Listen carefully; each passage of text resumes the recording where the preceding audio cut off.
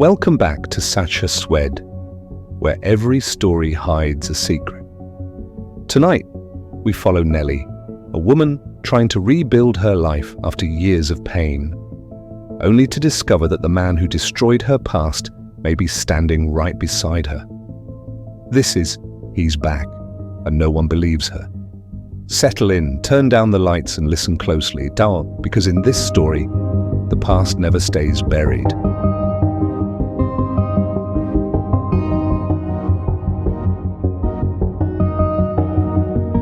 Prologue. Now, Nelly slowly came to. She didn't know where she was. Feeling groggy, she tried to make sense of her surroundings. Ahead of her was an unadorned wall made of old cement that was crumbling in places. There was a naked bulb on overhead that bathed the room in a harsh light. The space had the look and feel of a basement. She was sat in a chair. Nelly waited a moment for her head to clear more, then tried to stand up. She could barely move. She got a few inches off the seat, but that was it. Then she looked down. She was tied to the chair. Panicked, she tried to reach for the rope, but found she could not bring her hands forward. Something metallic was painfully digging into her wrists. With mounting horror, she realized she was also handcuffed. Nelly let out an involuntary shriek. She tried again to stand, but could only manage the same few inches. When she tried to move her feet around, she discovered her ankles were duct-taped together. No. She couldn't move, and she was trapped in a strange basement. What is happening? At that moment, her mental fog lifted, and everything came back to her. She recalled where she'd been and what had happened. She was in terrible danger. Nelly began to tremble. 6 days ago, she had come to this new town to restart her life, but now she was going to die. And there was nothing she could do about it. A door behind her opened. Light poured in from another room. A moment later, she came face to face with her captor. Hello, Nelly. Chapter 1. 6 days ago. Sunday. Nelly was glad she'd allowed herself extra time to make it to the charity run early, because every person in the small town of Overland apparently had turned out for the event, creating a traffic snarl on what seemed to be the only artery leading to St. Peter's Church.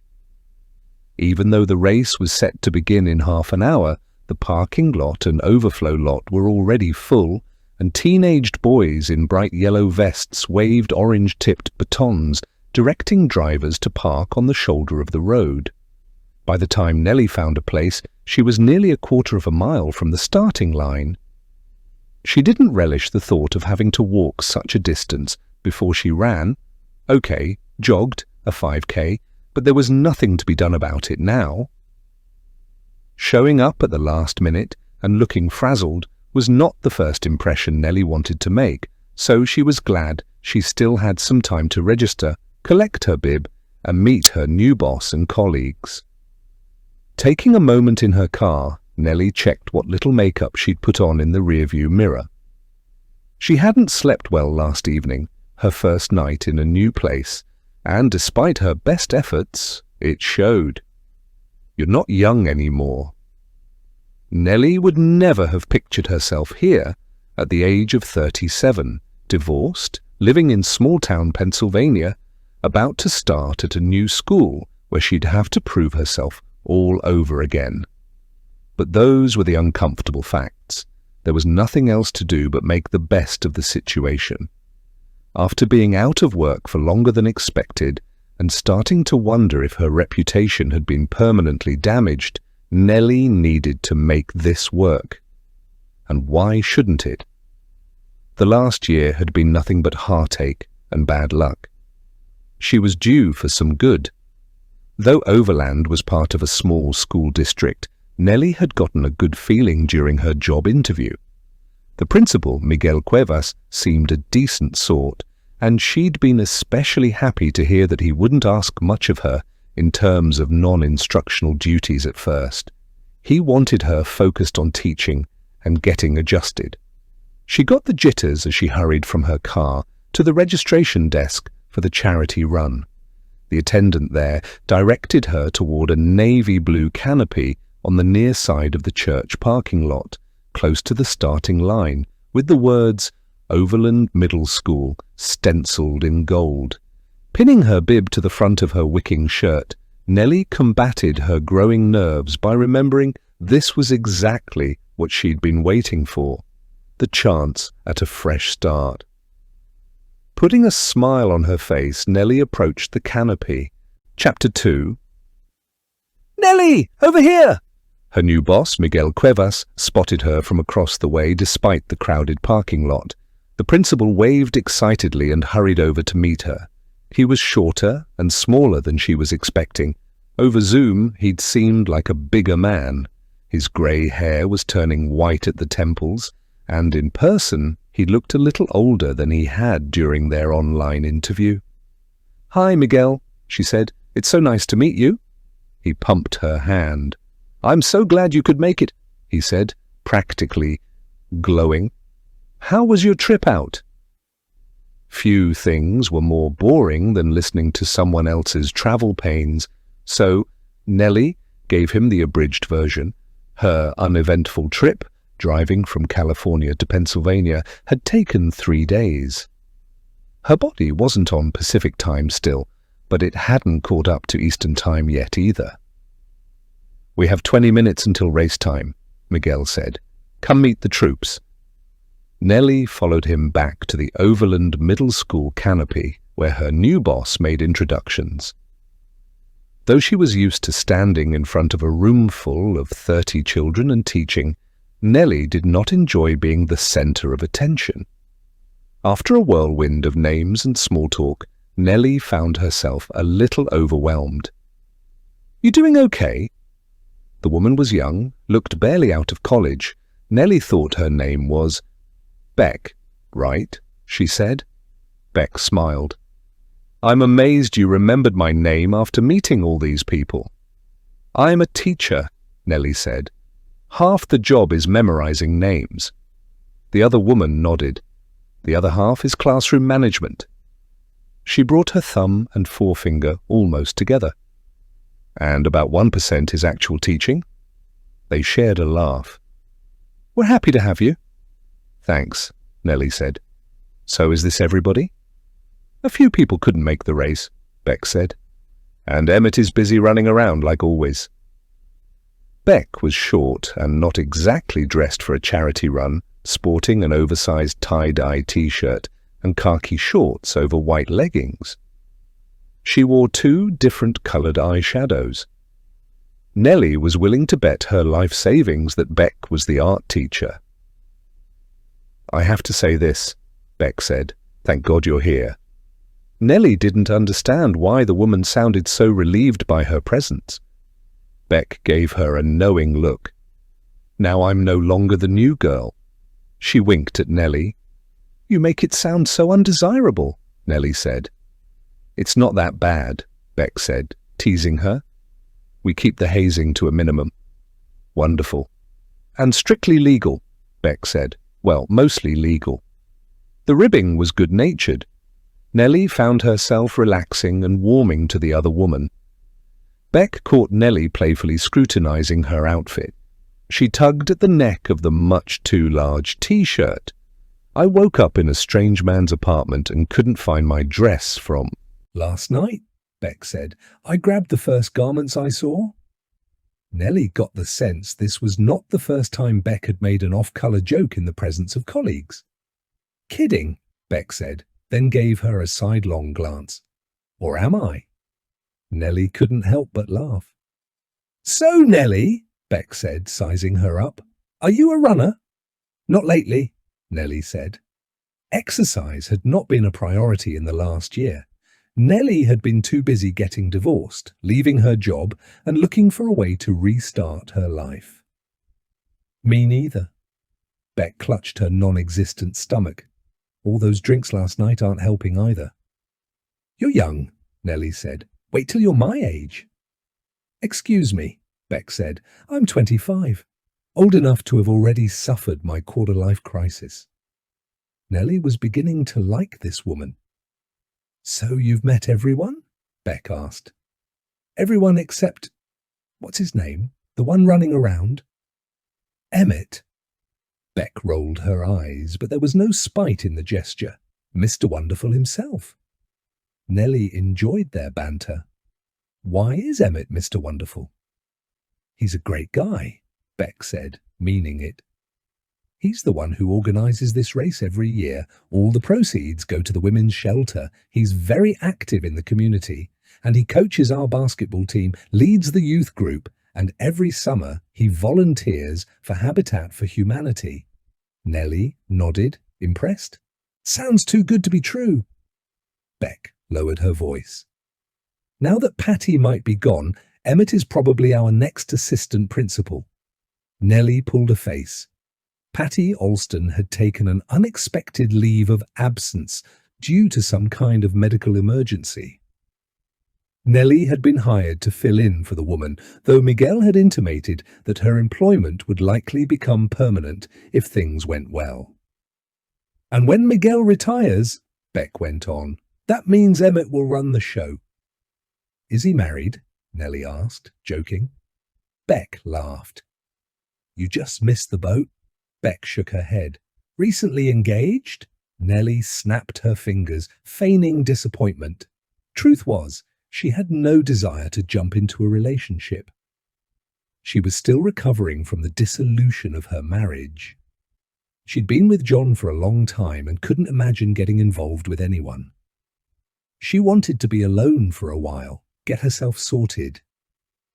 "Good for him," Nelly said. "Oh, that's him," Beck pointed. "The guy about to get on the microphone."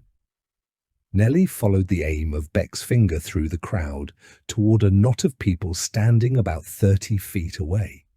A man wearing a grey St. Peter's Church t-shirt was past a microphone. She couldn't make out Emmett's face from this angle. All she could see was his wavy, dirty blonde hair. Emmett brought the microphone up to his mouth. The people hovering near him raised their hands and signaled for quiet. But there were hundreds, if not thousands here, making lots of noise, so few noticed. Emmett addressed the crowd over a staticky PA system. "Thank you all for coming." His voice seemed familiar, though Nelly couldn't place it. Perhaps it reminded her of the baritone of some famous actor. Either way, she didn't know anyone named Emmett. The PA system was of poor quality.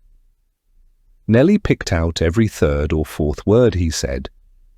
There were times when the crowd burst into laughter or cheered at something he'd said. He thanked everyone for their support, then asked one of the priests, who was also wearing a grey St. Peter's Church t-shirt, to offer a blessing. When that was done, Emmett reclaimed the microphone and whipped the crowd into a frenzy. He had the charisma of an energetic MC and seemed perfectly at ease addressing such a large gathering. And the whole time, that sense of his voice being familiar nagged at Nelly. The longer he spoke, the more she was certain she'd heard it somewhere before. But that was impossible, because she didn't know anyone named Emmett. Finally, Emmett concluded by offering yet another heartfelt expression of gratitude, which was met with enthusiastic applause. Everyone adored this guy. Nelly couldn't help but be impressed and, surprisingly, a little envious, not of Emmett specifically, but of the sense of community here. She couldn't help but feel like an outsider. Emmett handed the microphone off to another man who went on to explain the route and markers. He made a joke about having the most difficult job of all, the starter, which required him to fire a fake gun into the sky to signal the beginning of the race. The participants intending to run quickly moved toward the front of the starting line. Nelly's group, the Overland faculty, remained in the middle of the pack. Beck waved her hand and raised her voice over the din. "Over here, Emmett!" Nelly shifted from one leg to the other, staying on the balls of her feet. Though she'd run her fair share of 5Ks over the years, she was experiencing pre-race jitters now. She hadn't jogged more than a mile in quite a while, and she'd abandoned her admittedly modest exercise regimen when life had taken a turn. She was worried she wouldn't make it through the race and didn't want to embarrass herself in front of co-workers she hardly knew. She'd felt compelled to participate when Miguel had mentioned the event in passing, suggesting it was a great opportunity for her to meet her new colleagues before she got started, but now she was regretting it. "Emmett," Beck called out, "come meet Nelly." Despite her nerves, Nelly was excited to meet this man. If what Beck had said was true, and Emmett was the next in line to succeed Miguel as principal in the near future, then it was very important to make a good impression with him also. Putting on a big smile, Nelly turned and came face to face with Emmett, Beck said, touching the man's shoulder. "This is Nelly, our new history teacher, and Nelly, this is Emmett." Nelly's smile slipped. Emmett looked an awful lot like someone she'd known, briefly, many years ago. He was a few inches taller than her, with grey, narrow-set eyes and wavy, dirty blonde hair. He looked to be about Nelly's age, around 40 or so. This close, Nelly could see he was in fantastic shape, with a trim waistline and broad shoulders. As he flashed her a 1,000-watt smile, she got a good look at his teeth, pearly white and perfectly ordered. But there was something about Emmett that reminded Nelly of someone else, of someone terrible, a boy named Marshall. She felt all eyes on her. Nelly propped up that smile, hoping it looked genuine, though she was absolutely terrified. She wasn't certain she could move. There was a change behind Emmett's eyes, a fleeting recognition, as he continued to flash his bright smile. Or was she imagining it? She couldn't be sure. All of the sudden, Nelly was in a sweat, and the race hadn't even started yet. "Nelly, it's so nice to meet you." Emmett stuck out his hand. "I'm Emmett. I teach English language arts. I've heard so many good things about you." His hand hovered between them. Nelly felt the scrutinizing gazes from Beck and others nearby. She knew she needed to shake this man's hand, but the very thought of pressing her palm against his, of allowing him to grip a part of her body in any way, made her light-headed. She was breathing heavily as if she'd already run the race. "Likewise," she forced herself to say, "it's nice to meet you too." Somehow she managed to shake Emmett's hand. His palm was calloused and cold. She hid an involuntary shudder. His grip was firm, a little too firm. She could feel how strong he was. The cords in his arms stood out, his pecs strained against his t-shirt. He looked deeply into her eyes. "I really look forward to working with you." One corner of his mouth turned up in a strange grin. "And getting to know you better." Bang! Chapter 3. Are you okay? Beck asked. "Fine," Nelly said, "just out of shape." Beck gave her what the kids called a side eye. They were only a few minutes into the race, and even though the pace the faculty had set was comfortable, Nelly was struggling. Emmett led the way, moving at what appeared to be a leisurely lope for him, while Beck ran alongside her. "Don't worry," Beck said, "only another 2.5 miles to go." Nelly faked a smile. Beck, for all her complaining and worry a moment ago, seemed perfectly fine. But Nelly's eyes turned inevitably ahead, to the man calling himself Emmett. He looked so much like Marshall. The resemblance was strongest in those grey, close-set eyes, and Nelly was certain she'd caught a look of recognition in those eyes, as if Emmett had met her before as well. Marshall had had curly blonde hair, whereas this man had wavy, dirty blonde hair, but age could have dulled both features. Nelly thought about other people she'd known with blonde or curly hair, and how they'd changed over time. Both men had the same pinched features as well, as if their nose were a magnet pulling their eyes and mouth toward it. The mouth was a little off-center too and possessed the same shape, higher on one side than the other, There, however, the similarities ended. Emmett was a physical specimen with broad shoulders and a tiny waist. He carried a lot of muscle and very little fat. Marshall, that 16-year-old boy she'd known so briefly, had been pudgy and oafish, his waist wider than his shoulders. She recalled that he'd tried out for the football team in high school, but hadn't made the cut. Or had he been kicked off the team? It was difficult to remember. Emmett, on the other hand, glided along with little effort, looking very much like an athlete. She suspected he could run this race much more quickly if he desired, but the differences went beyond the physical. Marshall had been awkward, leering, lurking, the kind of guy who hung out around everybody else but not quite with them. He pretended not to be gawking at you from the corner of the room. He muttered things about your appearance just softly enough that you couldn't be sure he'd said them. When someone engaged him in conversation, he had trouble meeting their eye. His friends called him funny, but she'd always thought they were being polite. Marshall's jokes were non sequiturs, punchlines to the strange ramblings of someone who'd been having a conversation with themselves in their own head. "You sure you're okay?" Beck asked, sounding genuinely concerned. Nelly clutched her side. A stitch was beginning to form. "I don't know what's wrong with me," she said.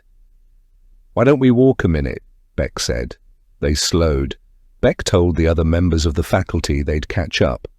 Nelly didn't know about that. Her side was hurting, she was out of breath, and out of sorts. She'd be embarrassed by this poor showing if she weren't so preoccupied thinking about Emmett and Marshall. Was it him? Was Emmett the man who... With that emotional sixth sense most women seem to possess, Beck intuited there was something the matter with Nelly that went beyond the cramp in her side. The younger woman reached out and put a hand on Nelly's shoulder, giving her a meaningful look. "Are you all right?" "I'll be fine." Nelly forced a smile. "Just need a minute, then we can pick up the pace." "Take your time," Beck said. As dozens of people zipped by them and the faculty disappeared past the bend in the road ahead, her mind turned to the past, back to that horrible rainy day in September. It had been over 20 years ago, but to her, it would always feel like yesterday. Chapter 4. "It's going to rain," I say. "Maybe we shouldn't go?" Thunder rumbles in the distance, an ominous sign if ever there were any.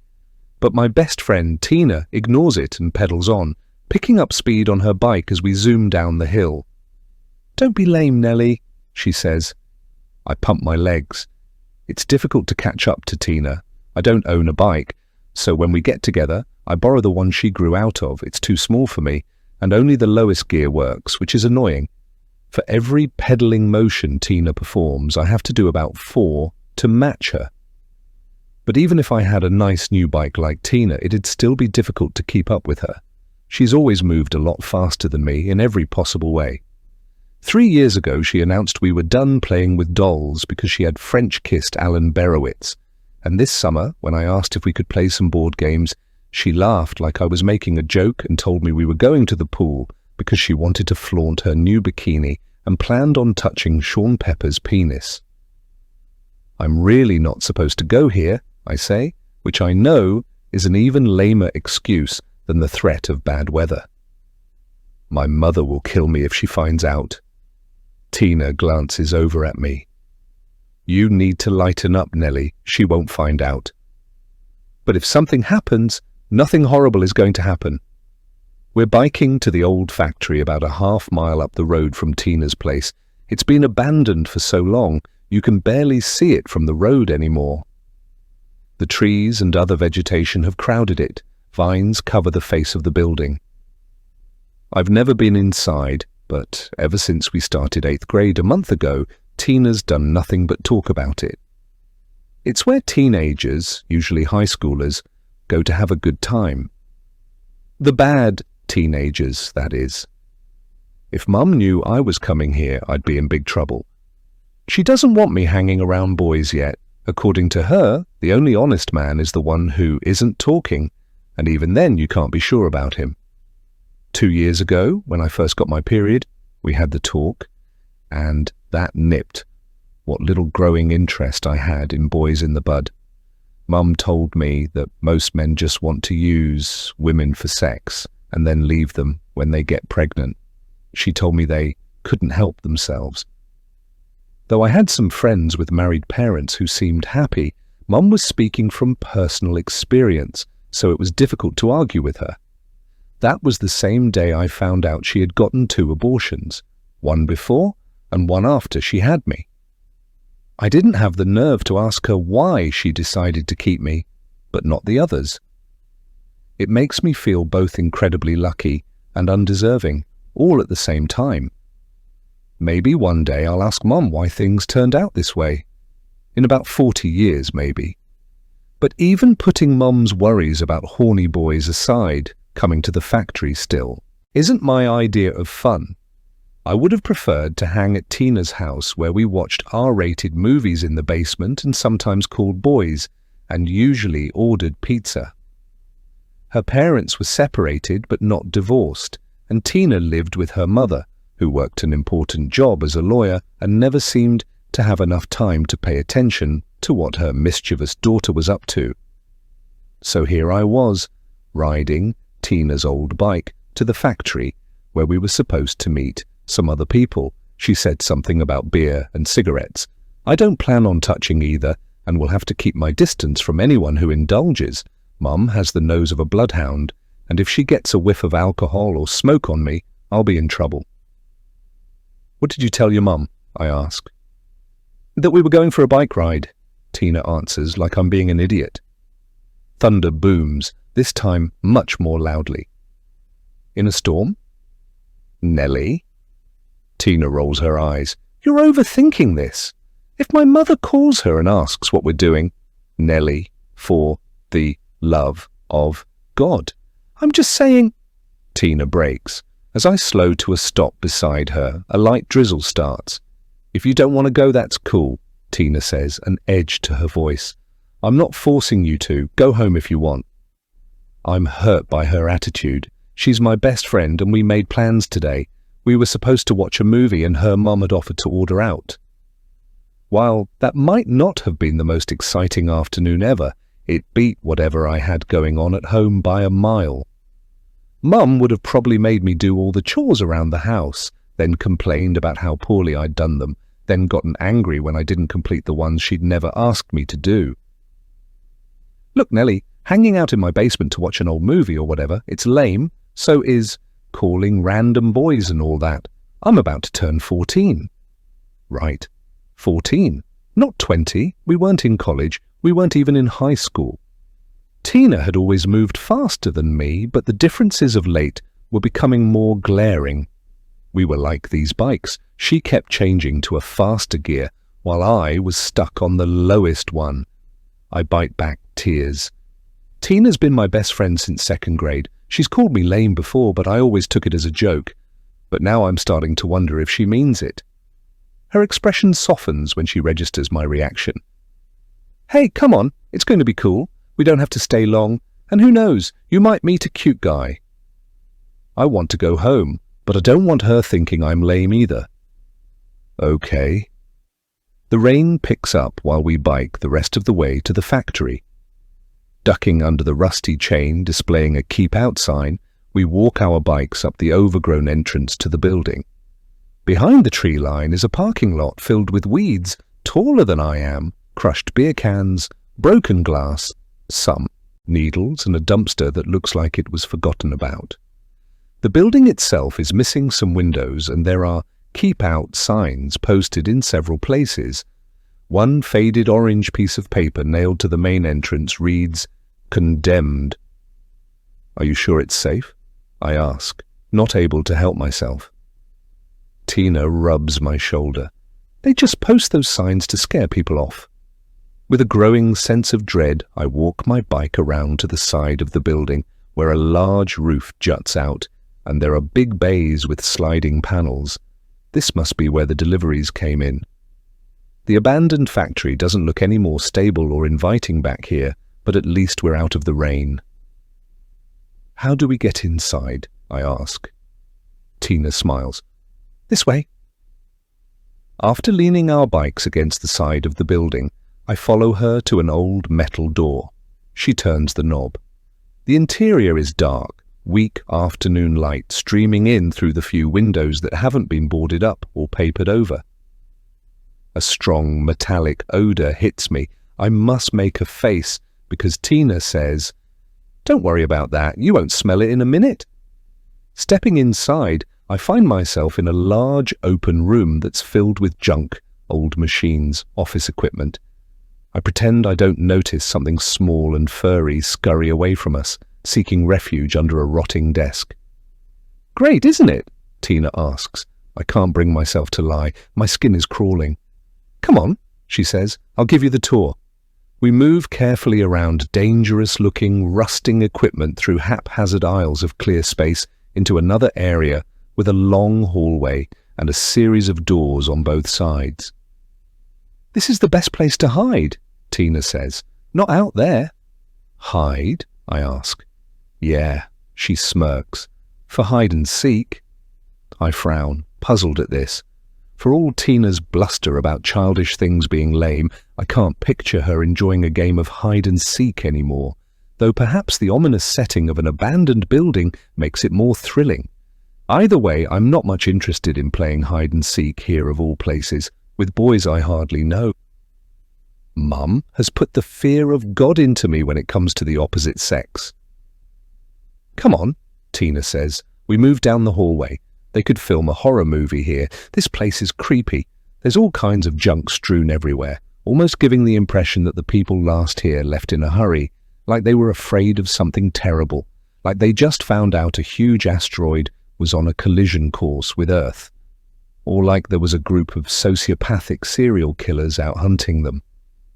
I don't know. My mind goes to dark places sometimes. I step over what appears to be a used condom floating in a yucky puddle of standing water. A few short months ago, I would not have known what it was, but at the beginning of the school year, we had health education. The few pictures they showed us were funny. The class erupted in laughter at the sight of a penis. I hear dripping somewhere. As we proceed down the dingy hallway, the soft murmur of voices in a distant room reaches my ears. "Are you going to hold it together?" Tina asks. She's teasing me, trying for a laugh, but I'm not really in the mood. Every alarm bell inside my brain is going off. This is not my thing, but I don't want her to think of me as her lame friend who only wants to play with dolls and make tie-dye t-shirts and talk about the Babysitters Club books. "I'm fine," I lie. At last we reach the end of this hallway, coming to a T-junction. Tina makes a right and leads me to a large office. I can hear a lot of voices now, loud and clear. I smell smoke and something else too, must be alcohol. At least I've gotten used to that god-awful metallic smell. I don't notice it anymore. "We're here," Tina says, stepping in front of the doorway. I take a deep breath and follow her inside. There are about 15 people here. She and I are the only middle schoolers. Everybody else is high school age. It's a small town, so I recognize them all, with the exception of one heavy-set boy with long, curly blonde hair. When our eyes meet, half his mouth curls upward in a gross smile. I know what's on his mind as his eyes slowly pan up and down my body. "Everybody, this is Nelly," Tina says. A few of them say hello, the rest don't bother. They can tell, just by looking at me, that I don't belong here, that I'm lame. The boy and girl standing closest to the door pass what I think is a joint back and forth, while that chubby kid on the other side of the office takes a swig from a bottle of malt liquor. Tina strides right up to Sean Pepper, who offers her his can of beer. She runs her hand up and down his stomach first, and then sips from his drink. I put my back against the wall and try to activate my superpower, invisibility. I don't want to be here, and it's obvious from the muted reaction I got that nobody else really wants me here either. I'm not sure Tina even does, to be honest. Perhaps she just brought me along, out of habit or a sense of obligation. Maybe to her, I'm that annoying friend she can't bring herself to cut ties with. Another boy and girl sitting on a tarp-covered sofa go back to making out. The boy's hand disappears under her shirt. He's groping her boobs in plain sight of everyone else. Tina and Sean are already deep in conversation. A trio of freshman girls are shooting me scathing looks, and though I can't hear them, they're obviously talking about me. A couple of boys, who I think are sophomores, smoke cigarettes. Two more girls, with their skirts hiked way up on their thighs, dance provocatively, even though there's no music playing. I don't know why I'm here. I'd rather be home, helping Mum with chores. I'd rather be studying my least favourite subject, math. I'd rather be anywhere else, doing anything else. Eventually, everyone loses interest in me, even the nasty girls in the corner. I melt into the wall, becoming part of the background. Tina begins teasing Sean, rubbing his stomach and thighs, drinking his beer, pushing up against him. It's clear what's on her mind. And even in the strange gloom of this office, it's impossible not to notice the bulge in Sean's shorts. It's almost like he wants her and everybody else to see what he's packing. I want to go. The chubby blonde guy continues to leer at me. I pretend I don't notice him, but he must be able to tell how uncomfortable I am. Forcing myself to catch him staring in the hopes he'll be embarrassed and look away, I meet his eyes. He doesn't avert his gaze. His mouth cracks open slightly, and again he offers me that same icky smile. I have to leave. The rain picks up. It hammers the roof, making a racket.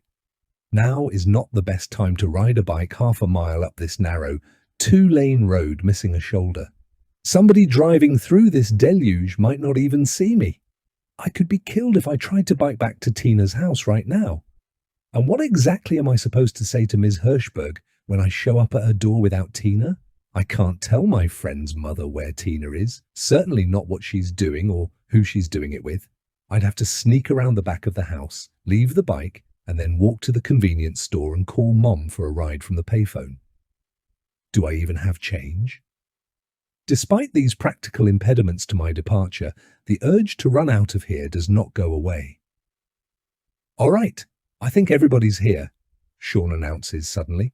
You all want to get started? Let's do it, one of the girls in the corner answers. I have no idea what they're talking about, but I sincerely hope it's not playing this game of hide and seek Tina was talking about. All right, cool, Sean says.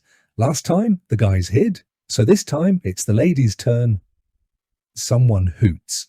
The other girls congregate near the door, with the exception of Tina, who remains beside Sean.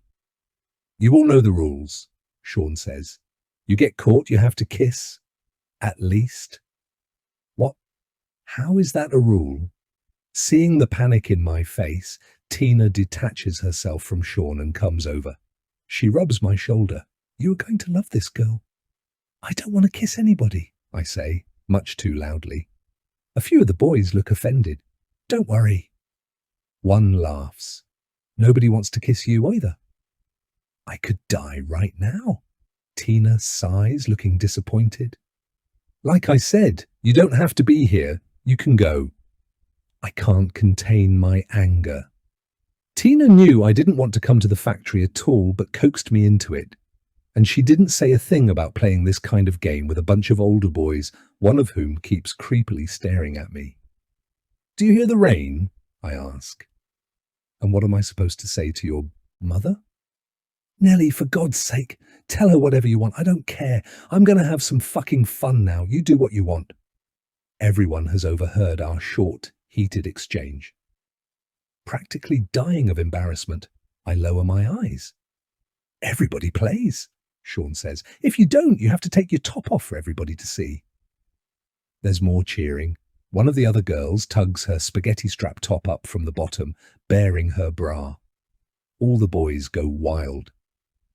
Yeah, girl, that's the spirit, Sean says. Ladies, you have 60 seconds to hide, starting now. 2 more girls peel off their tops. One of them isn't even wearing a bra. Then they hurry out of the office. Tina struts back over to Sean and puts her forefinger on his lips. You better be the one to find me, she says. As she leaves the room, I swallow what little pride I have left and shoot her one last pleading look. But Tina ignores my gaze and high-fives one of the other girls on her way out. 50 seconds, Sean says, turning his eyes to me. I'm the last girl in the room. The blonde boy puts his big bottle of malt liquor down and crosses the room, stopping in front of me.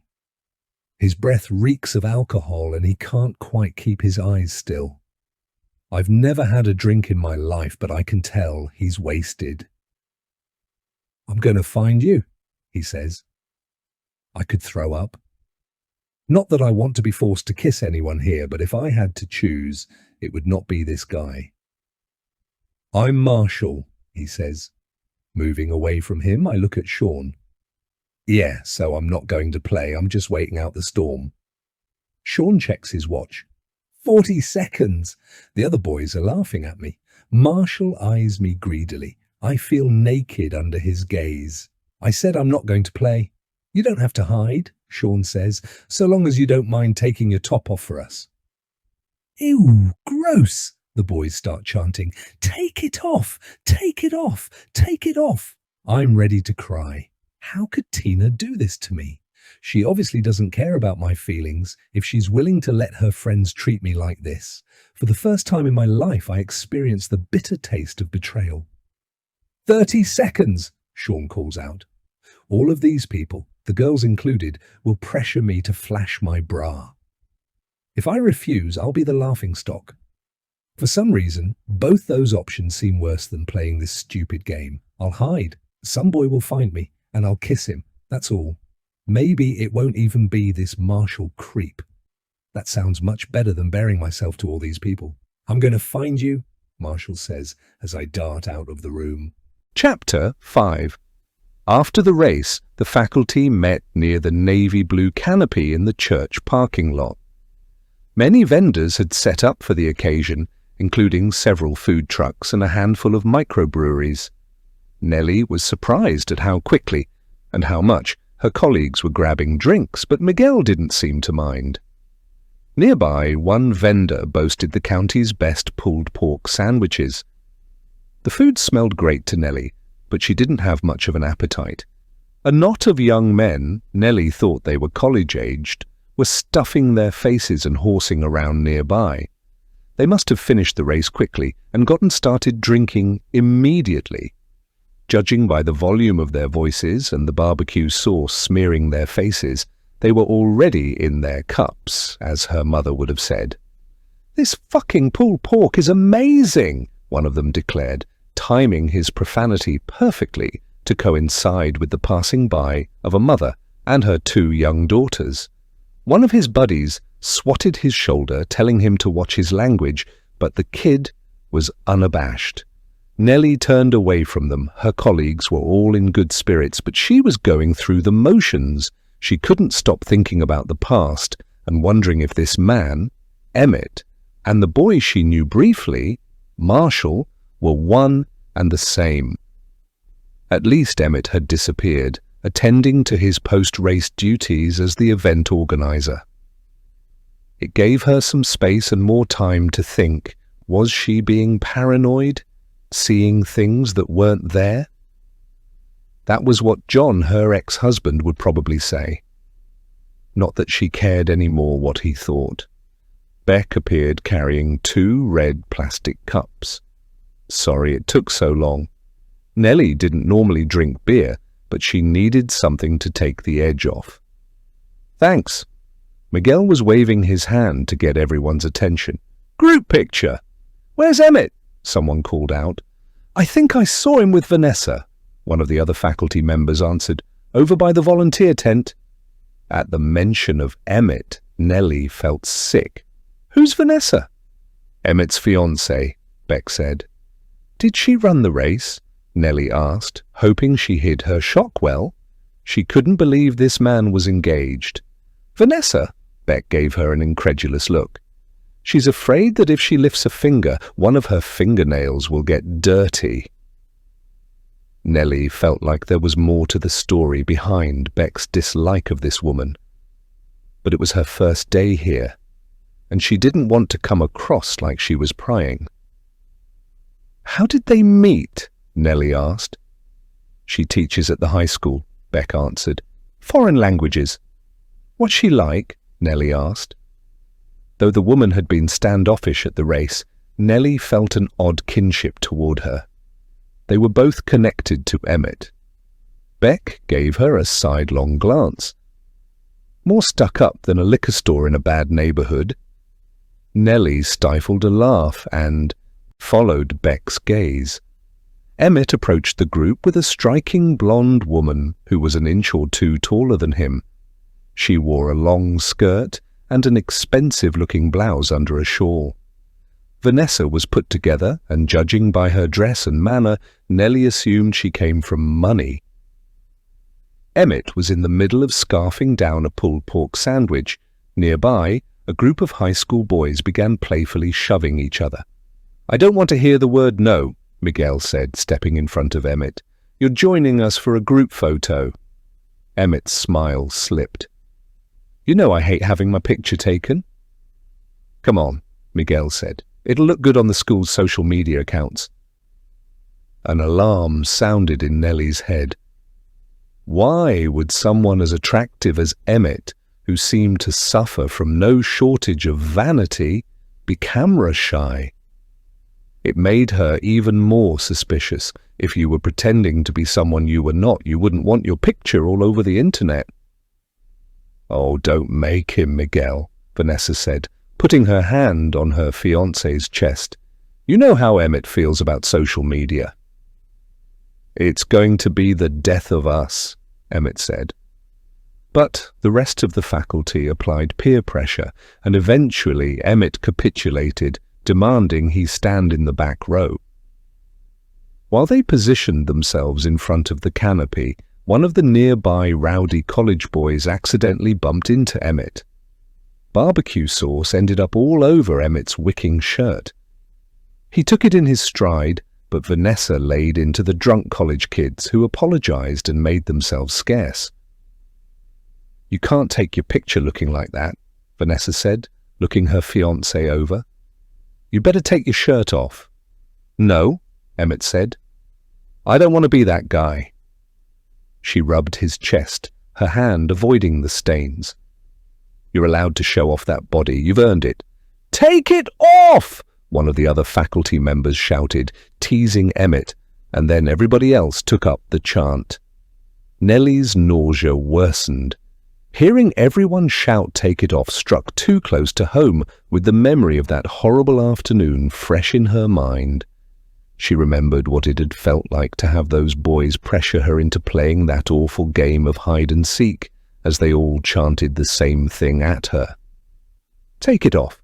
Emmett finally peeled his shirt off to reveal an impressive torso. Not an ounce of flab anywhere on that body of his. He blushed when several members of the faculty hooted appreciatively at him. A long scar ran diagonally from his shoulder, nearly to the other side of his stomach. It looked like an old wound, but it hadn't been there when Nelly knew him. Nelly felt a bit odd, posing for a group picture with these people when she hadn't technically started working with them yet, but she would have felt even more awkward standing off to the side and waiting to be asked to join the shot, so in the end she wedged herself between Steve and Beck. Miguel arranged for a passerby to take their picture. While that person had them tighten up their arrangement and moved a few people around and made sure nobody was blocked, Nelly thought about math. She would be the first to admit to its utility, but it had always been her least favorite subject in school. More specifically, she thought about odds, and what the odds must have been for her to move across the country to live in a new state so that she could work in a small town in a small school district and wind up being colleagues with a man who had assaulted her 20-some years ago who was now posing as someone else. Of course, she couldn't put an exact number on those odds, but it didn't take somebody with a PhD to know they were long. Maybe they were too long. Sure, Emmett bore a passing resemblance to Marshall, but there were just as many differences between the two men, most notably in their personalities. Nelly knew a thing or two about that, having worked with so many children and keeping in touch with or hearing about them over the years. She hadn't been shocked when she heard Joey DeVito was accepted into Harvard, or when Melanie Rogers became a decorated soldier, or when Patrick Newman was arrested for receiving stolen goods. Personality was largely set in childhood. People changed gradually over time, by degrees, but for the most part, they were who they were. The gauche, creepy, and criminal Marshall, transforming into the gregarious, charming, respected teacher and beloved community member Emmett, was the stuff of fairy tales, not reality. Maybe it wasn't him. The truth was, Nelly had been through a traumatic childhood experience that had left her scarred for life.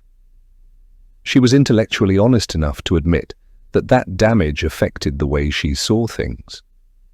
Perhaps this was just her overactive brain generating a false positive. "Young lady, I need you to smile." Nelly realized the man taking the picture was talking to her. He couldn't have been much older than her, but she had always appeared young for her age with her smallish stature and youthful features. It was only a few years ago, at the age of 33, that she'd been carded at a liquor store, a story her then-husband had loved, sharing with his buddies, giving him an opportunity to brag about how youthful his wife looked. Perking up immediately, she plastered a smile on her face and hoped it was convincing. She was embarrassed to have been caught not paying attention and holding everyone up. While they posed, Nelly told herself she should take this slow, not jump to any conclusions. Though at the same time, she couldn't ignore that terrible feeling of certainty. Part of her was convinced Emmett was Marshall. The rational and intuitive sides of her mind were in disagreement, and she didn't know how to reconcile that. Nelly lingered after the photo was taken, not wanting to be the first to leave and be seen as antisocial by her new colleagues. She chatted up a few people she hadn't gotten the chance to talk to, all the while keeping one eye on Emmett. Not once did the man glance in her direction, though she got the feeling he was acutely aware of her presence. By the time several faculty members had left, Nelly's half-finished beer was warm. The skies had turned grey and the air was cold. She was looking forward to getting back to her apartment so she could spend some time looking both Emmett and Marshall up online. She didn't know what she expected to find, but she had to do something. She said goodbye to Miguel and Steve, who were deep in conversation. Beck noticed she was leaving and hurried over. "Nels," she said. Apparently they were already on a nickname basis. Nelly liked it. "Do you want to go out for drinks?" It took Nelly a moment to realize Beck meant tonight. "I'd love to, but I'm still getting settled," Nelly said. "Maybe later this week?" Beck pouted. "All right, but I'm going to hold you to it." They exchanged numbers. While she had her phone out, Beck held it up for Nelly to see the screen. "By the way," Beck said, "you look great in this picture." It was one of the group photos from earlier. Miguel had forwarded them around. Nelly didn't think she looked great in it. The sun was in her eyes, forcing her to squint a bit, but she appreciated the compliment. While she examined the photo, she couldn't help but scrutinize Emmett for a moment. In this photo, with his shirt off and that ugly scar prominent, he didn't resemble Marshall as much. "What?" Beck asked. "Nothing," Nelly said, catching herself. "I can't get over how old I'm starting to look." Beck shook her head. "You look great. Are you on social media? You should post this." "My Facebook is on life support," Nelly said. "You should post this," she repeated. "You'll have about 50 guys asking for your number." Nelly laughed. She'd always been plain-looking, cute on her best days, forgettable on the others. Now that she thought about it, she wasn't sure 50 guys had shown an interest in her entire life. She didn't plan on posting the group photo, but now that Beck had mentioned it, she realized she should update her profile. At the very least, she should friend request, or whatever the appropriate term was, the Overland Middle School page. Beck gave her a hug, then went off looking for food. Nelly was about to leave when she heard a voice. "Nelly?" She turned to find Emmett's fiancée standing behind her. The woman had at least half a foot on her, with icy blue eyes and long, straight blonde hair that fell to her shoulders. "I'm Vanessa," she said, holding her hand out. "It's so nice to meet you." "Hi." They shook hands. Emmett, conversing with the PE teacher, whose name Nelly couldn't remember at the moment, looked over at them with a blank expression. "I teach French and Spanish," Vanessa said. "From what I hear, we're lucky to have you. Tell me, what brings you all the way from sunny California to our quiet little town?" Nelly was distracted by Emmett's gaze and a bit intimidated by this striking woman with a rather patrician manner. "I was looking for a change," she said, keeping her answer intentionally vague. "And this seemed like a good fit." "Really?" Vanessa frowned. "I heard you were coming from a very large school district. It must have been incredibly well funded too, being situated in California. Not too many teachers I know would want to leave that. You must have been looking for quite a big change." The woman had put Nelly on her heels. She felt the need to explain herself, but thought better of it. "Yes, I was." Vanessa arched an eyebrow as if she didn't believe Nelly. "Well, like I said, we're lucky to have you, though you have some big shoes to fill. Patty is a wonderful teacher." Nelly smiled. "That's what I hear." "I do hope she comes back soon," Vanessa said. "The children love her." Nelly didn't say anything. Miguel hadn't shared the details of Patty's abrupt leave of absence, but Nelly had gotten the sense that Miguel had been taken by surprise by the request. It was also a strange thing for Vanessa to say. If Patty suddenly returned from her leave of absence, as unexpectedly as she had taken it, then Nelly would likely be out of a job. Miguel had made assurances that he would try to place her in the event that happened, but she had known that was as soft a guarantee as he could make. "Oh," Vanessa said, as if realizing her gaffe. "I'm sure Miguel would figure something out if that happened. Don't worry." Nelly didn't say anything. Everyone else had been so welcoming of her, but this woman was frosty. "We're a tight-knit faculty," Vanessa said, "more family than co-workers. When you prove yourself, you'll be welcomed in with open arms." Nelly gaped. She'd been teaching for 15 years. While she wanted to do a good job and gain Miguel's approval, she also felt like she didn't have to prove herself to anyone, least of all this woman. Her experience should have spoken for itself. Her references were glowing. And despite whatever problems she'd had at her last school, her reputation had remained intact. "Vanessa, dear, are you giving our newest colleague a hard time?" Emmett approached them with a big smile and a beer in hand. He had an easy, almost carefree manner which surprised her. Nelly had wanted to skip out without engaging with the man again, but no such luck. He put his arm around his fiancée's shoulders, giving her a little squeeze. "I was not," Vanessa said, giving him a peck on the cheek. "I only wanted to introduce myself." Emmett gave Nelly a knowing look like they were in on some joke. Together at Vanessa's expense, it made her uncomfortable. "You'll have to forgive my fiancée," Emmett said. "She's lived in Overland her entire life and has been teaching here for 18 years. She can be a bit territorial." Nelly smiled, keeping her eyes on Emmett.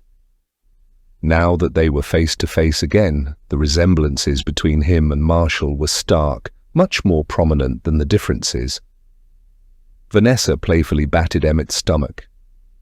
At some point between the photo opportunity and now, he'd donned another St. Peter's t-shirt.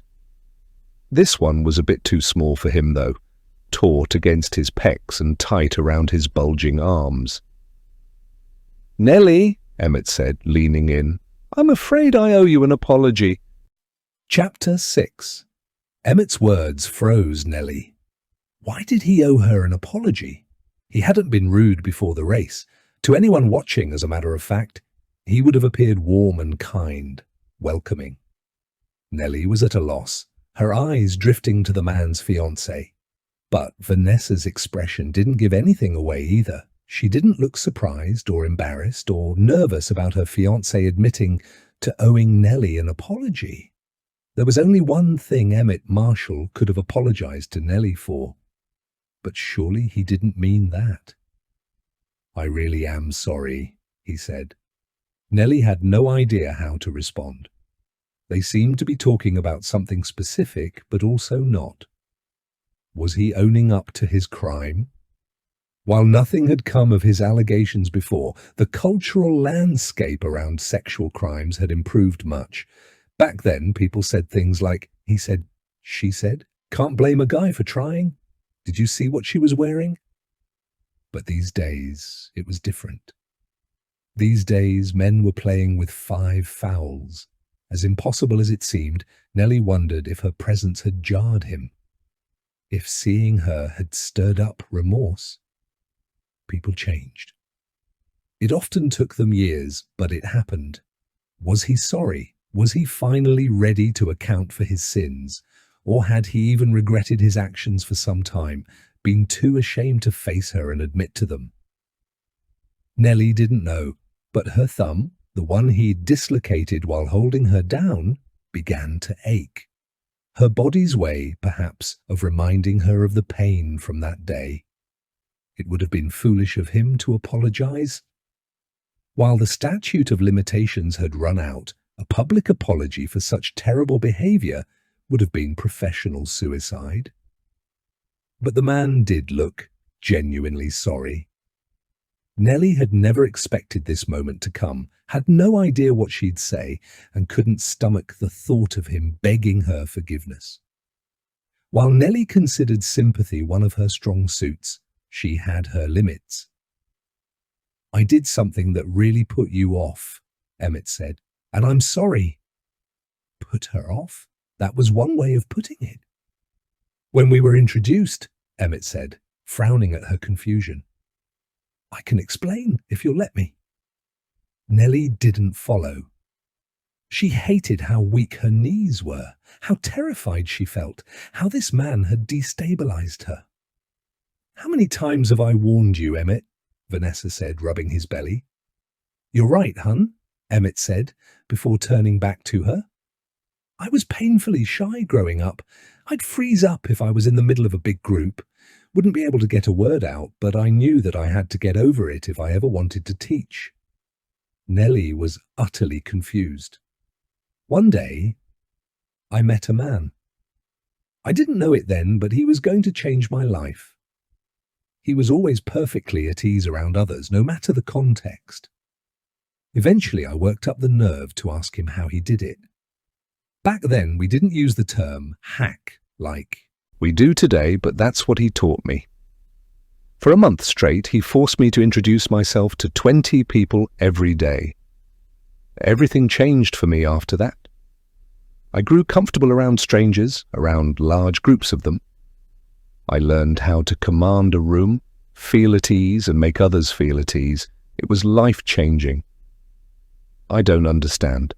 "Sorry, I'm coming to it." He offered another ingratiating smile. He taught me this hack. When you're meeting someone for the first time, you pretend they're an old friend. It's a way to trick your own brain. It changes the way you smile and look at this other person. You act like you recognize them. Nelly understood. He wasn't really apologizing. He was attempting to explain away that flash of recognition in his eyes when they'd been introduced. "It's habit now," Emmett said, looking embarrassed. I do it without thinking whenever I meet somebody new. It's supposed to make the other person feel comfortable and create this instant connection. It sounded made up to Nelly, and she felt like he was using this as an opportunity to flaunt himself. While other faculty members heard him say how sorry he was secretly communicating something else to her, that he wasn't sorry at all. "He does it to everyone," Beck said, coming up beside her, "and it works. I've borrowed the hack and used it myself. It's helped me a lot in those awkward meet-and-greet social situations." Nelly's head was spinning. "The thing is," Emmett said, holding out his palms, "the trick works with nearly everybody, but when it doesn't work, when you try it on that one person in 1,000, it's very off-putting." Nelly didn't trust herself to speak. "That's all a long-winded way of saying sorry." Emmett stuck out his hand. "I wanted to make a good first impression with you, but I blew it. Can we start over? I'm Emmett." She looked down at his hand. Touching him once had almost brought on a panic attack. Now here he was, using an insincere apology and the social context to all but force her to shake once more. Nelly didn't want to shake his hand again, but she was also the new teacher at Overland.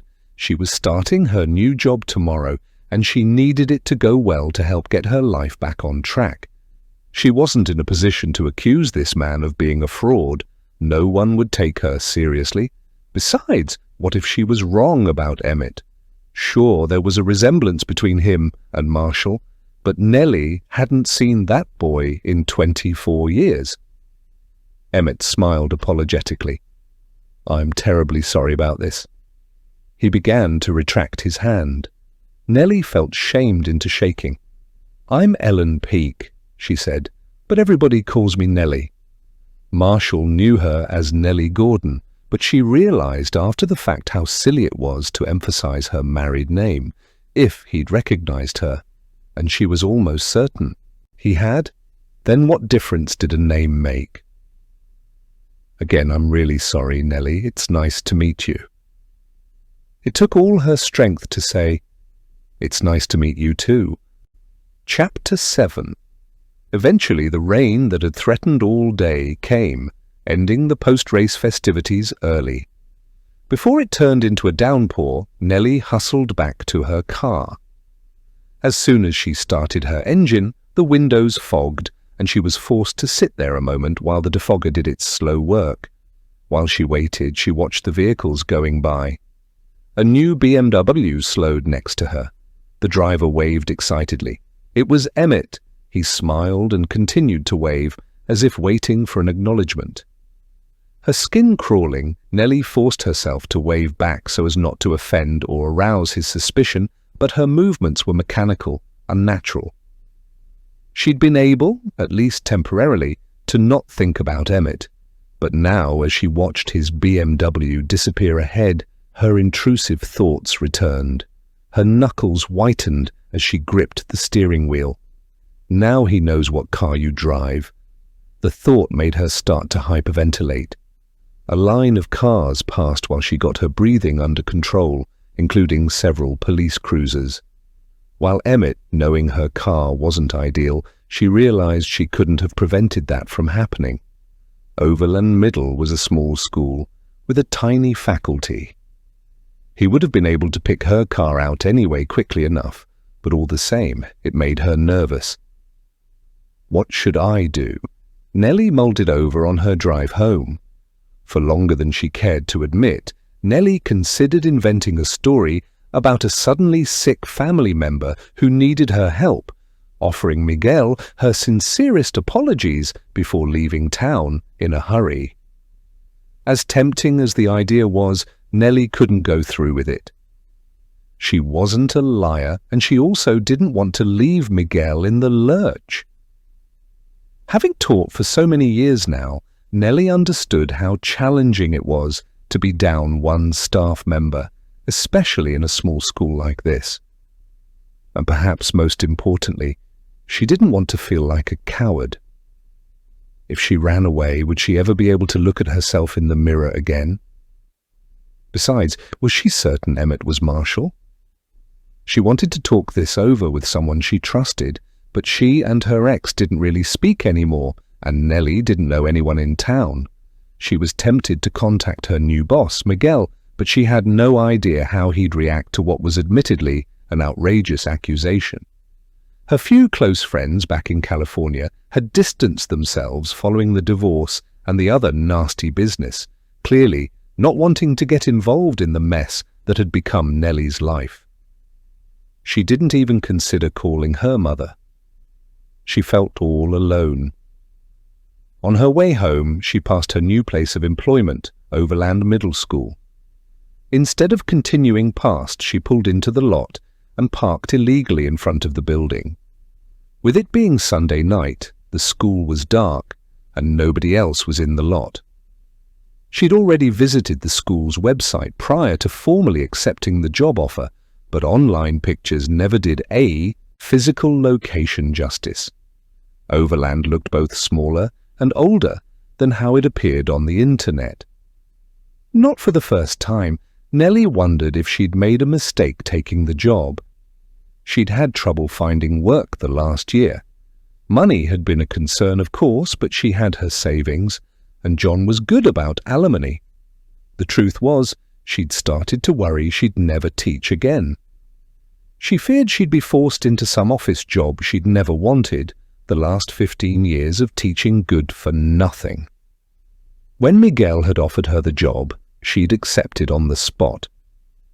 The principal had chuckled at her over-eagerness, telling her to give it some thought and get back to him.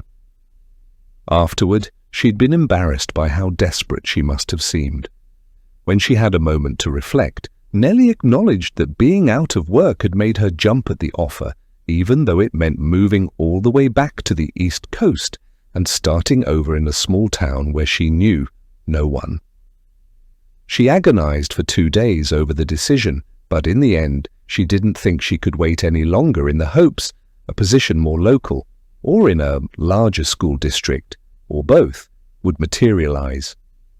Keeping her misgivings to herself, she formally accepted the offer. Not only did she have reservations, but now she also had Emmett to contend with. Nelly pulled into the long driveway, driving past the big old house where 72-year-old Orville Lang resided, and parked in front of the barn where her second-floor apartment was. Her legs ached as she climbed the wooden stairs.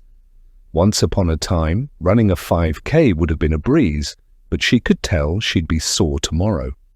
Her lower back was also tight from being in the car for so long. She had no appetite and spent 20 minutes moving around the small apartment, having no outlet for all her nervous energy. Eventually, she managed to get herself under control. With a deep, calming breath, she opened her laptop and started searching. Marshall Dawes had no online presence, no social media, no LinkedIn. He had graduated from Lenape High School 22 years ago. Nelly found his name on a list of graduates, but that was it. She tried MySpace but discovered it was a very different website than the one she'd used briefly decades ago. Either way, she couldn't find a profile for Marshall Dawes. Emmett Moore was a bit more active online, but that wasn't saying much. Like Marshall, he was not on social media. He did have a LinkedIn profile, but there was no photo. According to his page, he'd worked at Overland Middle School for 3 years. He had graduated from Marist College in New York and worked at 2 other schools before winding up at Overland. Nothing about his resume suggested anything sinister. Instead, his history painted a picture of a dedicated teacher who spent several years at each place of employment before moving on. He did appear on Overland Middle's faculty page, though Nelly almost didn't recognize him. In the professional photograph, Emmett wore large, black-rimmed glasses and had a close-cropped beard. His face slightly angled away from the camera, he wore a serious expression, no hint of a smile. He appeared to be both younger and heavier set in the image, too. She recalled Emmett being actively involved in his church, so Nelly spent a few minutes scrolling through St. Peter's publicly available photos on Facebook. Emmett appeared in only a few, and never quite in the foreground. Nelly had only performed about 20 minutes of online snooping, but already she felt like she was approaching a dead end. Nothing on the internet proved Emmett was an imposter. The lack of photographs could simply be put down to his being a private person, perhaps camera-shy. As for Marshall, it was like the man had ceased to exist after he graduated from high school. Though this was merely a preliminary search, Nelly had to admit there was also nothing tying the two men together. They hadn't attended the same schools, and there was nothing to indicate they would have otherwise crossed paths. As she had been driving back to her apartment earlier, Nelly realized she needed help. Contacting a private detective seemed like overkill, and if word got back to Emmett or her new boss that she'd hired someone to look into one of the most respected members of the Overland community, she could kiss this job and her reputation goodbye. Hiring a PI would be a last resort, the proverbial nuclear option, but at the same time, simply continuing to probe online didn't seem like it would get her anywhere. Approaching local law enforcement with her gut feeling that Emmett was actually Marshall wouldn't go over well either. There was one person Nelly thought about contacting, her childhood friend Tina. They were Facebook friends, but beyond Nelly sending a friend request and Tina accepting, they hadn't interacted at all. When Nelly occasionally popped onto social media, she'd sometimes check out Tina's page, looking at pictures of the other woman's children. But if Tina ever did the same with her, Nelly had no idea. When nothing had come of their online connection, for lack of a better word, Nelly feared Tina had accepted the friend request out of a sense of obligation rather than desire, and eventually she gave up on the idea of ever talking to the woman again. Nelly sighed. Contacting Tina didn't seem like a viable option. If the woman still harbored a grudge, rightly or wrongly, then she'd be loath to help Nelly at all. There was a knock at her door. Chapter 8. Nelly checked the peephole before opening up. The owner of the property, Orville, stood on the wooden stoop outside her apartment. He wore a plaid shirt, jeans, and an old baseball cap, and gave her a toothy grin. "Hey, Nelly," he said. "How's it going?" "Oh, fine. Just getting ready for class tomorrow." "I see." He turned toward his house. "I installed some floodlights near where I keep my trash. Raccoons have been bad this year. I'm hoping the lights will scare the critters off.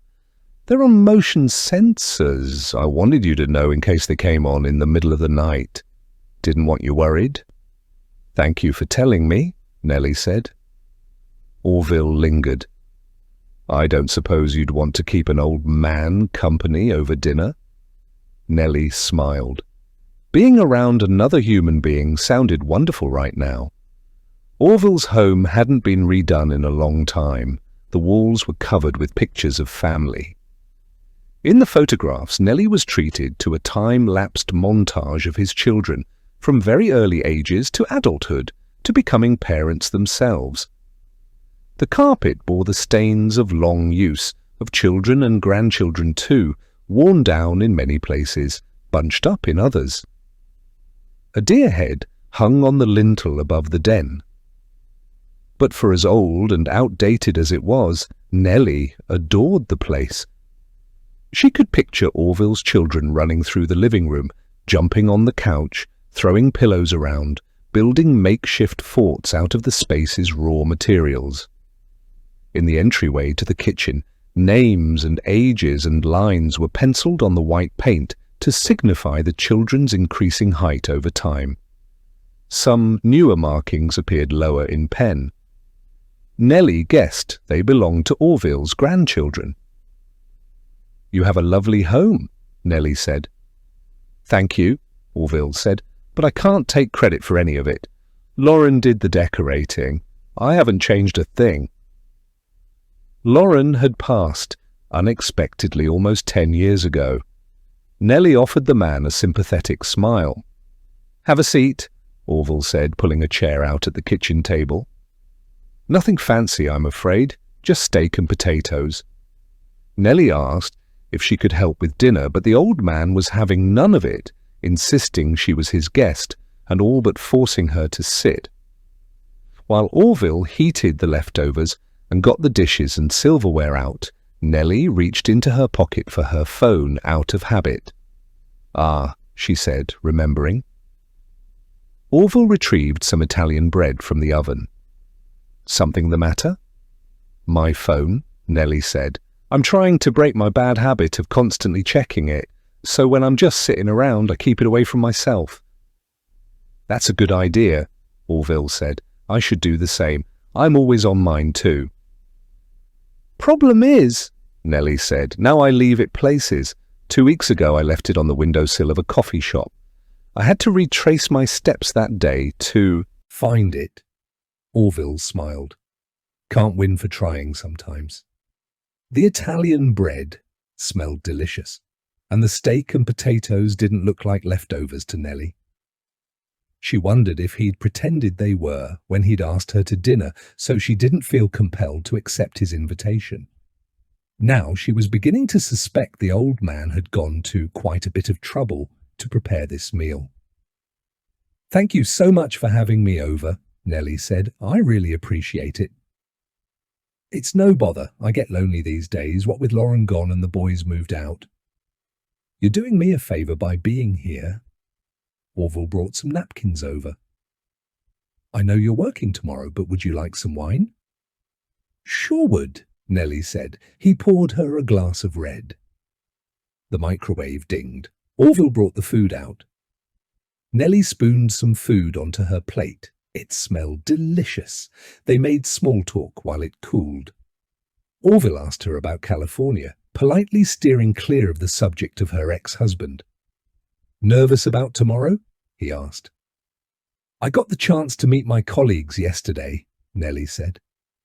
"Everyone seemed nice, but yes, I'm nervous.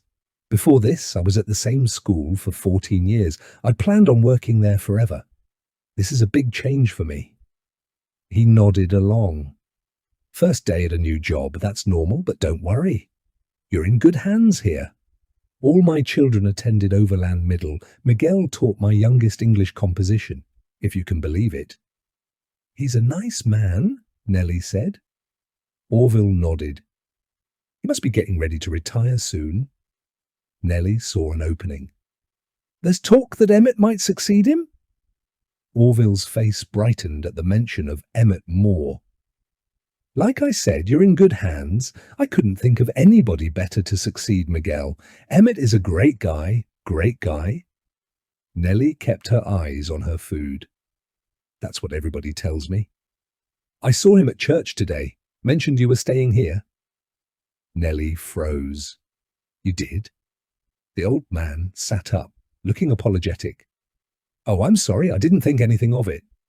Nelly forced a smile, but her insides were churning. Emmett knew where she lived. That thought was terrifying. "It's okay," she managed to say. "I really am sorry," Orville said, sounding pained. "I didn't think anything of it. Small town, everybody talks. It's not like a big city." But I guess I shouldn't have told him that. "It's just—" Nelly searched for the right words to say. Some half-truth. "I've had problems with men before, and I don't want strangers knowing where I live." "My gosh!" Orville put his fork down. "Nelly, I'm so sorry. Won't happen again." He'd apologized several times now, but Nelly said nothing. She kept her eyes on her food and forced some potatoes into her mouth, even though her appetite had vanished. As uncomfortable silence developed. Orville fidgeted in his seat. "You don't have to worry about Emmett," he said. "He's a good man, really. That one wouldn't hurt a fly. He leads the middle school youth group at St. Pete's. He's wonderful with the children." Nelly kept her expression neutral, but she wanted to scream. The thought of Emmett being a teacher, working with children. "He runs the youth group?" Orville's expression brightened. "Oh yeah, the best. The youth group had a lock-in event Friday night. A lock-in? That's what they call a sleepover. Orville put his wine down. Emmett usually coordinates one every season. The kids love them. They play games and watch a movie. The parents love it too. Their children get to socialize and they know their kids won't get into too much trouble at church. He seems to have his hand in a lot of things. Orville gave her a strange look. Nelly forced a smile, feeling her cheeks turn red under Orville's gaze. I'm impressed is all. He's up all night with the kids, then he's managing the charity run. It's a lot. Orville grinned, as if he took pride in the other man's good deeds. That's Emmett. Always up to something. Always up to something. Chapter 9. 5 days ago, Monday.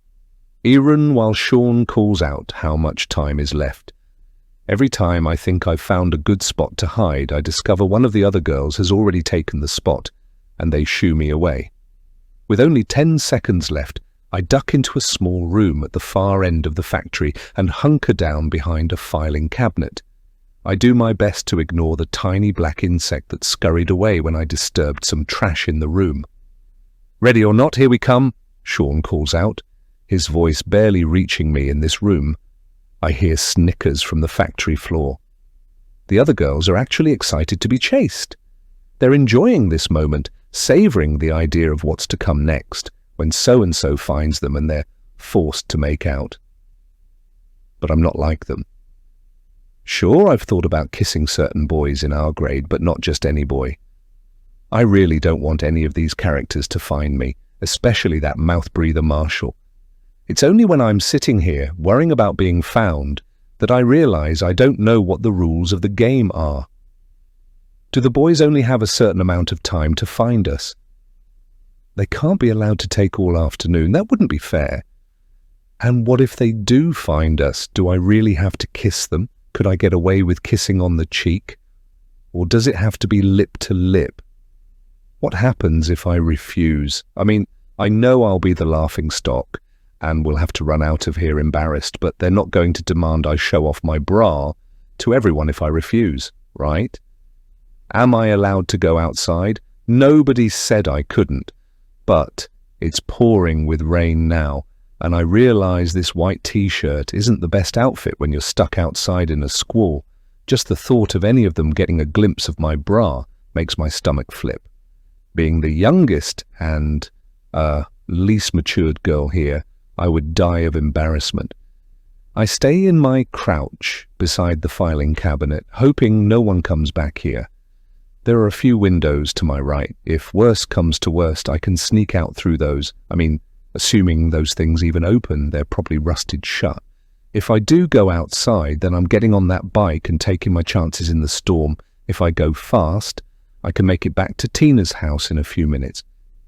If Mrs. Hirschberg asks, I'll tell her, Tina met up with some friends and they're playing hide-and-go-seek up the road in the rain, but that I wanted to get out of the storm. It's not a lie. And given how permissive Tina's mother is, I doubt she'd get into trouble for it. On her best mothering days, Mrs. Hirschberg can't be bothered to go out and find her daughter. I doubt she'd jump in her car in a downpour and drive around. But even if Tina does get into trouble, do I really care at this point? She says she's my friend, but she obviously doesn't treat me like one. She brought me here knowing I'd be uncomfortable and that I would feel out of place. Hiding from horny high schoolers in this eerie factory is not my idea of fun.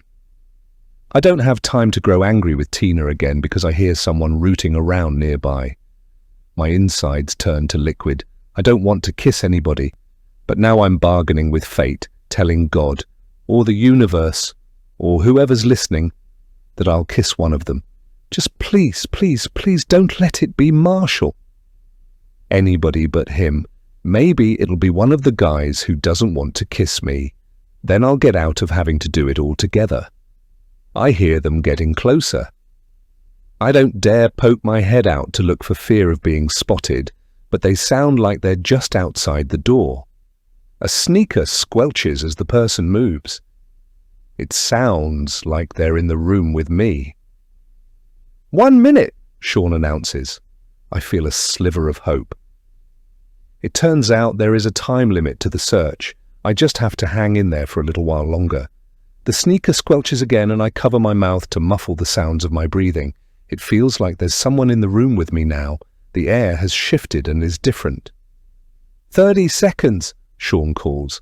I close my eyes, willing whoever it is to go away. Though I can't say why, I have a bad feeling it's Marshall. I picture him lurking on the other side of the room in his untied basketball sneakers, mesh shorts, his hairy belly poking out from the bottom of his practice jersey. I shudder at the thought of him pushing all that mass against me, one of his hands on the back of my head, his lips seeking mine.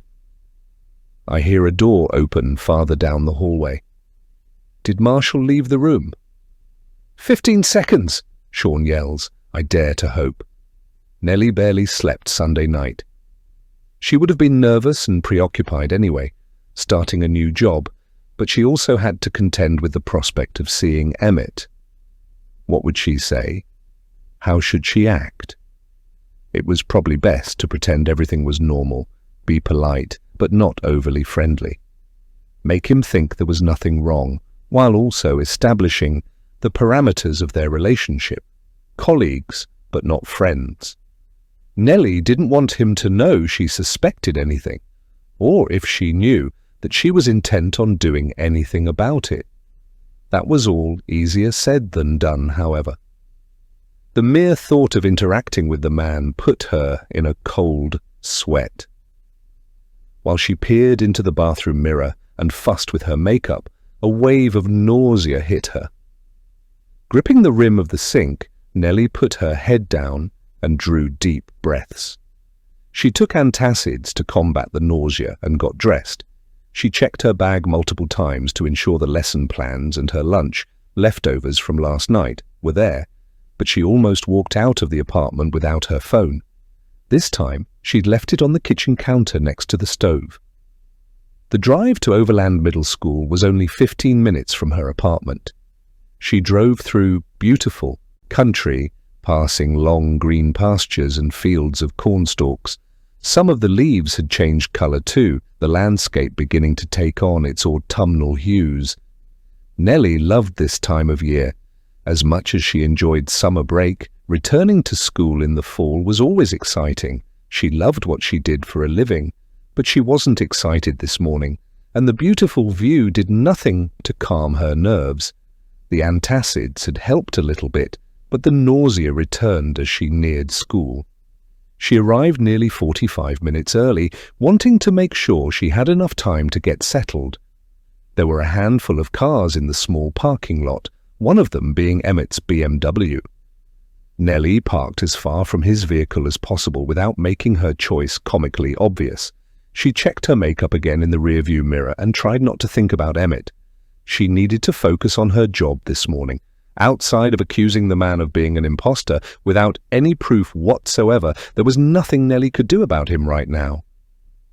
She hated how powerless that made her feel. Checking her makeup for the umpteenth time was just a stalling tactic, so Nelly forced herself out of the car. The autumn air was crisp and damp and smelled of earth. Her breath came out in tiny white puffs as she crossed the parking lot. "Hey, Nelly!" She froze at the sound of Emmett's voice. Trying to recover quickly, she put a smile on her face and turned to greet the man. She'd given his car a wide berth, not realizing he'd been sitting in it. "Good morning, Emmett." As he approached, she took him in. Emmett wore an expensive black overcoat, a white shirt that looked freshly pressed and starched, and an orange and navy striped tie that matched the school colors. He was well put together, albeit a little overdressed, Nelly thought. Maybe he liked wearing nice things, but Nelly suspected his garb was a subtle power play.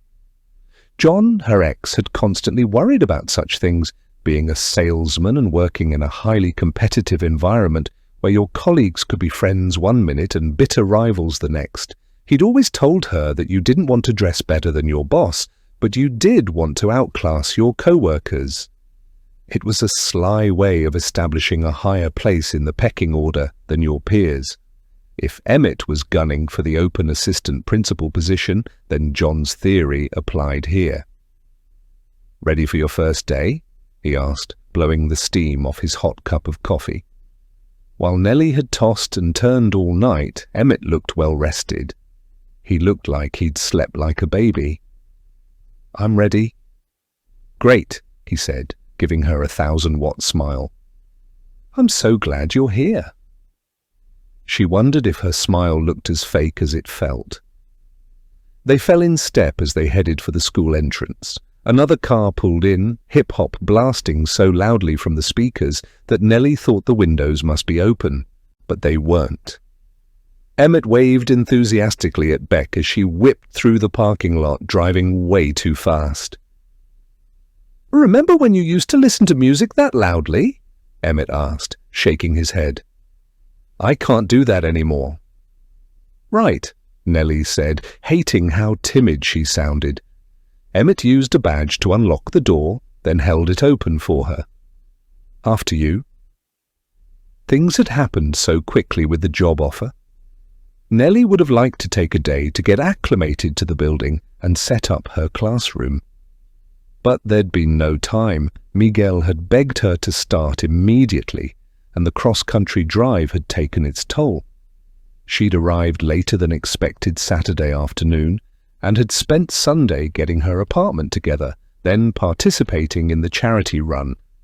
As a result, this was the first time she'd set foot in the building. A 30-ish woman with big curves and long brown hair looked up from the front desk as they entered. Nelly had met her on Sunday, but was glad the woman's nameplate was visible, otherwise she would not have remembered. "Good morning, Megan," Nelly said. "Nice to see you again." "Welcome," Megan said, rising at her desk. "I'm glad you got in early. I can give you the tour."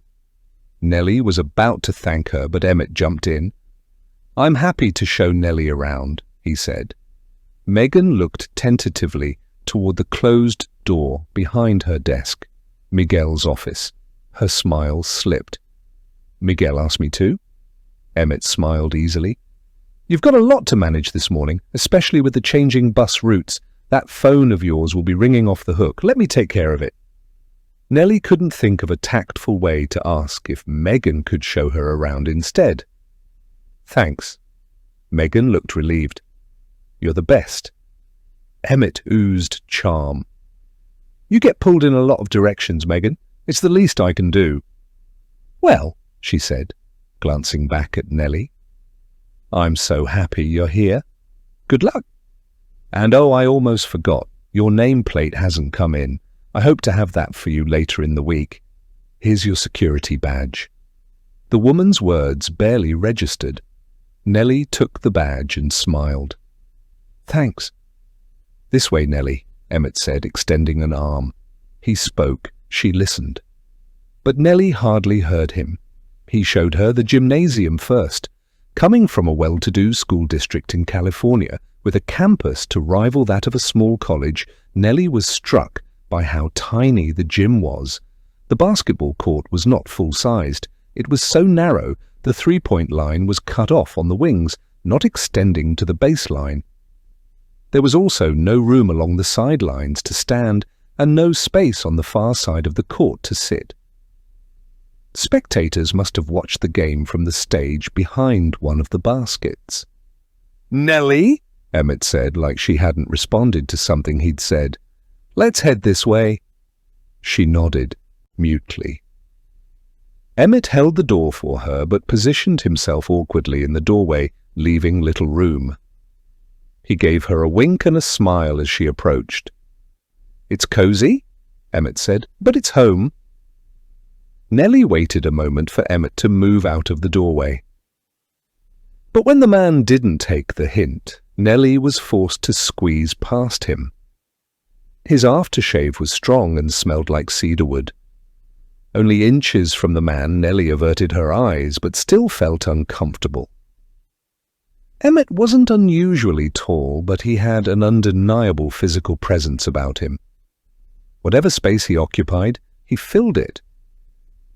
She followed him as he droned on about the upcoming soccer game, the middle school dance in a month's time, and back to school night, which was only a few days away. Nelly groaned at the thought of having to meet the parents of her brand new students so quickly. She wouldn't have much substantive feedback for anyone unless their child was poorly behaved. "My 8th grade class is focused on essay writing right now," Emmett said, beaming a proud smile. "They really are a gifted bunch. I'm fortunate to have such great kids." Nelly smiled politely and nodded at opportune moments. She felt like Emmett was dragging the tour out. Not wanting to come across as rude, she kept her thoughts to herself, but the whole time she was just hoping he'd lead her to her room so she could prepare for the day. That was why she'd come in early. If this went on any longer, she'd have to say something. "Our next topic is the Me Too movement," Emmett said, giving her a meaningful look. "Miguel thought that might be too sensitive a subject for 8th graders, but I pushed back because I feel very strongly." Nelly's breath got stuck in her throat. Emmett kept his eyes on her. "I expect some of the parents won't be too happy, but it's an important moment in history. Men must learn to respect boundaries. Women should be made to feel safe." Nelly felt her pulse in her temple. She dared to meet Emmett's eyes, but the man gave nothing away in his expression. He simply gazed down at her with that same warm smile. "Don't you agree, Nelly?" he asked. She was in a nervous sweat now. Yes, of course." His smile relaxed, as if he'd been worried she'd disagree. "I've divided the class in half," Emmett said. "One group will write from the perspective that Me Too hasn't gone far enough, while the other half will take the opposite position." Nelly nodded, not trusting herself to say anything. "Not to get all personal or, God forbid, political, but I'd like to hear your thoughts on the matter," Emmett said. "It's our goal to build a safe space here for everyone." Nelly had strong opinions on the subject, but she was too unnerved to think of anything meaningful to say. "It's difficult, right?" she said, chuckling nervously and hating herself for it. "I mean, on the one hand, women should be safe, but on the other, it's important not to jump to conclusions." She wanted to scream. That was not how she felt. But she was not at all ready to have this conversation with Emmett, all the while having to pretend like the feeling of utter dread in her stomach wasn't real. "Fair point," Emmett said. "It's important to protect women, but it's also important to assume a person is innocent until proven guilty." "Right, here is the art room." "Coming through!"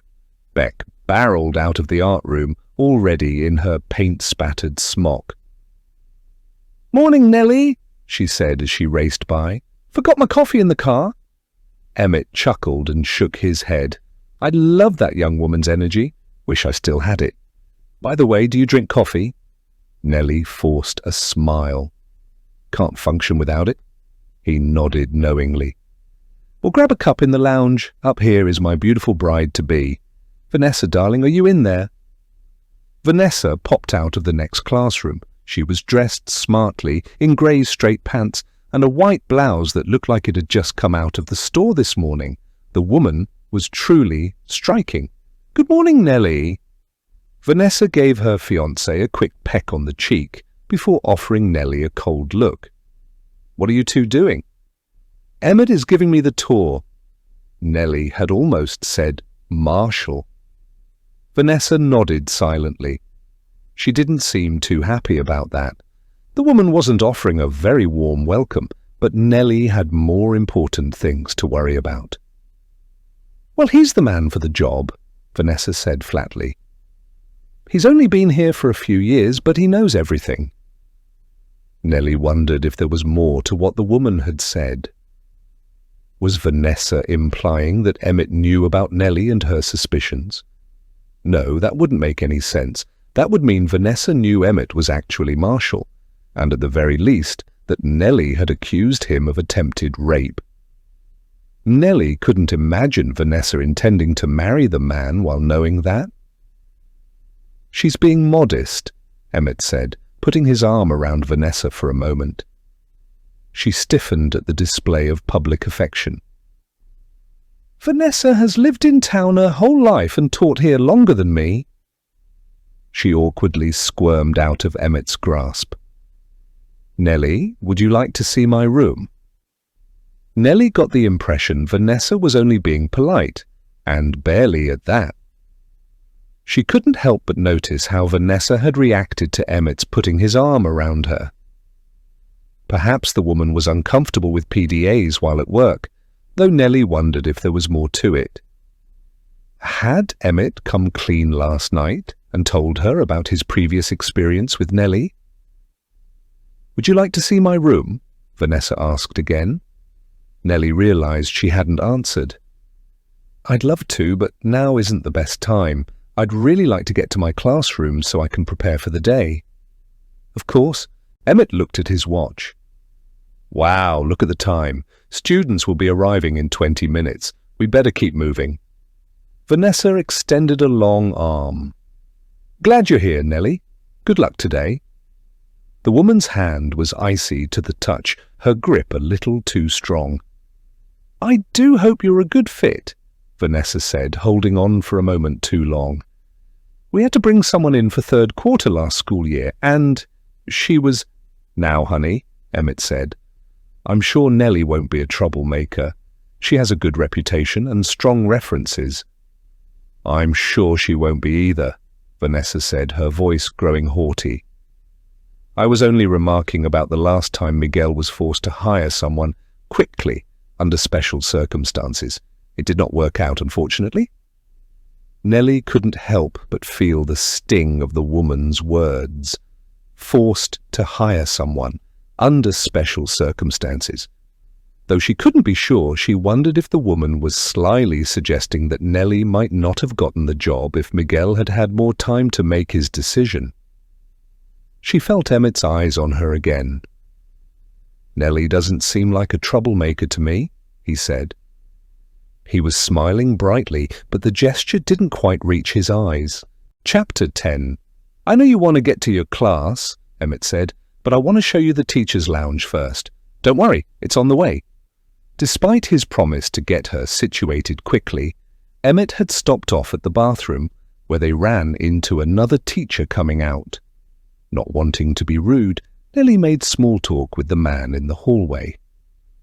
Before they could get moving, an older woman who taught 6th and 7th grade math came around the corner. She hadn't participated in the charity run yesterday, so Nelly felt compelled to introduce herself. By the time they reached the teacher's lounge, homeroom was starting in 15 minutes. Nelly was growing antsy. It's a new Keurig, Emmett tapped the coffee maker proudly. What can I make for you? Nelly picked out a dark roast and went to make it herself, but Emmett stood in front of the machine. I'll show you how it works, he said. I've used a Keurig before, Nelly answered, an edge to her voice. Emmett shook his head. It's the latest model, not as intuitive as it used to be. Here.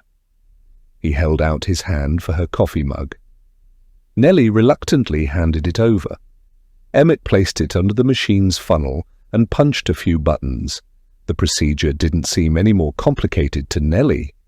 The Keurig immediately whirred to life. You're free 4th period, right? Emmett said. Did he have her schedule memorized?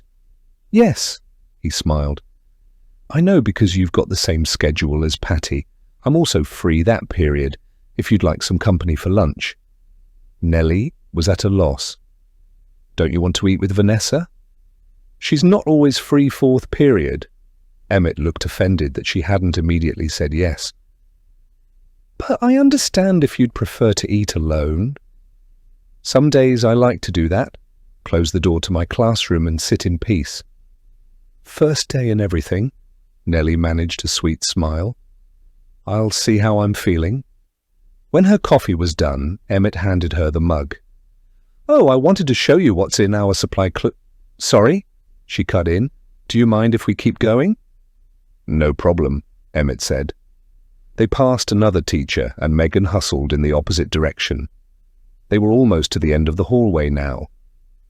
"And here we are," Emmett said, spreading his arms wide.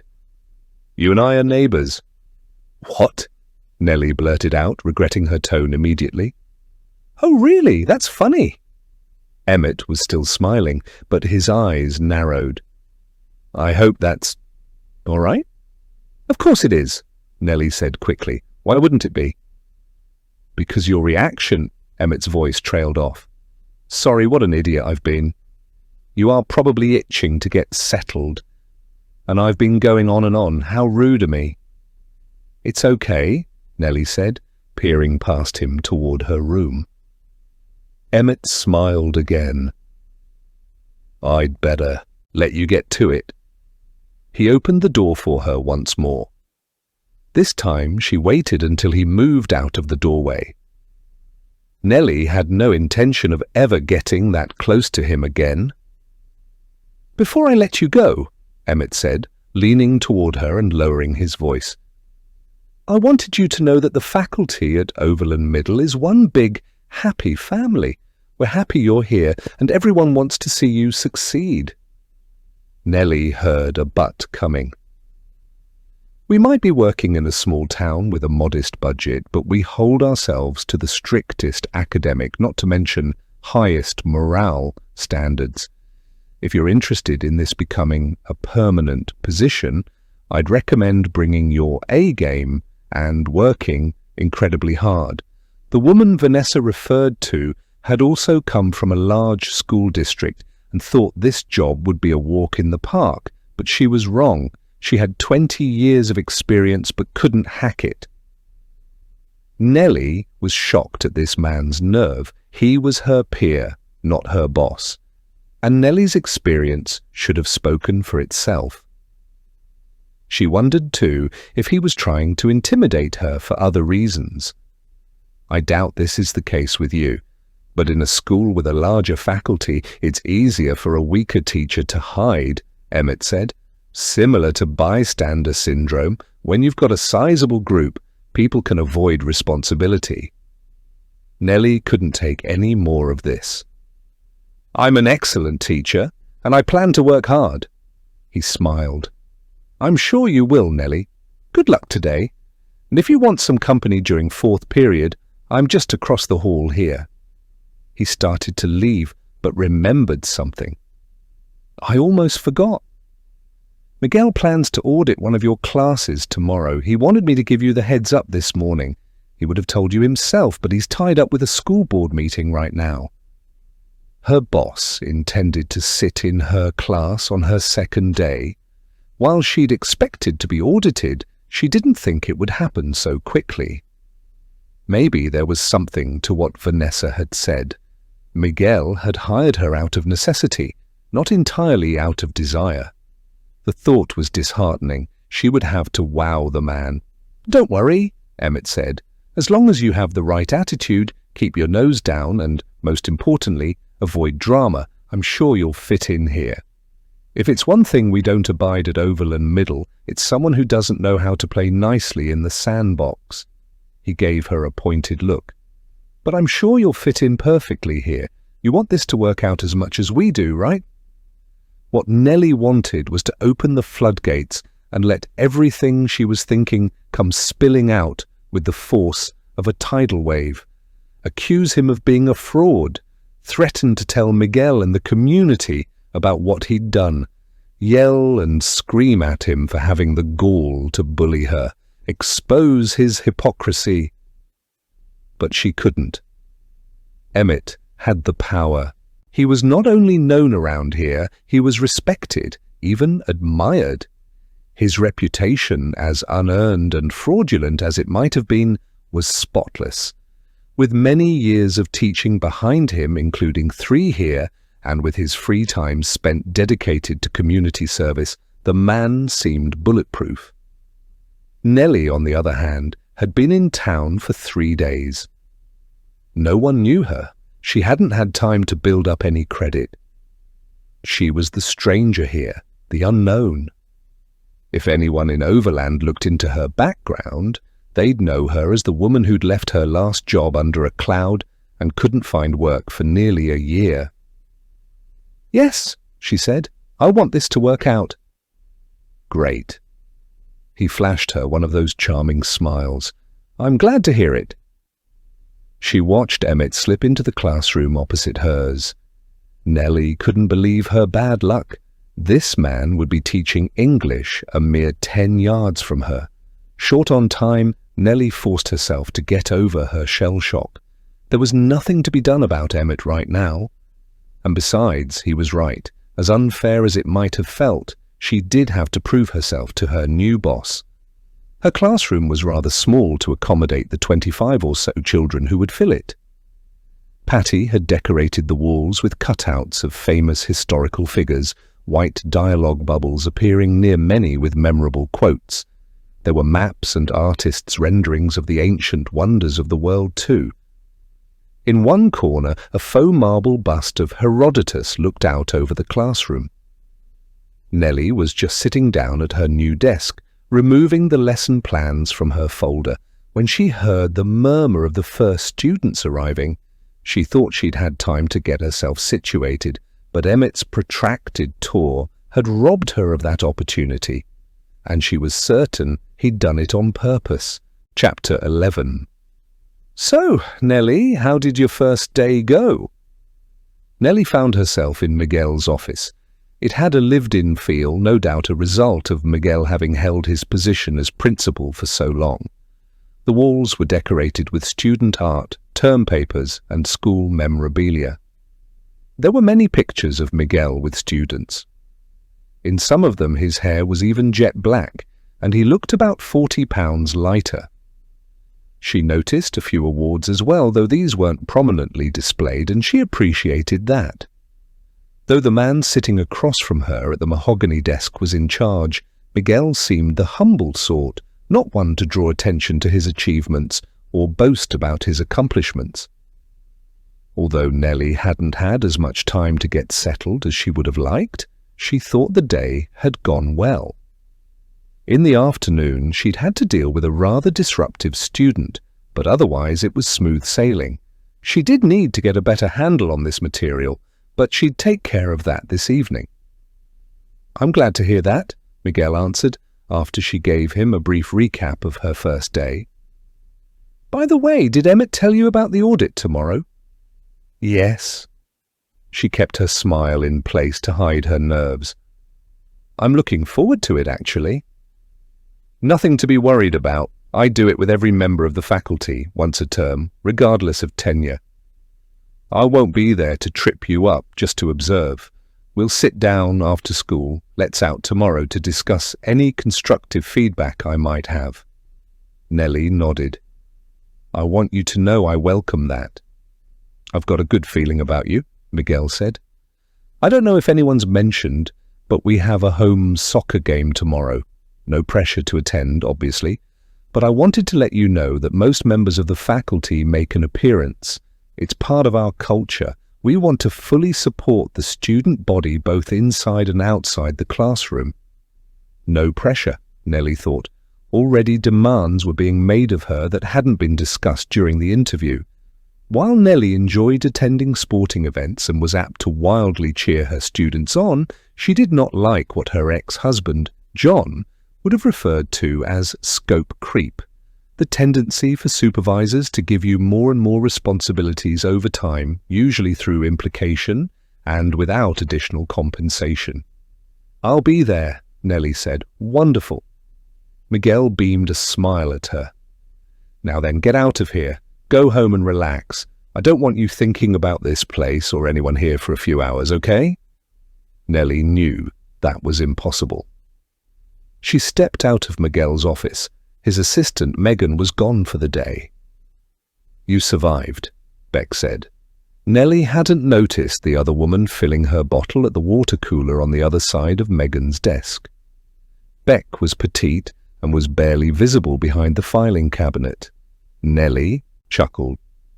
"It was a good first day." Beck motioned toward the office behind her. "I meant with Miguel. We had a nice conversation." Beck finished at the water cooler and approached Nelly. "Want to grab dinner? Bellamy's does a wing special tonight. Nelly wanted to spend time going over the material for class in anticipation of Miguel's audit tomorrow, but it wasn't even 4 o'clock yet. She had plenty of time, and it would be fun to get out, see the town, socialize with someone who might turn into a friend. "Come on," Beck said, mistaking her thoughtfulness for reluctance. "I'll even give you the grand tour." "The tour?" Nelly said.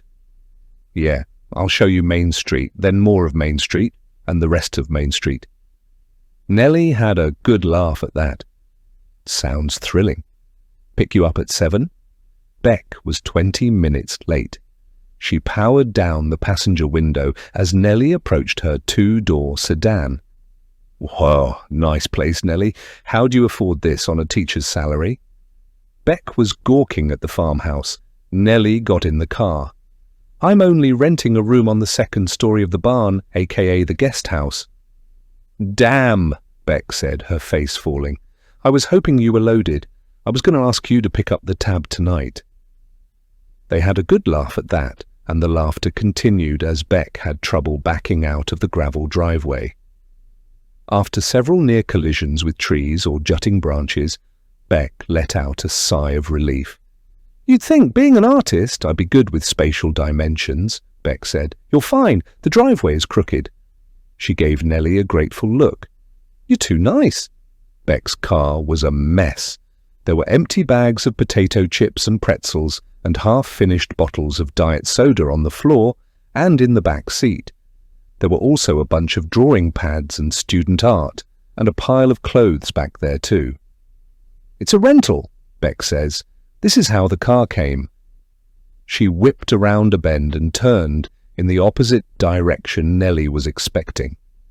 They passed a handful of newer developments on their right, while on their left, farmland stretched far and wide. "I'm not living out of my car," Beck joked. "I swear."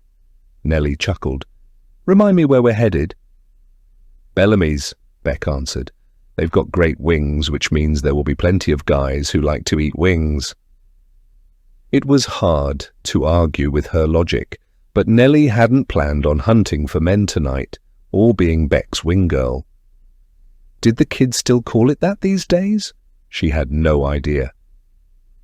"Isn't Bellamy's back the other way?" "Yeah, but I promised to give you the tour." Beck winked.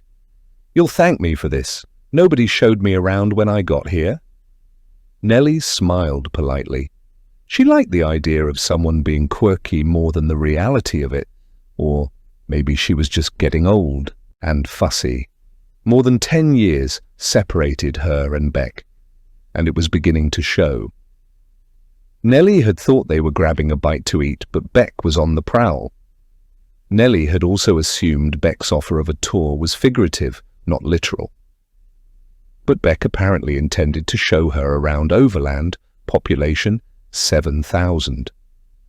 It wasn't exactly the night Nelly had in mind, and she wished she could ask Beck to skip the tour so they could get to dinner. But she didn't want to come off as rude. For all her quirks, Beck seemed like a good person, and Nelly had no friends here. She decided to make the best of the evening. If she was out later than expected, it would be fine. She'd still have time to go over the material for class tomorrow again before bed. Besides, she'd already put in an hour's work. "So why'd you take this job?" Beck asked bluntly. Nelly smiled nervously and hoped Beck didn't notice. "I needed a change." "I hear you." Beck took her eyes off the road to glance at her. "I wasn't dying to work in Overland either." "I didn't say I didn't want—" Beck talked right over her. "My last principal was a real asshole. I was there for about 3 days when I realized it was never going to work." "Where was that?" Nelly was genuinely interested in hearing Beck's story, but she was just as determined to keep the spotlight off herself. She wasn't ready to talk about her past. It wasn't old enough yet. For the next 10 minutes, Beck proceeded to detail the many ups and downs of her nascent teaching career, digressing several times to share juicy tidbits about her incredibly active love life, which, unwisely for her, too often intertwined with her professional life. Nelly got to hear all about a former partner's favourite sexual position and the size of another ex's genitalia. When she managed to guide Beck back to her career, the other woman explained how she'd changed schools twice in those 4 years and ended by stating she didn't plan on making Overland her permanent home. "I'll stay another 2 years, maybe 3, she said. "I know principals don't like to hire teachers who have moved around a lot, so I have to stick it out here for a stretch, but this place is a little too make America great again for me." She laughed, shaking her head.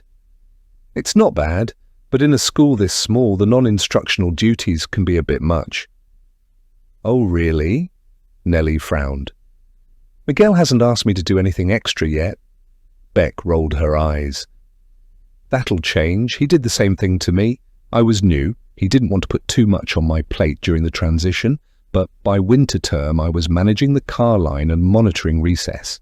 He even asked if I could help assist the coach of the girls' softball team. I've never played a sport in my life, but that didn't bother him. I finally had to say no." Nelly didn't like the sound of that. "How did he take it?" "Pretty well," Beck said, as if the thought had just occurred to her. "You know, for a principal, he's all right." "He seems nice." "He is," Beck agreed. "But he's also talking about a lower budget next school year.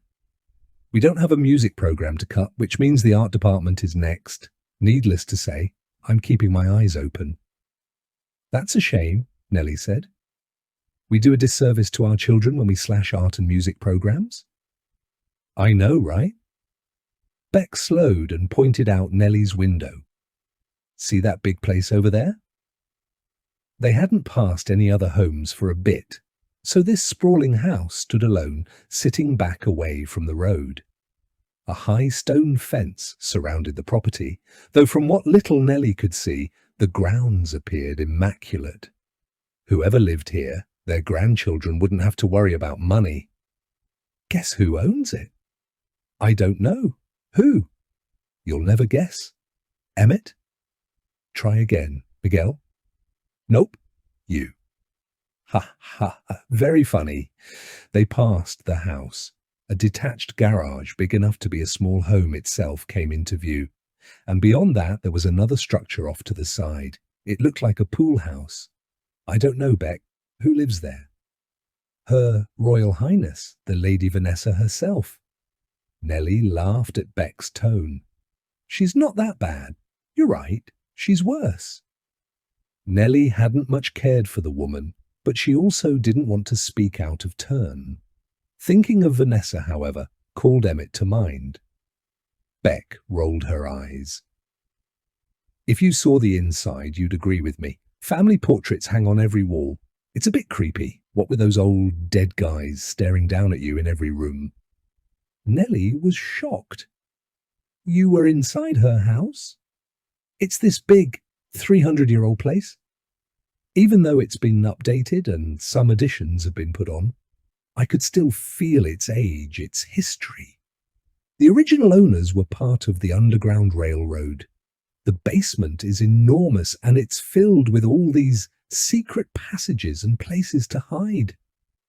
Nelly couldn't help but wonder how Vanessa could afford such a property on a public school teacher's salary.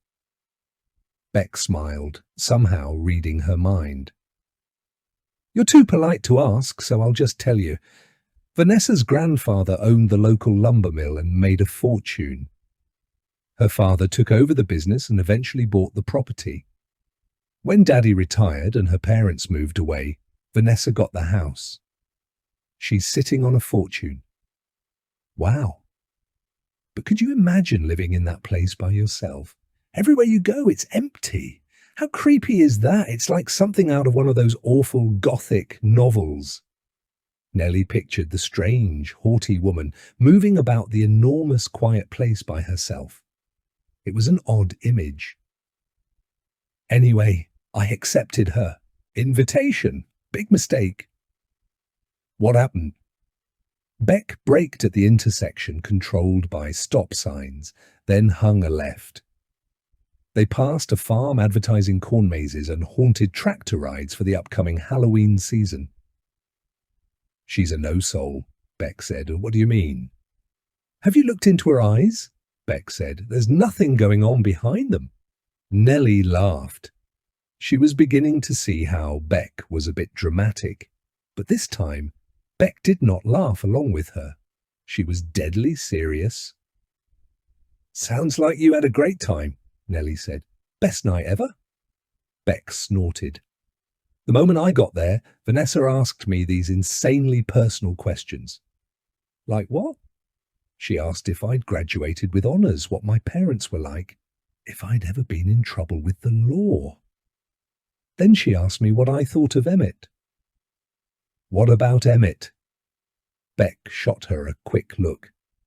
"It was a really strange. They just started dating when I was over, and I got the sense that Vanessa wasn't so sure about him. I felt like that was why she'd invited me over, to get another woman's opinion of him." "But you two hardly knew each other, right? And you hardly knew Emmett yourself." Beck nodded. "It was the weirdest convo of my life, and that's saying something." "What made her ask you about Emmett, if you had to guess?" Beck thought it over. "I got out of there so quickly. She didn't have a chance." Nelly knew she was prying a bit too much, but she couldn't miss out on this opportunity. "But it was like she didn't trust him," Beck said, "or trust her own judgment of him, if that makes sense." Nelly tried to hide what she was thinking. Beck laughed. "Anyway, I didn't even finish my vodka tonic. And believe me, that is out of character." Nelly wanted to keep Beck talking about Emmett. She had to find out everything she could about the man. "Vanessa and Emmett make an odd pairing," Nelly said. "Right?" Beck slapped Nelly's thigh excitedly. "I said the same thing. Neither of them have been married before." "Vanessa's never been married?" Nelly asked. "You'd think guys would be beating down her door." "She's stunning, I'll give her that," Beck said. "And she's loaded, but like I said, no soul." Nelly chuckled. "What do you think of Emmett?" "I hate to admit this, but Emmett's a good guy," Beck said. "Why do you hate to admit it?" Nelly asked. Beck rolled her head side to side. "You know how some people seem too good to be true, and you just want to find something, anything, wrong with them. Only you can't? Like Mr. Rogers? He really is that good. If he weren't 40 years old, I would have thrown myself at him." "He's also engaged," Nelly pointed out. "Details," Beck said, waving a hand. Nelly couldn't tell if Beck was joking. "Let's be 100%. With each other," Beck said suddenly. "Why don't you like Emmett?" There was no judgment in Beck's tone, only curiosity. But still, Nelly had to be careful. "What makes you think I don't?" "Nels." Beck gave her a sidelong glance. "We are cool. What happens in the sedan stays in the sedan. Most of the time, anyway." Nelly was stricken. She tried some humour to avoid answering Beck's question. "I don't want to think too hard about what's happening in this car." "Oh," she gently whacked Nelly's shoulder. "You're right. You probably don't." Nelly laughed along as Beck related yet another lewd story while hiding her disappointment. She'd been hoping Beck would have some dirt on Emmett, but like everyone else in this town, the other woman had fallen under Emmett's spell. Chapter 12. Bellamy's was a local sports bar, and Beck's prediction turned out to be correct. The chicken wing special the place was running tonight had attracted a load of men. For every woman in the place, there appeared to be 4 or 5 guys. Most of the men looked to be in their 30s, but there was a pocket of guys playing pool in the far corner of the place closer to Beck's age. A lot of heads turned when they entered the place. Most eyes glommed on to Beck, who was a curiosity in a small, fairly conservative place like this. She was dressed provocatively tonight, wearing a skirt that might not pass the dress code at a strip club and a white top that left little to the imagination.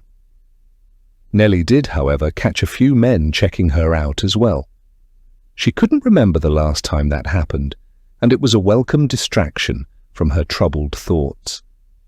While they waited for a table, Beck spent most of her time banging out text after text on her phone.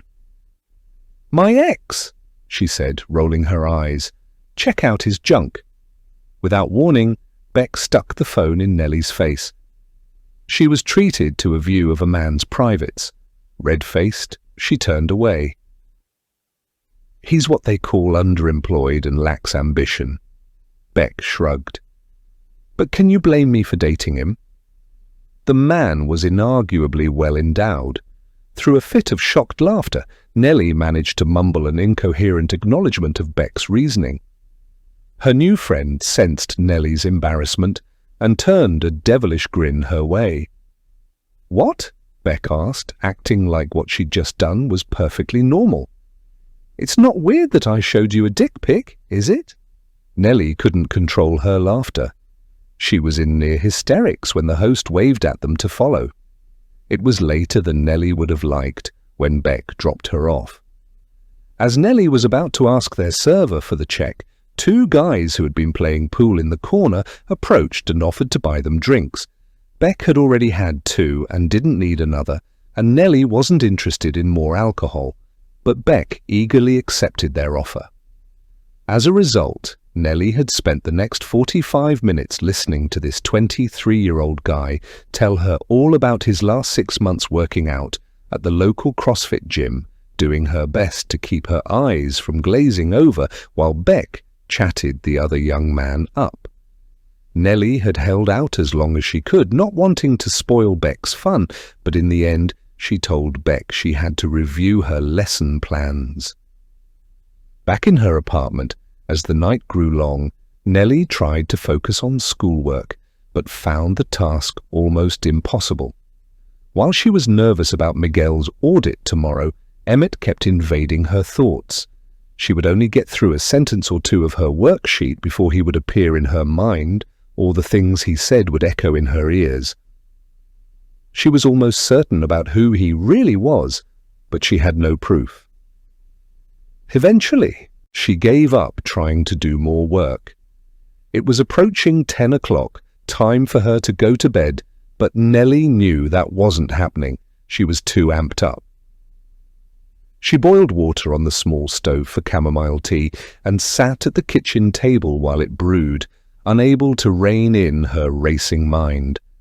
When the kettle whistled several minutes later, she realized just how lost in thought she'd been. After pouring herself a cup, Nelly moved to the couch. Her laptop sat on the coffee table in front of her. Think, Nelly, think, then take action.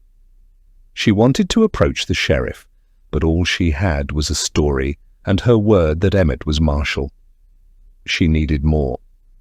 Nelly went online. She decided to probe social media again. Perhaps there was some mention of Marshall Dawes elsewhere, a distant relative, or perhaps an old friend discussing him. Anything to get her started. She spent the better part of an hour searching but not coming up with anything new. Once more, doubt wormed its way into her mind. Was she just imagining the whole thing? What was more likely, that Marshall Dawes had assumed someone else's identity and now worked as a middle school teacher of all things, or that this man, Emmett Moore, merely resembled someone from her past? Nelly had to admit the latter was more probable. The more she thought about it, the wilder the idea seemed. In this day and age, it must have been nearly impossible to live your life as an imposter. People left too many footprints, both in person and online, for that. More importantly, if you were going to pretend to be someone else, why would you settle down to become a middle school teacher of all things? The job was public-facing and required multiple and periodic background checks. Nelly herself had recently updated her clearances, as a matter of fact. And as a teacher, you interacted with dozens, if not hundreds, of new people each year, every new contact serving as a potential problem. Nelly had to admit there were better ways to keep a low profile. Marshall would have been better served working for a small company where he could keep his contacts to a minimum. Even better, he could have found a job working from home where he could get away with very little human interaction, where other people wouldn't be staring him in the face every day. What was she thinking? Emmett was probably Emmett. The idea that Marshall could have transformed himself into this charming man was absurd. But no matter how rational those lines of thought were, Nelly could not ignore what her gut was telling her. Eventually, she gave up on her search and drifted over to social media. Other than posting that picture yesterday, she hadn't been on Facebook in ages. Perhaps she could find something here. As she was about to enter the name Marshall Dawes in the search bar, however, she realized there were private messages waiting for her. After opening a new page, Nelly was in for a shock. She had a message from Tina. The subject line was, "Marshall?" Nelly opened the message. "Hey, Nelly. Long time no talk, but I had to reach out when I saw that picture of you with Marshall." Nelly gasped. She wasn't imagining things. Tina had gone on to write that she missed Nelly and would love to catch up, providing her phone number. Though it was getting late, Nelly noticed that Tina had only sent the message about 20 minutes ago. She decided to throw caution to the wind. Nelly grew incredibly nervous as she dialed Tina's number. The two women hadn't spoken since high school, and the last pleasant conversation they'd ever had went all the way back to 8th grade. Their falling out had been terrible. It had left Nelly, who at the time was already in a dark place, reeling. She had needed support after Marshall assaulted her, but instead Tina had shunned her. Nelly's reporting of the crime had resulted in Tina getting into some serious trouble at home, and Tina had never forgiven her for it. When Nelly had turned to her mother for support, her mother had told her to get over the loss of her friend, dismissively telling Nelly that this was typical teenage behavior. It was only years later, when Nelly arrived at college, did she see Tina's poor behavior for what it truly was. "Nelly Gordon," Tina answered. "Is that you?" If Nelly hadn't known whom she was speaking with, she might not have been able to place the surprisingly hoarse voice. Hearing it now, Nelly was reminded that Tina had started sneaking cigarettes when they were 12. From the sound of it, she'd been chain-smoking ever since. "It's me. As I live and breathe." For a moment, neither woman said anything. Nelly thought enough time had passed that their history should have been water under the bridge.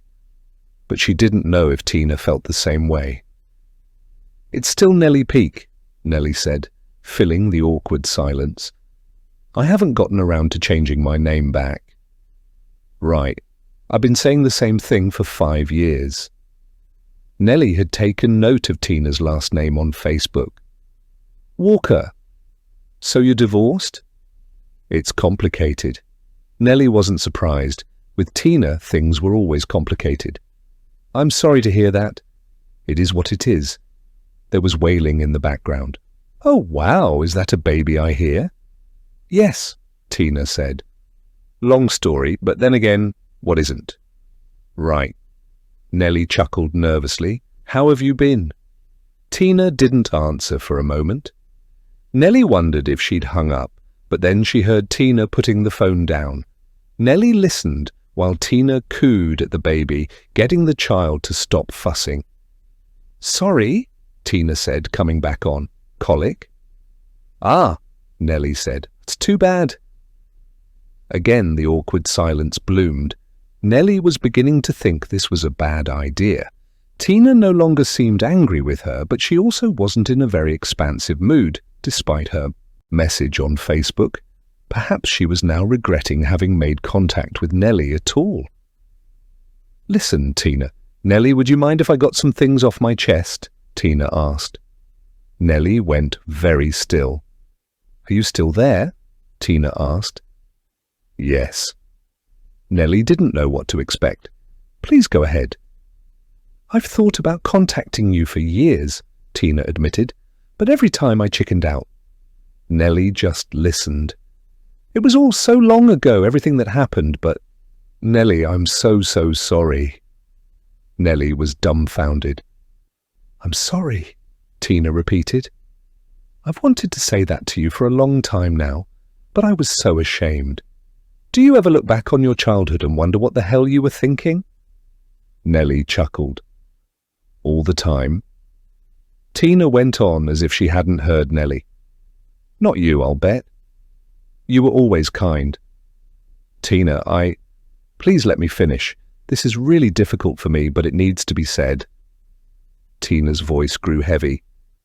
"Nelly, I've screwed up so many things in my life that I've lost track of all the apologies I owe. You've always been at the top of my list, but I didn't think you'd ever want to hear from me again." "Of course I would," Nelly said, not sure that had been true. But it felt true now. "I treated you badly, but it wasn't until I heard about Marshall a few years later that I really felt terrible." Nelly was at a loss. "Heard what about Marshall?" "You didn't hear?" "No." "Oh, Jesus." Tina drew a breath. "I thought you knew." Nelly waited for it. She was glad she was already sitting down. Another woman came forward. Chapter 13. Nelly hadn't known what Tina was going to say. But it certainly wasn't this. "When did this happen?" Nelly asked. "He was in his 20s, Tina answered. "What happened?" Nelly asked. "Are you sure you want to hear this?" Tina asked. Nelly appreciated Tina asking the question. "Yes." "It's a bit of a story," Tina said. "I'll start at the beginning." Tina was 20 years old and just beginning to show with her second child. Being the single mother of a toddler and pregnant with another, she didn't get out much, so when her mother unexpectedly offered to babysit for a long weekend, she jumped at the offer. With a full weekend at her disposal, Tina reached out to someone she'd met at work. The other woman had temped at Tina's office during her winter break from college, and the two had struck up an unlikely friendship, the sorority girl undergraduate and the 20-something single mother.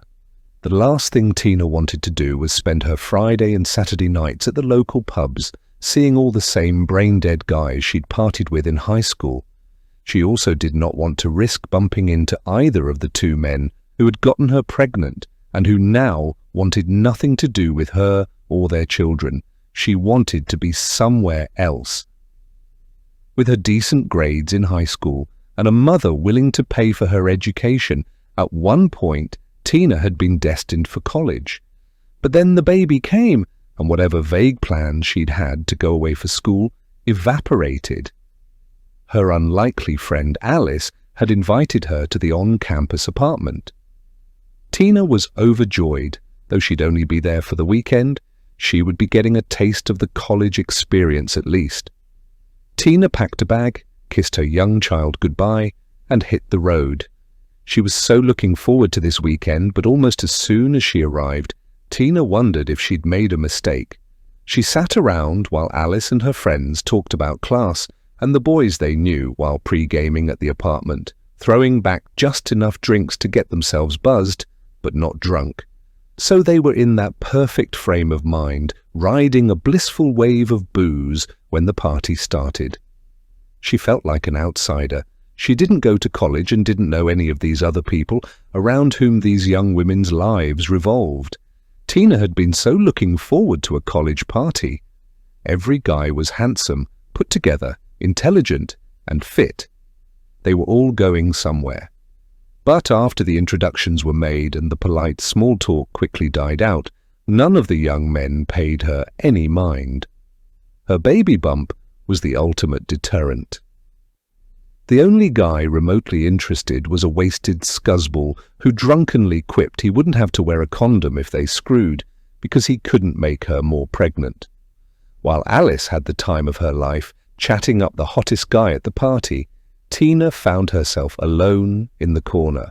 Being pregnant, she couldn't drink. And she didn't know anybody else. Within an hour, Tina wished she had stayed home and gone to the local pubs. It would have been better than this. She wanted to leave, but her friend was having a great time, so Tina stayed in her corner and drank her soda. The other girls ignored her, and the guys acted like she was invisible. She was about to fake nausea and ask her friend for the key to her sorority house when another group of guys walked into the party. She recognized one. Marshall? "You have to understand," Tina was saying.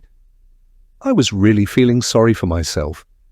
Under different circumstances, I wouldn't have even talked to him, but my friend disappeared with this guy and I didn't know anybody else there. So Marshall and I started talking." Nelly was afraid she knew where this was going.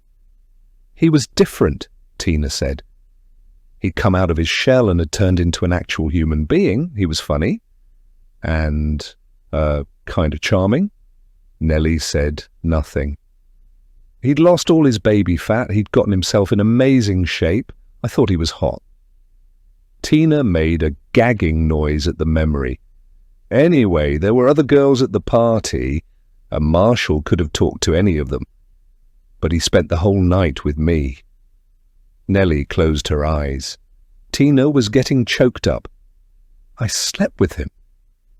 Nelly had to put the phone down. She walked away from the table. Without the phone to her ear, she could barely hear Tina's voice. "Nelly, are you still there?" Nelly folded her arms and stared down at the phone. This was too much. "Like I said," Tina added, her voice small, "I was in a really bad place. I didn't know if I was going to keep the baby or if I was going to have it taken care of. But more than that, I didn't know if I could keep being a mother to the child I had. I was thinking about adoption or asking my mother to raise Marnie. I was 20 years old and it felt like my life was over." Nelly picked the phone up. "How could you sleep with him?" "I'm sorry," Tina said, "after what he did to me." "At that point," Tina admitted in a pained voice, "I still didn't believe you. He was so kind to me. Gentle even. I was never scared. He was almost too polite when we were hooking up, stopping to ask if this was okay, if that was okay." Nelly wanted to scream, but she choked down her rage. "But now you believe me?" "I should have then." "What changed your mind?" Nelly asked, her voice icy. A month or so later, my friend from college called with the story. A friend of a friend situation.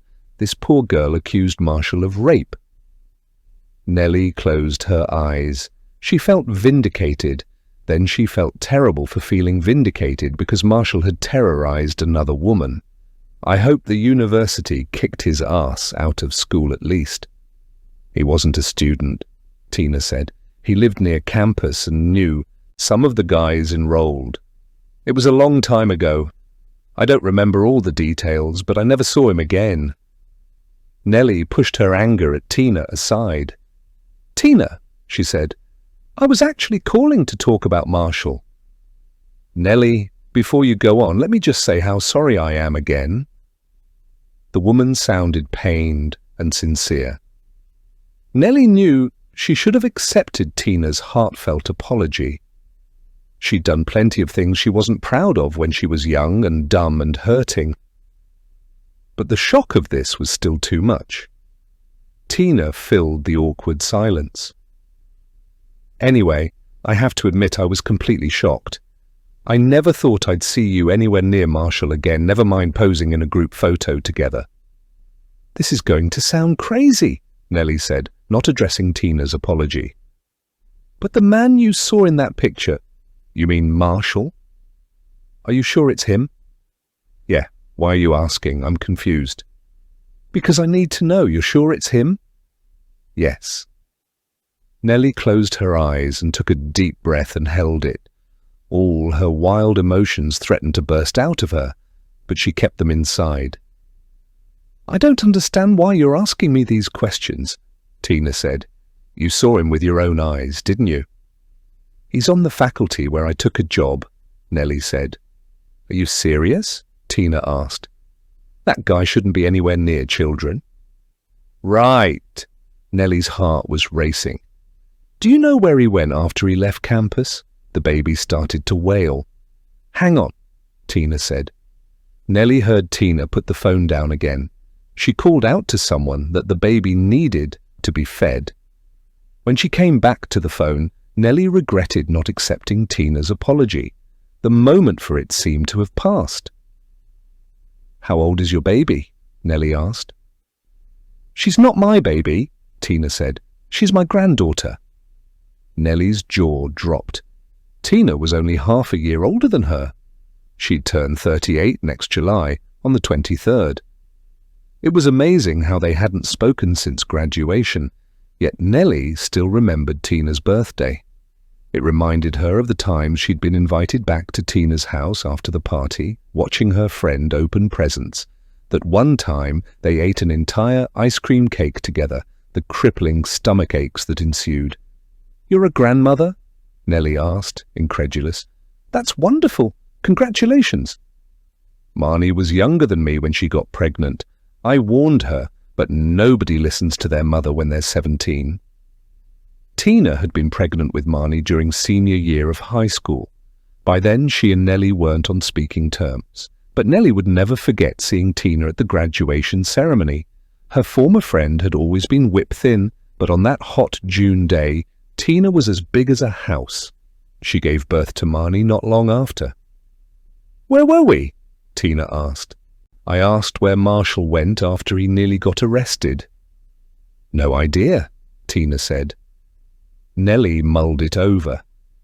"Did your college friend Alice know him?" "Yes," Tina said. "He was in with those guys at the party, and they hung around with the girls a lot." "Are you in touch with any of those guys? Remember their names?" "They didn't give me the time of day, Nelly." "How about your friend?" Nelly asked. "Alice might know them, or she might know someone who—" "Alice is dead." "I'm so sorry." Nelly was taken aback. "What happened?" "It was a house fire," Tina said. "She and 2 of her roommates died. Only one of them survived, and barely at that. 3rd-degree burns all over her body." "That's terrible."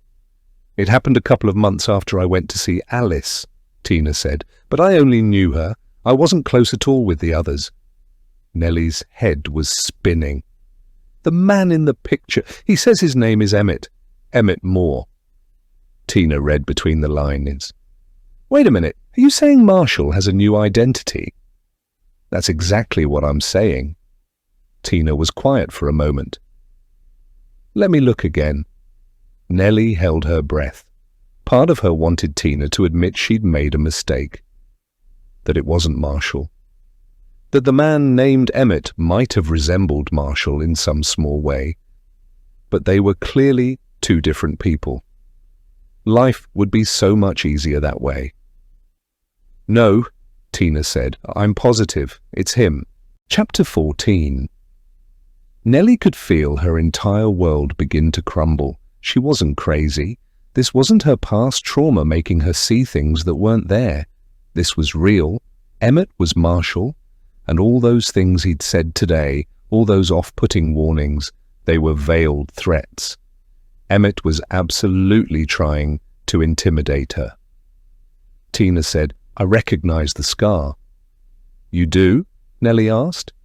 "I've seen it before," Tina said. "He got it in a knife fight." Nelly's knees felt weak.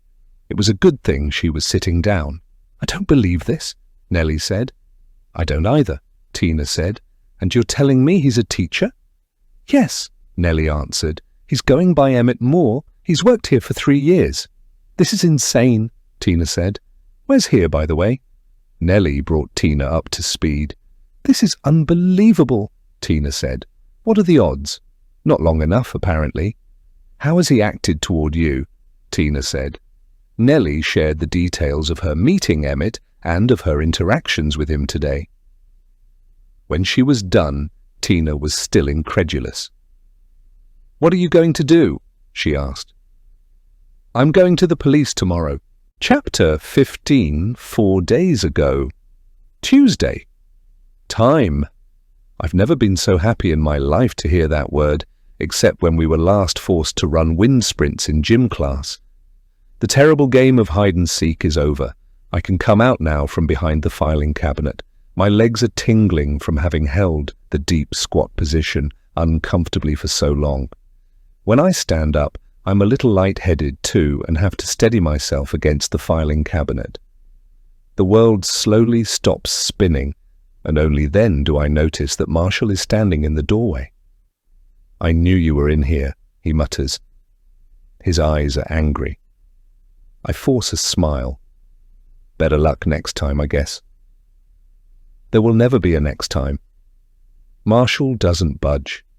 He stands there in his crimson football practice jersey, number 16, simmering. I can't leave the room. "You're a cock tease," he says. I know what that means, but nobody has ever accused me of the behavior before. I fake a laugh, pretending I think he's joking when I know he's not. "Ha, very funny." "I'm serious," he says, practically growling. "You know what I'm talking about. You kept looking at me before the game. You made me think you wanted it." I involuntarily shudder at the thought of what he's suggesting. No, you were making me uncomfortable." He shakes his head, huffs angrily. "Liar!" My throat has gone dry. I want to scream, but my body seems incapable of producing a loud sound at this moment. "Could you please move?" I ask. He doesn't. "You know you want it." He locks eyes with me, and I freeze. I can't move, can't scream, can't even think. A wicked smile plays on his face. Marshall enjoys seeing me frightened. He steps into the room, and the murky light of this rainy afternoon grows even dimmer, and the world seems to grow smaller and close in on me as he approaches. "There you are!" It's Tina. She pokes her head in the doorway. Marshall turns angrily to look over his shoulder. "Maybe I should give you two some privacy?" Tina asks. I'm furious at Tina, but seeing her there and hearing her voice has snapped me out of my terrifying paralysis. "No!" I blurt out. I hurry past Marshall, past his chubby, hulking body that smells like old sweat and alcohol and cigarettes, and rush out of the room. I run toward light, a strange illumination that did not fill the factory before. Nelly was aware of light hitting the curtain in her bedroom window, but that was confusing because her body was telling her it was still the middle of the night. Groggy, she checked her phone. It was 3 o'clock in the morning. She sat up in bed. Her curtain was lit up like it was daytime. As her mind began to work, she recalled Orville mentioning the floodlights he'd installed to deter the raccoons from getting into his trash. The nocturnal critters must have been up to their mischief, their movements tripping the motion sensors. Nelly shifted the curtain and squinted against the glare. She didn't see any animals moving about near Orville's house. As she was about to let go of the curtain, a dark shape moved, disappearing around the corner of the home. Now she was fully awake. The shape had been large. That was no raccoon. Nelly got on her knees for a better look out the window. Orville's garbage cans hadn't been disturbed. As she peered into the darkness beyond the floodlights, Nelly's eyes began playing tricks on her. Shadows seemed to move. One moment she was certain something was there, but the next her brain made better sense of what she was seeing. A tree, a clump of firewood, Orville's old riding mower. She stared out the window for a long time, even after the floodlights went dead, and darkness settled on the house once more. The shape had been large enough to be a man. And Emmett knew where she lived. Her alarm jarred her awake in the morning. Nelly had had trouble falling asleep after speaking to Tina, both excited and nervous at the prospect of approaching the police with her suspicions, now that it wasn't just her who thought Emmett was an imposter. And then the floodlights had activated in the dead of night. It had been difficult dropping off after that. Every few minutes she'd heard a noise, or thought she'd heard a noise, and had to work up the nerve each time to look out the window. Thoroughly spooked, she had tossed and turned for another hour or two. She yawned her way out of bed and through her shower and during her breakfast. The last thing she needed on the day Miguel was scheduled to audit her class was to be tired and yawning, and she hadn't gotten the opportunity to spend as much time on the material as she would have liked, with dinner running long and being constantly distracted by intrusive thoughts. She was very nervous now, thinking about Miguel observing her, but as long as she had her lesson plans, she knew she'd manage. No outrageous amount of makeup could cover up the bags under her eyes. Tea wasn't going to cut it this morning. She needed a strong cup of coffee to get her going. After dressing quickly, Nelly collected her things, making sure her lesson plans were in her bag, then headed out. As she walked down the wooden staircase, however, something about her car struck her as odd. When she reached the ground, Nelly realized what it was. The car was tilted at a funny angle. Rounding her vehicle, Nelly groaned. Her rear passenger tire was flat. Great, it wasn't even 7 o'clock in the morning yet. She doubted there was a local tow service open for business at this hour. Even if Nelly knew how to fix a tire, she didn't think she'd be able to do it quickly enough to arrive at school on time. What a horrible way to start her second day. She felt like she couldn't catch a break. Her tire being flat made no sense, however. During her cross-country trek, she'd made sure halfway through her journey to check her tire pressures. Everything had been fine. If this were a slow leak, she would have noticed. That meant... She opened the passenger door to put her things down, then stooped to examine the tire. It wasn't a little flat, it was completely airless. She reached for her phone to use her flashlight app, but it wasn't in her pocket again.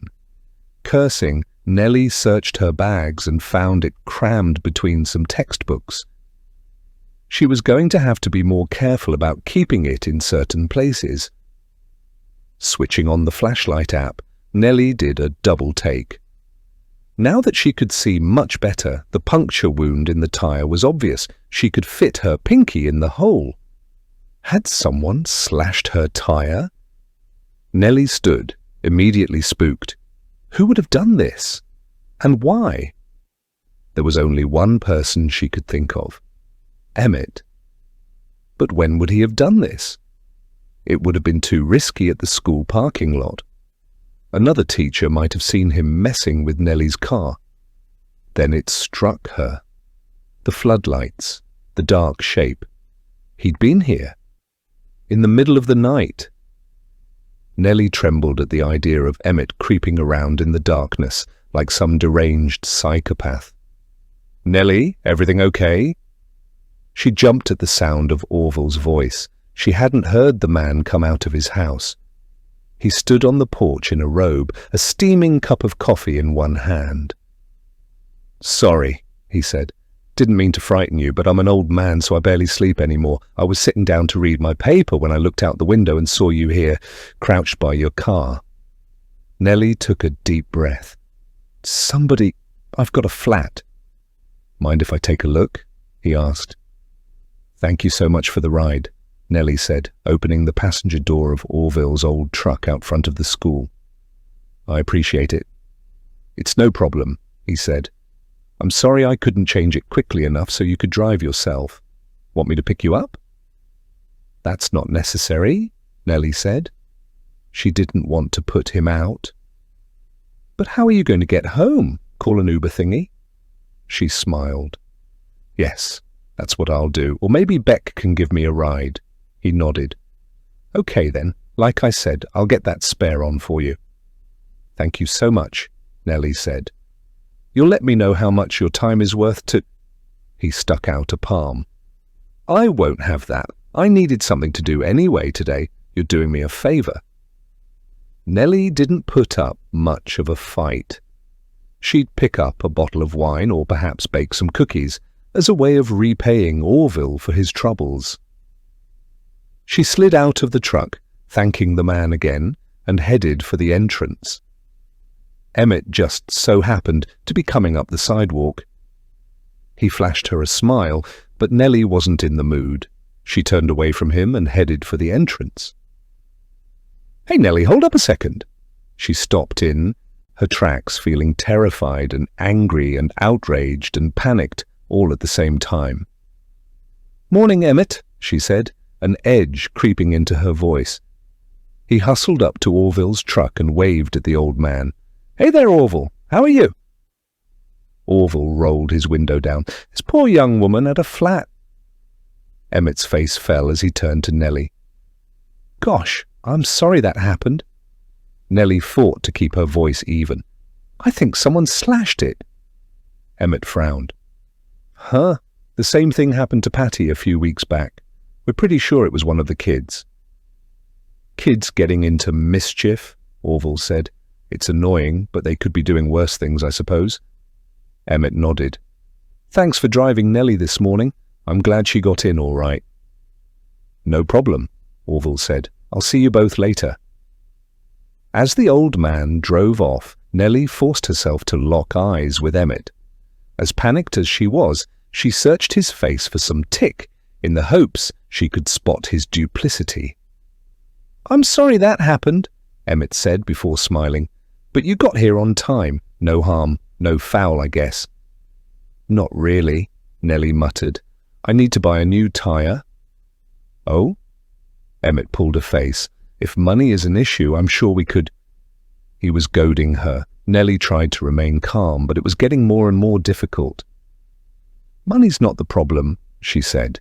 He smiled sympathetically. "I understand. It's the time and the hassle, right? It's knowing that someone did this to my car intentionally." Emmett shrugged. "You know how kids are."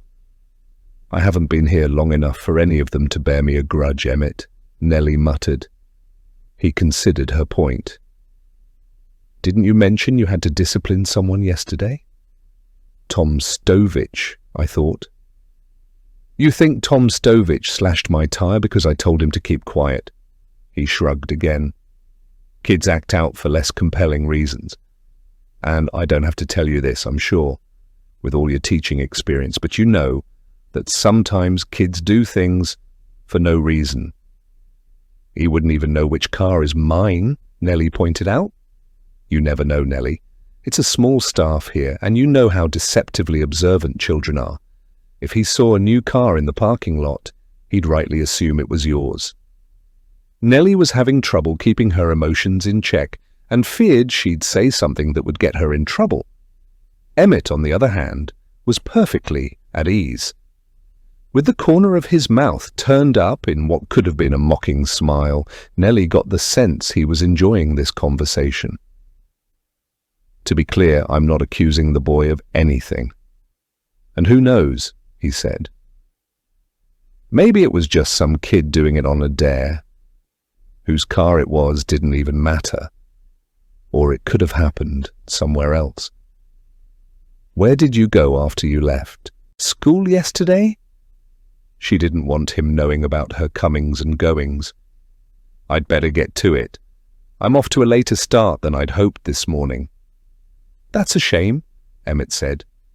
He played the perfect gentleman, holding the door and then telling Megan how unfortunate Nelly was to wake up to a flat tire this morning.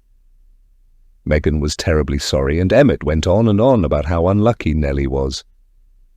Megan matched Emmett's mood, expressing sympathy for Nelly's inconvenience, but the whole time Nelly watched Emmett. He was a good actor, but he wasn't that good. He was giving a performance, not expressing genuine emotion. He said all the right things, but the emotion wasn't quite right.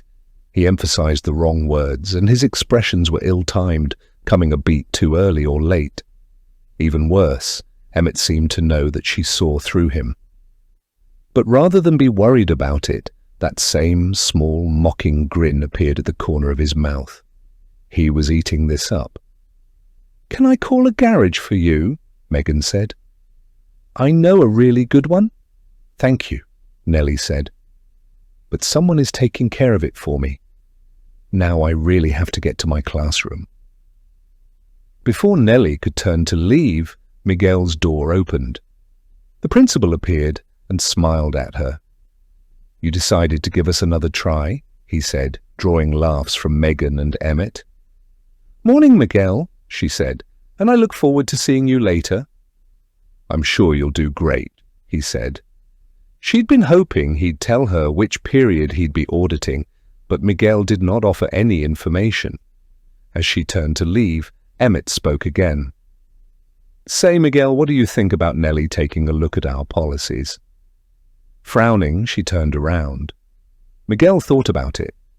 Emmett added, "It'd be nice to have a different perspective on them." Emmett turned to her. "We're updating our bullying and safe space practices."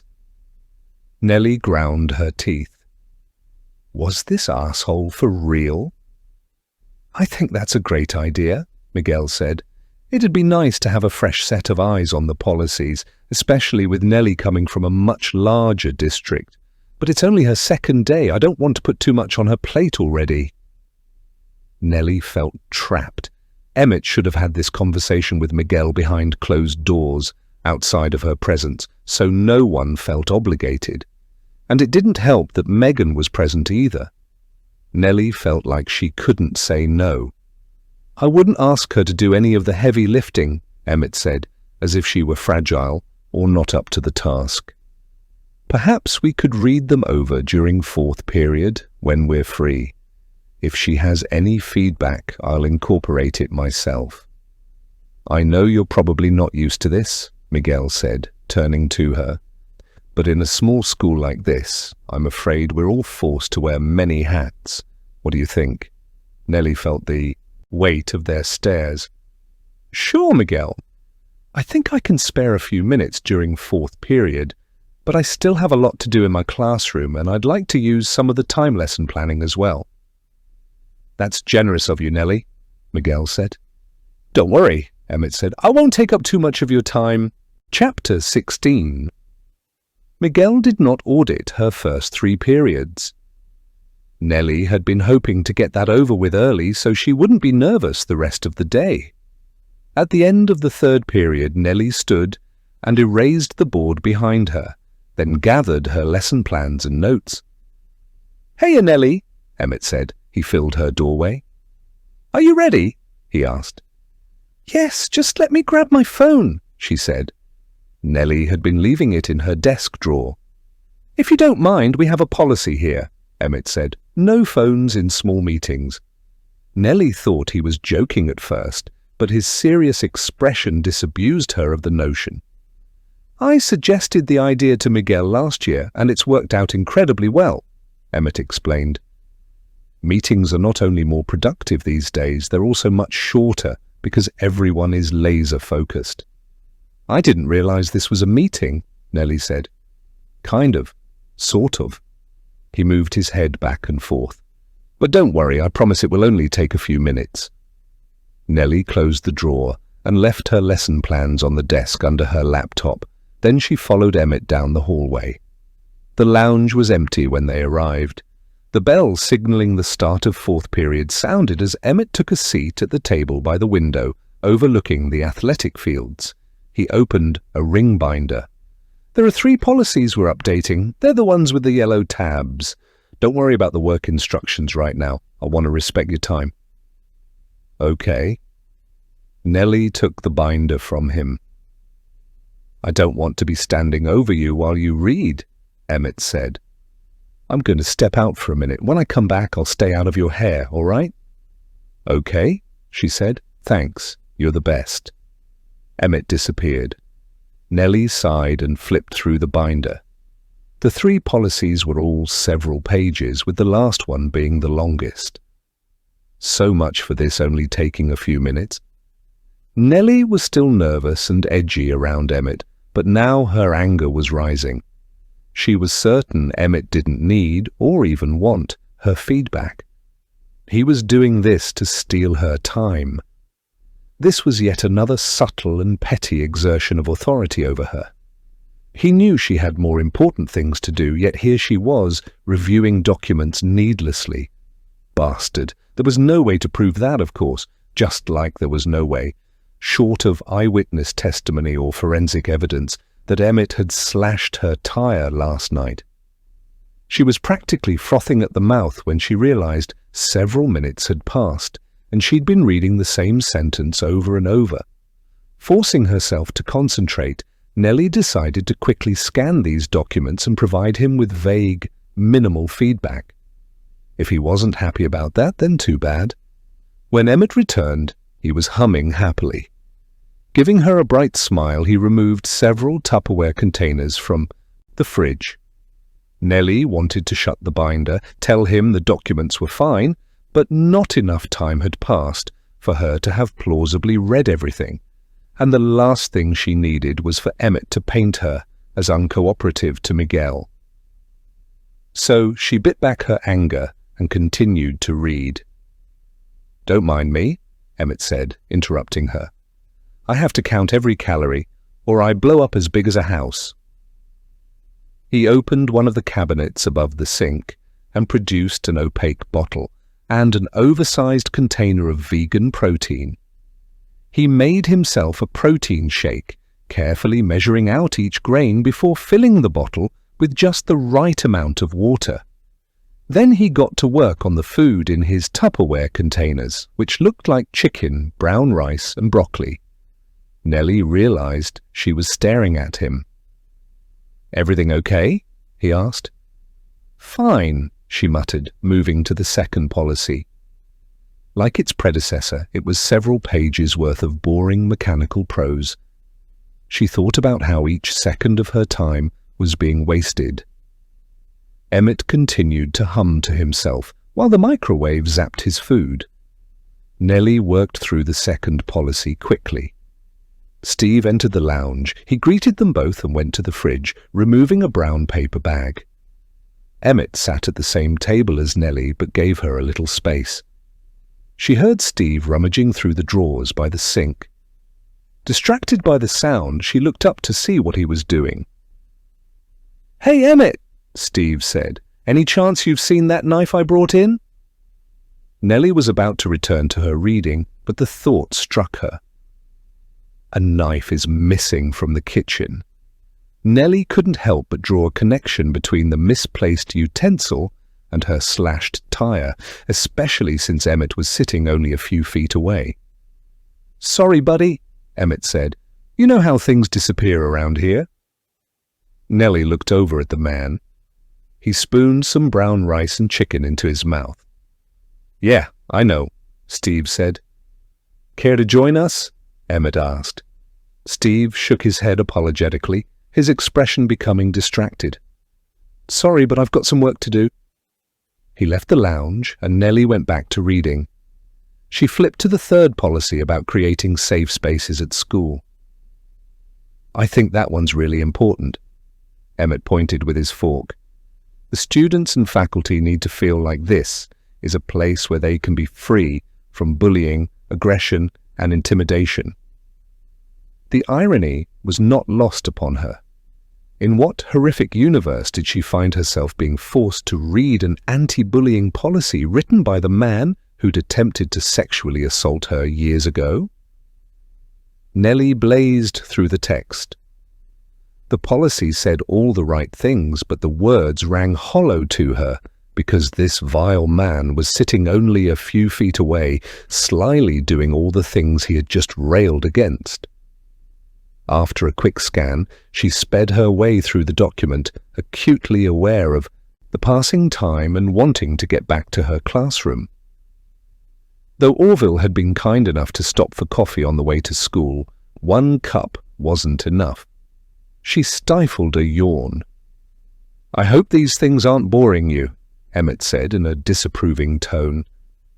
"These policies are important. Ideas matter. The goal here is to craft a message that will positively shape the landscape of this learning environment." Nelly wanted to gag at his overblown, self-important corporate speak. "Sorry," she said, "I haven't been sleeping well." Must be the time difference and the big transition. "Yep." She kept her eyes on the document. "That's it." "Nelly," Emmett said, leaning forward. You didn't have to agree to look these over. If you felt like you had too much on your plate and couldn't take on anything else, you were allowed to say no. Nelly looked up and met his eyes. I was allowed to say no. Emmett stiffened at her question. Of course you were. I was allowed to say no. She knew she shouldn't have said that, but the words had just come out, all on their own. There was no mistaking their double meaning. Emmett looked almost offended. We care about work-life balance here. At Overland, we want to put our teachers in the best possible position to succeed. Don't ever feel like you have to agree to something out of pressure. Nelly closed the binder. These look good to me. He arched his eyebrows. Oh, you're done? I read quickly, she said, rising. Emmett held out a palm. Hold on. There was one more thing I wanted you to take a look at. What? Emmett took the binder from her. It's the... Oh, where is it? Nelly forced herself not to roll her eyes. She'd already lost 15 minutes to this pointless busy work, and now Emmett was asking for more. He flipped through the binder. Emmett, if it's all right with you, I can take a look after He snapped his fingers. Here it is. This won't take but a minute. Without waiting for her response, he spun the binder back around. Nelly reluctantly sat, choking down her anger. Only a moment after telling her she could have politely declined this task, Emmett was asking her for more. This was getting to be absurd. At this rate, she'd have to scarf her lunch down if she wanted to take any time reviewing her materials. She glanced at the one-page document. What do you have for me? This is the certification I crafted, Emmett said. The faculty will sign this or something like it to acknowledge they've read and understood these policies. We're also considering... It looks fine to me, she said, her anger rising. He seemed offended by how little thought she'd given it. I value your feedback, Nelly, and want to know what you think. Don't worry about offending me. I've got thick skin. It's a one-page document that basically says, I've read and understand, she pointed out. I don't have much to add. He nodded. Fair enough. But how about the policies themselves? I think you've done a good job, she said, rising. Now, if you'll excuse me, I really do have to prepare for the rest of the day. He checked his watch. Look at the time. I'm sorry to have kept you. I honestly didn't think it would take so long. If I'd known, I would have asked you to do this after school. Nelly didn't have another break until 7th period. She rushed to the bathroom, fixing her makeup and hair, then filled her water bottle at the cooler by Miguel's office. The principal's door was closed, and Megan was away from her desk. Nelly strode back to her classroom. Someone had snuck a soda into her last class, apparently, and she found an empty, snack-sized bag of potato chips in the corner. She tidied up quickly, then returned to her desk to go over the lesson plans. She'd been holding out hope Miguel would pop in during 2nd or 3rd period when she taught the much more familiar material about colonial America. For 5th period, she was switching back to early South American history. Moving her laptop aside, however, she discovered her lesson plans were not on her desk. That was odd. She swore she'd left them here. Growing worried, Nelly searched her desk and then riffled through her drawers. Her phone was where she'd left it, but the lesson plans were gone.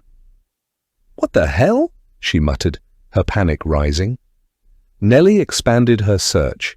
She checked her bags, the trash can by her desk, the trash can near the back of the room. She looked inside desks and under them. She stuck her head out of the room and peered up and down the hallway. Now, frantic, she returned to her desk. What had she done with them? Mentally, she retraced her steps. She was almost 100% certain she'd left them under her laptop for the coming period. But had she taken them with her to the lounge? It was worth checking. Hurrying down the hallway, Nelly re-entered the teacher's lounge. Emmett was still at the same table, enjoying his lunch. He gave her a concerned frown. "Everything okay, Nelly?" "Oh, yes." She didn't want him to know she was panicked. "I thought I left something in here." Emmett went through the motions of looking around, even getting out of his chair and searching under the table. "I don't see anything," he said. "What did you lose?" She wanted to tell him that she didn't lose anything, but her time was short. She thanked him for looking, then hurried back to her classroom. Though she'd already turned the room inside out, Nelly went through the same routine. The lesson plans were not here. What the hell is happening? Nelly knew she hadn't misplaced them, but that meant someone had snuck into her classroom and taken them. She couldn't imagine a student doing it. Couldn't imagine anyone except Emmett. But that wasn't even possible. She'd just spent the last 20 minutes with him. He'd never had the opportunity. Then she realized that wasn't true. Emmett had stepped out of the lounge, claiming he'd forgotten something. Had that been enough time for him to get to her class? Either way, there wasn't much she could do about it now. Fifth period was fast approaching. Nelly had always preferred to create her lesson plans by hand. Taking the time to write her thoughts down made them easier to recall later, she'd found. But from now on, she'd do this digitally. Flipping to a fresh page in her notebook, then opening the text, Nelly attempted to recreate her lesson plan from memory. She hadn't gotten very far by the time the bell sounded. Her notes were a jumbled mess, reflecting her haphazard recall. The students filed in a moment later. Nelly asked a girl sitting in the front row to take roll, giving herself another minute to conjure up the important details for today's lecture. Then Emmett walked into her classroom. "Apologies for the last-minute change of plans," Emmett said. But Miguel was called into something important. It took Nelly a moment to grasp what he was saying. "You're going to sit in my class?" she asked. "Megan is proctoring my test for me," Emmett said by way of explanation. Then realized he'd answered a question that Nelly hadn't really asked. "Is something the matter?"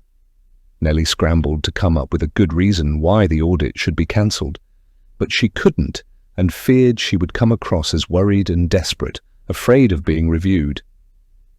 "No," Nelly said, "but unfortunately my lesson plans have disappeared." Emmett arched an eyebrow. "I'm sorry." Anger ripped through her. He'd heard her perfectly well, and, she suspected, he'd had a hand in their going missing. But he was going to play the innocent and feign surprise. He was going to make her explain herself, force her to grovel if he could. "I left them here before you and I met," she said. "You probably remember that. I put them right under my laptop." Emmett looked lost. He slowly shook his head. "I'm sorry, Nelly, but I wasn't paying attention to what you were doing with your lesson plans when I came by." "But you must have noticed," Nelly said, as the bell signalling the start of fifth period sounded. By now her conversation with Emmett had drawn everyone's full attention. The children knew something was up.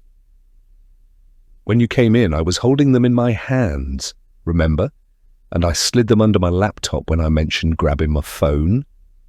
Emmett shrugged. "I'm sorry, Nelly, but like I said, I wasn't paying attention to whatever you were doing." The children had gone quiet. She heard snickers in the back of the room. They could sense she and Emmett were having a disagreement, and that she might be in trouble. Nelly's face turned red. "Either way," Nelly said, "they're gone. Someone must have moved them." Emmett frowned, looking back over his shoulder at the children. "We'd better discuss this in the hallway." The children were eating this up. Red-faced, Nelly followed Emmett into the hallway like she was a student herself, about to be reprimanded. Emmett at least closed the door so the students wouldn't be able to overhear their conversation. "Someone must have taken my lesson plans," Nelly said, wanting to take charge of the conversation. When I realized they were missing, I managed to recreate what I could from memory. Under the circumstances, I don't think it's fair that I be audited when... Emmett's expression grew stern as he thrust out a palm. Nelly, I don't know what happened to your lesson plans, but I can assure you no one moved them. As you know, we take roll every period. If I check around, I'm certain all students will have been accounted for during fourth period. Someone could have asked to use the bathroom, Nelly said, wishing she didn't have to play this game of make-believe. She wanted to say what she was thinking, but without proof, she couldn't accuse a colleague of such outrageous behavior. Or it might not have been a student. He gave her an exasperated look. Really, Nelly, this is getting ridiculous. Now you're accusing a member of the faculty of stealing your lesson plans. Who would do such a thing? Under other circumstances, such an accusation would be ludicrous, but she was staring into the eyes of a fraud, a dangerous man she was certain was trying to sabotage her. I don't know, Nelly said, but the point is, it's hardly fair for... Nelly? He folded his arms and gave her a patronizing look. Part of being a good teacher is being able to solve unexpected problems on the fly. He looked down at his watch. Class started 2 minutes ago and you've got a room full of idle 7th graders in there. What are you going to do about it? Nelly couldn't believe this was happening. He'd set her up. She didn't know how he'd managed this and had no proof that he did, but all the same, she was certain. Now he was going to force her to teach without a full lesson plan and perform the audit himself. He was setting her up to fail. Nelly swallowed hard. He wanted to break her, but she would not go down without a fight. Chapter 17. The audit hadn't been a total disaster, only a minor one. She had managed eventually to foster a productive conversation toward the end of the period, after explaining that the explorers had slyly played off different groups of indigenous peoples against each other, effectively driving a wedge between tribes that could have allied against the Europeans. But that had been the sole highlight of an otherwise disjointed class, interrupted many times by a few students who'd just been looking for any reason to be disruptive. Nelly had done a good job under the circumstances, but she assumed Emmett was providing Miguel with only criticisms of her performance. Knock, knock. Beck was at her door. Nelly motioned for her to come in. You made it through another day, Beck said. Close the door, would you? Nelly asked. Beck did and sat in the chair beside Nelly's desk. Her smock was covered in what appeared to be fresh paint, but Nelly didn't have the energy to worry about her chair getting messy.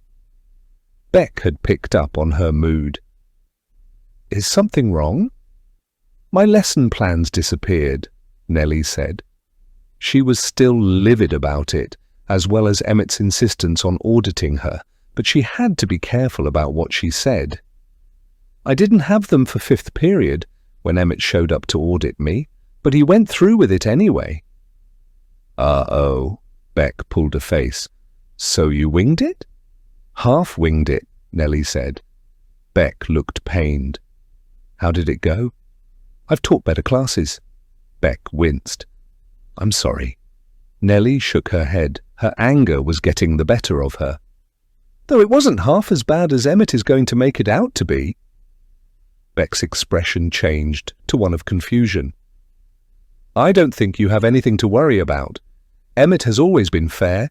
I'm sure he'll take that into account when giving Miguel his feedback. Nelly pushed away from her desk and stood.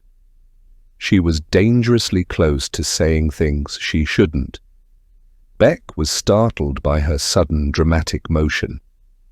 Nelly walked over to the window so Beck could not read her expression. She could just make out the edge of the athletic fields. Several students wearing soccer uniforms ambled toward the pitch, reminding her of the home game scheduled to start in the next half hour. Now she was regretting the promise she'd made to attend. I left them right on my desk, Nelly said, hating how her voice betrayed her emotions. "I remember it specifically." "You think someone moved them?" Beck asked. Nelly nodded. "Maybe it was the same jackass who slashed your tire," Beck said. Nelly turned. "No student did that to my tire." Beck frowned. "Where else did you go yesterday?" "Nowhere else but home," Nelly said. Beck slowly put it together. "Are you saying that a teacher slashed your tire and moved your plans?" Nelly faced the window again. She hadn't said yes, but Beck must have known what she was thinking. "When did this happen again?" Beck asked. "Fourth period." "Well, let's see. Who's free fourth period?" "Steve, Jen, and Emmett. Sometimes Vanessa and Lee." "I think that's it. So it'd have to be one of them. But you said you were with Emmett, so he's out." "Not the whole time," Nelly answered, a bit too quickly. "We walked to the lounge together, then he left for a few minutes." Beck palmed her forehead. "Right, he came to see me." Nelly narrowed her eyes. "He did? Are you sure?" Beck nodded. "He asked me about the signage for the upcoming Halloween dance. I'm doing the artwork for it." Beck's classroom was on the other side of the building. Emmett wouldn't have passed by Nelly's room to visit Beck. "How long did you two speak?" Nelly asked. Beck gave her a look like she was being paranoid. "A few minutes. We talked about the signage and then he asked me if I was coming to the soccer game." Nelly shook her head. She hadn't timed Emmett's absence, but the man had only been gone shortly. Was there enough time for him to have gone to Nelly's room, catch up with Beck, and return to the lounge? She couldn't be sure. Either way, what could she do about it? If she accused Emmett of something, he had an alibi in Beck. "Come to think of it," Beck said, "I noticed him stopping by Megan's desk on his way back to the lounge after we talked too. Something about the dance." Nelly pinched the bridge of her nose. It was only her second day, but already it felt like things were getting out of control. Emmett had all the power here, and she had been made to look a fool. There was a knock. Nelly peered through the window in her classroom door to find Megan standing in the hallway. After Nelly motioned for her to enter, Megan stuck her head into the classroom. "Miguel would like to see you." "How'd you fare today?" Megan asked. Nelly got the sense that the woman already knew how she'd done. Having all these fake conversations was beginning to wear her down. "Good," Nelly said, hoping she sounded confident. "I'm looking forward to the soccer game." Megan smiled as they headed toward Miguel's office. "We should win this one. Red Lion isn't as good as us." They walked the rest of the way in silence. Megan went back to her desk. Nelly heard people talking in Miguel's office, but she couldn't make out any of the words. She knocked gently on the door. "Come in." Miguel was sitting behind his desk, his hands folded on his belly.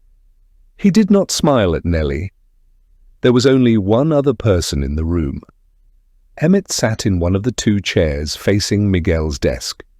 He gave Nelly a perfunctory nod. "Please have a seat," Miguel said, pointing to the empty chair.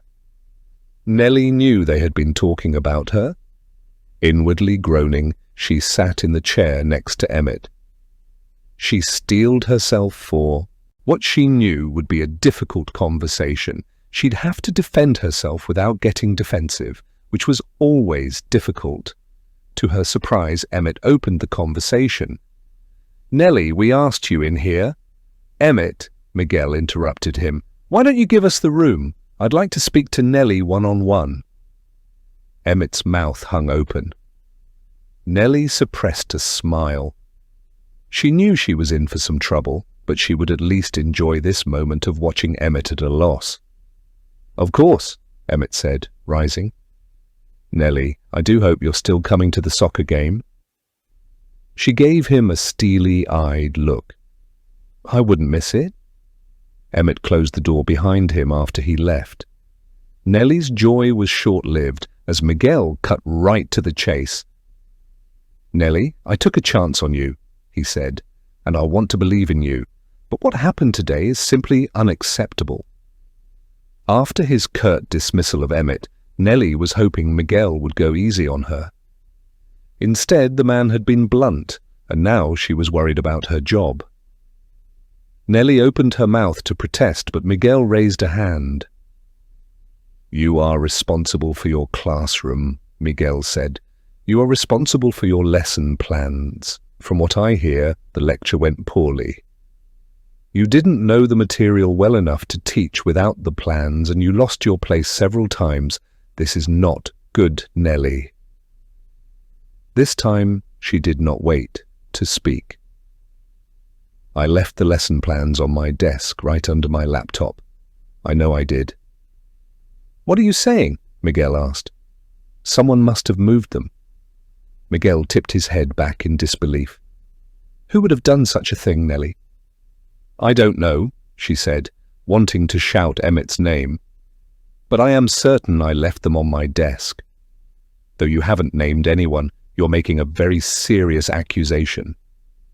Miguel narrowed his eyes. "Do you have any proof of this?" She swallowed hard. "No, but I swear I left them on my desk." Miguel was unmoved.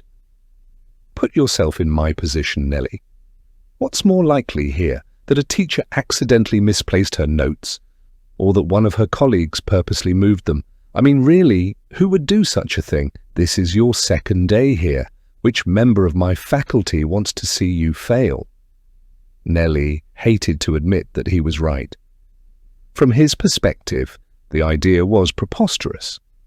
He took her silence to be an acknowledgement of his point. "And either way, you did not prepare well enough to teach that class," he said. Nelly thought that was unfair. "I haven't taught early South American history in years. No teacher is an expert on everything. Fifth period was literally the second time in over a decade that I've lectured on that subject." She felt herself tear up. "All the same, you lost control of your students." Miguel's lips grew thin. Classroom management is an important aspect of teaching. Nelly was outraged. "Emmett told you that?" Miguel nodded. "I understand what it feels like to be flustered. Lord knows I was in that position plenty of times myself as a young teacher." Nelly bristled. She wasn't a young teacher anymore. She had 15 years of experience and knew what she was doing. Emmett had fed this man outright lies about her performance. "But you have to keep your composure, especially when the situation goes left," Miguel added. Nelly shook her head. "I did not lose control of my classroom." "I wasn't there," Miguel said, "but I trust Emmett. I've known him for a long time. He's always been fair." Nelly realized she was shaking. Seeing her getting worked up, Miguel's face softened. "I appreciate how difficult this must be for you," Miguel said. "You went from being out of work for quite a bit while going through a divorce to moving across the country and starting a new job immediately, 1 month into the new school year, no less. I know this has been a major transition, and I want to be sympathetic to that, Nelly." Nelly managed not to cry. "It's only your second day and you're still getting acclimated, obviously." Miguel smiled. "And I'd be a hypocrite if I acted like I never made mistakes." Nelly's messy feelings were threatening to come out. She resented the fact he thought she'd made a mistake. Miguel said, "I'd like you to come up with a plan of action for your lessons moving forward. Please have that ready for me tomorrow morning. And also, please, let me know how I can support you. I want to see you succeed here, Nelly." A plan of action. Nelly knew what that meant. It was the beginning of a paper trail in her personnel file. She didn't get the sense Miguel was planning to fire her, but this document would serve as a starting point in the event he decided to let her go. 2 days in, and she felt like her job was already in jeopardy. "Yes, of course. This won't happen again," Nelly said. "I promise you." Her phone buzzed in her pocket. Nelly had forgotten to leave it in her desk in keeping with the school's policy on meetings. Miguel's smile vanished. "We don't like for people to bring phones to small meetings," Miguel said. "Emmett should have mentioned this already. If you must absolutely have it on your person, then make sure it's muted." Nelly's face was on fire. "Sorry?" Miguel was not happy about the interruption. The good humor and compassion he showed a moment ago were short-lived. Even though Nelly hadn't done anything wrong, she still felt compelled to make up for what Miguel viewed as her poor showing today. "I've noticed that everybody around here wears many hats," she said. "I wanted to ask if there's anything I can help with. I'd like to do my fair share." Miguel gave her a pointed look. "Are you sure you can handle it?" That was unfair, but she forced herself not to get defensive. "Yes." Miguel thought it over. "Come to think of it, Megan has to leave early tomorrow. Could you handle the car line at dismissal?" Nelly groaned inwardly. Car line and recess were the most demanding and also most thankless jobs. "I'd be happy to." Back in her classroom, Nelly closed the door and slumped in her chair. The soccer game was about to start, but she needed a moment to herself and figured it wouldn't be the end of the world if she showed up a few minutes late. What a day! It had started off lousy and only gotten worse, and perhaps the worst part was yet to come. She still had to speak to the police. As necessary as that conversation was, she dreaded baring her soul to a perfect stranger while accusing a beloved member of the community of being a fraud. Maybe she was just feeling low after a terrible school day, but right now Nelly was certain the police wouldn't take her seriously. Outside, a whistle sounded. The soccer game must be starting. Nelly quickly tidied up the room and gathered her things. She put her notes for tomorrow in her bag and made sure she'd left nothing valuable or essential behind before closing up. On her way down the hall, she remembered her phone buzzing in Miguel's office. Taking her phone out of her pocket, she tapped the icon for her text messages. Her screen went black. A few moments later, her screen flickered back to life and partially froze. "Really?" Nelly said, wondering what else could go wrong today. Sighing, Nelly was about to try turning the device off and back on, but then her text messages opened. Nelly breathed a sigh of relief. She wasn't tech-savvy.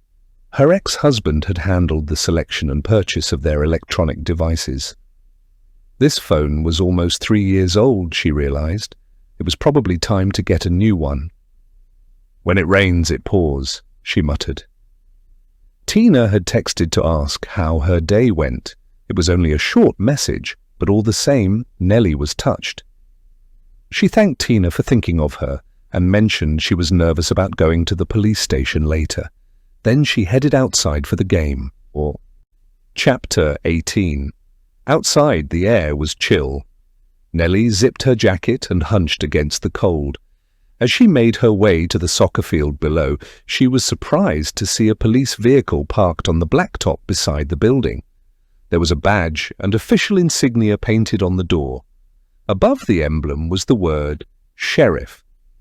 She made her way down the gentle but long hill to stand near the middle of the field behind the home team's bench. The game was in full swing.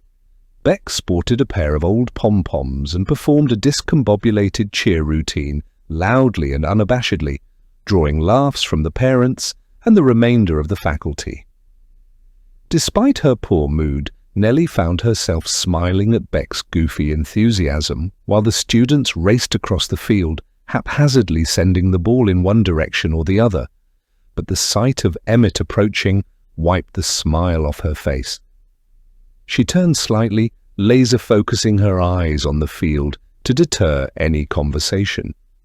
But all the same, the man came up beside her anyway. He stopped only 2 feet away and settled his narrow-set eyes on her. "Hey, Nelly," he said. She decided not to look at him.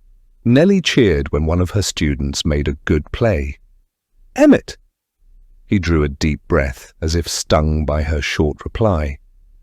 "Look, I wanted to connect with you about what happened in 5th period," Emmett said. "We didn't really get a chance to speak because I had to run to my next class." Nelly folded her arms against the surprising cold. "I've already spoken to Miguel," she said. "I'd rather not go over it again." He was silent, and for a moment she thought he'd respect her wishes. But he didn't. "I feel it's important for us to be honest with each other," Emmett said. "I'm not one to sneak around and do things behind other people's backs." She shook her head. The absolute nerve of this son of a bitch galled her.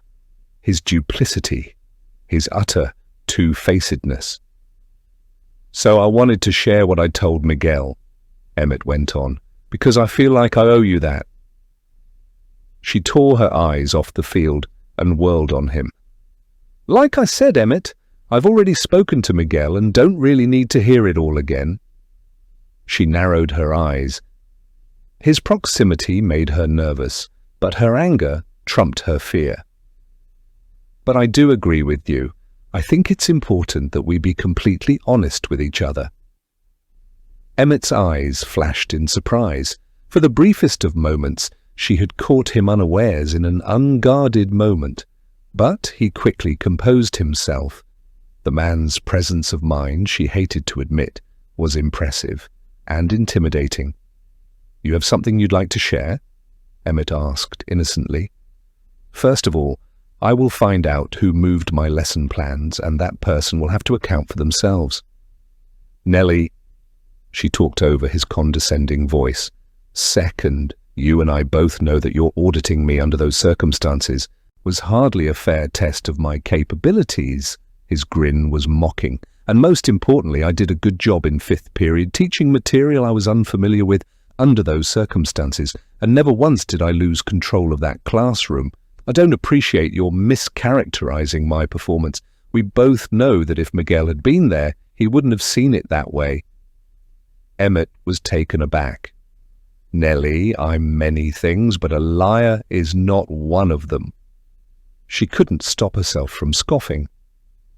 "I offered Miguel my honest opinion of your performance," he went on. "I understand why you're getting defensive, though.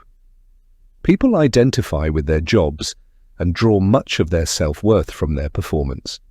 It's very difficult for some to take constructive feedback. I get that."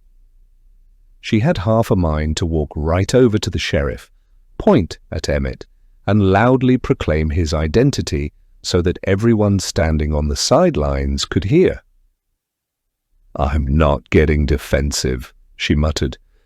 "I'm standing up for myself. But if you want to work here," Emmett said, "then you must learn to accept feedback, Nelly. It's the only way you'll improve. I understand why you're upset.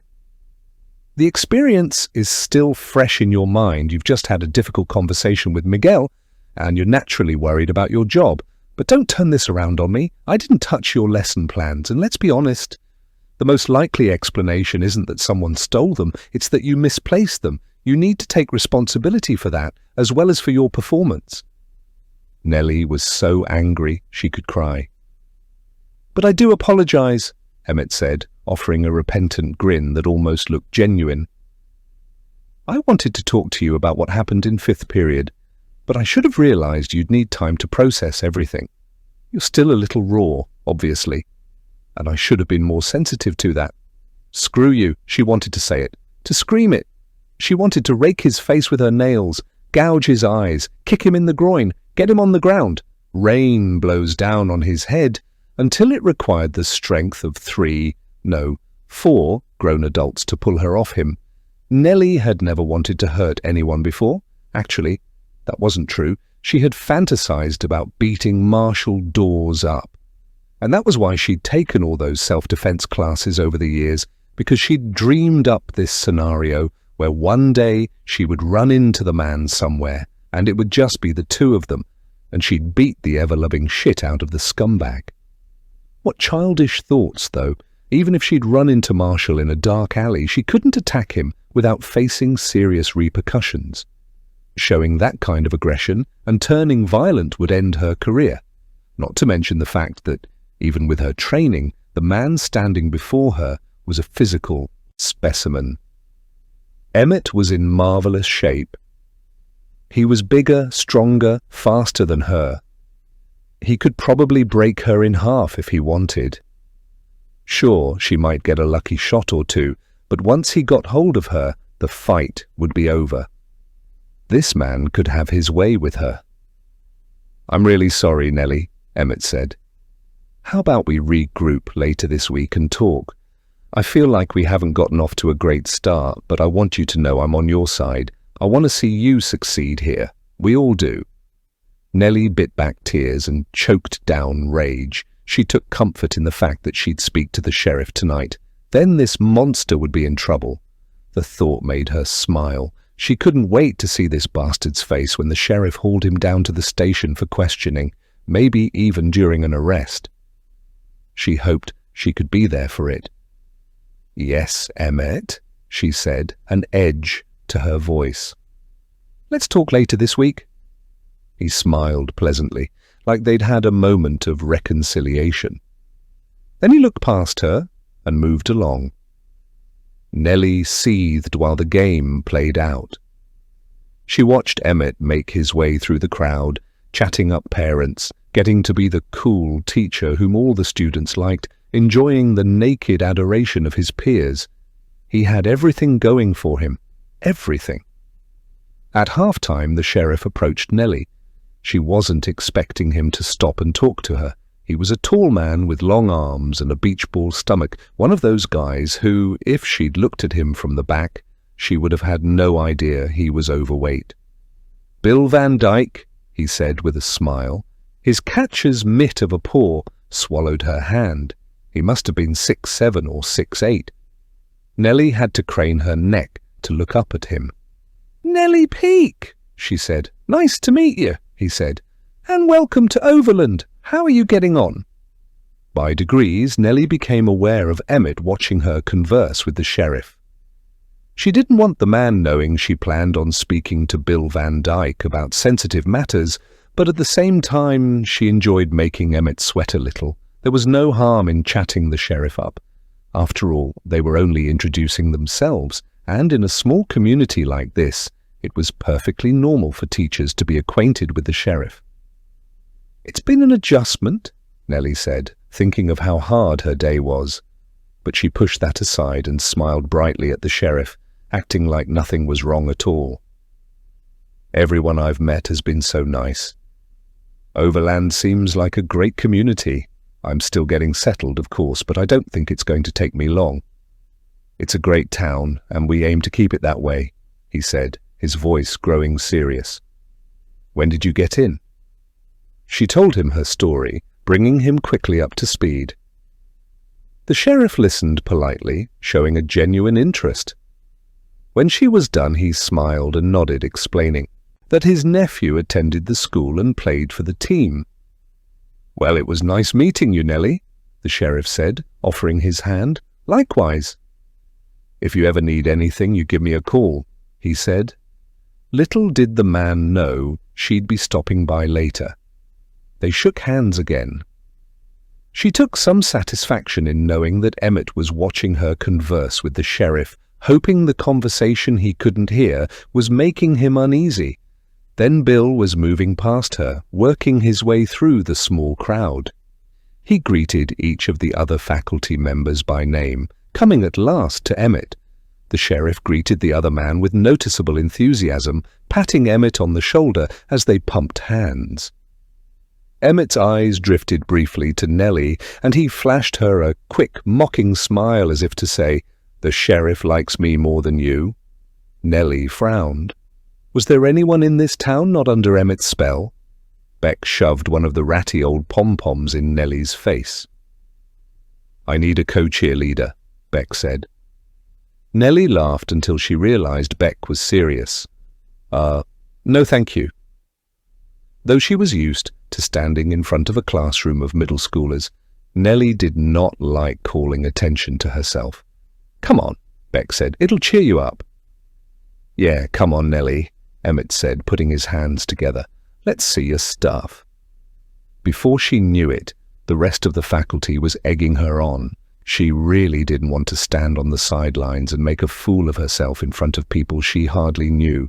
But Miguel was watching, and she wanted to come across as a good sport, so Nelly snatched the pom-pom from Beck and moved to the edge of the field. Beck winked at Nelly. "Just follow my lead." Nelly plastered a smile on her face. "I'm going to kill you," Beck laughed. "This won't hurt a bit." "You owe me," Nelly said, still smiling. "How about a ride home?" "How about a ride to the bar instead?" Beck dropped Nelly at home after the game. She pushed for a quick drink, just one, but Nelly politely declined enough times that Beck gave up. Before Nelly climbed out of Beck's tiny car, Orville popped out of his house and approached. He waved at Beck while she backed out of the gravel driveway. "Hey, Nelly," he said. "How'd it go today?" A lot of people asked that question out of habit, but Nelly got the feeling Orville was actually interested in her answer. She smiled at him, not wanting to relive today's experiences. "Oh, fine," she pointed at her vehicle. "Thank you so much for— Wait a minute, where's the spare tire?" Nelly's spare tire was supposed to be smaller than her regular ones, just something to put on the car in an emergency so you could get somewhere else safely. But the new tire on her car was regular-sized. Orville shrugged. "I know a guy. He came out and put the tire on for me." Nelly was happily surprised. "You did?" "He owed me a favor," Orville answered. "How much was—" Orville waved the question away. "Don't worry about that." "Oh no, you have to let me pay." "It's fine. Like I said, the guy owed me a favor." Nelly couldn't believe it. She was so touched by the gesture after her lousy day that she teared up. "Thank you so much." "No problem." Orville grinned ear to ear. "He did say your other tires were a little bald and could at least use a rotation, if not changing altogether." Yet another thing that her ex-husband used to take care of. Nelly pushed thoughts of John aside and thanked Orville again, and went inside to change out of the clothes she'd worn to school. She needed to get to the sheriff's office, but at the last moment she decided to take a hot shower and wash the day off her. Emerging 15 minutes later, she checked herself in the mirror. The bags under her eyes hadn't gotten any better, and now she seemed to be carrying the entire day with her. Nelly tried some different makeup, not wanting to show up at the sheriff's office looking like a vagabond, then pulled her hair into a ponytail. She donned her nicest pair of jeans and a sweater. She had to look presentable. If she went in there looking spotty, the sheriff would be even less inclined to believe her outrageous claims. She popped a few more antacid tablets on her way out, grabbing her favorite shawl off the back of the door. The sheriff's office was on the other side of town. It took Nelly nearly 20 minutes to get there, spending the last half of the trip on Main Street. She passed an ice cream parlor boasting the world's best apple cider. Someone was burning leaves in the park. Were people still allowed to do that? She watched a cute younger couple walk hand in hand through town, stopping to peer in the windows of an antique shop. There was a used bookstore and a greeting card shop. It seemed like such a nice place to live. But it was hell to Nelly. The police station was old and looked more like a post office than what it was. As Nelly pulled into the tiny municipal lot, the concrete bulging upward in places as tree roots pressed against it, she realized that the building also housed the post office. Several men wearing mail carrier uniforms were conversing out front, both smoking cigarettes. She kept her head down as she hurried inside, not wanting to draw attention to herself. A woman wearing the same coloured khaki uniform that Bill Van Dyke wore earlier looked up at Nelly from a big desk in the front of the office. "Afternoon, ma'am," she said. "I'm Val Sullivan, sheriff's deputy. Can I help you?" Nelly smiled nervously. She'd only been in a police station once before on a school field trip years ago and felt entirely out of place here. Looking past the woman, she counted only a handful of desks, 2 offices, and in the corner what appeared to be bars. She recoiled at the thought of someone being held in there. Hi, I was looking for the sheriff." "Was he expecting you?" "No." "I'm sorry, but the sheriff's not here right now. What's your name?" "I'm not trying to be rude," she said, "but I don't want to make my presence here official. Is that all right?" "I understand," Sullivan said. "Do you mind if I ask what this is about?" Nelly smiled apologetically. "It's a private matter." "I see." The woman nodded sympathetically. "Well, he's due back in about 20 minutes. You can wait in here or come back, up to you." Nelly thought it over. She didn't want word getting to Emmett that she was nosing around the sheriff's office, so she didn't relish the idea of hanging out here for all the world to see. But at the same time, if she left, she'd simply have to come right back. "I'll wait." "Can I get you something to drink? Our coffee is terrible, but at least it's free." "You get what you pay for, I guess." Nelly wasn't in a humorous mood, but she managed a smile. "I'm fine." "Water?" Sullivan asked. "Water would be great." "Okay, great. Grab a seat and I'll bring you one." While Nelly waited, she grew antsy. She wasn't thirsty, but sipped the water to give herself something to do. The seconds ticked by. Despite the antacids she'd gobbled, she was still feeling queasy. In her head, she went over what she'd already gone over, again and again. Growing increasingly nervous, she stood and paced the small waiting area. On a normal day, she'd be preparing dinner right now. 6 o'clock was the time she and John usually ate. Why was she thinking about John?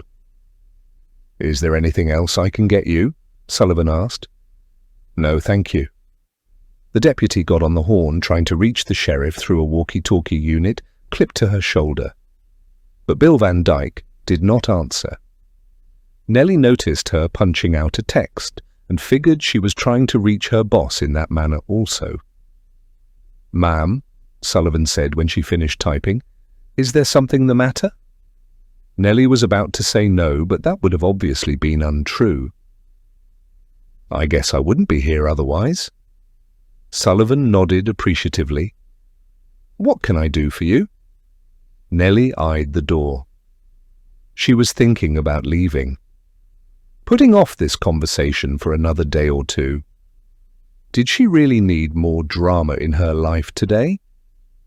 But she knew that was fear and rationalization talking. She knew that if she ran out of here today, she'd be less likely to come back tomorrow, and even less likely to return the following day. She knew that if she left the sheriff's office right now, she might as well just keep on driving right out of town. Might as well go find somewhere else to live and work. That was how precarious her situation was. "Nothing, thank you," Nelly said. "Would you like to sit with me over here?" Sullivan asked, leaning back in her chair. "I could use somebody to talk to." "Sure." Nelly passed into the main area of the station. It smelled like coffee back here. Old filing cabinets were pushed up against one wall behind Sullivan, with decaying paper tags denoting their purported contents. Nelly sat in the chair beside the deputy's desk and crossed her legs at the knee. "My name's Val, by the way. Did I already tell you that?"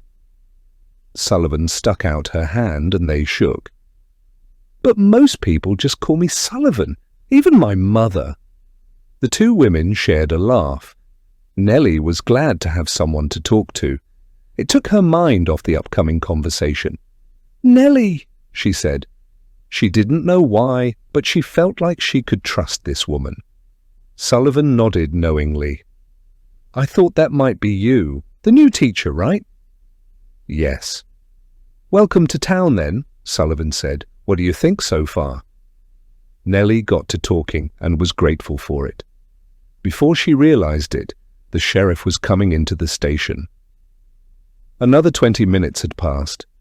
He removed his hat and shrugged off his brown jacket, smiling at Nelly. "Ms. Peak, it's your lucky day, getting to see me twice." He looked at Sullivan. "Anything doing?" 10 men tried to rob the liquor store across the street, but I managed to shoot and kill them all. No bystanders were injured either. I'll get to the report tomorrow." Van Dyke smiled, but did not laugh at the joke. He asked Nelly to follow him. His office was at the other end of the small station. The walk afforded Nelly a better vantage point into the holding cell. Nobody was in there, which made her feel unreasonably better. The sheriff asked her to sit and pulled the door closed.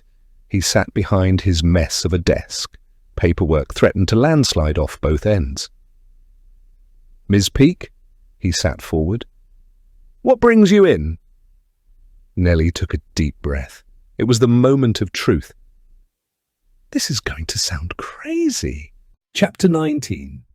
The sheriff waited, his expression blank. "But please hear me out," Nelly said. Bill Van Dyke nodded at her. "Nelly, I've heard plenty of crazy things in my day. I doubt anything you have to say will surprise me." She wasn't so sure. Her eyes drifted to the window behind him, which commanded a view of the street and municipal lot where her car was parked. She wanted to leave, but Nelly decided to plunge in. "I grew up in a small town, much like this one, in New Jersey," Nelly began, "from the time I was a baby all the way through high school. After graduation, I went away to college in California, and I haven't been back home since. I met my ex-husband not long after I started working, and—" Why was she telling him this? Nelly had already gone off script. It felt like the walls were closing in around her. "Just take your time," Bill said. His voice was gentle, but it did not soothe her. She laughed nervously. Her back was slimy with sweat. She peeled off her shawl but still felt overheated. Nelly just had to say it. "When I was 13 years old, I met a boy named Marshall Dawes at a party. He was 3 years older than me, so 16 at the time. Her head felt light. If it weren't attached to the rest of her body, she felt like it would have floated away like a balloon. Over the years, she had only shared her story with a handful of people. Telling it had never gotten any easier. Bill came around to her side of the desk, pulling up a chair beside her. "It's okay," he said. "You're safe here, Nelly." She blinked away tears. "He tried to rape me. He almost raped me. He pinned me to this desk and... Anyway, the details aren't important." "Okay." She felt his eyes on her, but she could not look at him. Even after all these years, even after all the therapy, even though this had never been her fault, Nelly still felt ashamed, like she had done something wrong. "I reported him to the police, but this was a long time ago. Back then, people didn't believe women, not even other women." She was thinking about Tina and how awful her friend had been to her afterward. It was always a misunderstanding. The girls sent mixed signals. Guys will be guys. Can't blame a guy for trying. She took a deep breath. That's how it was until a few years ago when Me Too happened. The sheriff didn't say a word. He just waited for her to go on. But she felt him sitting next to her. His presence in the small office was like a tangible thing. Nothing came of it. She said, "Imagine the worst thing you can think of happening to you. Then imagine nobody believing it happened. Not even your moth. It was a nightmare." She thought of her mother, with whom she hadn't spoken now in almost 2 years. She'd cut Mom out of her life several times, but she always ended up feeling guilty, regretting her decision, and reaching out, only to regret that. She recalled Mom's words. "You show up in a wet t-shirt with those shorts on and expected what to happen exactly?" And Mom's other words, years later, "Nelly, you just need to get over it. Life moves on." She didn't know it then as a child, but she knew it now. Mom was damaged goods. She should never have been a mother. She wasn't equipped. Dad had run off when Nelly was young. She didn't even remember him and wouldn't know him by sight. Mum had destroyed what few pictures there were. Marshall left town not long after it happened. He came from a broken home, apparently. The story was that his mother couldn't support him and sent him to live with his father or uncle or a cousin. I don't know. There were a lot of stories. I never knew which to believe. Either way, as quickly as he came into my life, he was gone. I never saw him again. There was a lump in her throat. Until Sunday. She swallowed hard. Her vision was a hot blur of tears. Nelly reached blindly into her purse for tissues and dabbed at her eyes. The sheriff remained where he was, not moving, not speaking. "He's here," she said, "in Overland." "You said his name was Marshall?" the sheriff asked, finally breaking his silence. "Was. Yes." Nelly managed to clear her vision. "Marshall Dawes, Daws." The sheriff was jotting notes down on a tiny pad he'd pulled from his shirt pocket. "Where did you see him?" Nelly couldn't bring herself to say it. Not yet. She wasn't trying to be dramatic. She simply wasn't capable of telling the sheriff exactly what she'd come here to say. "At the charity run." "Marshall Dawes," the sheriff said. "That name is unfamiliar to me." He said it like he knew the name of everyone living in Overland. Perhaps he did. Nelly fought to get her breathing under control. She realized now she should have opened with the next sentence. She'd been pulling the proverbial Band-Aid off slowly, as if that would lessen the pain of what was to come. It was only making things worse. "He's not going by Marshall anymore," she said, forcing herself to look the sheriff in the eye. "His name is Emmett Moore." The sheriff went unnaturally still. Nelly wanted to take it back. Wanted to get in her car and drive away, but now it was too late. She had crossed a personal Rubicon. Life returned to Bill Van Dyke's body. Without perhaps even realizing it, his mouth took on a skeptical expression, a puckering of the lips. He adjusted himself in the chair, which was much too small for his height. "I want to make sure I understand what you're saying. You're telling me you think Emmett Moore is the same person as this Marshall Dawes who attempted to assault you. How long ago was this?" Nelly knew then this had been a mistake.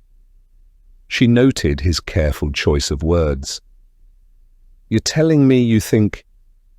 And there was no misinterpreting his tone when he'd asked how long ago the assault had occurred, as if the number of years made her story less plausible.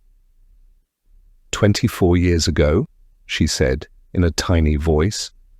He nodded, wrote something down in his notebook. For a moment, he would not look at her. Nelly felt the need to fill the silence. She had to plead her case, though she knew sounding desperate would only work against her. "Like I said, I know how this sounds, but I'm certain it's him. I'd recognize that man anywhere. But you don't have to take my word for it. I contacted an old friend. Her name is Tina Hirschberg. Walker. Her last name is Walker now. Anyway, we got in touch and she saw a picture of Ma, Emmett from the race. She's certain it's him too." The sheriff nodded, as if he'd finally received a piece of information that made sense. "As you can imagine," Nelly said, "I'm going out of my mind. I've had to interact with this man at school, pretending like nothing is wrong while he..." "While he what?" the sheriff asked, scooting forward on his seat. "While he plays games," Nelly said. "Mind games." Bill frowned. "Has he made you feel uncomfortable?" "Well, yes. I mean, I don't like being around him. But has he done something specific to make you feel that way?" Nelly had to think about it. They had interacted several times, but could she point to anything objective to support her assertion? "He talked about having his students write an essay on the Me Too movement," she said. You know that story about the actress who just came forward? The sheriff nodded. I'm familiar. Well, there was that. He looked up from his notepad. Is that it? He asked, like that wasn't enough. You don't understand. It was the way he said it. He brought that uncomfortable subject up on purpose. He had to know it would upset me. It was his way of sticking the needle in, his way of demonstrating his power and how protected he is. He can literally reference the fact he tried to put his penis inside me without getting into trouble. The sheriff winced at her choice of words, but Nelly didn't care. He has a great reputation in this community, and apparently he thinks that makes him untouchable. What else has he said or done? The sheriff asked. Has he explicitly threatened you?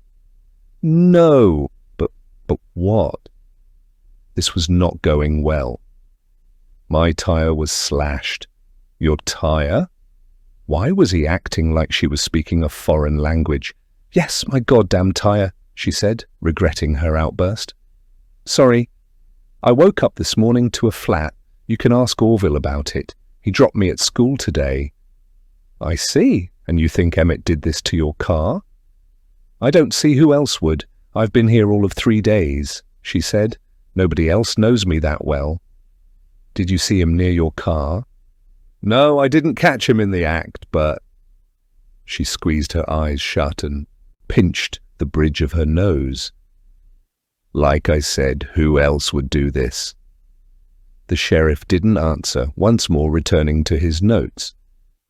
I think someone was outside my apartment last night also, she explained.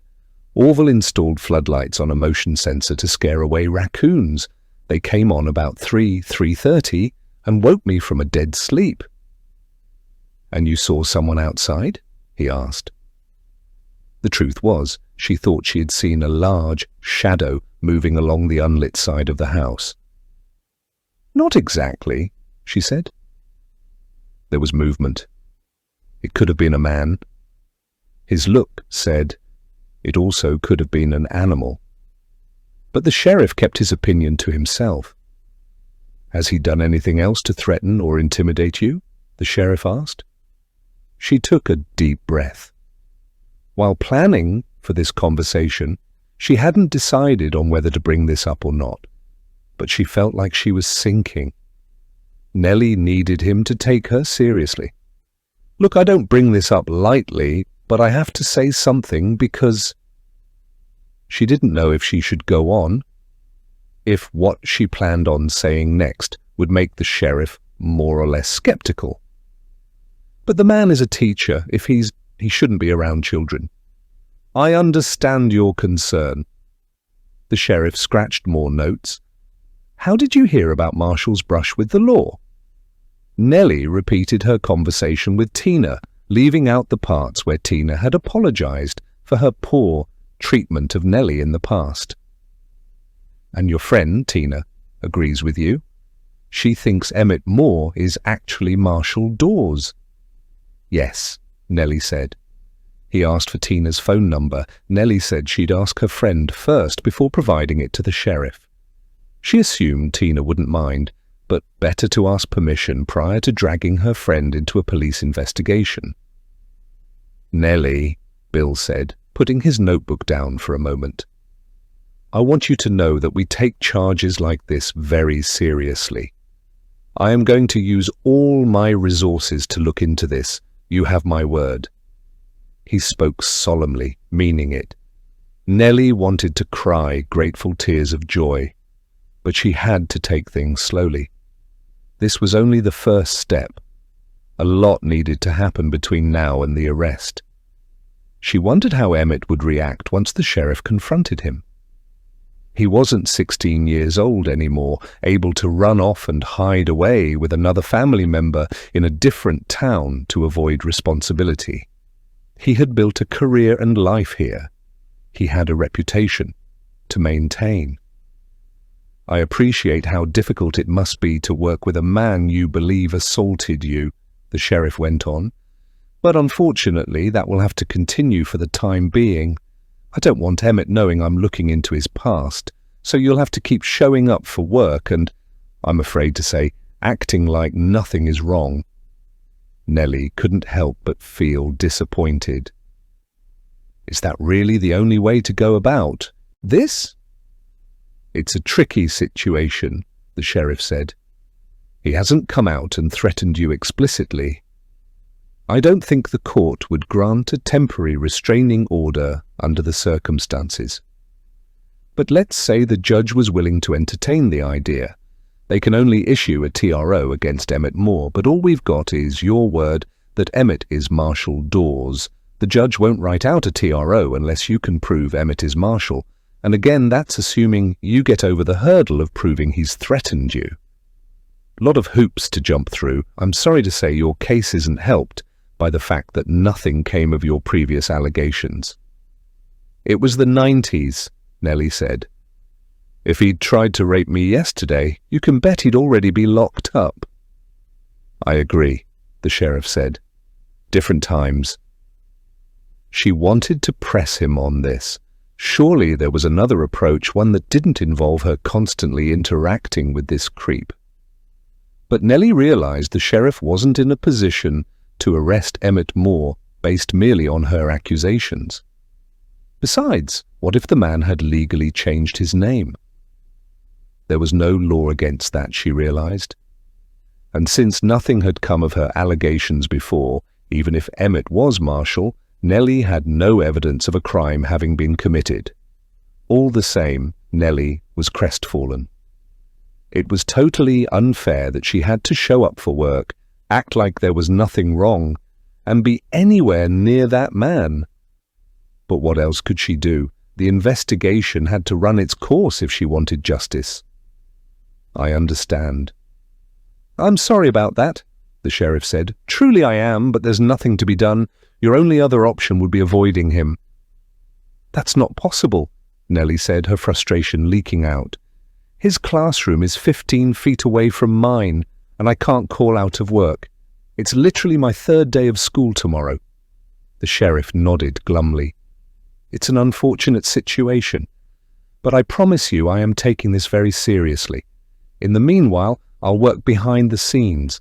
I can call in a favor from a friend who works for the FBI. He and I go way back, but I'm going to need a few days to run this down. Do you think you can manage?" What other choice did she have?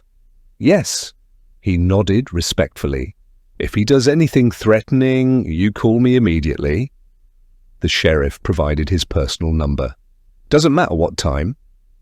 "That was a lot of fun," Tina says with a devilish grin. "Are you kidding?" I ask.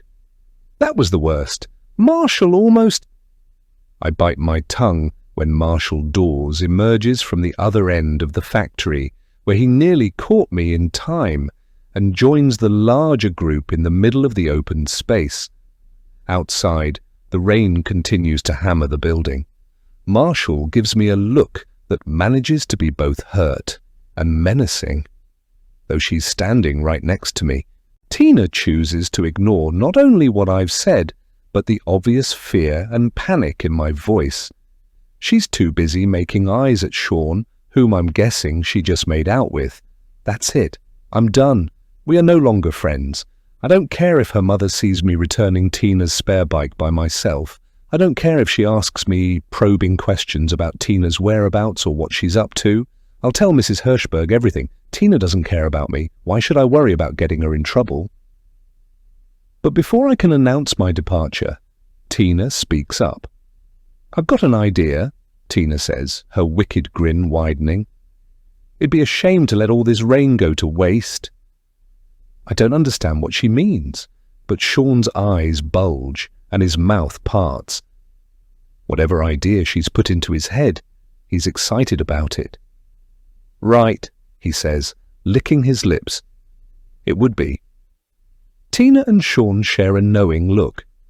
I glance around the room. Everybody else seems to have intuited what they're talking about, though I'm still at a loss.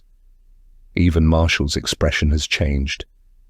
He no longer looks disappointed, now he looks thrilled. "Wet t-shirt contest," Tina calls out. The other girls giggle excitedly while the boys cheer. My stomach drops. It was bad enough having to kiss some random boy. Having all these guys ogle me is much, much worse. There's some chatter, but then the group begins to file toward the exit, where one of the horned-up boys has already thrown open the door, exposing himself to the slashing rain outside. As if this in any way makes up for what's about to happen, the boy strips his now soaked shirt off, and the girls each rub his chest as they slip outside into the storm. I grab Tina's arm before she gets very far. "I am not going out there," she shrugs out of my grip. "Stay in here then." There's only one word to describe what Marshall is doing right now: lurking. He occupies that awkward middle distance, not far enough away to give us privacy, not close enough either to officially be part of our conversation. I can't stay in here. Tina rolls her eyes. "What's the matter? You got tits?" At the mention of my boobs, I turn red-faced and angle myself away from Marshall, not wanting to give him any excuses, not that he needs them, to ogle me. "What's the problem?" Tina asks.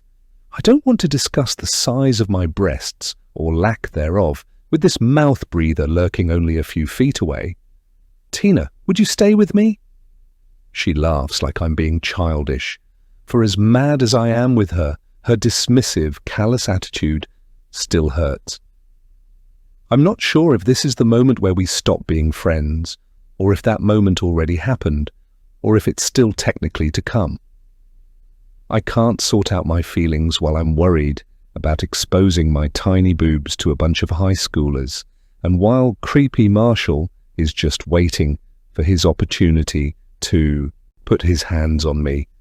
But the bottom line is, Tina should still care about me. "I'm going outside," she flicks a glance over her shoulder. "You two can do whatever you want." Tina flicks her hair back and strides toward the door. I watch her go, the whole time begging her to turn around, praying she turns back into the Tina I've known for years, the slightly rebellious, little bit sassy, but ultimately kind, caring young woman I've always thought of as my best friend. But she doesn't.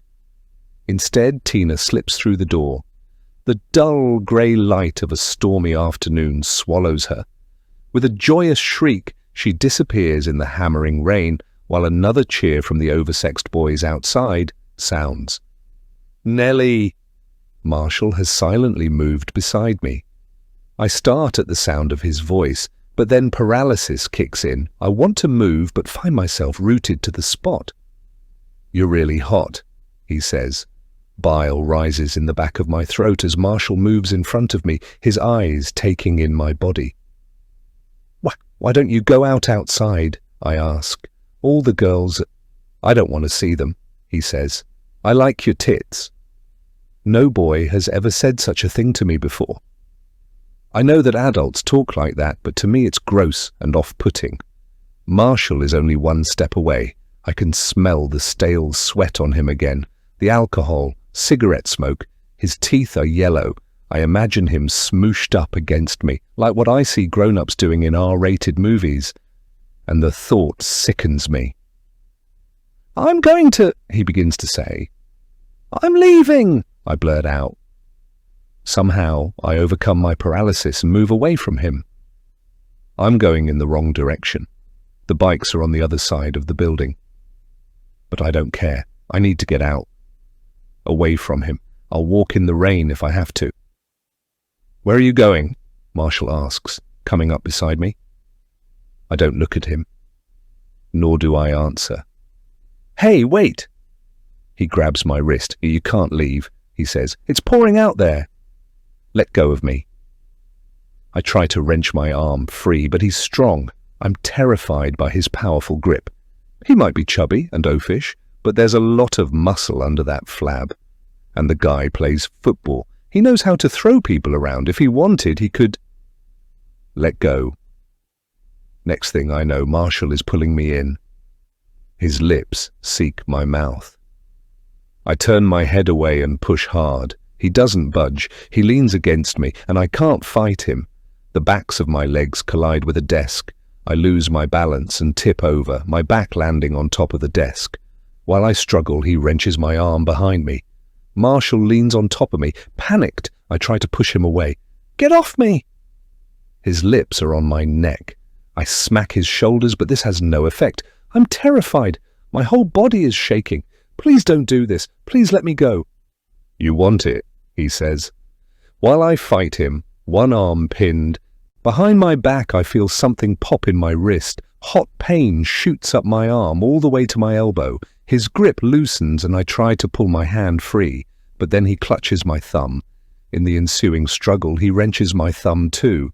More pain. It doesn't feel broken, but it hurts like it is. Marshall quickly pulls his shorts down, exposing himself. I've only seen a penis one time before in health class. It was weird and comical looking, but Marshall's is ugly. I scream, "Please stop!" His lips crush mine. He tastes like beer and cigarettes, and his breath is horrible. I want to throw up. His tongue protrudes. I keep my mouth clamped shut, close my eyes, pretend like this isn't happening, all while my wrist and thumb throb terribly. "You're going to like this," he says. "You know it." I can feel his penis on my leg, hard, insistent. Then his free hand is fumbling with the button of my jean shorts. I don't know what to do. Only one of my hands is working, and the pain in the other is terrible. I can't push him off me. I can't kick or knee him from this awkward angle where I'm lying on a desk and he's on top of me. I start to cry. "Shh," Marshall says, his breath stinking. "It'll be okay." As if to reassure me, Marshall tries to kiss me again. I keep my mouth sealed tight and pretend like this isn't happening, but I know it is. This boy is going to rape me. When his tongue probes my mouth again, the idea comes to me. Fighting my revulsion, I open my mouth. He groans as he slips his tongue inside my mouth. I wait till it's jammed far inside, and then I bite as hard as I can. Marshall screams. I let go of his tongue. He wrenches away from me, shooting me a surprised look. There's a foot of space between us, just enough for me to hike a knee and kick him as hard as I can. I aim for his groin. Marshall lets out another groan, doubling over and stumbling backward. I jump to my feet and run. "You bitch!" he yells. I run hard, bursting through a door on the other side of the building. I find myself in a narrow hallway, turn left, run hard, down another stretch until I approach what looks to be the front entrance of this old factory. Hitting the doors hard, I burst outside into the hammering rain and don't look back. I sprint until my legs are on fire and my lungs feel like they could burst. By then I'm a quarter mile up the road. I dare to look back. Marshall isn't following me. Not at all sure what I'm doing, I clutch my wrist and yank hard. It seems to slip back into place. I do the same thing with my thumb. The pain is still there, but everything feels much better now. Light hits the street in front of me. There's a car coming. It's coming really fast. I realize that the driver doesn't even see me in this weather. They whip around the corner and I'm right there, along the roadside. Diving out of the way, I hear the car's brakes screech. I land in the ditch, hurting my wrist all over again. Later, the police will ask me if I injured my wrist and thumb in that fall. The car has stopped in the middle of the road, its windshield wipers throwing huge swathes of rainwater back and forth. The driver is out of the car, a grey-haired woman older than Mom. "Are you okay?" I burst into tears. Chapter 20, 3 days ago, Wednesday. Nelly opened her eyes. It was technically no longer Tuesday, but she wasn't quite ready for it to be Wednesday either. It was 4:30 in the morning. She'd had trouble falling asleep again, going over her conversation with the sheriff and driving herself crazy. Nelly worried that she'd made a mistake, regretted not mentioning her performance review by Emmett, and wondered if she could have said more or phrased things differently. While she stared up at the ceiling, sleep refusing to come, Nelly began to wish she'd just made up a story about Emmett. She could have said he'd pulled her aside during fourth period while they were both free and no one else was around, and blatantly threatened to hurt her, or worse, if she even thought about going to the police with her story. It seemed like the obvious thing to do in hindsight. Though it would have been her word against Emmett's, it would probably have been enough for a judge to issue a TRO at the very least, without her having to prove Emmett was Marshall. But then again, such a ploy could have easily backfired too. Her word against his. What if the judge didn't believe her? What if Emmett turned up the charm in the courtroom, using every ounce of his newfound charisma, and convinced the presiding judge that Nelly was deluded? A woman who was now making things up because traumatic events in her past had scarred her, damaged her beyond repair. Even if the judge had issued the TRO, that would have created other problems. She imagined the subsequent drama at school. All her new colleagues, none of whom knew her very well, all talking about her behind her back, while Emmett, beloved and respected member of the faculty and Overland community, was forced out on leave while the TRO applied and the sheriff conducted what would have been a very public investigation. She couldn't imagine teaching under those circumstances, but she also couldn't imagine continuing to teach under the present scenario. This was all academic anyway, however. Despite the fact Nelly believed Emmett deserved every bad thing coming his way, she could never have brought herself to lie. She was honest to a fault. It must have been after 1 o'clock when she'd finally drifted off. Groggy, she rolled onto her other side. If this poor sleep continued, it would affect her performance. She wasn't 25 years old anymore, able to operate on only a few hours. Heck, she wasn't even 30 years old anymore. She was 37, and right now feeling every minute of it. Why was she even awake? Had something woken her? Suddenly she realized what had happened. She'd been too groggy a moment ago to notice. Light was hitting her bedroom curtain once more. Nelly sat up in bed and yanked open the drawer to her nightstand. She pulled out the switchblade knife she kept for self-defense and pushed the curtain aside. There was no one outside. Frowning, she peered into the darkness enveloping the area. But no shadows moved. All the same, her heart was in her throat. The floodlights winked out, but she waited for her eyes to adjust to the darkness and kept peering out. There was nothing moving. But if that was the case, what had tripped the motion sensor? If it was raccoons or some other wild animal, she would have noticed them, right? Especially raccoons. Though they were nocturnal critters, they were also a bit nasty. Floodlights wouldn't immediately chase them away, especially if they were into trash and smelled food. No wild animal had tripped the motion sensor. Nelly knew exactly what this was. It had to be a creature intelligent enough to trip the lights while remaining invisible. A human being. Emmett. Her hackles rose as she imagined him skulking about in the darkness shrouding Orville's property. She pictured him just beyond the tree line, perhaps with a pair of binoculars, or maybe even wearing night vision goggles. Watching her. She shivered at the thought. What if? Bump.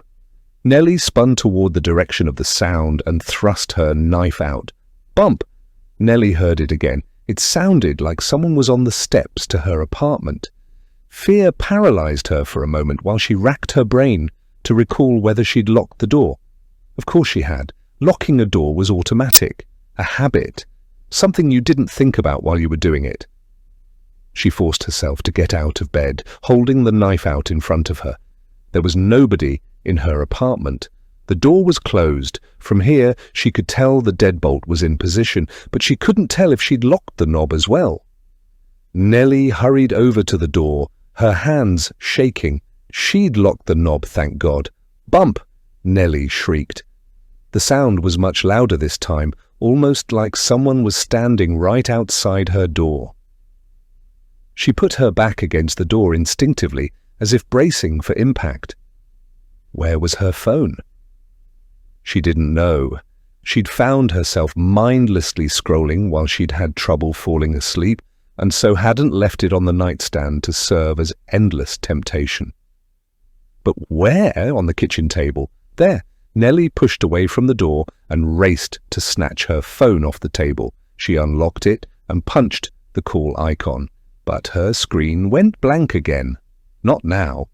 There was no landline in the apartment. Her only means of alerting the authorities in this situation was a cell phone that refused to work.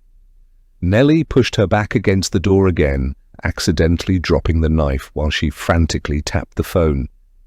The screen lit up, but all the icons on her home screen were missing now. "Please!" Nelly fought tears as she cursed the phone, cursed John because he was the one who used to take care of their mobile plans, and he divorced her, cursed Emmett, cursed the sheriff for not arresting the man on the spot, even cursed Tina for ever taking her to that condemned factory. Nelly often wondered how differently her life would have turned out if she'd never met Marshall Dawes. Would she and Tina have remained friends? Her icons reappeared. Nelly dialed 911, her thumb hovering over the call icon. She forced herself to look out the peephole, fully expecting to see a menacing figure standing on her stoop, some hood obscuring their face in the darkness. But there was no one there. Nelly waited another minute. Her pulse eventually dropped from heart attack to panic attack. She peered out the peephole, then made a circuit through the apartment to look out her other windows. There was no one there. Eventually her adrenaline dipped and she crashed. Putting her back to the door once more, Nelly slid to the floor. The t-shirt she slept in was soaked through with sweat. By the time she'd calmed down enough, it was after 5 o'clock.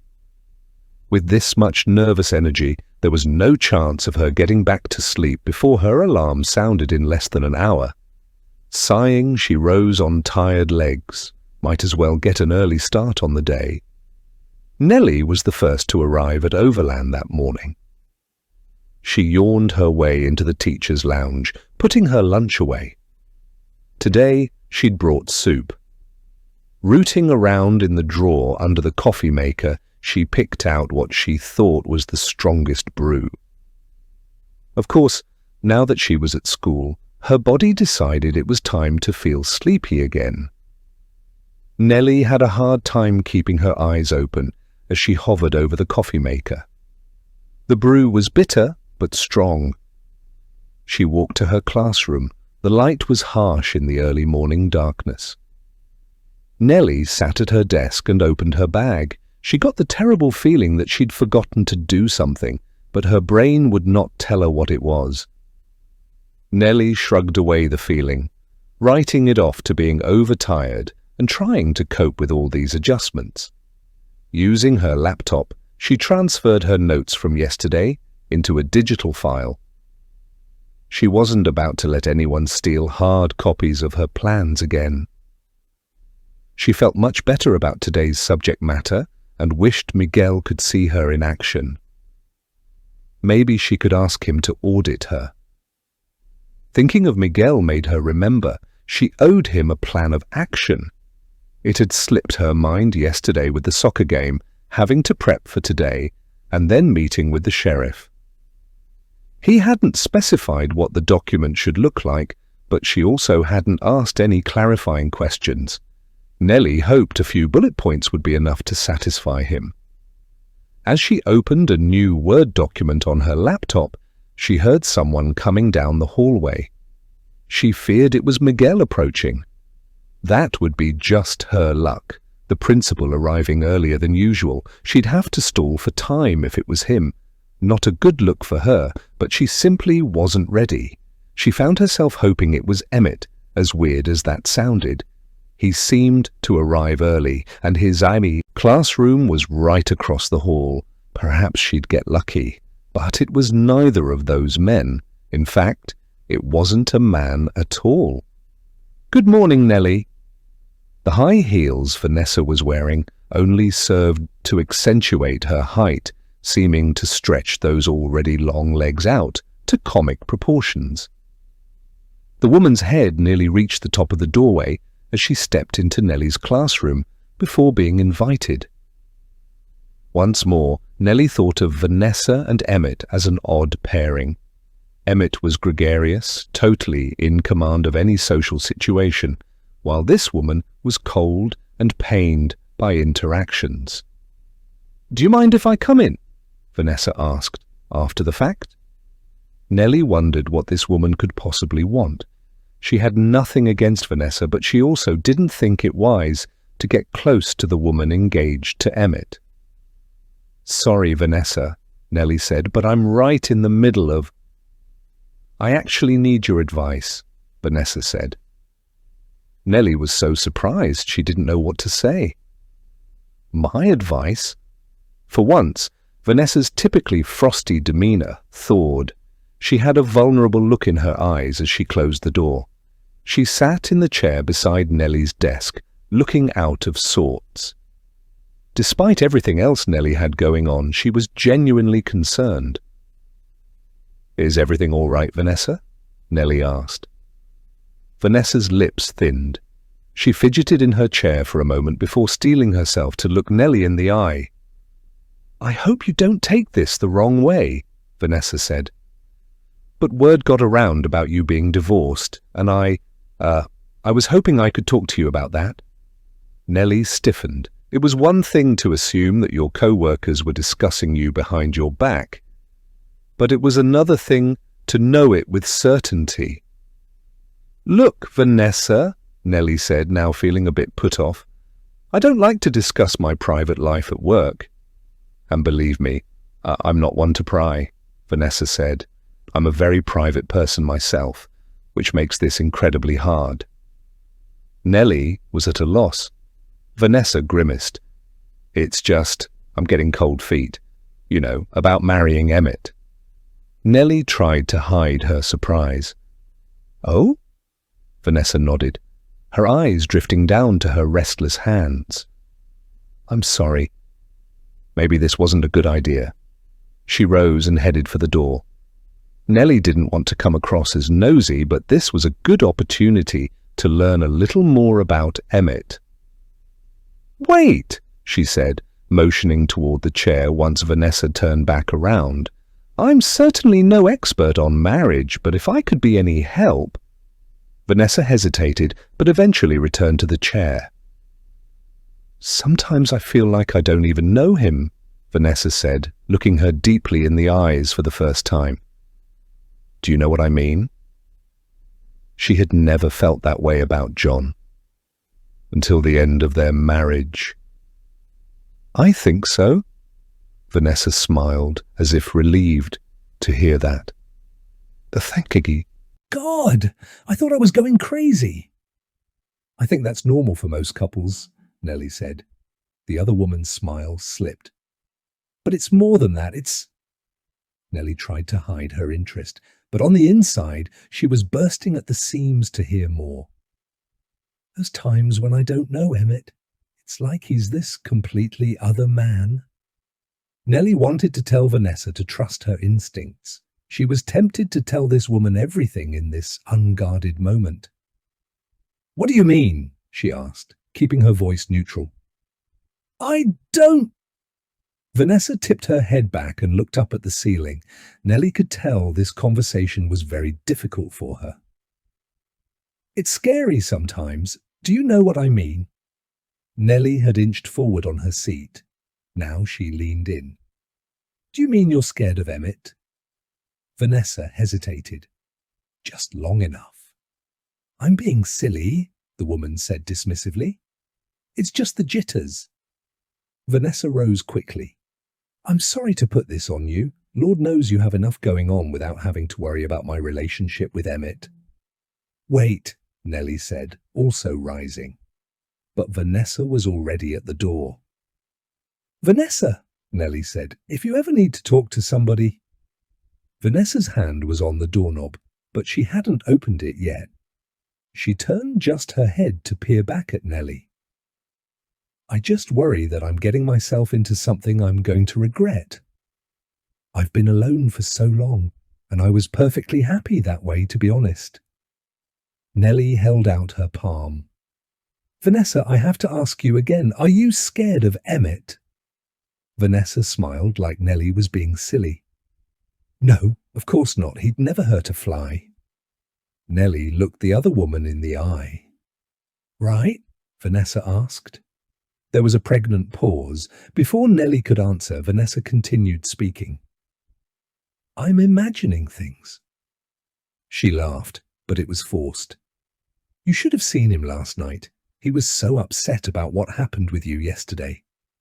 He was worried that he'd been too unfair with his feedback, and that maybe he should have postponed the audit. Nelly's eyes bulged. Emmett and Vanessa might have been engaged, but it was unprofessional and unacceptable of Emmett to have shared any details of the audit with his bride-to-be. Vanessa caught Nelly's reaction. He didn't go into specifics, Nelly. He would never do a thing like that. He's got a really high emotional intelligence. Anyway, my point was he felt horrible last night about it, and if something like that would cause him to lose sleep, then surely he must be a good person. Nelly was at a loss. Vanessa brightened again. Well, thanks for listening. Sorry this was a bit of a ramble. Then she was gone. Chapter 21. Nelly emailed Miguel her plan of action when fourth period started. Then she locked her laptop in her drawer along with her phone.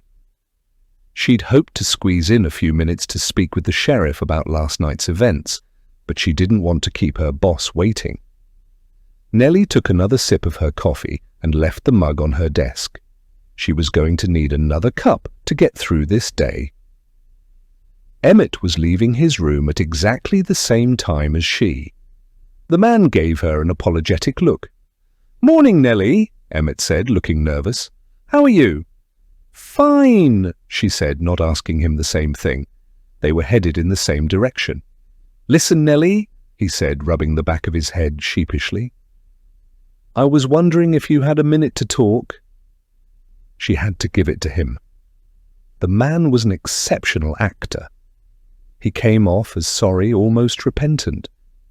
His tone carried genuine concern, even a little nervousness. His gait wasn't as certain either. He didn't quite know whether to keep up with her or give her space. "Sorry, Emmett," she said. "I'm on my way to see Miguel." "Maybe after," he asked. "I'll see," she said. "I've got some work to do before fifth period." "I heard you were helping out with the car line today." He decided to match her pace. Nelly wanted nothing more than to get away from the man, but she couldn't do that without being obvious about it. She couldn't very well break into a run. "Yes," she said, "I'm happy to do my part." "I know you are," he said, "and we appreciate that. Do you have any plans this weekend?" Nelly shot him an incredulous look. First of all, what were the odds she had plans when she was new to town?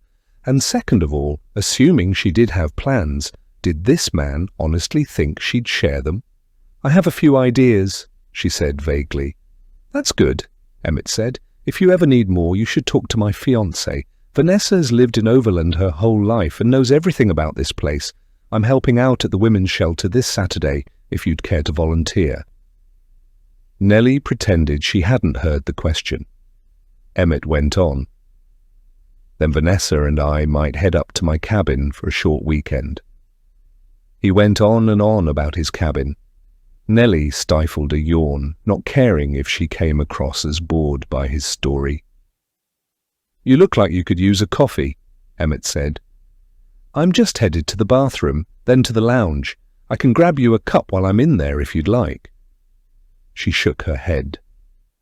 The last thing she wanted was this man bringing her a drink. Who knew what he'd do with it? "No, thank you." "Are you sure?" he asked. "It's no bother." "I'm sure," she said. "I've got some coffee already back in my room." He nodded once, then picked up right where he'd left off about his cabin. "It's in this lovely private community this time of year. The neighborhood is practically empty. The summer season is over, so the renters aren't around. Great place to be alone. You don't have to worry about anyone bothering you." He was still talking when Nelly knocked on the principal's door, not bothering with politely ending the one-sided conversation with Emmett. As she pulled the door closed, she met Emmett's eyes. He looked genuinely offended by her behavior. She didn't care. "Nelly," Miguel said, looking to be in a much better mood than yesterday, "have a seat." She took the same chair as yesterday while Miguel opened her plan of action on his laptop. "How is it going today?" "Good," Nelly said. Miguel nodded. "And you're still able to help out with the car line?" "Happy to," Nelly answered. Miguel's mouth hung open as he scanned the document she'd emailed. "This is a good start, but I'd like to see some more detail." Nelly groaned inwardly, all the while keeping a polite smile on her face. She wanted to point out that Miguel hadn't provided any direction on this, but she kept her thoughts to herself. "Because you're not as familiar with the material," he said, "I think you should develop lesson plans a week ahead."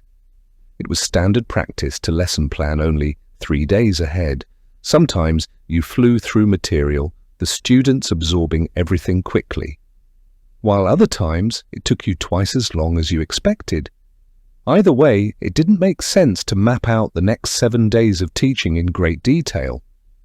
The plan would never hold true and thus would require adjusting, only creating more work that wouldn't have been necessary in the first place. "What are your thoughts on that?" Miguel asked. Nelly had been drifting. Stifling a yawn, Nelly realized she wasn't in a position to push back. "I've never planned that far out in advance, but I'm happy to try." "Good." Miguel nodded, then reappraised her. "Are you feeling all right?"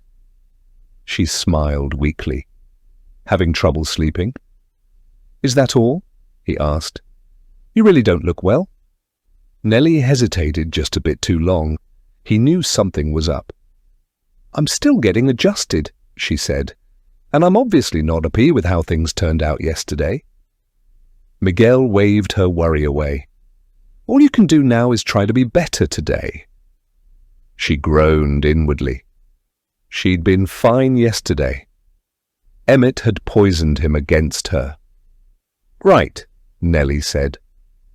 Nelly stopped in the teacher's lounge and took her thermos out of the fridge. As she was doing so, her phone buzzed with a text. Nelly set her thermos down on the counter and opened the message. It was from Tina. Nelly had asked if she could give the sheriff Tina's phone number so they could speak about Emmett and Marshall.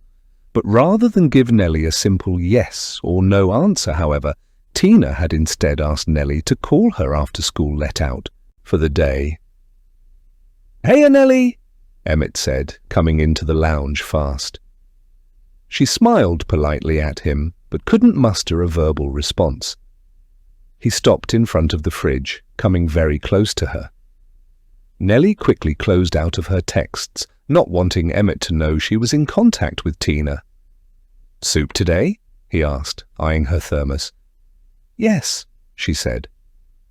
Emmett opened the fridge and collected his Tupperware. "If you're eating in here, maybe we could talk?" "Sorry, Emmett," she said in a flat voice. "I have work to do." She carried her steaming soup back to her classroom. Nelly sat at her desk and wondered why Tina was reluctant to speak with the sheriff.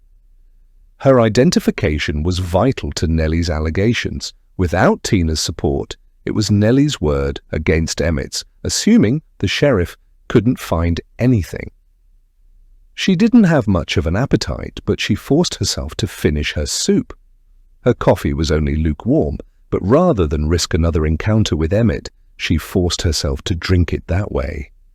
Having lost its warmth only served to exaggerate its bitterness. Chapter 22. Tom Stovich was going to be a problem. She'd heard from Beck that he'd been held back in grade school, so he was a year older than his 7th grade peers. More than a year, actually. Tom stood 6 feet tall and had already begun to fill out looking more like a high school sophomore than someone in 7th grade. Nelly suspected he suffered from a learning difference, which she sympathized with. Many children went undiagnosed for years, slipping through the cracks of an admittedly imperfect system. She genuinely felt for these poor kids.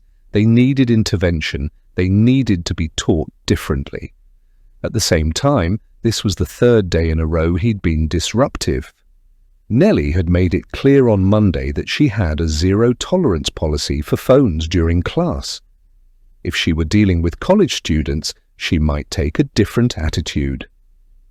But these were 12 and 13-year-olds. They didn't know how to use their phones responsibly. The devices proved much too tempting and addictive. Even worse, every time she noticed Tom sending what she assumed was a text, his buddy sitting in the back row would check his own phone and start cracking up. Based on the hurt look several other students had adopted during these text exchanges, Nelly suspected Tom and his friend were making inappropriate comments about their classmates. "Phones away, Tom," she said.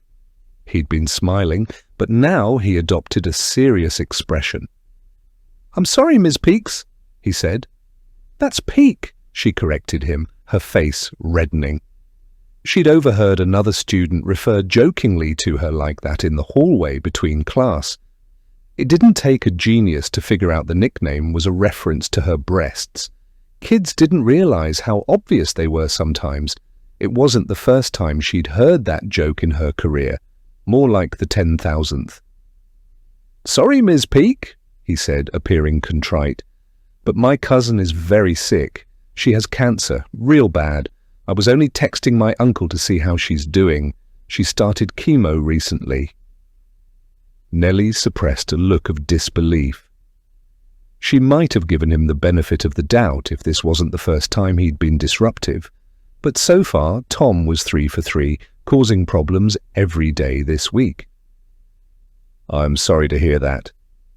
But you can check in with your uncle between periods," she said. "Now put your phone away or I'll confiscate it." "You can't do that," he said, an edge to his voice. "And why are you yelling at me? I just told you my cousin is sick. She's got cancer." He was the one yelling, not her. Normally this disrespectful attitude didn't bother Nelly. 15 years of teaching middle schoolers had hardened her, but today she was in no mood. She also felt that Tom was lowering the bar for acceptable behavior, providing a bad example for others about what could be gotten away with in her classroom. She had to nip this in the bud. She held out her hand. "Give me your phone." Tom shot her a murderous look. "No, I'm not giving you my phone. It's mine. It's my property." Nelly was close to losing her cool. She considered sending Tom to the principal's office, but she didn't want Miguel thinking she couldn't handle something this mundane herself. It would make her look weak, not exactly the message she wanted to convey to her boss right now. So she approached Tom's desk. The class perked up. Middle schoolers love drama. Tom hugged his phone and hunched over it so she couldn't reach it. "You can't take my phone." Nelly held her hand out, palm up. "Give me your—" Right when she extended her arm, Tom did something very strange. He flailed in his chair. His shoulder briefly, inadvertently and gently, came into contact with her hand. "Ow!" he said. "What are you doing? You can't hit me." Nelly rolled her eyes. "Come on, Tom, you moved into me." He shook his head. Nelly groaned inwardly. She had no choice but to involve Miguel now. "Give me your phone, or take it with you to the principal's office," she said. "Fine," Tom said. "I'll tell him you hit me." "Tom," she said, losing her cool. "Don't be ridiculous." "I saw you," Tom's buddy in the back said. "Yeah," another boy said. "I saw you too." Nelly felt the situation spiraling out of control. While Miguel probably wouldn't have taken Tom Stovich at his word, if several other students misrepresented her behavior, there might be a problem. "Is everything okay in here?" Nelly's head whipped around at the sound of Emmett's voice. He had opened her door and stuck his head in the room. The unexpected sight of him threw Nelly for a loop. "I heard shouting," he said. "I wanted to make sure everything was all right." Nelly's face was burning. Several of her students were in hysterics, while Tom and his buddy began screeching. Nelly had to raise her voice over the din. "Everything is fine," she said. "I am taking Tom to see Miguel." "Why don't you let me do that?" Emmett frowned, giving the rest of her students a tentative look. "I think you'd better stay in here." Nelly glared at him. She knew he was going to use this moment as an opportunity to further undermine her. While dropping Tom at the principal's office, he'd surely mention her class was out of control. The way he'd tell it, Emmett would make it sound like a full-scale riot. "Aren't you—" A sharp pain ripped through her. Nelly clutched her belly as her stomach growled embarrassingly. "Are you okay?" Emmett asked. She nodded, pretending like there was no pain in her stomach. For whatever reason, the soup she'd had for lunch was disagreeing with her. Wonderful timing. "Aren't you teaching a class right now?" Nelly asked him. "It will only take me a moment to walk Tom down." Emmett shook his head. "My students are focused on their work. Everything's fine in my classroom." He couldn't keep the smugness entirely out of his voice. He had control over his students. She did not. Her class picked up on it as well, not missing a beat. Her students gave each other knowing looks, many of them enjoying watching her squirm. "Come on, Tom," Emmett said. "Let's you and I have a little talk. Why don't you let me have your phone?" Tom gave Nelly an offended look, as if she'd wronged him somehow, before turning to Emmett gratefully. As they left her classroom, Emmett took the phone and shot Nelly one last meaningful look before disappearing behind the door. Nelly stood outside in the surprisingly hot afternoon, behind the gymnasium in the area designated for the car line. She'd been expecting to make use of a school app for the procedure, but during her free time in 7th period, Megan had instead brought out a clipboard with several pieces of paper attached. "You don't have an app?" Nelly asked, incredulous. "Hopefully next term," Megan said. The administrator explained the process. She was to ask for the student's name and compare it to the information on the master document, which included parents' names, vehicle types, and license plate numbers.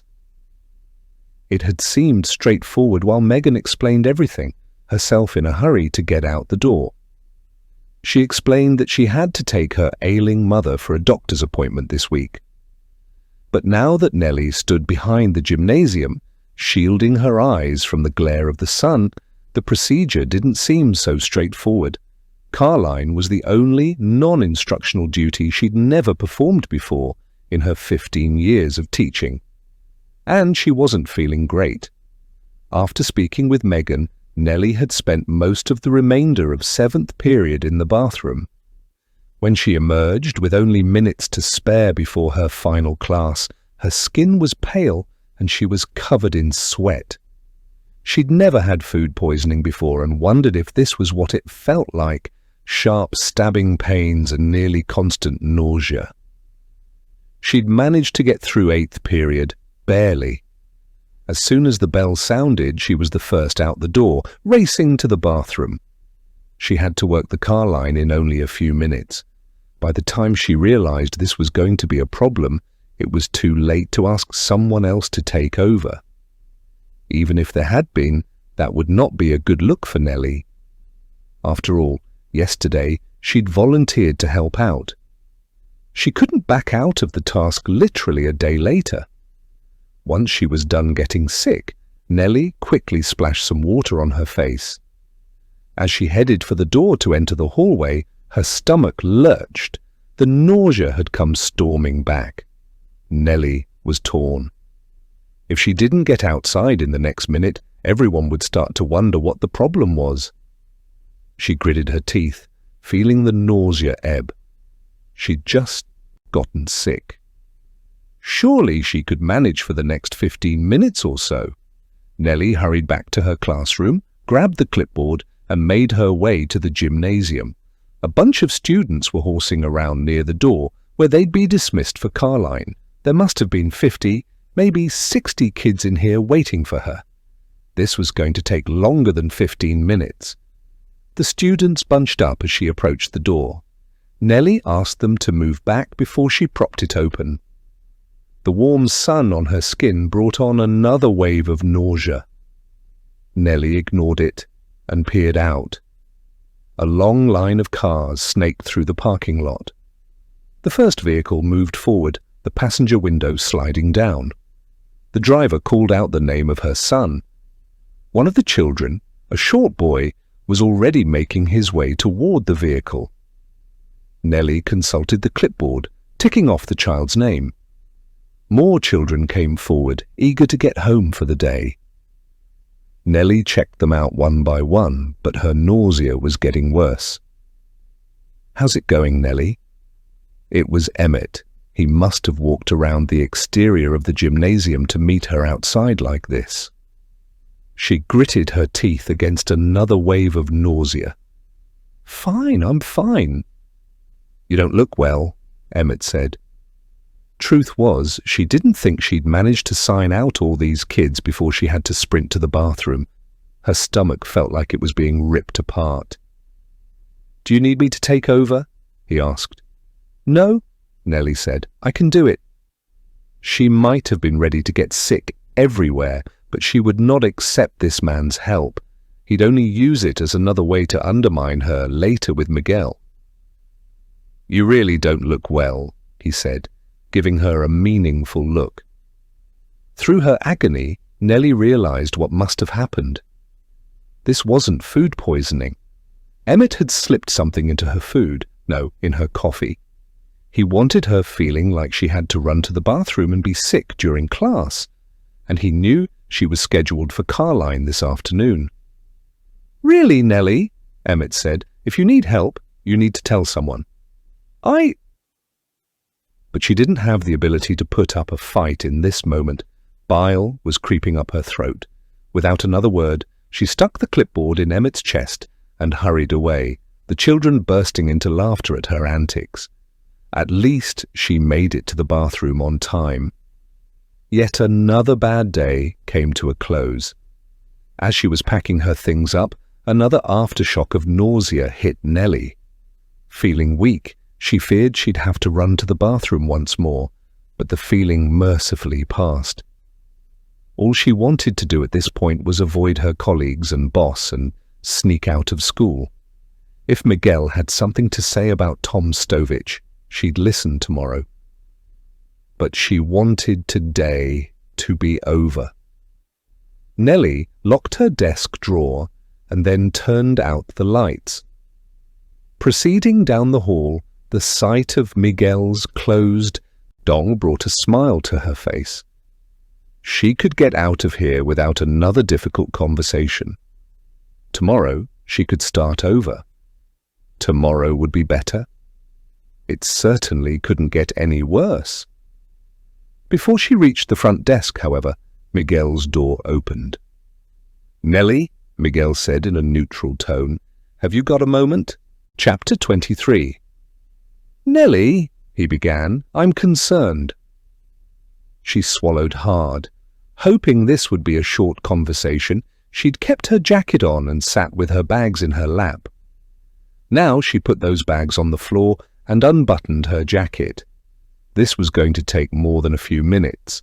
She also wanted to send a clear message. She was receptive to whatever he had to say and was in no rush to get anywhere until she heard it. "Tom Stovich claims you hit him in class," Miguel said. "Now then, Tom can be a handful, so I'm not inclined to believe him. But apparently there are other students backing up his story." "His friends," Nelly said.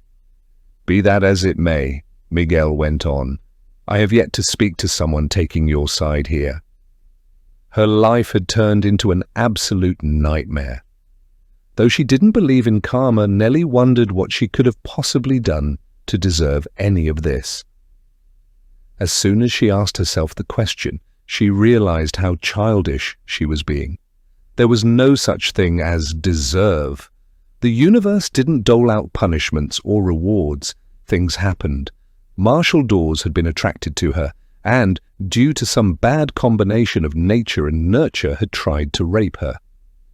John had loved her for many years. She knew that for a fact. But then things had changed. She'd done nothing wrong in the marriage. She also knew that for a fact. She'd been loving, faithful, thoughtful. He'd changed, or she'd changed, or they'd both changed.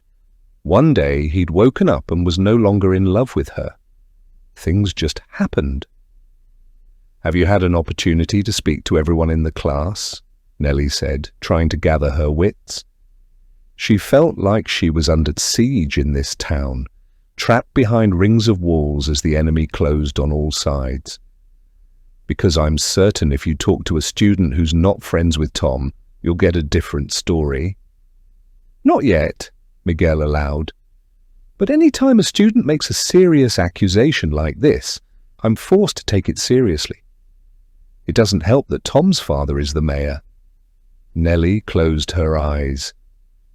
Any more bad luck, and she was going to turn into a full-fledged fatalist. "Who his father is has no bearing on the truth," she said. It was true, or should have been, and she knew it wasn't. Miguel grew thoughtful. "I'm becoming concerned here, Nelly." He'd already said that. It was code for "I don't think you're cut out for this job." Nelly grew desperate. "Tom has the markings of a bully. I think he was texting a friend in class and making fun of people. Other students might not feel safe speaking out against him." "That's also true." Miguel nodded. "But at this point, I'm afraid I have to put you on review." Nelly froze. Performance reviews usually ended in one of two ways, a quitting or a firing. Rarely did someone ever successfully rehabilitate their reputation. "Now then, let's talk about Carr." "Line," Miguel said. "Why don't you tell me what happened?" Nelly frowned. She didn't want to go into detail about her sudden illness, but Miguel apparently wanted more information. In generic terms, Nelly quickly went over what happened. "I think it was food poisoning," Nelly said. "I'm sorry that happened," he said. "But if you need help, Nelly, you have to ask for it." "I thought I'd be fine," she said. "I see." He did not sound like he believed her. "Well, I'm afraid there was a mix-up. You marked someone as gone on the form, but then Emmett saw their parent pull up. Naturally, we were worried an unauthorized individual had picked them up." "Wait a minute," Nelly said, unable to help herself. "Which child did I mark as already gone?"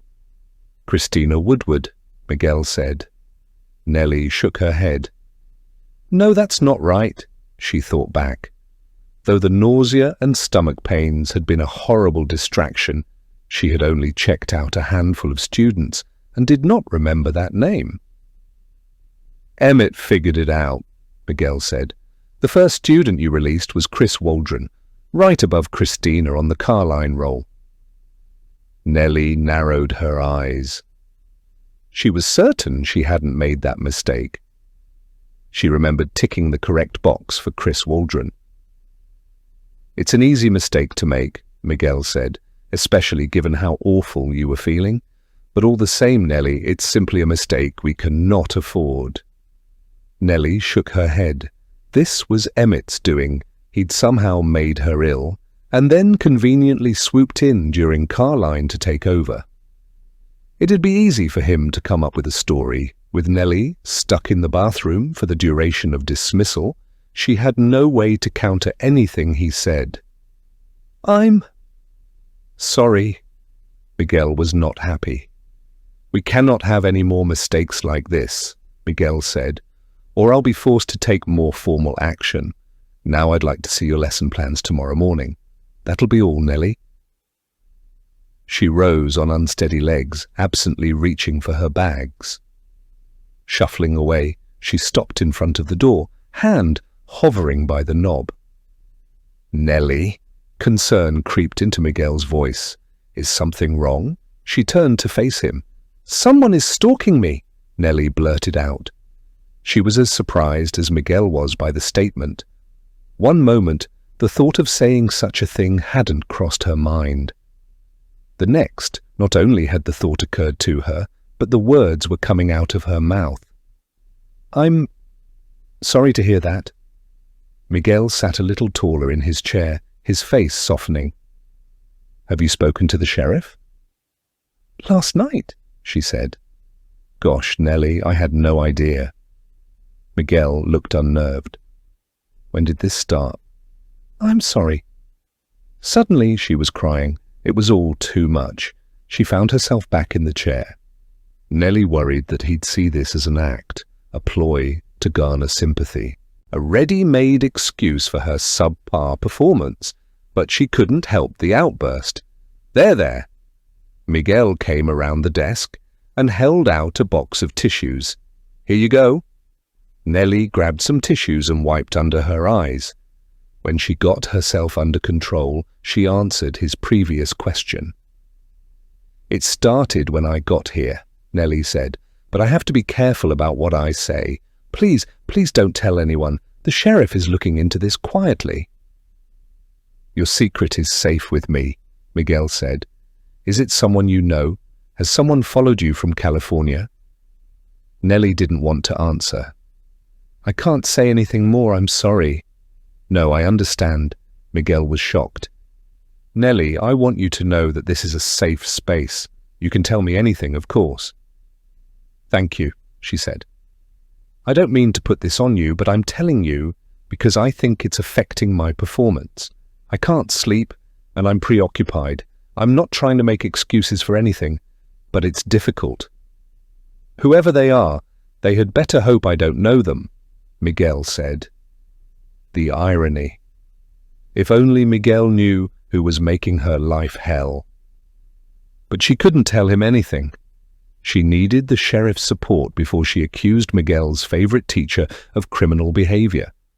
Miguel filled the silence. "Is there anything I can do?" "No," Nelly answered. "But thank you for offering." "Do you need some time?"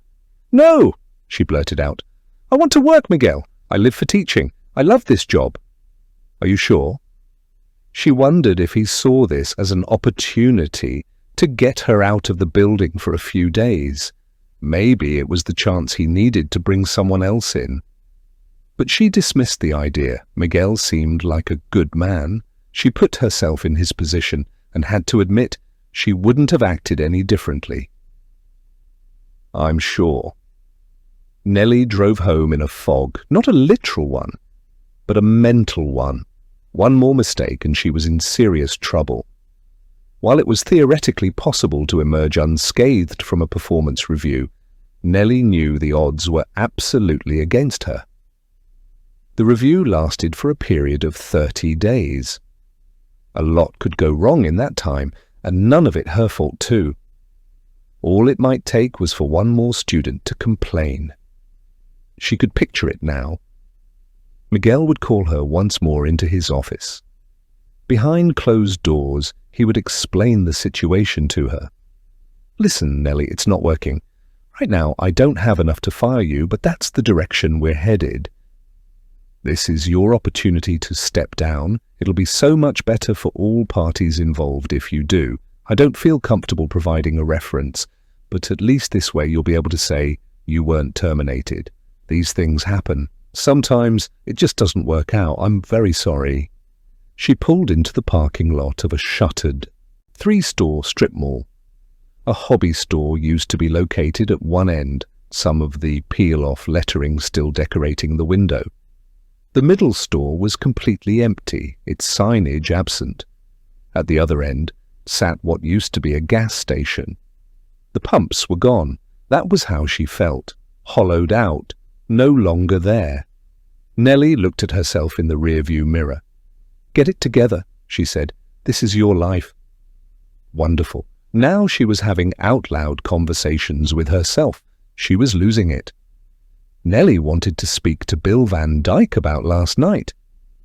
She figured the longer she went without notifying the sheriff, the fishier her story would sound, especially considering the fact she had no physical proof anyone had been near her apartment.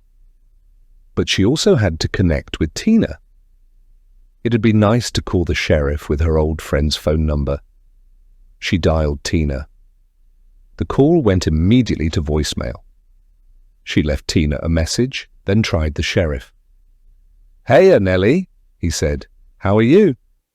"Hi, Bill," she said. "I've been meaning to call you all day. I think someone was outside my apartment last night." She went on to describe the events. He listened without interruption. When she was done, he asked, "And what time did you say this was?" "The floodlights woke me at 4:30. "You're sure of that?" he asked. 4:30? "Yes, I checked my phone for the time." "And how long were you awake?"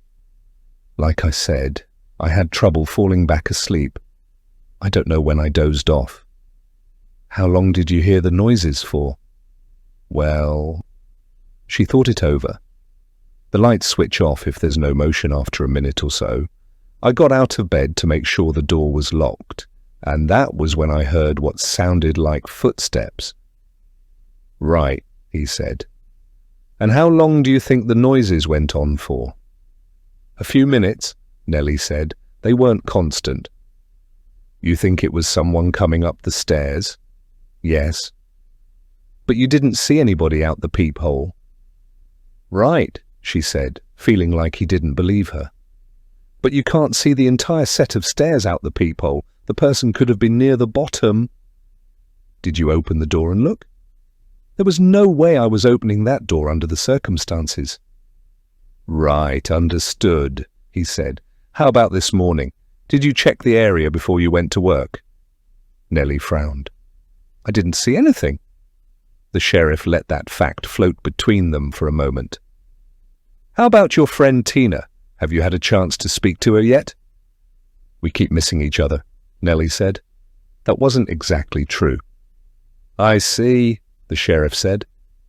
"Tell you what, I'm going to send Deputy Sullivan out to your place to check things over. That okay?" "That'd be great. If anything else happens, you know where to find me." "Sheriff," Nelly said, "I know it's only been a day, but is there anything you can share?" "Nelly, I appreciate your wanting answers," he said, a hint of condescension creeping into his voice. "But I've just started looking into this." "Right," she said. "I understand." "To be clear," he went on, "your case is important to me, and I'm going to give it all the attention and respect it deserves. But like I told you, it's going to take some time." "Right," she said again, abashed. "I'm sorry." "No need to apologize. I get where you're coming from. Now do me a favor, Nelly. Get in contact with your friend, all right? It'd help if I could speak with her." "I will, Sheriff, and thank you." Chapter 24. Nelly's eyes opened. She was aware, somehow, of the fact that it was a strange time to be waking up. Having hardly slept the last several days, she dozed off on the couch after getting home from school. It was now almost 7:30. With her stomach starting to feel better, she should have figured out dinner. But she also hadn't drafted her lesson plans for the next 7 days yet, and that had to be done. She realized what had woken her. Tina was calling. Her cell phone nearly slid off the coffee table in front of the couch. Shooting her hand out, she accidentally struck her bad wrist on the table, sending a jolt of pain up her arm. Not that she needed a reminder, but the pain called to mind that horrible day in the factory when Marshall had wrenched her arm and dislocated her thumb as he tried to hold her down. Nelly's phone hit the floor. Shaking her wrist, Nelly swiped the phone with her good hand. "Hi, Tina." "Nelly!" Her friend's voice was subdued. "Where are you?" Nelly asked, sensing something was wrong. "I got out of the apartment for a smoke," Tina said. "Mikey's in rare form again." "Mikey?" "My husband." Nelly frowned. I thought you two were separated." "It's complicated," Tina said. "Listen, I'm sorry I missed your call earlier, but honestly, it's not a great time." Nelly squeezed her eyes shut. "Don't flake out on me now, Tina, not like you did before, and not when I need you the most." "What's going on?" she asked. "It's Mikey," Tina said. "He hasn't been around, but now he's back. Maybe. Our relationship isn't great, but the thing is, I need him. My youngest wants to go to college next year, and now we've got the grandkid also." Nelly was stunned. "I had no idea you had a third child." "He's my stepson," Tina said, "but not with Mikey. It's a long story." Nelly rubbed her forehead. Tina had a lot on her plate. But there was no two ways about it. She needed Tina's help. "I'd like to pass your number along to the sheriff here. He wants to speak with you," she said. "Is that okay?" It was the same question, in much the same language, that she'd posed in her text message. Nelly held her breath. "I don't know, Nelly," Tina said. "Like I said, now's not really a good time for me to get involved in something like that. Mikey would throw a fit." Apparently, Tina hadn't changed at all. She was still self-absorbed and unreliable. How could Nelly have been so stupid to think she could rely on this person? Nelly grew angry. "All I'm asking you to do is tell the sheriff what you told me. We're talking a 10-minute conversation tops, here." "It's just that..." Tina lowered her voice even further.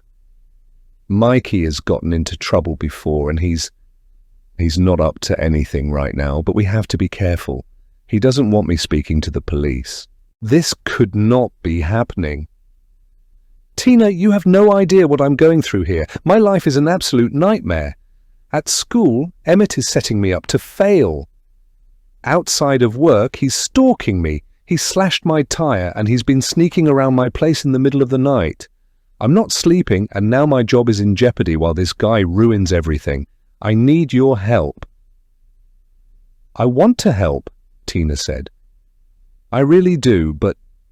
Nelly trembled with rage. She didn't want to resort to the nuclear option, using guilt, but she was at her wit's end. "I know what you told the police," Nelly said. Tina was slow to answer. "What are you talking about?"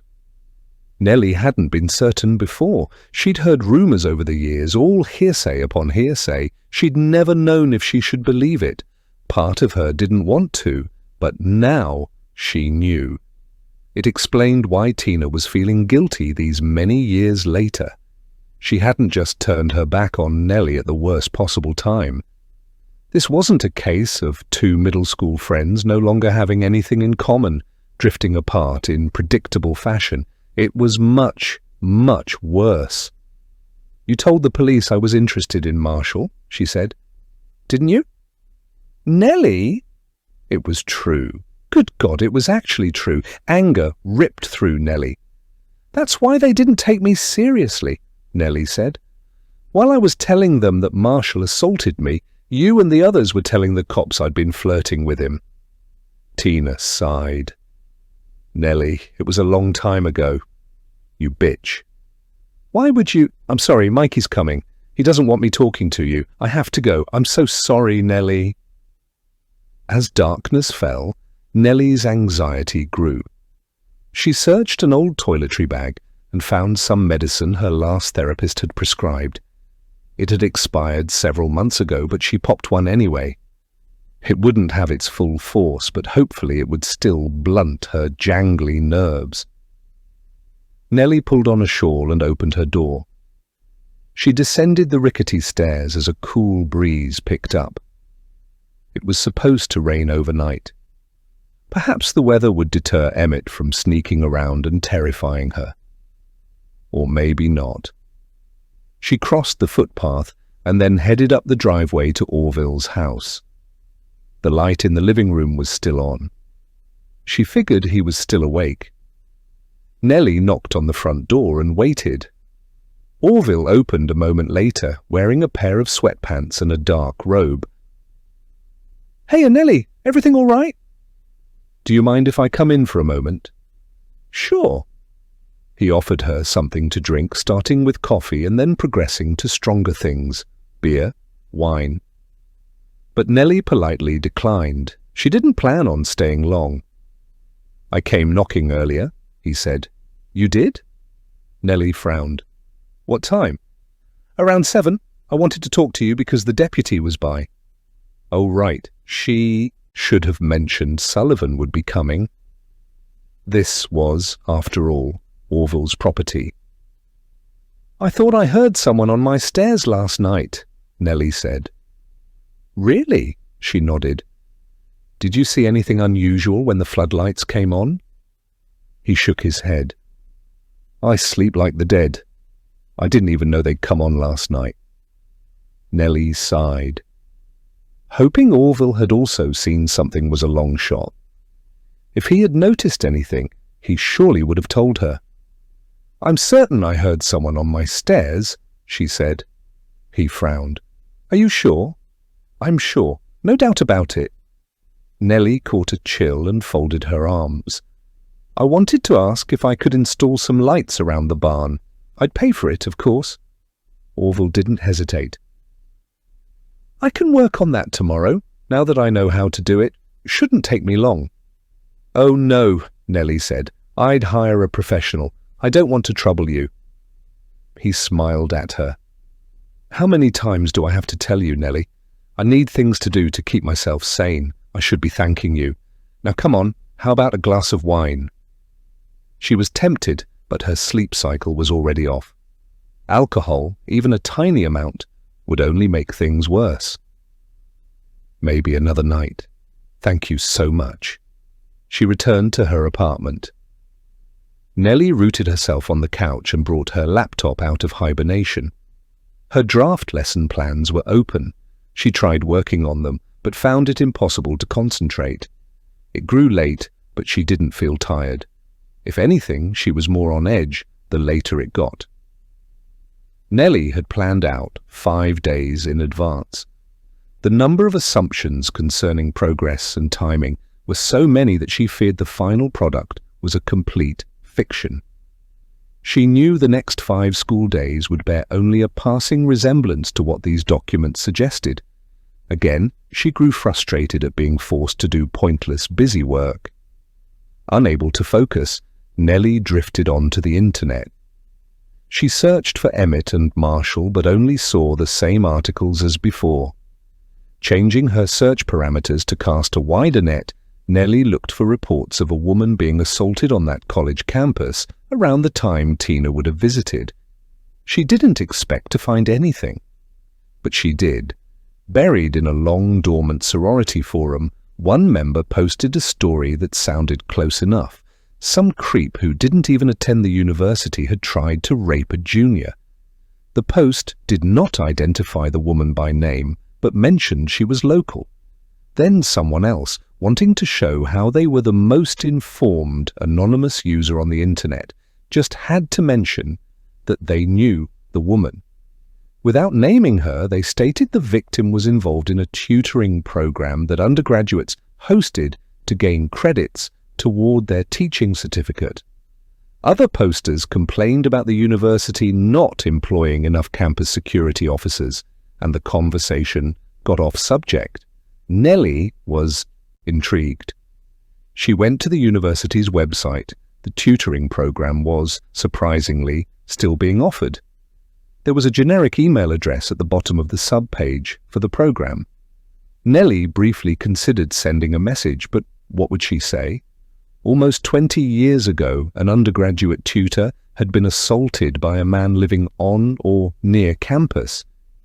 Even if the university maintained records going that far back, they certainly wouldn't release any personal information on those people, and Nelly was in no position to obtain a warrant. Nelly was about to click away when she noticed a subheading on the toolbar that read, "In Memoriam, Irene Patselas." Out of curiosity, she clicked on the subheading and the website opened another page. Near the top of the page was a black and white photograph of a dark-haired young woman with a bright smile. In the picture, she was wearing a T-shirt with the Greek letters Lambda Mu on the front and stood in front of a pillared sorority house. Intrigued, Nelly read the blurb on the page. "Thank you for visiting this site." Irene was a beautiful, smart, and above all, kind woman who dedicated her life, which was cut tragically short, to education. After graduating, Irene became a grade school teacher and went on to revive the university's tutoring program, designed to help local grade schoolers with learning differences. Irene had been enrolled in the program herself when she was a child, then served as an undergraduate tutor while earning her degree, and yearned to pay it forward by helping the next generation of neurodivergent learners. Irene loved to tell her story in the hopes of inspiring others like her. "I remember when I was 12 years old and barely reading at a 4th grade level, and I thought I'd never be able to go to college. Fortunately, my mother had heard about the tutoring program run by the university for children like me, and the rest was history. Within a year, with the help of great students in the college, I was reading at grade level. My confidence levels soared, and I started to believe in myself. Being able to read opened doors for me. It made college possible. During her tenure at the university, Irene was a member of Lambda Mu sorority, an outstanding student athlete, an actress in A list of the woman's extracurriculars and many postgraduate accomplishments followed, but Nelly scrolled back up to the picture of the young woman. She studied that oval face, the dark hair, the tiny mouth. Nelly typed Irene's full name into a search bar. The first result was an obituary from 5 years ago. The poor woman had been 35 when she passed. The obit was vague on details, however. Nelly backtracked and found an old news article. Irene Patsalis had been murdered. She'd been found strangled to death in a back alley not far from campus. Police had confirmed evidence consistent with sexual assault prior to the murder. Nelly searched for more information on the subsequent police investigation, but the articles were few and far between. No arrest, from what she could tell, had ever been made. The police had never found Irene Patsalis's killer. Nelly toggled back to the in memoriam page on the university's site for the tutoring program. She read through to the bottom. The young woman had had a bright future.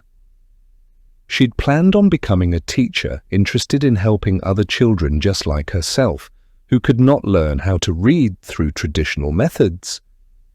It was all so sad, but Nelly wasn't just sad. She scrolled back up to the photograph of this young woman whose life had ended horribly. Nelly imagined the poor woman's final moments. The last thing she must have seen was her killer's face as the person choked the air out of her. The person, no doubt in Nelly's mind that it was a man, had violated her.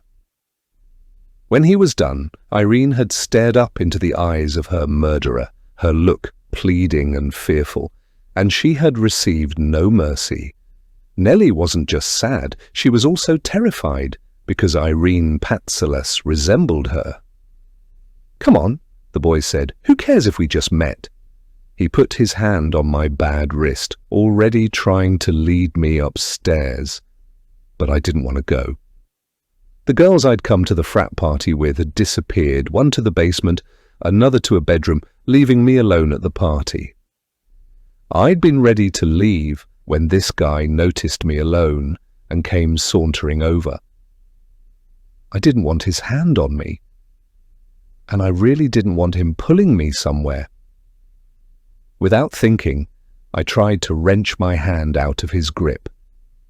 But the sudden movement was too fast and hard. My wrist slipped out of place. My thumb almost did too. "Let go!" I screamed my head off. But it was so loud and wild in the middle of this fraternity house that nobody noticed. Dale, that was his name, was a brother here. His smile slipped when he heard me screech and saw the look of pain on my face. "Whoa!" he said, like I was being touchy. Take it easy! I gritted my teeth and clamped down on my wrist. It went out of place from time to time, one of those injuries that would stay with me forever, apparently. But I never got used to the pain. With a quick twist, followed by a flash of more intense pain, I got it back into place. That was awesome, Dale said, as if he'd just seen the coolest thing ever. Did you just put your wrist back into place? I managed to keep my tears in. Yes. Sorry, he said, realizing he was the proximate cause of my injury. I didn't mean to scare you. I thought we were having a good time. His definition of good time and mine were different. Mine did not include listening to him tell me about his workout routine and gushing over how much weight he lifted. At least the pain in my wrist was already subsiding, courtesy of the 2 drinks we'd had before coming to the party. Don't ever put your hands on me. Again, I said, turning to leave. Wait, he called out. Don't go, I'm sorry. He ran to get in front of me. I'm sorry, he repeated. Really, I feel awful. Come on, least I could do is get you a drink or something. How about it? It was still early. I had nothing to do back at the dorm except sit in a room by myself and watch late-night television, and one more drink would help dull the pain. 1 drink, I said, but that's all. He held out a hand as if giving an oath. I understand. Hey, one of my buddies has a pair of handcuffs. I shot him an incredulous look. His eyes popped. No, I didn't mean anything sexual. I meant like, could you get out of them, with your wrist doing that? I rolled my eyes. Maybe, but I don't want to try. Come on, he said. That would be the coolest thing ever. And also very painful. Oh, right. He pulled a face. Sorry, I'm drunk. How about I get you that drink now? Sure. The moment he was gone, I no longer wanted that drink. I took some satisfaction in imagining him returning to the living room with a beer for me and coming to the realization that I'd ghosted him.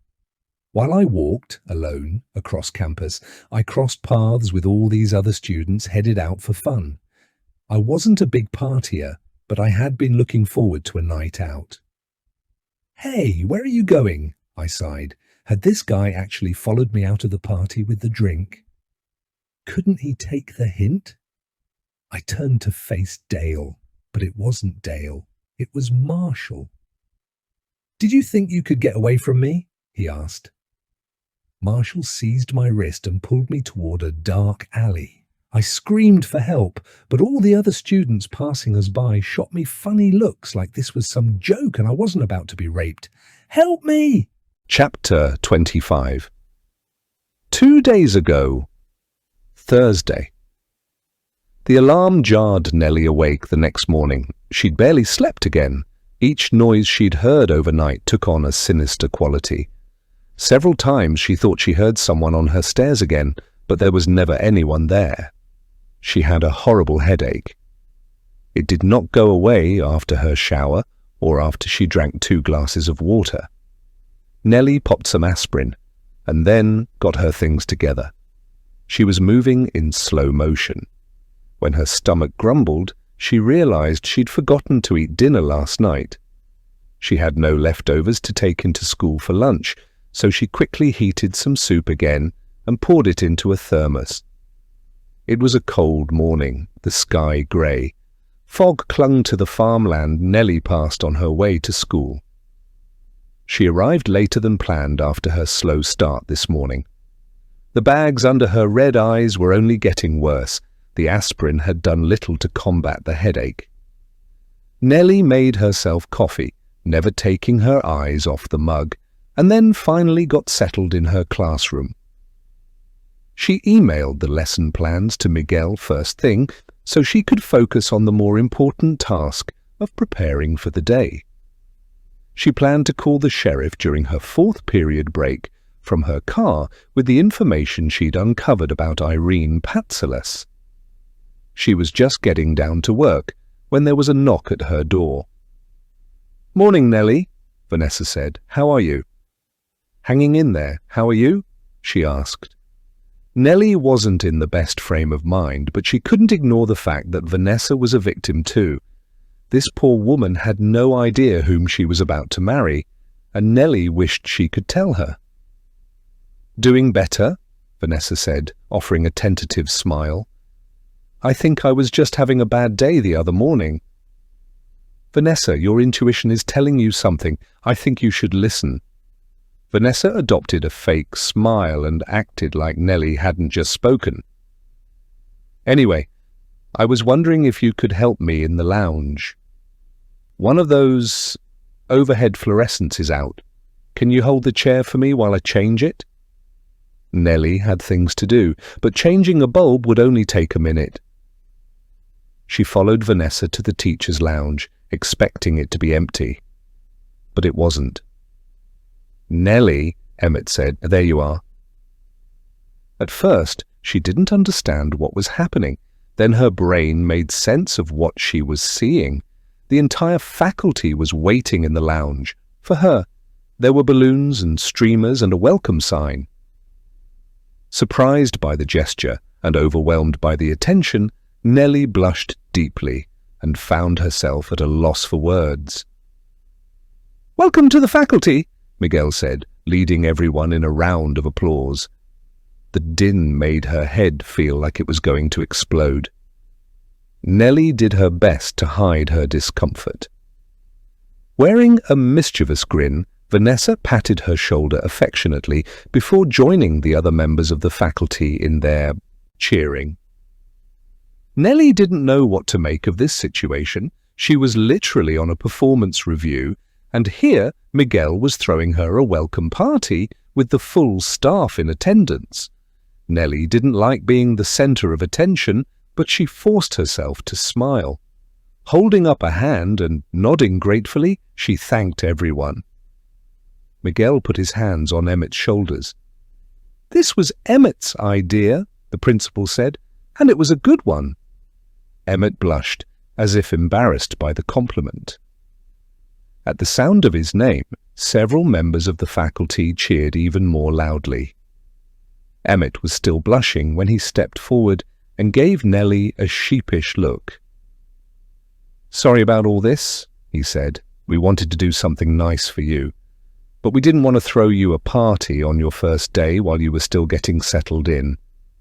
And we also didn't want to wait too long, because that would have been strange. Tomorrow, a Friday, would have been too obvious." Nelly hadn't been expecting anything like this. She would have been surprised either way. "Anyway, after much deliberation, we decided that Thursday morning would be best," Emmett said. "Sorry, not sorry if we embarrassed you." Everyone laughed at Emmett's little joke. Nelly played along, smiling and even putting her hand over her heart to pretend like she was touched. But on the inside, she was seething. 2 nights ago, this man had been tripping floodlights and possibly walking up her stairs, absolutely terrifying her. 3 nights ago, this same man had slashed her tire. And those were only his nocturnal activities. In the light of day, he'd stolen her lesson plans. He'd given her an unwarranted, lousy performance review. He'd intervened with Tom Stovich unnecessarily, seizing yet another opportunity to paint her as incompetent with Miguel. And he'd put something in her soup or coffee yesterday to make her sick, knowing it would make her afternoon hellish. And yet here he was, acting like he was her biggest fan, her best friend. This could not get any worse. Or so she thought. Because Emmett wasn't done with his theatrics. With a huge smile, the man approached her. Nelly's skin crawled at the thought of having to embrace this man. But everyone was watching. They didn't know what she knew. She saw Mr. Hyde, but they knew him as Dr. Jekyll. After all, Emmett was the person who'd taken it upon himself to organize her welcome party in the first place. What a great guy. Biting back bile, Nelly went dead inside. She forced herself to feel nothing, to pretend like this wasn't happening, like it was happening to someone else. She aspired to trick herself into having an out-of-body experience, but it didn't work. Nelly didn't leave her body, nor could she ignore what was happening as the man closed in on her. She leaned in to give Emmett a quick embrace. She was aware of his body, of his hands, of his arms, of his chest and stomach pressing against her, the same way it had all those years ago, weighing down on her. She felt one of his hips mashed against hers.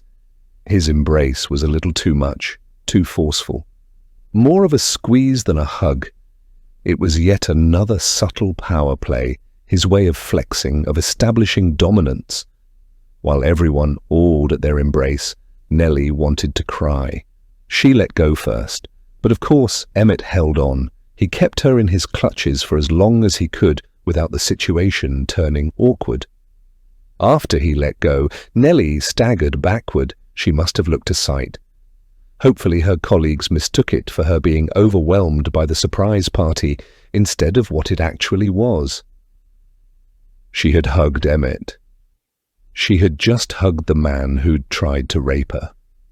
She felt violated all over again. She wouldn't meet anyone's eye. Someone called for a speech. She pretended not to hear. Everything was a whirlwind. Nelly couldn't seem to get a grip on any part of reality.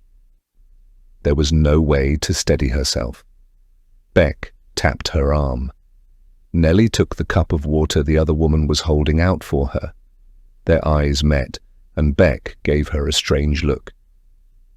She knew something was terribly wrong with Nelly.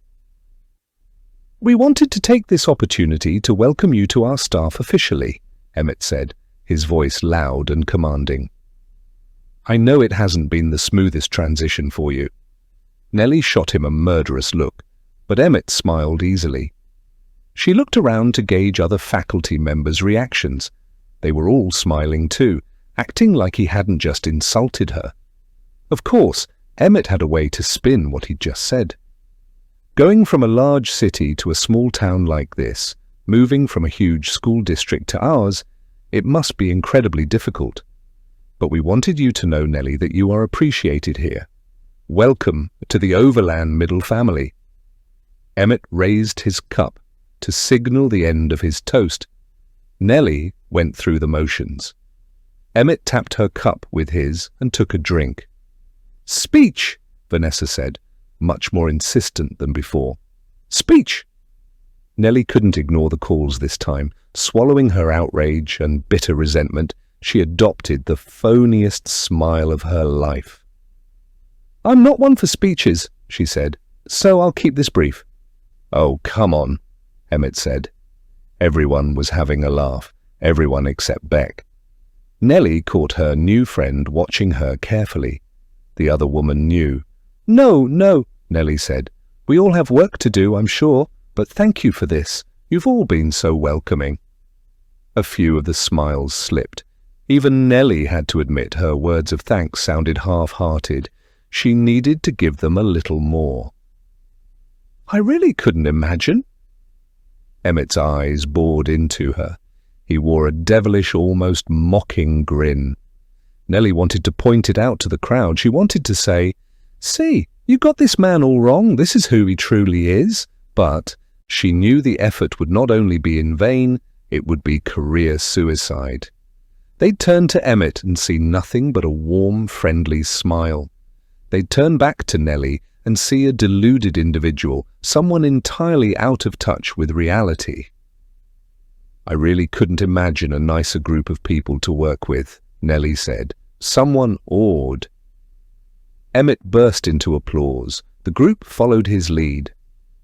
Vanessa cuffed the back of Nelly's arm, gently ushering her to the table where the food was. They had gone to a lot of trouble for her. The food looked delicious, but she couldn't imagine eating. To be sociable, Nelly took a sesame seed bagel and marble donut. A few colleagues she hadn't spoken to much cornered her by the counter. She was aware of them saying things and of herself responding, but it was also like she was somewhere else, like someone else was socializing on her behalf. All the while, she was desperate to leave, but social decorum kept her rooted to the spot. When a group of people threw a party in your honor, you could hardly be the first to leave. Nelly absently listened to the guidance counselor. She nodded at appropriate intervals, even mustered a smile or two. But eventually, above all the other sounds in the lounge, Nelly could only hear one voice. Emmett was talking to another group of people only a few feet away. Their eyes met. Nelly fought to maintain her bearing, but putting on a mask had become too much. The man was ruining her. Even worse, he was doing it with a smile, subtly manipulating situations in invisible ways so that no one would believe her. What was the sheriff going to say if he found out Emmett had arranged a surprise welcome party for her?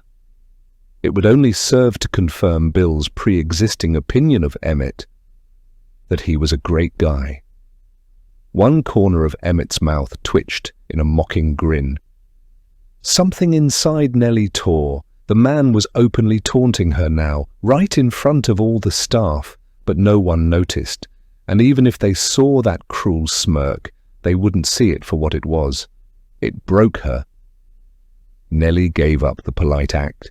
She dropped the fake smile and stopped pretending to be interested in what the guidance counselor was saying. She muttered a monotone apology, the best she could do, about needing to get caught up on work.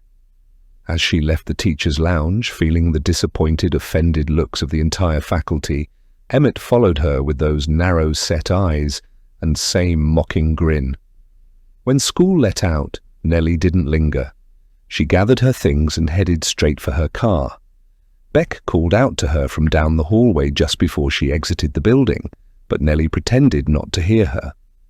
As the day had gone on, she found it increasingly difficult to focus on her job.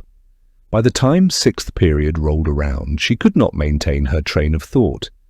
Little things that usually did not register, a student tapping their foot, someone with a runny nose constantly sniffling, the muted chuckles from the usual troublemakers served as major impediments, unignorable distractions that completely derailed her at every turn. At one juncture, finding herself at a loss and simply rephrasing things she'd already made clear, Tom Stovich had rudely asked, "Are you having an aneurysm?" Unable to deal with the kid, Nelly had sent him back to the principal's office. But afterward she worried that had been a mistake. Once more she was admitting to facing a problem she could not handle herself. Besides, Tom had already done his damage. He'd made a joke at her expense, undermining her in front of the students. Sending him to the principal's office wouldn't unring that bell. She should have kept him in the classroom, not given him another opportunity to discredit her with Miguel. Rather than risk another painful conversation, Nelly hurried out of school. This couldn't go on any longer. Her life, if this could even be called a life, was unsustainable. She drove straight to the sheriff's office. Bill Van Dyke wasn't expecting her, so she sat once more in the tiny waiting area while Deputy Sullivan tried to contact the sheriff, making small talk in between attempts. Nelly gave one-word answers, bordering on rudeness. Eventually Val got a hold of the sheriff, who promised to be back in 15 if Nelly could wait. As the minutes passed, Nelly thought of all the things she could be doing instead of sitting in a police station, catching up on sleep, eating something healthy, lesson planning, getting the apartment together. Or how about enjoying a walk on a warm autumn day, making plans with Beck to grab a drink, trying out a new yoga studio, finding the best used bookstore in the area, sitting in a cozy coffee shop with her headphones on and knitting, exploring local museums, meeting people.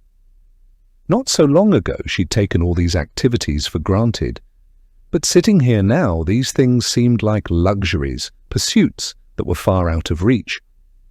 It was beginning to feel like life would never go back to being normal. Even worse, she was daydreaming when she should have been preparing for back-to-school night, which was only 2 hours away. Miguel had asked each faculty member to create a short slide deck, no more than 3 pages. Nelly had intended to do that during her 7th period break, but instead she hadn't done much of anything. When she wasn't fighting to keep her eyes open, she was lost in thought. At one point she realized she'd been staring out the window for over 10 minutes. Under normal circumstances, Nelly could have whipped together a high-level presentation for parents quickly.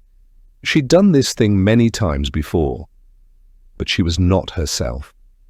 She'd managed to get the first slide done, the easiest, of course, but struggled to flesh out any of her ideas. Get it together, Nelly. After moving across the country and being out of work for almost a year, she had to make this work. Thinking about losing her last job was unbearably sad. She had loved it there and had planned on teaching in sunny California for the rest of her life. But then she'd said the wrong things about the wrong powerful man, and then the unfounded rumors had started, and then... "Hi, Nelly." She'd been so lost in thought, she hadn't heard the sheriff enter the station. His khaki uniform and dark brown hat were wet. It had started to drizzle. Another thing she hadn't noticed while sitting in the waiting area. "Hi, Bill," she said. "Do you have a minute?" "Sure." Once more she followed the tall, paunchy man through the station. Valerie offered Nelly a sympathetic smile as she passed the deputy's desk. In a different universe, Nelly would have asked the woman if she'd like to grab a coffee sometime, but such an idea seemed preposterous now. Having a healthy social life was pure fantasy. Bill closed the door behind her. His office seemed even messier than last time. They took their same places as before, Bill sitting behind the desk, and she in one of the 2 chairs facing him. She felt like they weren't starting a new conversation so much as picking up where they left off. "I know you're very busy," Nelly said, hating how apologetic she sounded. "But I was wondering if you had any information you could share?" The sheriff looked tired. He folded his hands and rested them on his beach ball stomach. That thin smile slipped. There was little warmth in his expression. "Nelly," he said, "I've told you a few times now that this sort of thing takes time." She got the feeling he wanted her to go away, but his answer simply wasn't good enough. "I appreciate that," she said, trying to keep her emotions in check. "But things are escalating, and I don't know how much more of this I can take." "Escalating how?" he asked. She went on to explain about the disruption in her classroom yesterday and how she believed Emmett had orchestrated her being sick. The sheriff didn't even bother to hide his skepticism. Foundering, Nelly reminded him of the noises she'd heard outside her apartment 2 nights ago, as well as the tire slashing from 3 nights ago. He was unimpressed. "Have you gotten a chance to speak to your friend Tina?" he asked. Nelly took a deep breath. "I have." He arched an eyebrow. "And?" As upset as Nelly was at Tina, she didn't want to go into detail about why her old friend was being cagey. "She has a lot going on in her life right now," Nelly said vaguely.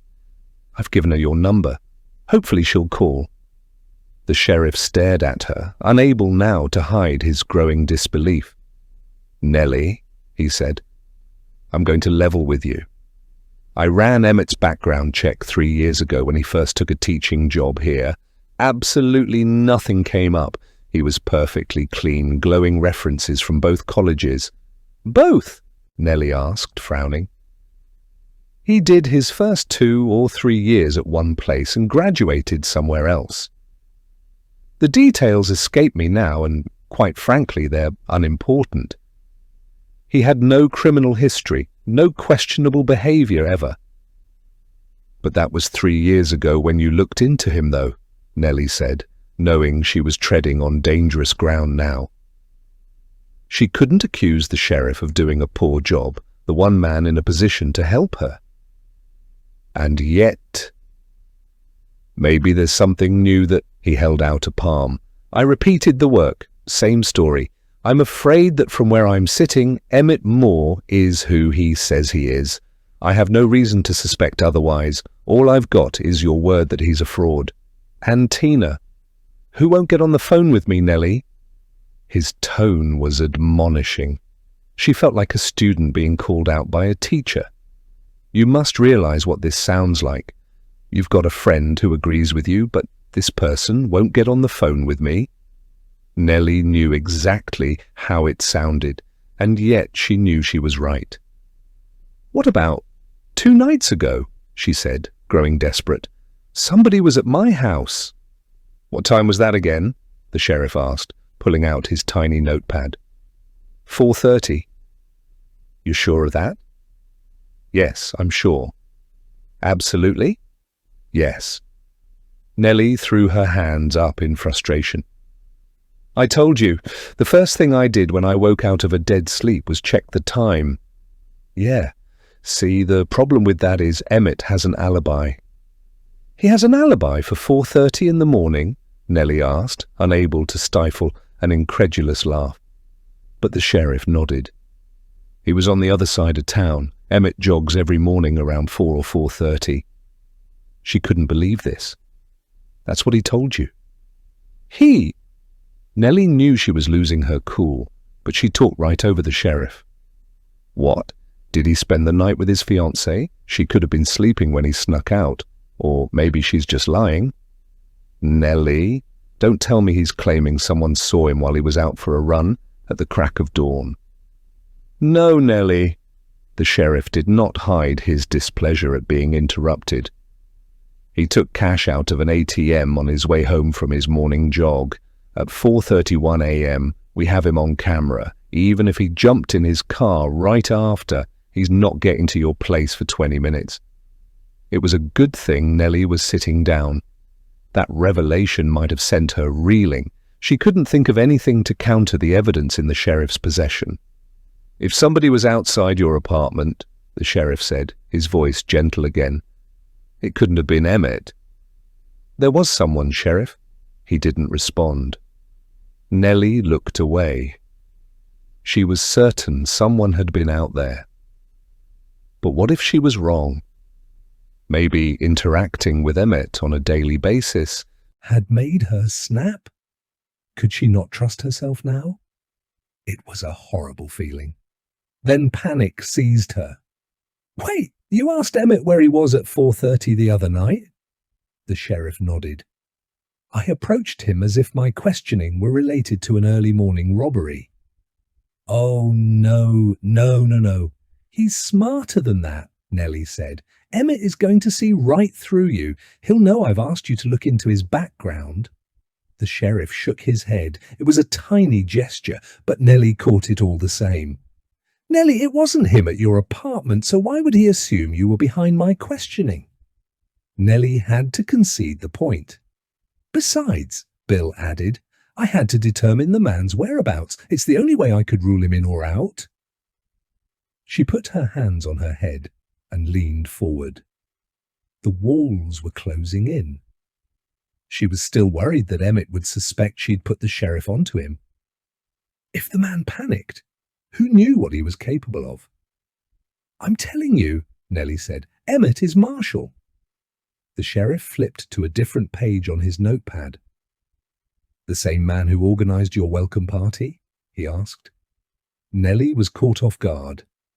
It's part of his gaslighting act. He's putting on a performance for everyone so they don't suspect him of having ulterior motives. The sheriff frowned. But didn't he also just give you a below-average performance review? When the two things were taken together, Emmett came across as fair-minded. He was a reasonable man, capable of being gracious, but also determined to maintain the teaching standards at Overland. Nelly also regretted not telling the sheriff about this in advance. Now it looked like she'd been hiding it. He needs Miguel to fire me. Nelly felt trapped. Emmett has built himself a good life here, but it's all based on a lie. I'm a threat to that. He needs to discredit and push me out. The sheriff just looked at her. He has no choice, Nelly went on. She wasn't saying anything different. Her only hope was that repetition would drive the point home. I could ruin everything for him. I'm the last person in the world that Emmett wants around here. The sheriff did not respond. As the silence stretched, Nelly's accusation sounded more and more ridiculous.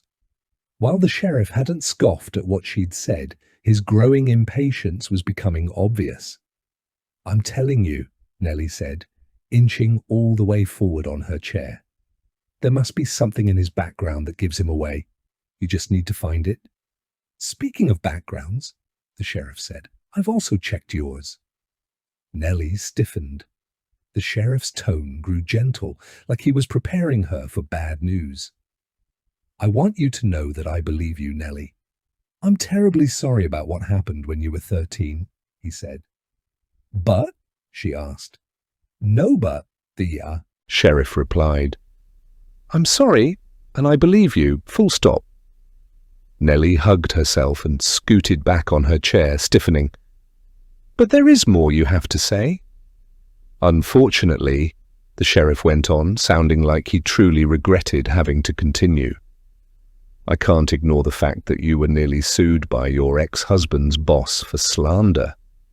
She knew if she moved at all, Nelly would completely snap. She stayed very still. Everything she felt was brimming. That man is a rich bully who throws his weight around by threatening legal action, she said. Do you know how many people he has sued or threatened to sue?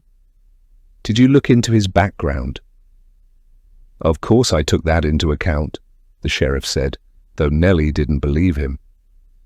But the thing is, Nelly, the woman you claimed he was trying to assault did not corroborate my story. Yes, I know. She's a 23-year-old administrative assistant, and the 59-year-old CEO is her boss's boss's boss. He has all the power in this situation. For your information, less than a month later, she magically got promoted into a role she wasn't qualified for. Talk to my husband. He'll tell you the same thing. The CEO was buying her off. Nelly realized she had slipped. For nearly 15 years, she had referred to John as her husband. It was habit. It didn't mean anything. But the sheriff pounced. You mean your ex-husband? He just had to point it out. Make her sound like she was pining for the man. Make her sound like she was a woman scorned, someone who'd been hurt by men and was now lashing out. Yes, Sheriff, I meant my fucking ex-husband. His eyes popped, but Bill quickly composed himself. I didn't mean... Sure you did, Nelly said, beginning to dislike the sheriff now. We both knew who I was referring to, so there was no need to point it out unless you meant something by it. He sighed. Nelly, I don't appreciate the attitude. I've taken your allegations very seriously and looked into this myself. But there's nothing here. Emmett Moore is Emmett Moore. All I've got contradicting that is the word of a woman he's just thrown a welcome party for and given a poor performance review to. So that's it? She asked. I will continue to look into his background, the sheriff said. But I can't make you any promises, Nelly. As I sit here today, there is nothing to suggest he's living and working under an assumed name. Put yourself in my position, Nelly. This man is a beloved model citizen. Nelly wanted to cry, but she didn't want the sheriff to see that. His voice grew gentle again, as if she were fragile. I know how difficult this must be for you, he said. New town, new school, and seeing someone who reminds you of that boy. But it's just your mind playing tricks. Now, I think the best thing you can do is go to work tomorrow and focus on teaching. Maybe next week, once the dust has settled a bit, try talking to Emmett. If you give him a chance, I think you'll see that there's no way he could be the person you think he is. I'm not saying you need to be best friends with the guy, but if you just talk to him, it might change the way you see things. She snorted. It was an ugly sound. You don't believe me, she said.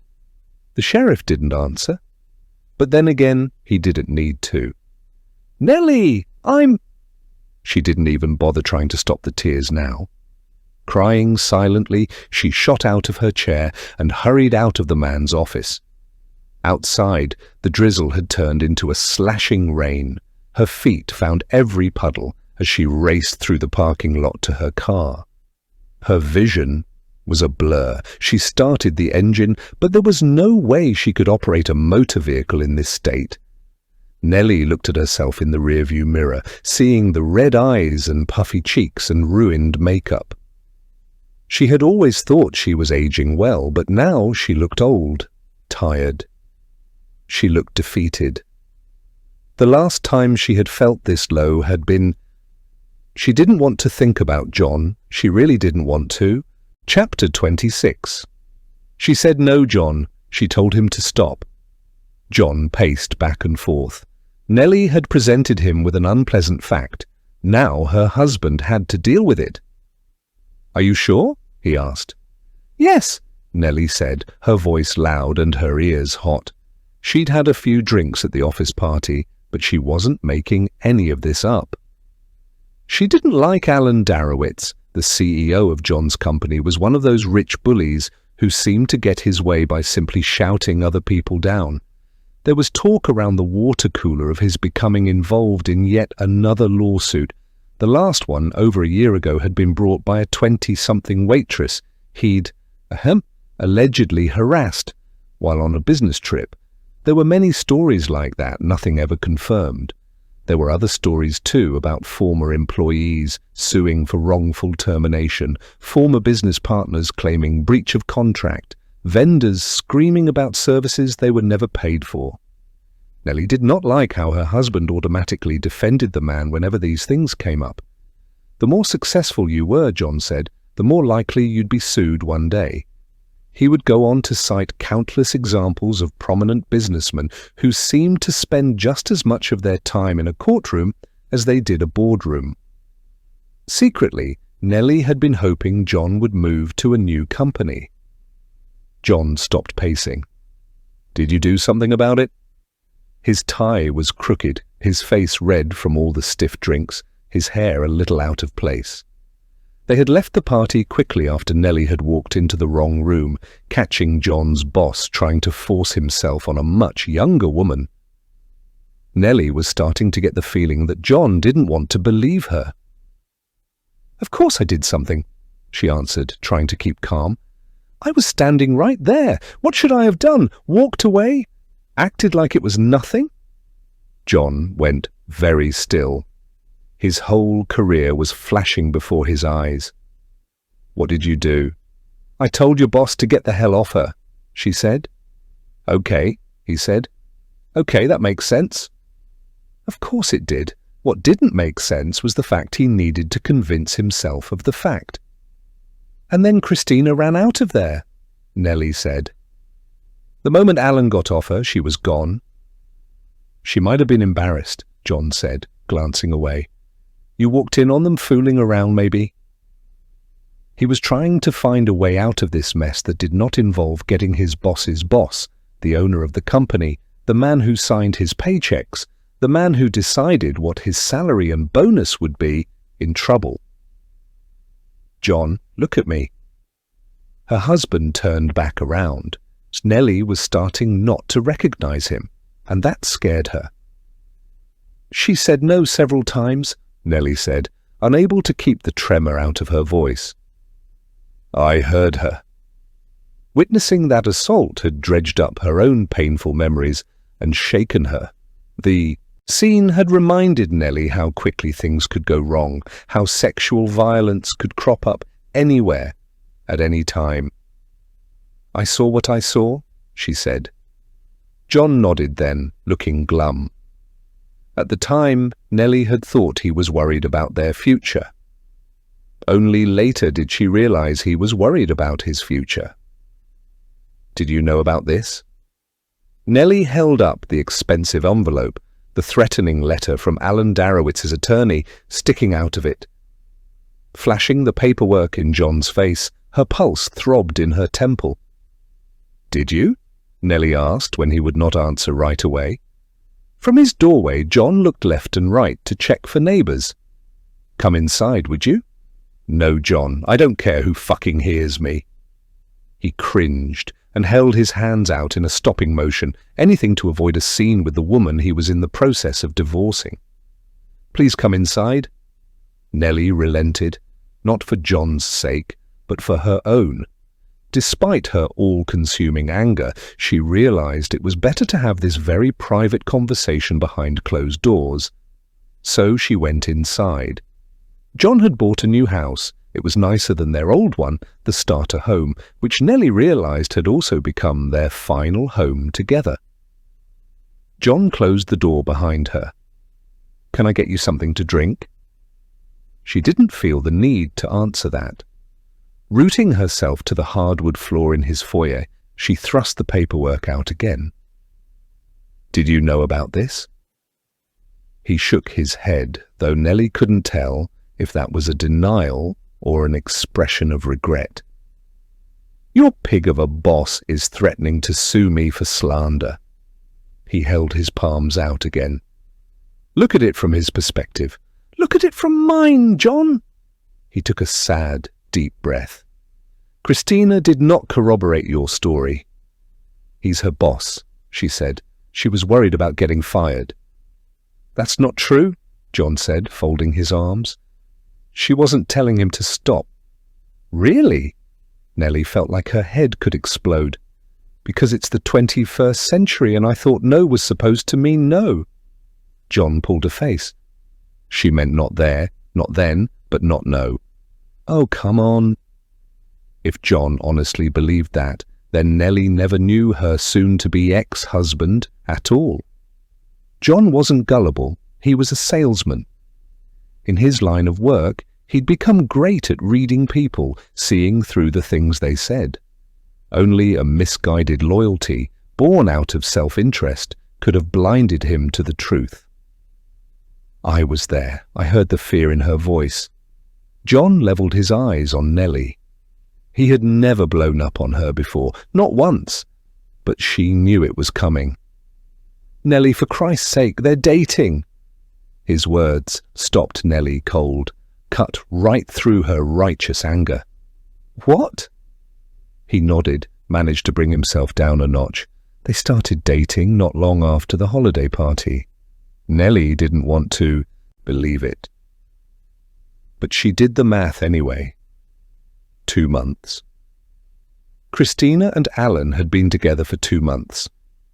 "That doesn't mean—" "Nelly!" John's voice was strained. He might as well have been shaking. Nelly could tell he was doing everything in his power to contain his anger and frustration. "You have got to stop." "Why? You're divorcing me anyway," she spat out. "This won't come back on you. You no longer have to worry about what Alan Darowitz thinks of your crazy wife." "I'm not worried about me," he roared. "I'm worried about you." Nelly was taken aback. Despite everything that had happened and not happened between them, she was gazing at a man who still cared. That didn't sit well with her.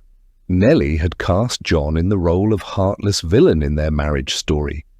The cold, fickle man who'd randomly decided one day that she wasn't enough. But he wasn't that, and it confused her.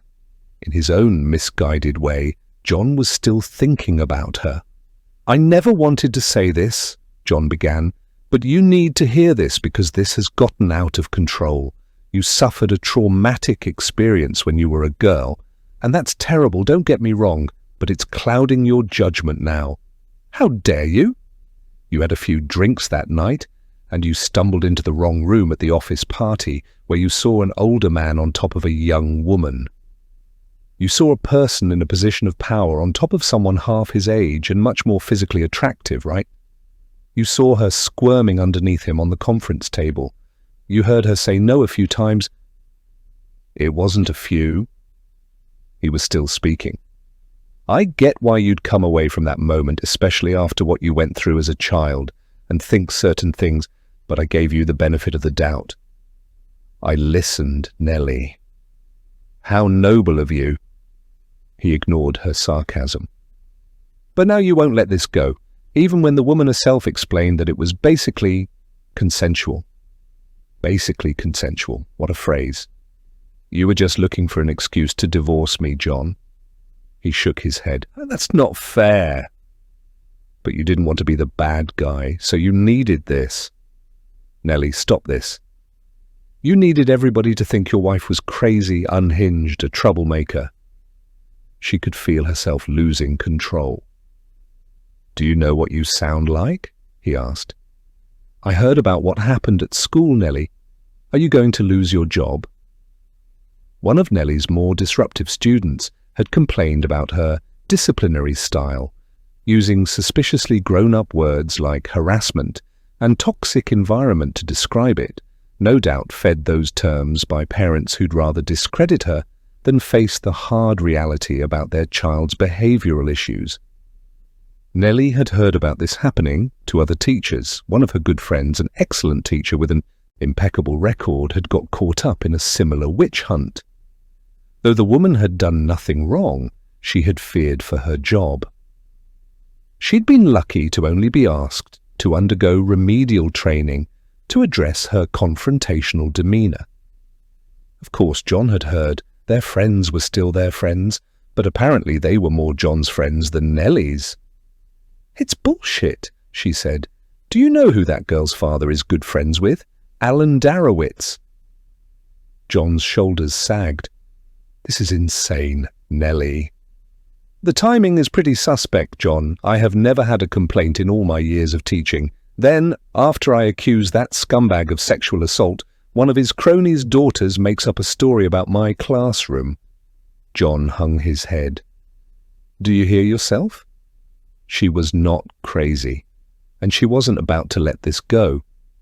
She wanted John to hurt as much as she did. You were just waiting for something like this to happen. Your wife, the crazy one. This opportunity fell into your lap, and you took it. Now you don't have to be the bad guy. No one can blame you for divorcing me. No, Nelly, he said. I'm divorcing you because I'm no longer in love with you. She left John's new house and drove through John's posh neighborhood, wondering why his life hadn't skipped a beat while hers had been completely upended. She drove through town, what used to be their town, and past all the places they used to go together, and wondered why he got to keep all of this, why this stayed his but not hers, why he was getting a promotion and she was in a fight for her job, why a man who tried to rape a woman got to accuse Nelly of slander. Chapter 27. Nelly wiped away her tears. Her car was steaming up. She activated the defogger. A small hole formed on her windshield as the hot air went to work, a tiny ovoid window into the cold, rainy world outside. She hated feeling so powerless. It reminded her of leaving John's house that day. It reminded her of resigning from her last job, still under a cloud from that student's baseless allegations of harassment. That was all resolved in her favor, of course, but by then her boss had already filled her position for the upcoming school year, and Nelly had been half out the door anyway, the damage already done. But most of all, this feeling reminded Nelly of that day 24 years ago, when Marshall had forced her down onto the table, when he dislocated her wrist and thumb, while he'd held her there, looked into her eyes as he'd pulled down his shorts. No, I will not be a victim. Never again. Nelly had already started her life over once. She would not do it again. A lifetime's worth of anger filled her up. Her body shook with the rush of adrenaline brought on by sheer outrage. She would not be victimized again. She would not show up at Overland Middle School tomorrow and pretend like everything was fine. Nor would she quietly go away, nor would she simply do nothing while Emmett set her up to fail. He wasn't going to ruin her life. She was going to ruin his. Nelly left her car running as she stomped through the rain-slicked parking lot. Deputy Sullivan was surprised to see her re-enter the sheriff's station. Nelly motioned toward Bill Van Dyke's office. "I'm going to speak to him again," Nelly said. Without waiting for approval, Nelly tromped through the station. The sheriff looked up from his computer at her through the big glass window on the side of his office.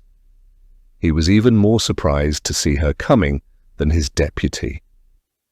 Nelly opened his door without knocking. "If you're not going to do anything about this, I will." He was getting up, holding out a palm. "Now, Nelly, wait a minute. Don't go off doing anything." "I'll get you evidence," Nelly said. "Then you'll have to do something about this. Or I'll talk to the mayor, and he'll find someone who will." "Nelly, hang on a second." She didn't. Nelly strode out of the station as Bill called out, imploring her not to do anything stupid. She was cutting it very close. Nelly still needed to whip together 2 more slides for her classroom presentation. An hour ago, that simple task had seemed impossible. But now that she was charged up, determined to take her life back, Nelly wasn't worried at all. She'd done this before and had plenty of time. Now that she'd taken action, she felt empowered. She felt like she had agency again. Before she returned to the school, however, Nelly had something more important to do. She pulled off the side of the road so she could focus entirely on the task at hand. The phone rang a long time. Nelly was getting ready to leave an accusatory voicemail when Tina answered in a tentative, hushed voice. "Hi, Nelly. How's it going?" "Tina, I need your help." Nelly dispensed with the usual pleasantries. "Are you going to do the right thing?" Tina was silent. Nelly wondered if the other woman was going to hang up on her, but then she heard Tina moving around. "Give me a moment." Nelly heard a door, then echoing footsteps in a stairwell, then another door. Finally, Tina came back on. "Nelly, I'm really sorry about this, but—" "Tina," Nelly interrupted, "you owe me." "Mikey will kill me if I get involved." "Do you mean that literally?" Nelly asked. "No, of course not. He'd never lay a hand on me. I didn't mean it like that." "Then how did you mean it?" Nelly asked, wondering if there were any good men left on this planet. "The thing is, this was years ago. I told him about you, about what happened. About what I thought happened at the time, and I've never since explained that I was wrong." "So what?" "Well, Mikey thinks you're an instigator. He's got ideas about you." "I don't care about his ideas. I need your help." "Nelly." But she could feel Tina's resolve crumbling. "He'd never let me come see you," Tina said. "Why do you need his permission?" Nelly asked. "It's just, I need him right now, the kids and the grandkid." "Tina." There was a long silence. Nelly waited. Normally, she'd feel compelled to let a friend off the hook, tell them it was all right, don't worry about it. But not today. Nelly was tired of people letting her down. "Okay, look. Okay." Nelly heard Tina moving around again. "I'll have to make up a story, all right? So Mikey won't know why I'm coming out there. So he won't think I'm coming out there to speak to the police." "I don't care what you tell him," Nelly said, "so long as you come." But Tina was hung up on this problem of hers. "I know. I'll tell him you're going through a difficult time and need a friend. Yeah, he'll believe that." "It's not even a lie, not really."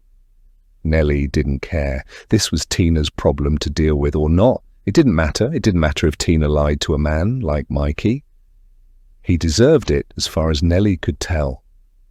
"When can you get here?" "Well, let me think. It's already Thursday, so this week is probably out. And to be honest, I'm really busy next week, so—" "Do you work this Saturday?" Nelly asked. No, but "What time do you get done tomorrow?" Nelly asked. "Early, actually," Tina said. "I'm done at 4, but I have to run some errands. Joey needs some new sweatshirts for school." Nelly didn't care. "You can be here by 6 or 7 o'clock then. If you don't feel like driving home, you can. Stay with me." "I don't know, Nelly." "Tina." That was all Nelly said, but it worked. "Okay, yeah, tomorrow works." Nelly had an idea. On second thought, we'd better get you a motel room. I'm pretty sure this asshole is watching my apartment. I don't want Emmett knowing you were here." "How much do you think that's going to cost?" Tina asked. "It's just that money right now. I'll pay for it," Nelly said. "Will you do it, Tina? Believe me, I wouldn't ask if it weren't absolutely necessary. This man is going to ruin me, or worse, if I don't take action." Tina took a deep breath. "I'll be there." "Good," Nelly said. "I'll contact the sheriff tomorrow night and set up the meet then." Nelly made it back to campus with 25 minutes to spare. Already the parking lot was filling up, car doors opening and umbrellas budding as people hurried to get in, out of the rain and wind and cold. Nelly ran into Beck in the hallway. Her friend gave her a funny look. "Everything okay?" Beck asked. Nelly smiled. It was her first real smile in days. "I'm good." "You look—" Beck gave her another once-over. "You look different. Better." Nelly nodded. She felt better. Despite the fact that everything had gone wrong at the sheriff's office, Nelly was hopeful. Bill Van Dyke might have been able to ignore her, but he couldn't also ignore Tina.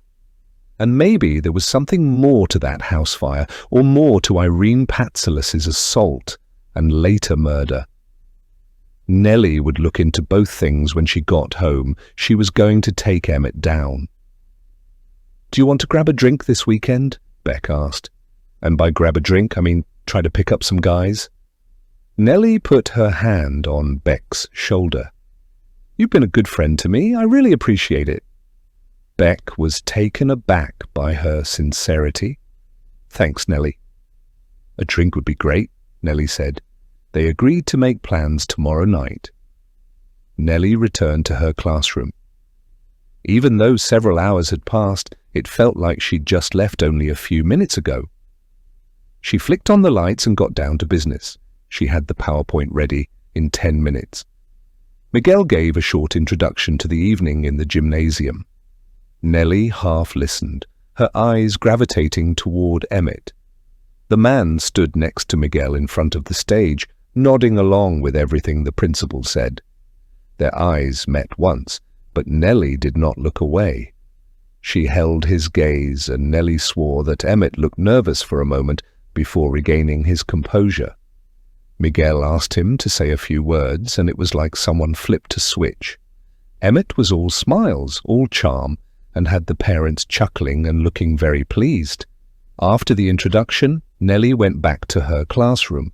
She stuck to the bullet points on her slides, keeping her presentation short and making sure to remind the parents that it was only her 4th day here, and she hadn't gotten to know all her students very well yet. For the most part, they seemed to get the message. During her first 3 meetings with parents of students from different classes, only one woman approached her after to ask why her son only had a 95% grade average when she thought he deserved at least a 97%. It was all going smoothly. Nelly looked forward to the night being over so she could get back to her apartment and eat something. Along with her resolve and determination, her appetite had returned. She'd pick up overpriced takeout from a nice restaurant and gorge herself while she hunted online for more information about Emmett, Marshall, and the college house fire. But then the mayor entered her classroom. She already didn't like the man before she even knew who he was. He wore a smug grin and acted like the world revolved around him. Like Emmett, he said, and did all the right things, but there was a theatricality to his behaviors. He made sure everyone heard that he'd just come from a very important meeting to attend the back-to-school night. He'd taken time he didn't have out of his busy schedule, was the implication, and would have to run right back out to attend another very important meeting.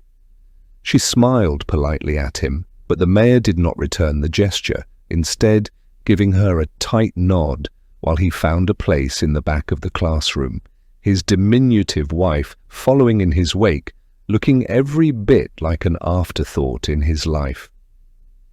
Nelly went through her slide deck again, The mayor surprised her by being disruptive like his son. Not more than 2 minutes could go by without him making some unnecessary remark or cracking some dumb joke. The man needed to be the center of attention. Due to all the interruptions, it took Nelly nearly 20 minutes to get through her slide deck, leaving little time for questions. "I'm so sorry," she said, "but the next group is about to come in. Please email me with any questions you might have. I look forward to getting to know your children better." "Hold on," the mayor said. "Don't you have time for questions?" "I'm sorry," Nelly said, hoping she sounded sincere. "But the presentation ran long. I'm afraid we're out of time." "Perhaps it could have been a little shorter then," the mayor said, looking none too pleased. Nelly looked him in the eye. "As I said, I'm happy to answer any questions you might have over email." The bell sounded, signaling the end of this meeting time. Nelly only had one more group of parents to meet. Everyone filed out, but the mayor strode to her desk like it was his classroom. "My son tells me you put your hands on him," the mayor said. Nelly maintained her bearing. "That's not what happened." "I see," the mayor said. "So you're calling Tom a liar?" "Myron," his wife said, looking embarrassed. She shot Nelly a quick, apologetic look. Her husband ignored her pleading tone. "I won't presume to tell you what is going on inside your son's head," Nelly said, "but the truth is he has been disruptive every day this week." The mayor shook his head. He's never had behavioral problems before.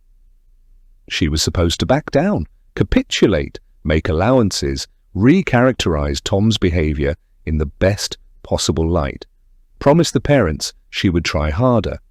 But Nelly didn't do any of those things. "Be that as it may," Nelly said, "he's having them in my classroom now. If this continues, we will have to sit down with Miguel and figure out a plan of action." The mayor narrowed his eyes at her. "You know, Nelly, I respect Miguel a whole hell of a lot, and normally I trust his judgment. But I think he's made a mistake hiring you. I've spoken to the sheriff about you and know how things turned out at your last job." "I left in good standing," Nelly said, "and if you need reassurances, I'll send you a list of my teaching awards as well as my references." The mayor shook his head. "I can't believe how disrespectful and unprofessional you've been. Come on, hun," he said to his wife. "Let's go see Miguel. He and I need to have a chat." The mayor's wife shot Nelly another embarrassed look on their way out the door. Nelly realized she should have been worried. No one wanted to make an enemy out of their mayor, but the truth was, she was proud of herself. She hadn't let the man's status or title cow her. She'd stood her ground. It wouldn't earn her any brownie points with Miguel, but it made her feel empowered. She felt like she was retaking control of her life. Chapter 28. The penny vodka was delicious. Nelly ate way too much of it. Sitting on the floor between her couch and coffee table, she checked her phone. All night long, she'd been expecting Tina to cancel her trip, but so far, no texts or calls had come through. There was still a chance, obviously, that Tina would flake out tomorrow. Make up a story about something coming up, or even laying the blame at Mikey's feet. But that hadn't happened yet. Once more, Nelly searched for information on Emmett and Marshall, but she saw all the same articles she'd already reviewed multiple times. She scrolled through a search on local private detectives. None of them advertised their prices, but at this point, she was prepared to pay top dollar for help. She jotted down the names of 2 men with extensive law enforcement experience. If the sheriff refused to take this seriously, even after Tina provided him with a statement tomorrow night, then she'd contact one of these PIs. The time for half measures was over. Switching gears, Nelly searched for Tina's friend from college, the poor girl who had died in the house fire. She didn't have Alice's last name, but it wasn't difficult to find several stories about her and her friends, given how tragic the event was. Alice Pembrey had just turned 21 the day before her death. She and her roommates had been out celebrating the young woman's birthday on campus at a college pub. The article did not identify the friends they met at the bar, but it sounded like they were meeting men. After closing the place down, the girls returned home from the bar. It was unclear whether any of the young men went with them. The article concluded with details about some of the funeral arrangements, noting that the lone survivor was still recovering in the hospital from third-degree burns. Nelly backed out of that article and read through several more. They included much the same information. It wasn't until Nelly reached the fourth item that she found something of interest. One of their neighbors had come forward. She was a TA at the college, renting the house next door with other graduate students. Woken by the sounds of Alice and her friends coming home, the neighbor had looked out her window to see the young women entering their home. The neighbor had a partial view into the backyard of the property as well. She had tried going back to bed but had trouble falling asleep and had instead started preparing an upcoming exam for her professor. Sometime later, she heard a noise and saw what looked like a young man in her neighbor's backyard. He was dressed all in black and wore a hood and winter hat as well, making identification impossible. The young man darted through the backyard, disappearing from view. 10 minutes or so later, the neighbor smelled smoke. She had immediately dialed 911, but unfortunately, it was too late by then. Nelly read several more articles, but this was the only one that mentioned a man running through the backyard. There was no further information or even speculation about him anywhere. The police and fire department had not apparently viewed this as an act of arson either. Just an unfortunate turn of events, a bad fire in an old house, either poor, out-of-code wiring, an unstubbed cigarette, a forgotten candle. Having celebrated Alice's 21st birthday, the young women had gotten very drunk, multiple witnesses at the bar attesting to that, with the implication being they must have all been passed out when the fire started. Nelly sighed. It was a sad story and didn't give her much to go on other than the names of the victims. The lone survivor was a woman, no longer young, by the name of Julia Sowers. Chapter 29. One day ago. Friday. Nelly woke with a clear head and feeling refreshed. It was the first time she'd slept well since Saturday. It was amazing what one good night's rest could do for the spirit. She hopped out of bed and got dressed. As she pulled her socks and shoes on, Nelly realized that she'd only been in Overland for 1 week. 7 days. It felt much longer than that. So much had happened. There was penne vodka left over, but Nelly decided to save that for dinner this evening. She quickly boiled some soup and dumped it into her thermos and hit the road. It was a bright, blue day. Megan wasn't at her desk yet and Miguel's door was closed. Nelly proceeded down the hall, her step lighter than it had been all week. She stopped in the teacher's lounge to make a coffee before heading to her classroom. Sitting at her desk, she allowed herself a moment to look out the window. You will not only get through this, you will emerge triumphant. Morning, Nelly. She turned in her chair. Emmett stepped into her room and closed the door behind him. Excuse me, she said, instantly on guard. What do you think you're doing? He came over to her desk and sat in the chair beside it. With a big sigh, Emmett crossed one leg over the other and folded his hands. Nelly, he said, his voice sounding a little weary. I think it's time you and I had an honest conversation. She didn't think he'd attack her. Not right here, first thing in the morning, when there were other people in the building. But with this guy, who knew? Nelly pushed her swivel chair away from her desk to put space between them. Despite her anxiety, Nelly didn't clam up. Whatever he planned to say, she would not make this conversation easy for him. You mean you haven't been honest with me before now? she asked. Emmett's smirk turned nasty. No, Nelly, I was being polite before. Could you make this quick? She asked. I have work to do. This conversation will be as long as it needs to be. Emmett sat a little taller in his chair. The mayor and I spoke. He's a close personal friend. Nelly's stomach did a little somersault. She was still proud of herself for standing up to the mayor last night, but now she feared it was coming back to bite her. You were rude to the man and dismissive of his concerns, Emmett said. His son is disruptive and disrespectful, Nelly said. Emmett shrugged. It's my understanding that no students have backed up your story. As a matter of fact, the only students speaking up are supporting Tom's account. Nelly folded her arms. You mean Tom's friends are backing him up? I'm shocked. Emmett shook his head like she was being childish. I can see I'm not going to get anywhere with you on the subject of Tom. You're right, Nelly said. So was that all? Miguel is going to retire soon, Emmett said. Probably after this school year? I'm next in line. Nelly said nothing. I was willing to give you the benefit of the doubt on a lot of things, Nelly, Emmett said, as if he were being magnanimous. But after I spoke with the mayor last night, I did some soul-searching, and unfortunately I don't think you're a good fit here. He let that sink in before continuing. In a bigger district like the one you came from, you had clearly defined responsibilities and could hide among the large staff, but you can't get away with that in a smaller school like Overland. Teachers here must wear many hats and be able to multitask a variety of non-instructional duties.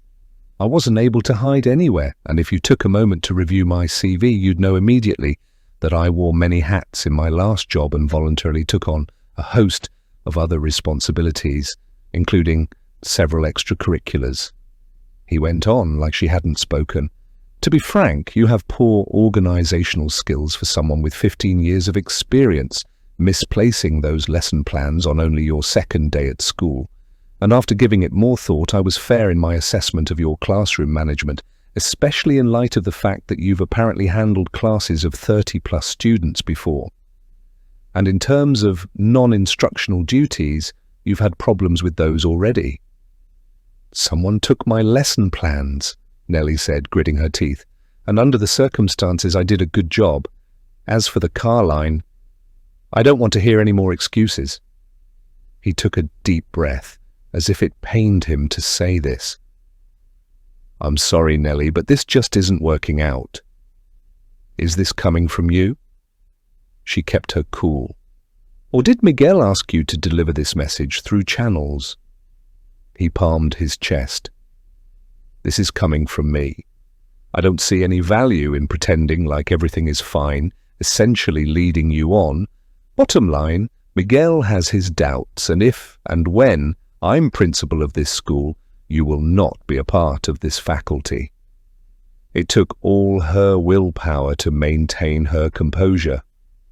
I thought you said you were going to be honest with me. He narrowed his eyes. Nelly added, Is that all you have to say? No, Nelly, it's not, but I'm trying to keep this civil. She ignored that. You've been out to get me since I got here.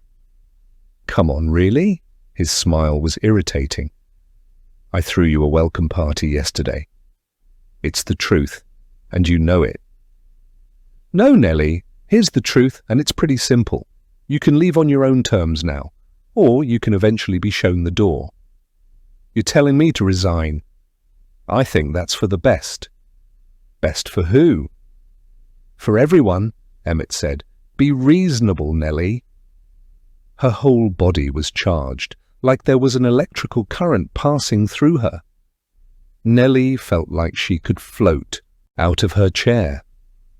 There seemed to be no point holding back anymore. Emmett had made his intentions clear. You have had it out for me ever since I got here, Nelly said. You've manipulated all these situations to make me look bad. He palmed his chest and adopted an offended expression.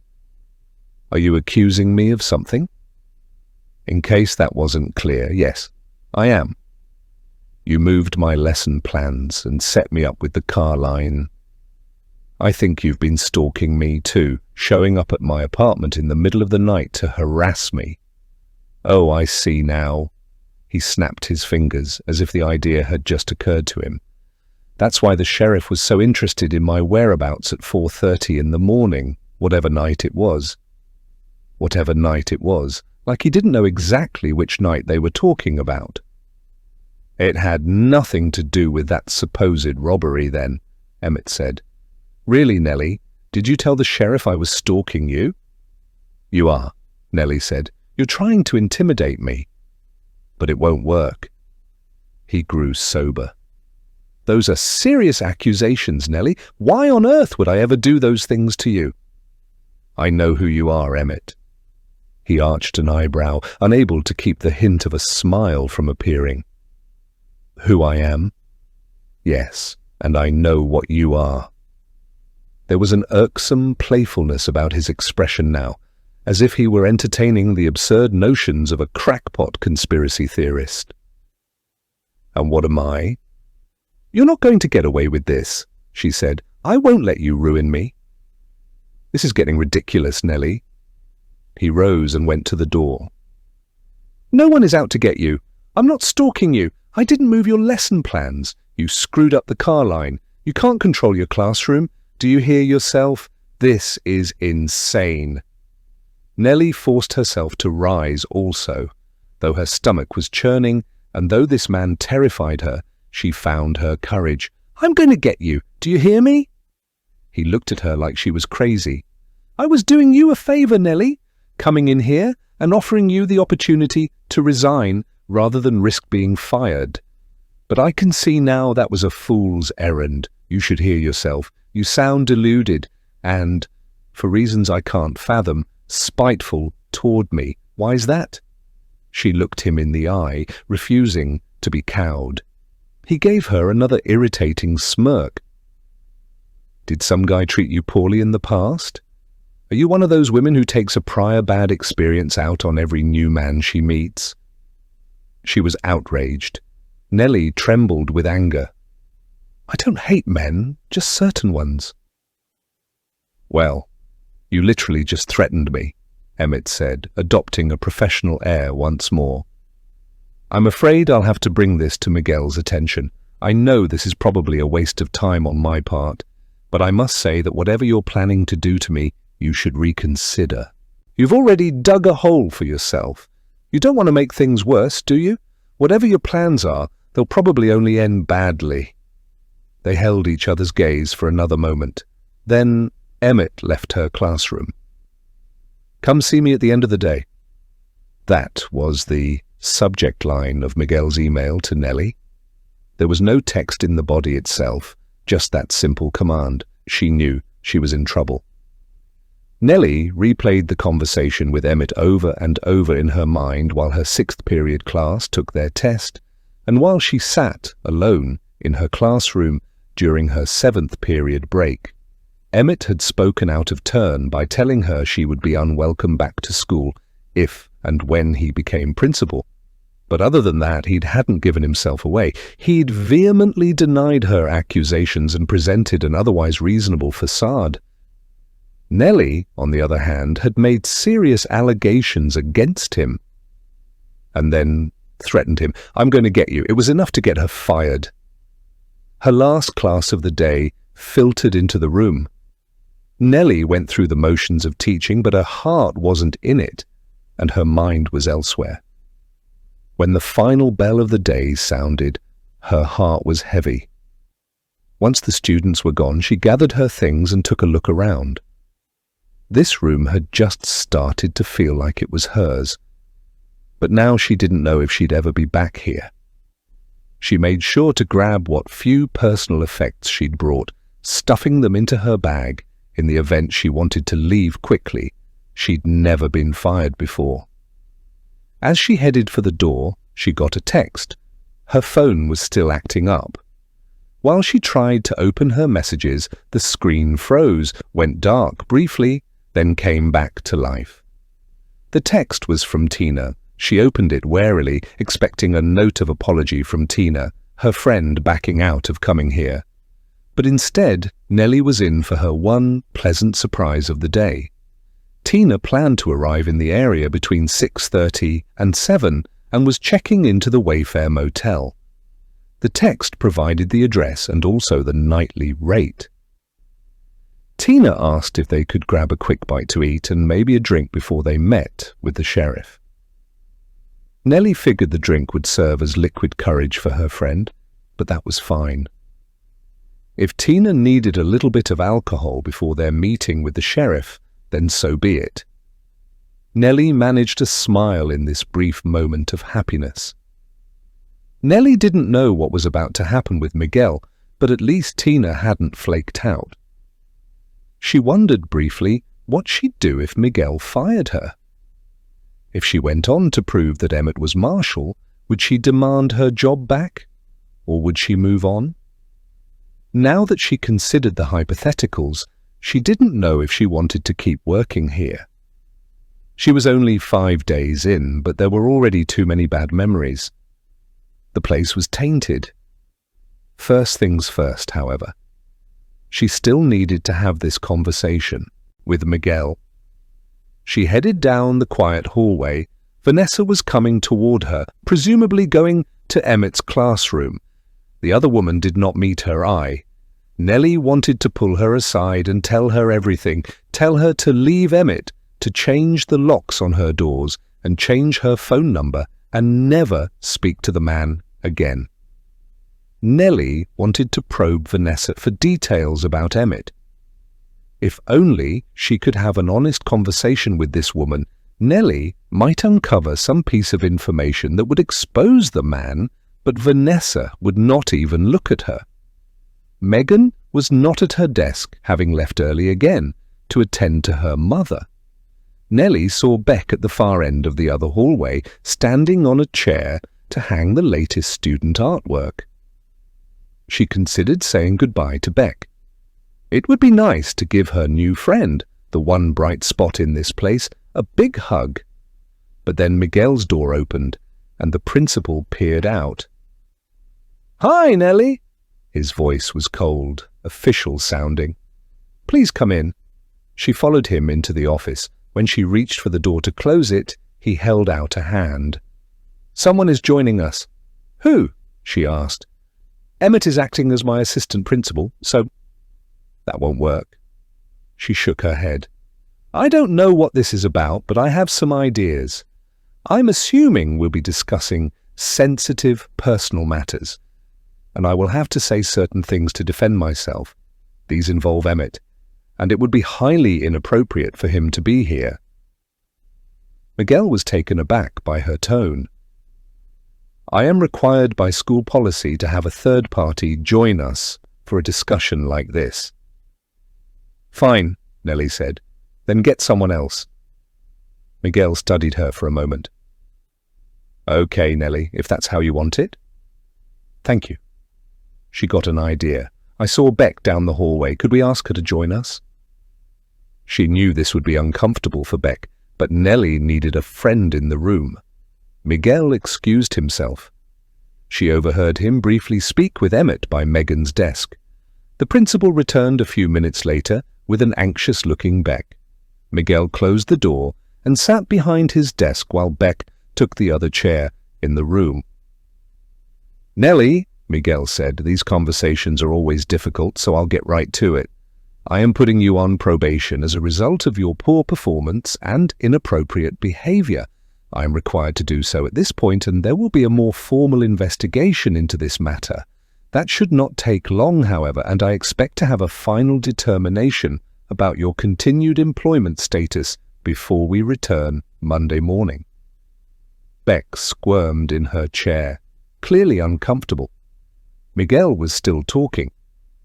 "I've already spoken to you about your classroom management and organizational deficiencies, so I won't belabor those points.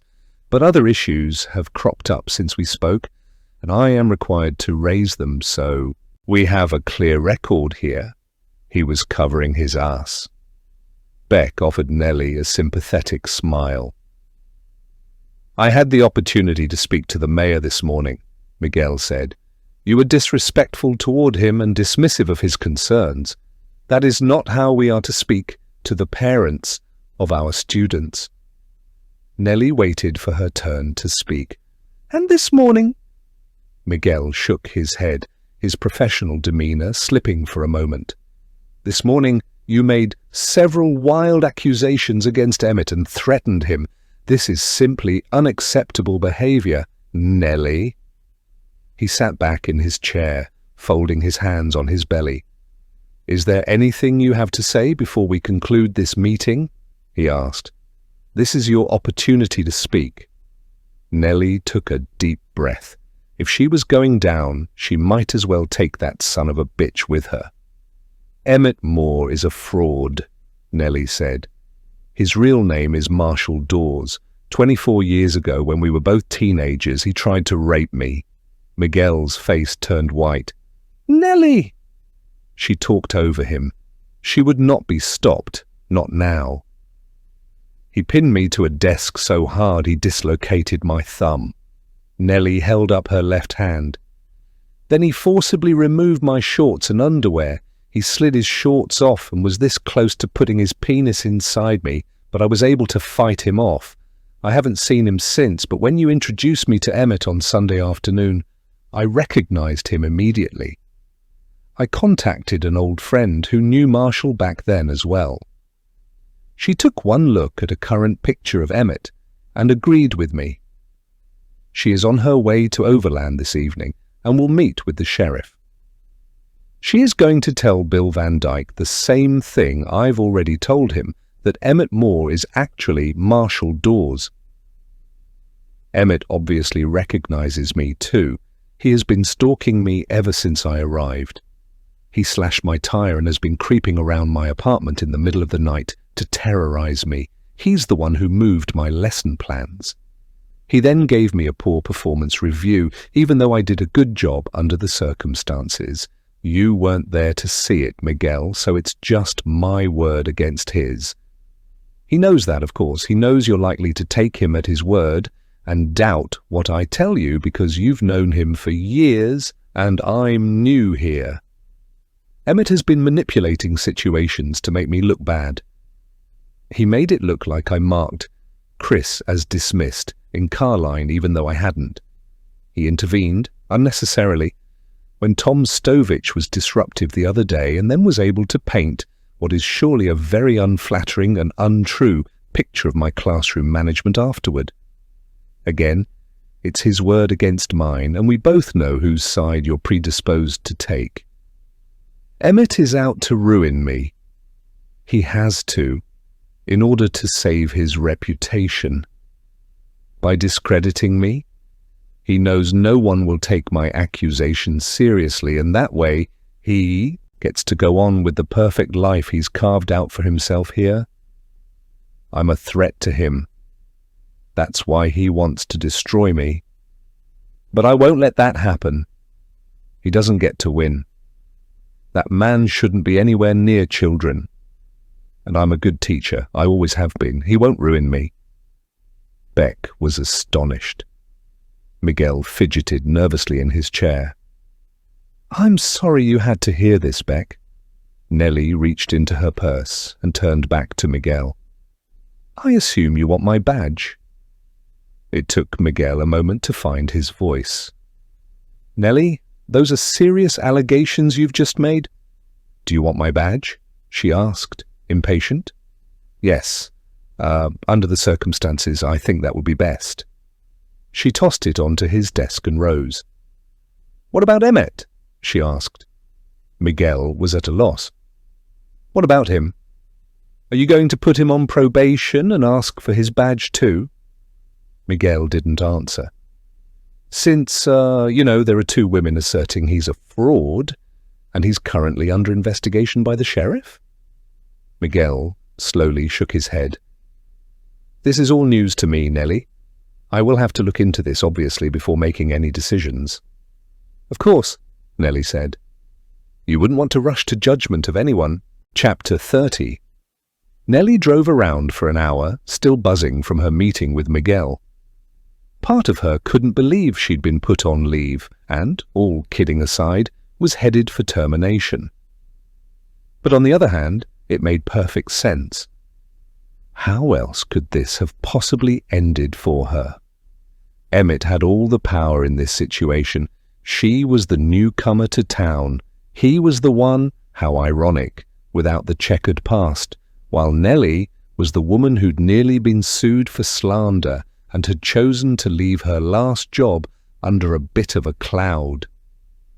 She rode past St. Peter's Church where, only a few days ago, she'd come face to face with Emmett, and her life had taken a turn. She continued on, passing the old movie theatre, taking in Main Street. Outside of town, endless cornfields whipped past her on both sides of the road. She had time to kill before Tina arrived, so she went to a cellular store. It was situated in a 2-story mall in the next county. Many of the retail shops in the place had closed down, unclothed mannequins peering out of otherwise empty windows. The death of brick-and-mortar retail brought about by Amazon. Nelly went upstairs, passing an arcade filled with some familiar-looking faces. Her handful of students plunking tokens into arcade cabinets pretended not to notice her passing by. A bored-looking man in his 20s looked up from his phone when she entered the cellular store.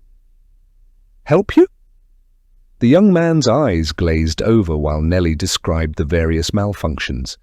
He asked to see the phone for himself, and, naturally, the device functioned perfectly while he tooled around with it. "Give it a minute," Nelly said. "It will—" "I'm sure," he said, cutting her off. "Let me check a few things." She watched him work.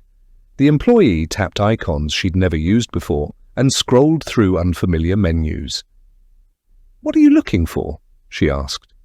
He frowned, not answering. Nelly let him go about his work. She meandered through the store, looking at phones and cases and chargers, even though she wasn't interested in buying anything. She just wanted her phone fixed and didn't want to be hard sold on the latest model. It was almost 6 o'clock now. She didn't want to get stuck here, giving Tina time alone in her motel room to think. "Oh, you got a text," he said, glancing up. "Tina says she's early." "Thank you," Nelly said. The thought of some stranger eyeing her messages creeped her out. "But please don't read my text next time." He pulled a face like she was being touchy.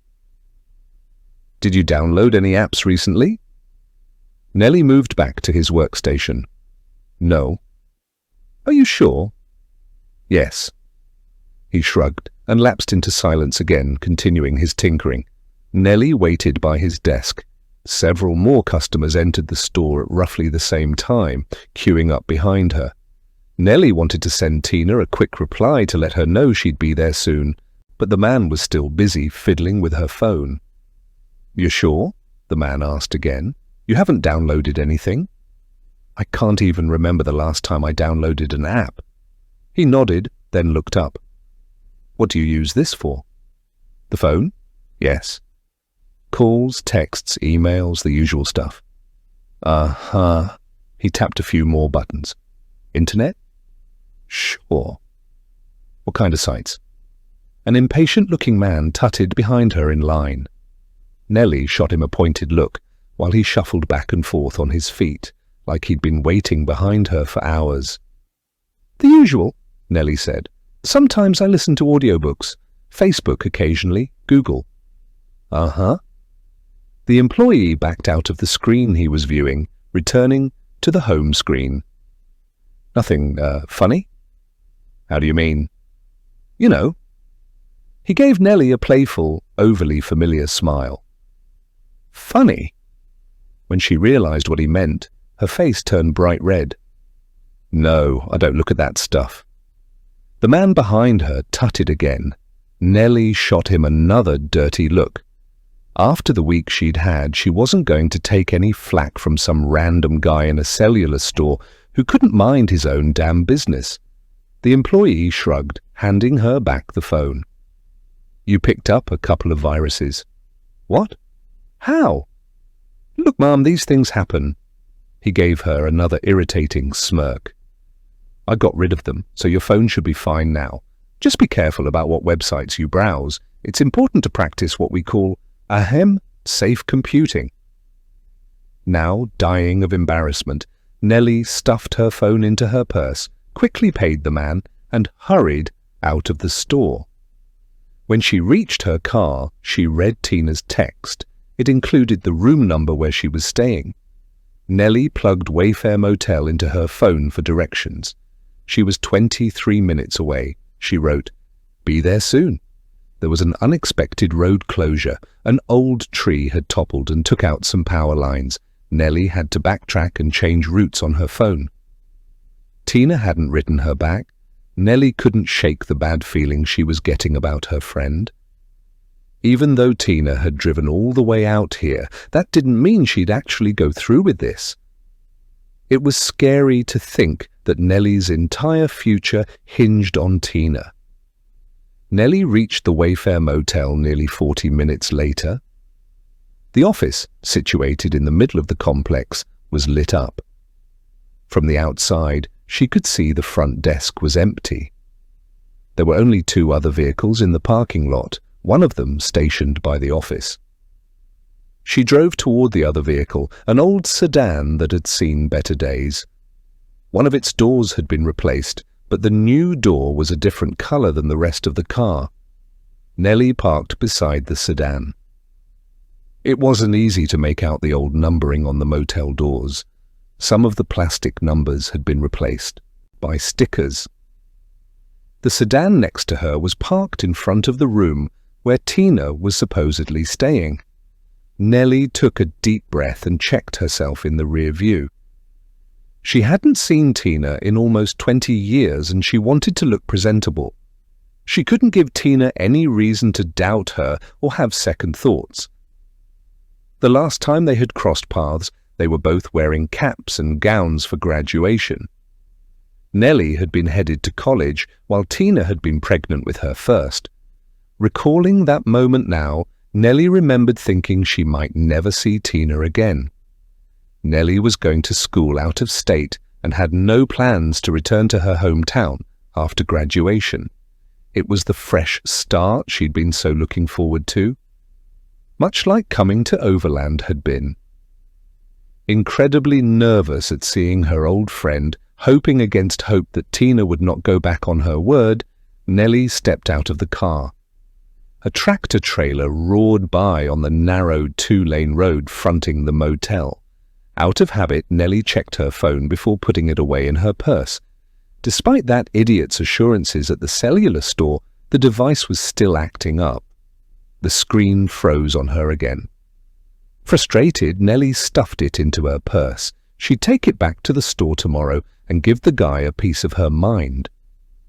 As she approached, however, Nelly noticed that Tina's door was slightly ajar. She hadn't noticed from her car because the interior of the room was dark and the light above Tina's door was out. Frowning, Nelly stepped up and knocked. "Tina," she called out, "are you in there?" There was no answer. It seemed strange that Tina would not be in her room but leave the door open. But then a thought occurred to Nelly. Her friend had probably gone for ice. That was what everyone staying in a hotel did, right? She was probably right around the corner filling up a bucket. Nelly waited a moment for Tina to return. But as she looked around, Nelly noticed the ice machine. It stood 25 feet away at the end of this block of rooms. And Tina wasn't there. Turning back around to face the door, Nelly knocked again. Now she was getting worried. "Tina!" This time she knocked a little more forcefully. The door inched open. The room was completely dark inside. The hairs on the back of Nelly's neck rose. Something was terribly wrong. She knew it before she set foot inside that room. Nelly reached in, her fingers finding a nearby light switch. An overhead light came on. The room had twin beds. The pillows of the far bed were out of place, one dangling over the side. The bedspread itself was pulled almost completely off. "Tina," Nelly pushed the door open all the way. A chair was tipped over in the small area between the bed and the bathroom. One boot was in the middle of the floor on its side, looking eerily out of place. Nelly forced herself to go inside, instinctively putting her hands in her pockets. She was, she realized, already treating the room like it was a crime scene. She found Tina wedged in the small space between the twin beds. Her childhood friend was lying on her stomach with her head turned, dirty blonde hair covering her face. Nelly knew right away. Tina was dead. Chapter 31. Nelly sat behind the wheel of her car on the far side of the motel parking lot. The sheriff had asked her to move her vehicle so they could process the crime scene. Crime scene.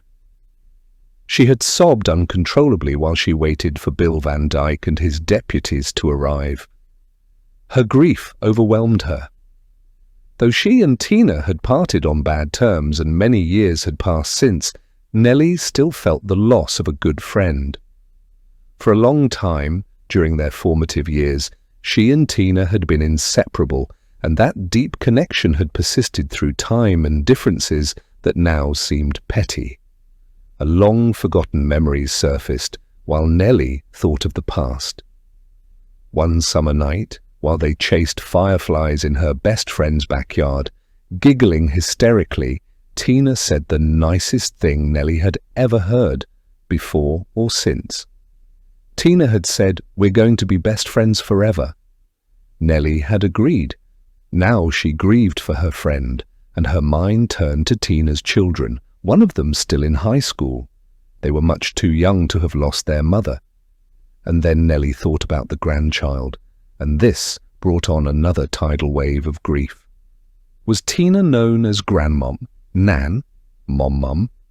It broke Nelly's heart the more she thought about it. Nelly felt a connection to all these people she had never met. Had they even been notified yet? Probably not. This terrible knowledge was still hers alone, as Tina's family hadn't been contacted yet. While the police went about their business, Nelly's tears eventually dried up. She went dead inside. Staring absently out her windshield as cars whipped by, she was vaguely aware that her own life was now almost certainly ruined. But oddly enough, that realization didn't stir up much emotion. It felt both a foregone conclusion and somehow unimportant. The sheriff had asked her to stick around for questioning.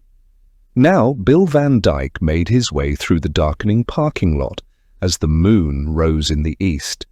He tapped on her passenger window and asked her to come inside with him. "Her room?" Nelly asked. "No," the sheriff said. "The manager is letting us use the office." She breathed a sigh of relief. Nelly didn't think she could ever set foot in a motel room again without picturing Tina's corpse on the floor, jammed between two beds. The sheriff led her into the motel office, behind reception, and into a small room with a desk and two chairs. Bill sat on the edge of the desk, motioning at the chair for her.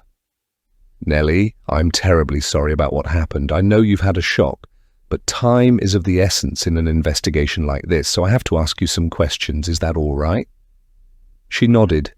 Nelly reached into her purse for her emergency stash of tissues. Coming up empty, she remembered she'd used them all in the car already. She'd just have to do her best not to sob. "I need you to take me through your conversations with Tina this week," the sheriff said. Nelly started at the beginning, the Facebook message on Sunday, the phone calls on Tuesday and Thursday, the text exchanges today. "And remind me," the sheriff said, "why she was coming out here." Nelly gave him a look like he was being thick. "I told you, she was going to meet with you to identify Emmett." "Uh-huh. And what time were you supposed to meet her here?"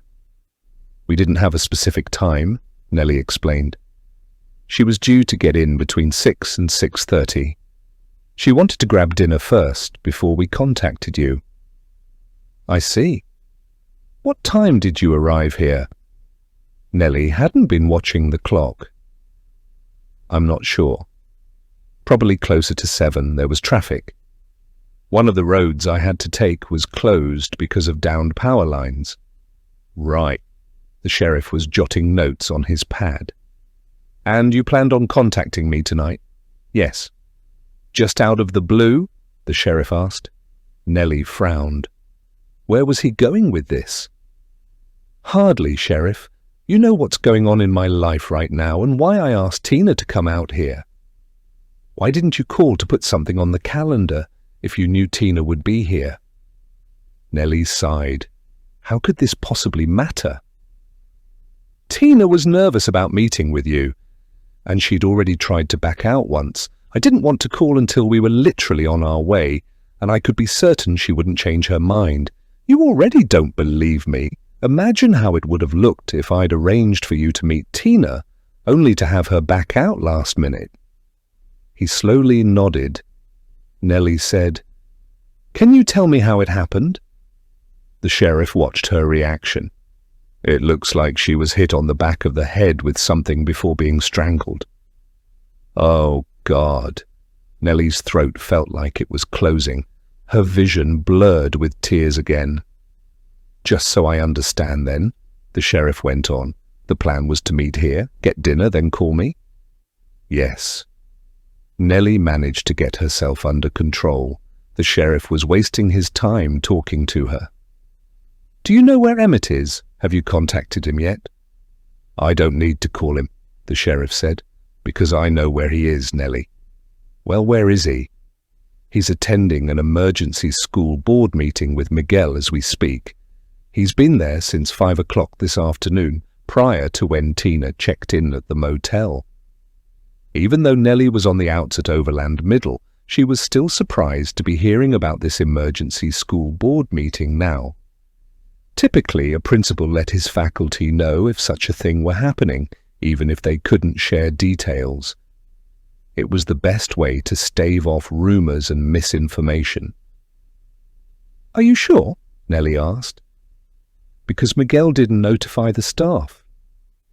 He did, Nelly, the sheriff responded. He just didn't notify you. Before the sheriff went on to explain, Nelly had already put it together. Bill said, They were meeting to discuss your employment status and what to do about next week in the event you were terminated. The man's words stung, and Nelly wanted to defend herself. But what was the point? The sheriff already had unflattering ideas about her, and she wouldn't convince him right now that Miguel was treating her unfairly. Moreover, Nelly was too hung up on the fact that Emmett, once again, had the perfect alibi. His happening to withdraw cash at 4:30 after an early morning jog seemed too good to be true. What were the chances that would happen at the same exact time she claimed someone was outside her apartment? But this emergency school board meeting certainly did not feel like coincidence. It made perfect sense for Miguel and his assistant principal to scramble the proverbial jets. They had to discuss the unexpected firing of a faculty member and develop contingency plans for class next week in that event. Nelly wondered if she had lost her grip on reality. No one could deny the last year had been incredibly difficult for her. When she needed her ex-husband's support the most, John had asked for a divorce. Then his boss had threatened to sue her. Then a student in her class had accused Nelly of being verbally and emotionally abusive. Any one of these things by itself was enough to upend anybody's life. But all three at the same time? That would have been too much for most to handle. Nelly had gotten through it by entering therapy and trying different medications, and she'd only barely gotten through it. It was more likely than not that amount of trauma had permanently damaged her, making Nelly paranoid, overly sensitive, defensive, forgetful, not always present.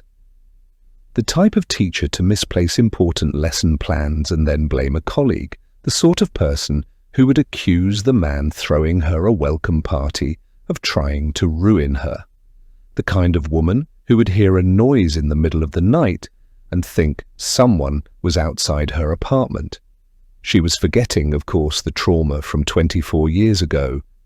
Layer more recent events on top of that, fresh scars upon old wounds that never seemed to fully heal.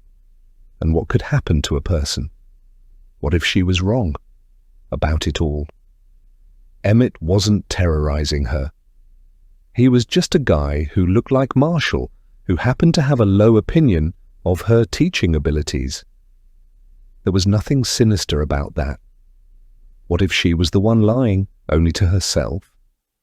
What if her performance on Tuesday, while admittedly happening under poor circumstances, had been subpar? Was it possible for a brain to see all these things that weren't there? Of course it was, she realized. People suffered from numerous cognitive biases. They misremembered, misinterpreted, distorted, forgot. Everyone suffered from varying levels of delusion. She was not immune to such human foibles. Had she made all this up? She was about to give up, asked to leave and get in her car and drive away. She couldn't prove a damn thing, and she had to admit she looked like the crazy one here. Not Emmett or anybody else for that matter. But then she thought about Tina. Without prompting or coercion, Tina had taken one look at Emmett and immediately agreed with Nelly. That man was Marshall Dawes, she'd been absolutely certain. While it was possible that both of them could have been mistaken, Nelly didn't think it likely. And then she ran through all her interactions with Emmett, recalling all the times his words had taken on double meanings, the way he'd asked her about the Me Too movement, the way he always seemed to be fighting a smile as he toyed with her. Surely she hadn't imagined all of it. But there was a larger problem to consider, she realized. Assuming Emmett committed this murder, how did he even know Tina was coming to town? He was involved somehow, Nelly said, her tone unconvincing. There's no other explanation. There are a lot of other explanations, Nelly. The sheriff consulted some notes before putting his pad away. Have you ever spoken with Tina's husband, Mikey? No. Why? Do you think he had something to do with this? The sheriff held out a palm. Slow down there, Nelly. I'm the one who has to ask the questions right now. She frowned at his condescending tone. Bill said, I spoke with him just now. Nelly wondered where this could be going. What did he tell you? He said you were going through a rough patch, and Tina came out here to keep you company during a difficult time. The sheriff gave her a pointed look. Mikey didn't say a thing about Emmett. Oh, no, everything was slipping away from her. That's not true. You mean he's lying? The sheriff asked. No, I didn't say that. Nelly was having trouble thinking clearly now. The sheriff had thrown her off her game. That's what Tina told him? I don't follow, Bill said, his expression growing more skeptical. Tina told me that Mikey is very controlling, Nelly said, hoping it didn't sound like she was making this up on the fly. He didn't want her getting involved in a police investigation because he's been in trouble with the law recently. How do you know that? The sheriff asked. That's what Tina told me. She realized she was yelling. That's what Tina told me, she repeated in a softer voice. But Tina wanted to help, so she told Mikey a story. She didn't want him to know why she was really coming. The sheriff stared at her for a long moment. He didn't believe a word she was saying. Why didn't you want Tina staying at your apartment? He asked. I mean, if she was coming out here to see you, why not put her up on the couch? Nelly knew how it was going to sound, but she said it anyway. Emmett has been stalking me. He's come by my house. If he saw Tina at my place, he'd get suspicious. I didn't want to tip him off. Emmett has an alibi for the night you woke up at 4:30. As if she needed reminding. What about the night before that, though? Nelly asked. I heard somebody then also. The sheriff microscopically shook his head. Nelly, did you have anything to do with this? What? No, of course not. Tina was my friend. Was, he said, a long time ago. This is ridiculous. She was out of the chair, but barely reached the much taller man's chest. Nelly looked up at the sheriff. Why would I do this? You told me before that you and she parted on bad terms 20 years ago. And you also told me that she didn't even want to come out here, right? Because of Mikey, Nelly said. Because Tina's husband has no criminal record, Bill said. It was like he'd slapped her. What? No, that can't be. That's not what Tina said. First thing we do in this situation is look at the significant other, Bill told her calmly. Now, we haven't ruled anybody out yet, but I know for a fact he has no priors. Nelly sat back down. This could not be happening. She was telling the sheriff the truth, but everything she said later looked like a lie. Even worse, Emmett had another perfect alibi. This place must have cameras, Nelly said. Somebody had to see something. The sheriff shook his head. Not this place. It attracts clientele who don't want to be on camera, usually. Nelly slumped back in the chair. The sheriff bobbed his head. Do you mind if we take a look in your car while you're here, Nelly? Chapter 32. By the time Nelly returned to her apartment, it was almost 9:30. She hadn't eaten again, but what little food was in her fridge looked unappealing. She nibbled on some crackers while she sat in the absolute silence of her living room. She jumped at the sound of her phone buzzing at this late hour. Expecting it to be the sheriff, she was surprised when the caller ID flashed a number she didn't recognize and a name that was familiar, Michael Walker. Nelly didn't want to talk to anyone, never mind Tina's controlling husband, Mikey, but she felt like she couldn't ignore the call. After all, the man's wife had just been murdered. Hello? Is this Nelly Peak? Came a gruff voice. Yes, it is. Mikey? Yeah. I'm so sore. What the fuck happened up there? Nelly held the phone away from her ear. I don't know, Mikey. It's just terrible. Terrible? Is that all you got to say? Nelly took a deep breath. She didn't want to get nasty with the man whose wife had just been murdered, but she wasn't in the mood herself to be verbally abused. I don't know what you want me to say, she answered. The sheriff told me it didn't look like a robbery or a sex thing, Mikey said. Somebody just murdered my Tina. Nelly was tempted to share her suspicions. But what good would come of that? Did you fucking do it? He asked. Nelly closed her eyes and pinched the bridge of her nose. No, I was the one who found her. Exactly, Mikey said, his voice growing even more nasty. The person who finds the body is usually the one who did it. I didn't kill her, Nelly snapped. She was my friend. Was, he said. Was. You were friends a long fucking time ago. She didn't even want to come out there, Nelly. She told me as much. She was only coming because she felt sorry for you. But she wasn't your friend. You put the guilt trip on her about shit that went down over 20 years ago and she felt obligated. Nelly took a deep breath. You made her feel guilty so she'd schlep the 2 hours out to bubblefuck Pennsylvania to see you. Now she's dead. What do you have to say about that? I'm sorry. Sorry? He scoffed. Do you know she's a mother and a grandmother?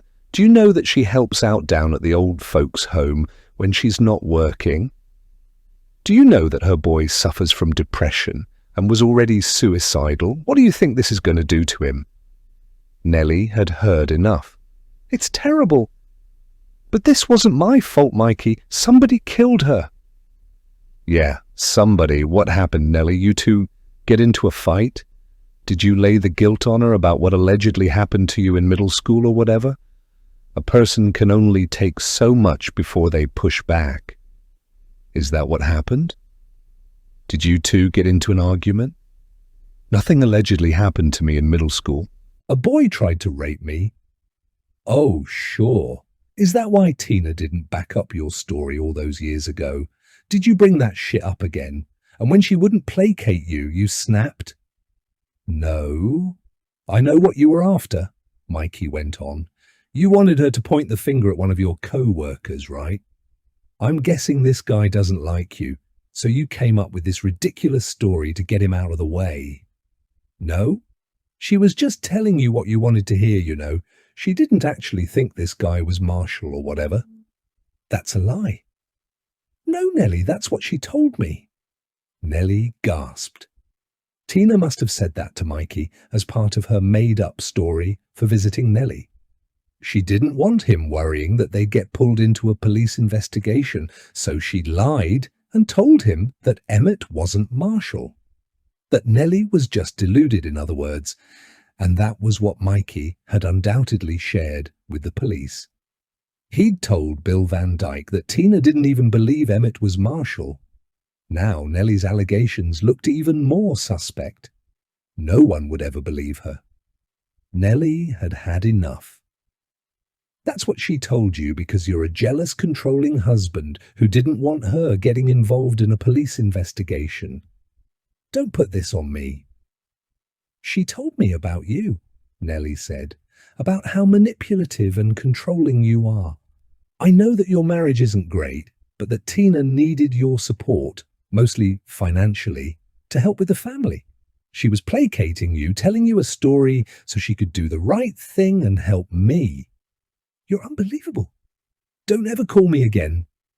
Nelly ended the call and tossed the phone onto the coffee table. Only seconds later, it buzzed again. Mikey calling her back. She blocked his number.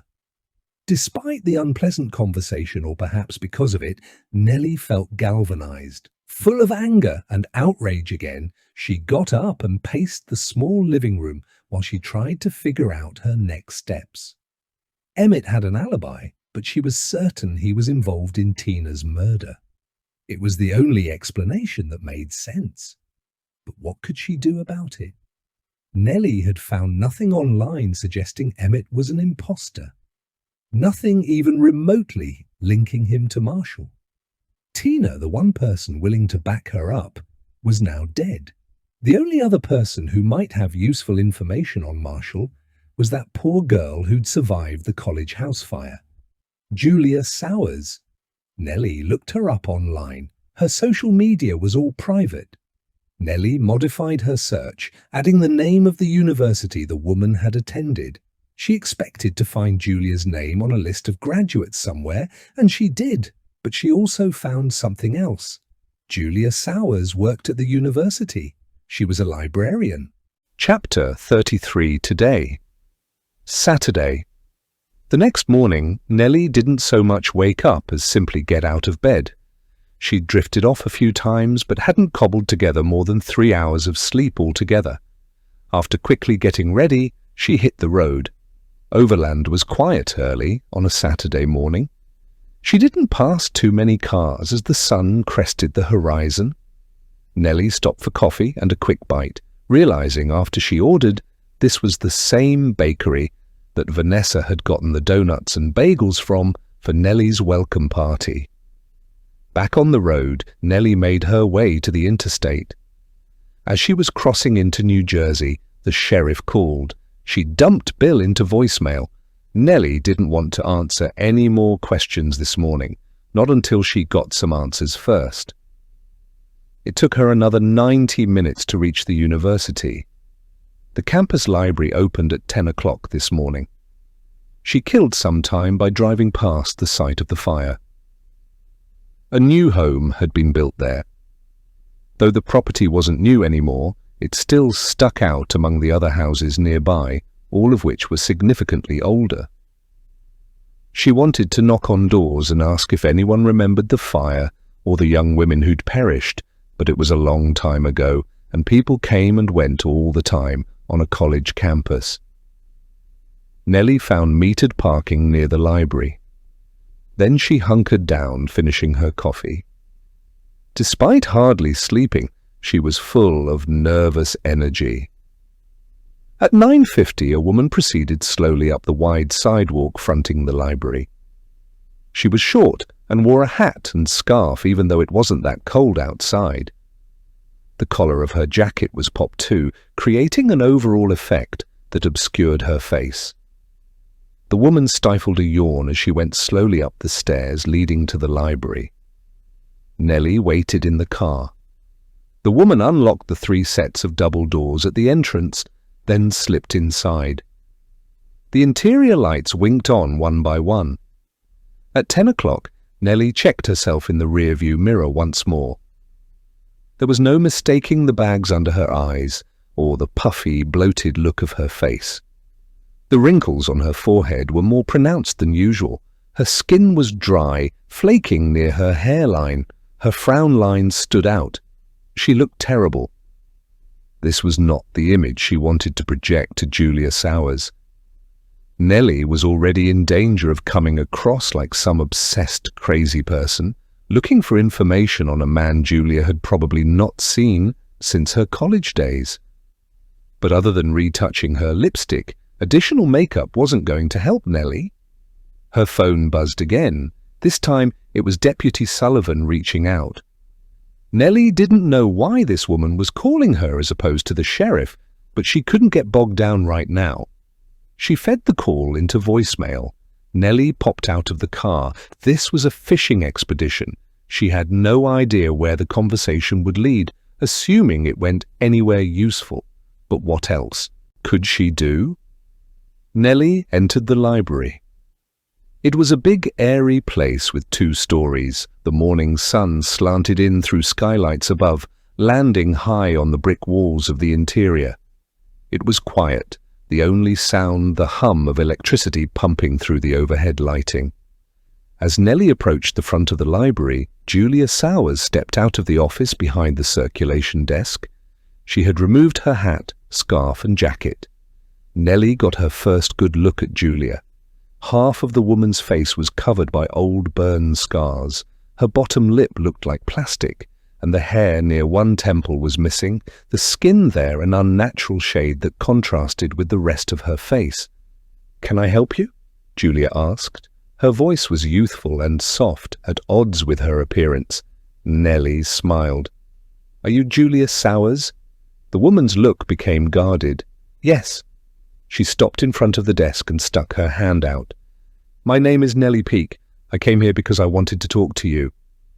Julia tentatively shook her hand. "What is this about?" "I have a friend named Tina Walker." Nelly was careful not to slip into the past tense when speaking about Tina. "But back when you met her, her name was Tina Hirschberg." "Sorry," Julia was at a loss. "I don't remember anyone by that name." "You probably only met her once," Nelly said.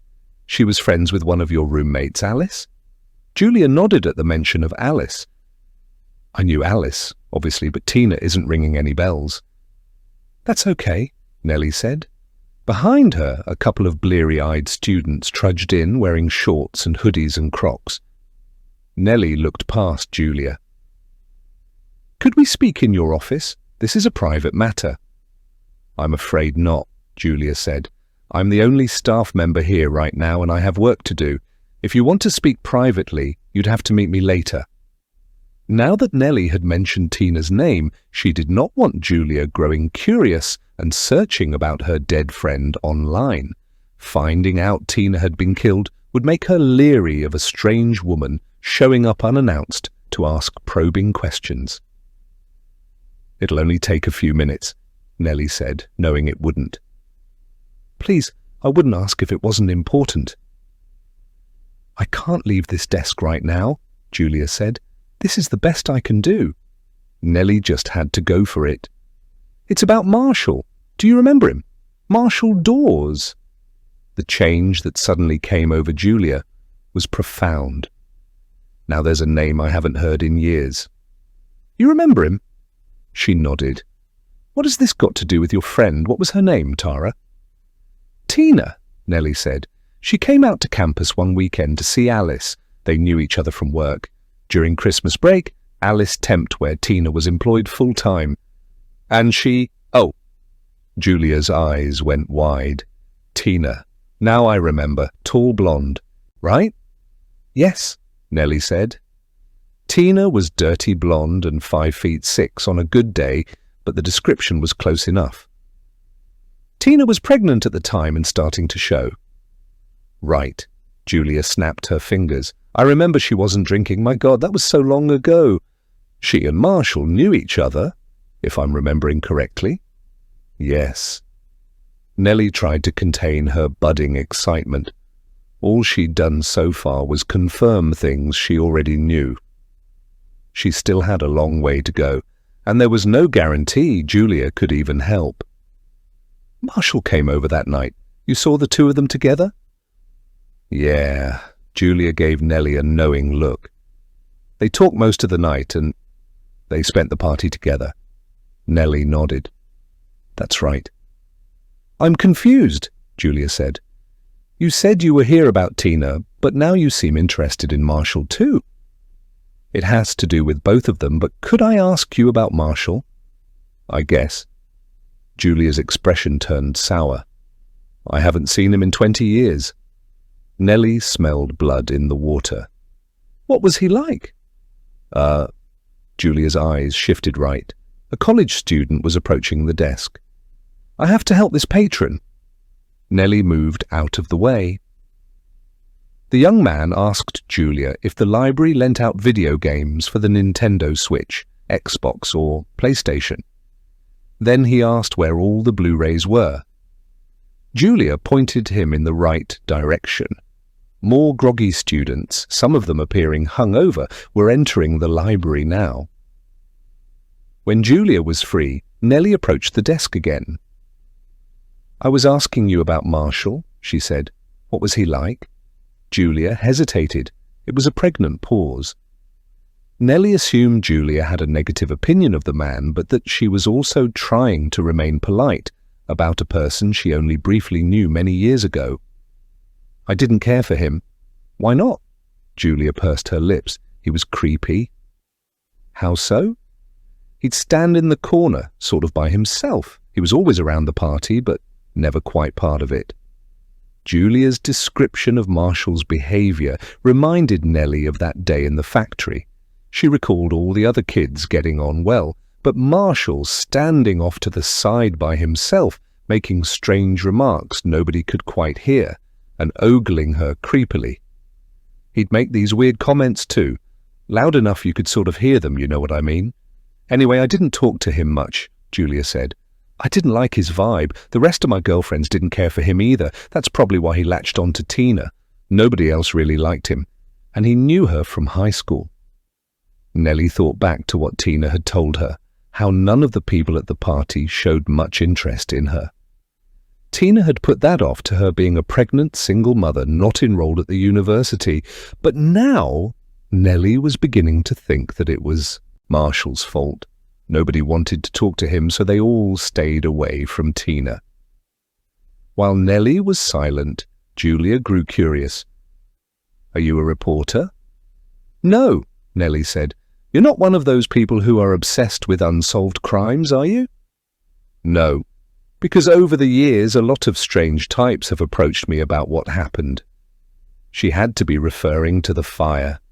Nelly decided there was no reason to be coy. I'm so sorry about what happened, Nelly said. Tina told me. Julia nodded, a sad look crossing her face. It was a long time ago now. One of the articles mentioned a report of a man in your backyard. Julia gave Nelly a steely look. She feared she'd gone too far. But then again, was there a good way of probing into the delicate subject of the house fire? Our neighbour saw someone, Julia said carefully. Did they ever identify the person? Julia grew uneasy. No. Nelly knew there was something here. Look, I have no evidence to back this up. It's just a hunch, but I think it was Marshall. Julia said nothing, but her eyes did a lot of talking. Nelly palmed the counter between them and leaned forward. You think so too, don't you? It couldn't have been him, Julia said. Why not? Nelly asked. Because he'd already left campus by then. How do you know that? Nelly asked. How can you be sure? I'm sorry, Julia said, "but I really should get back to work." "Wait, please." Nelly looked her in the eye. "I need your help." The other woman seemed about to turn away, so Nelly tried a different tack. "Did Marshall ever threaten you?" Julia sighed. "A few nights before winter break, we went out to celebrate Alice's birthday and got really drunk. She was the last of us to turn 21. Marshall was at the bar by himself. He tried coming over, but Alice told him we weren't interested.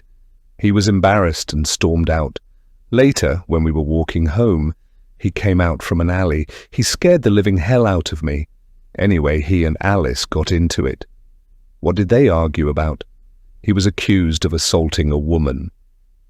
Alice and she were friends. Once we heard that, none of us wanted anything to do with him." "Irene Patsalas?" Nelly asked. Julia nodded.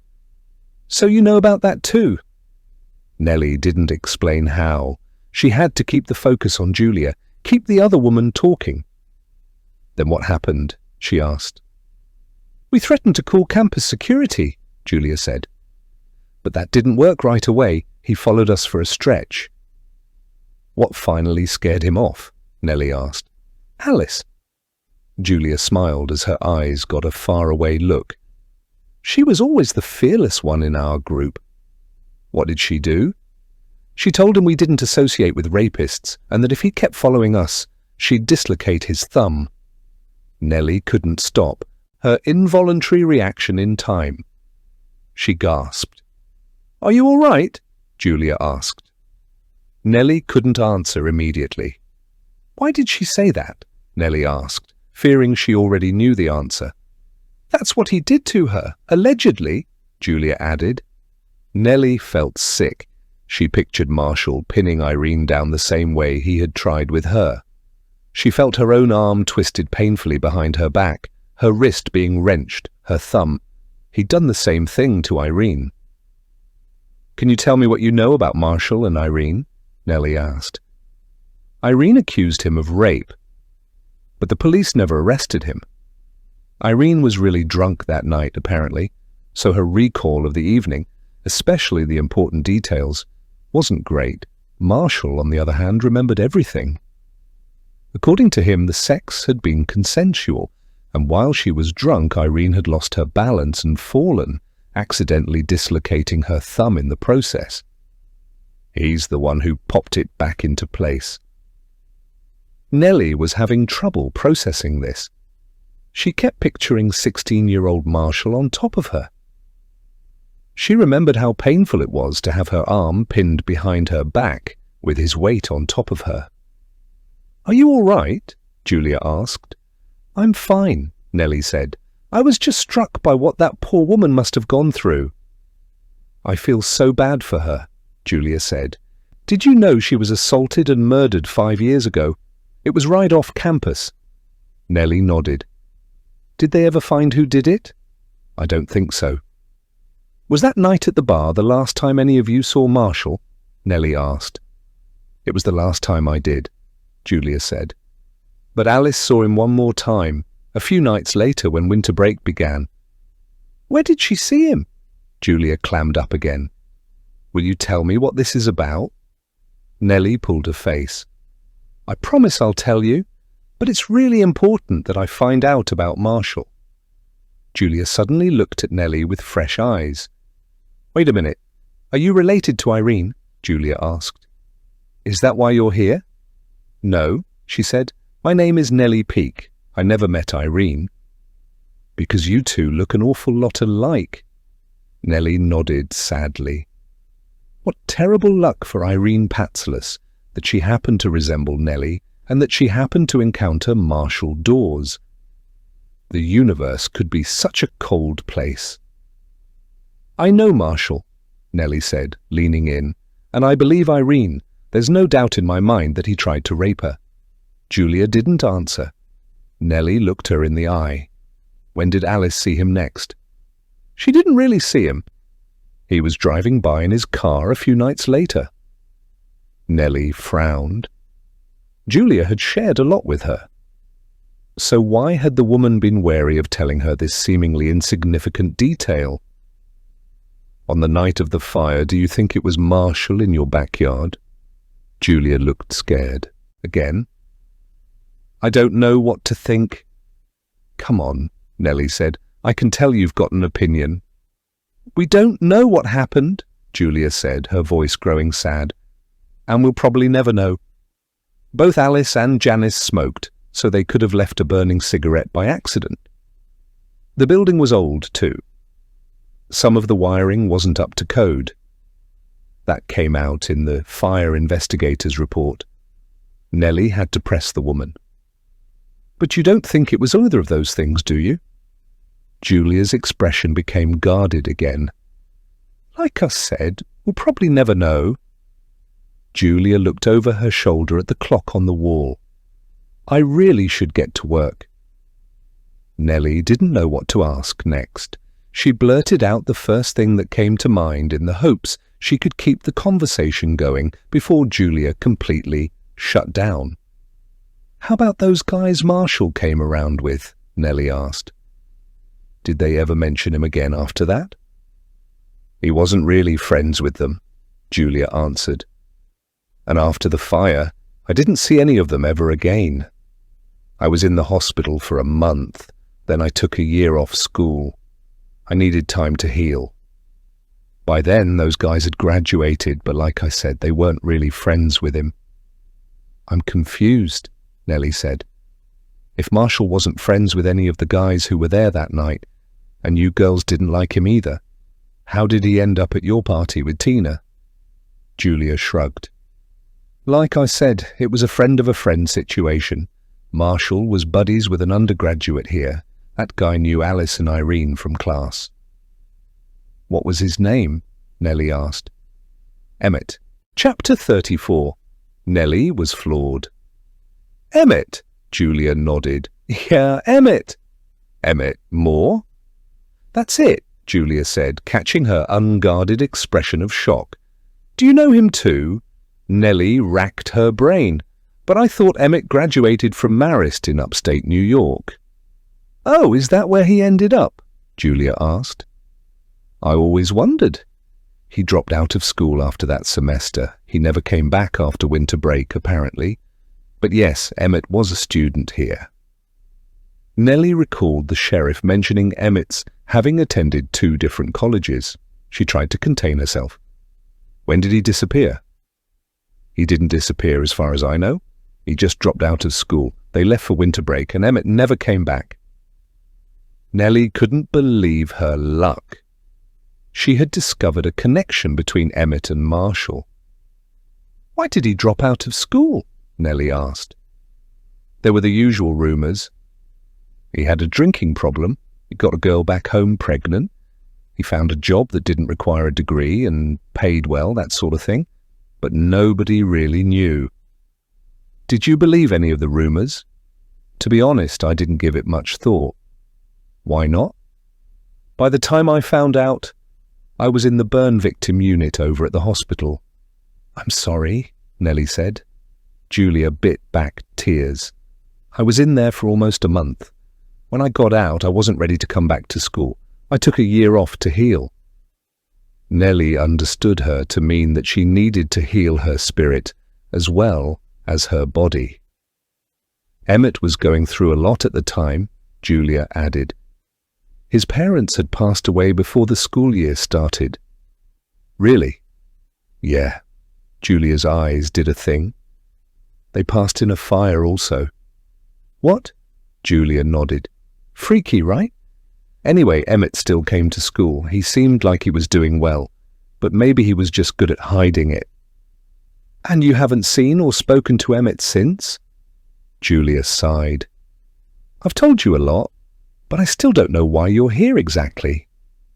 Nelly took a deep breath. Like I said, it has to do with Marshall and Tina. Not Emmett, though. Him too, Nelly said. Julia waited. She wasn't going to say anything more without Nelly explaining herself. Nelly was pushing her luck. The longer she went without admitting that Tina was dead, The worst things would look for her if Julia found out. She knew she had to come clean at some point, just not yet. Nelly took her phone out of her pocket. "I'd like to show you a picture." Her phone gave her problems. While she waited for it to unfreeze, Julia checked books out for 2 students. Finally, Nelly logged on to Facebook and found the picture from the charity race. She zoomed in on the shirtless Emmett.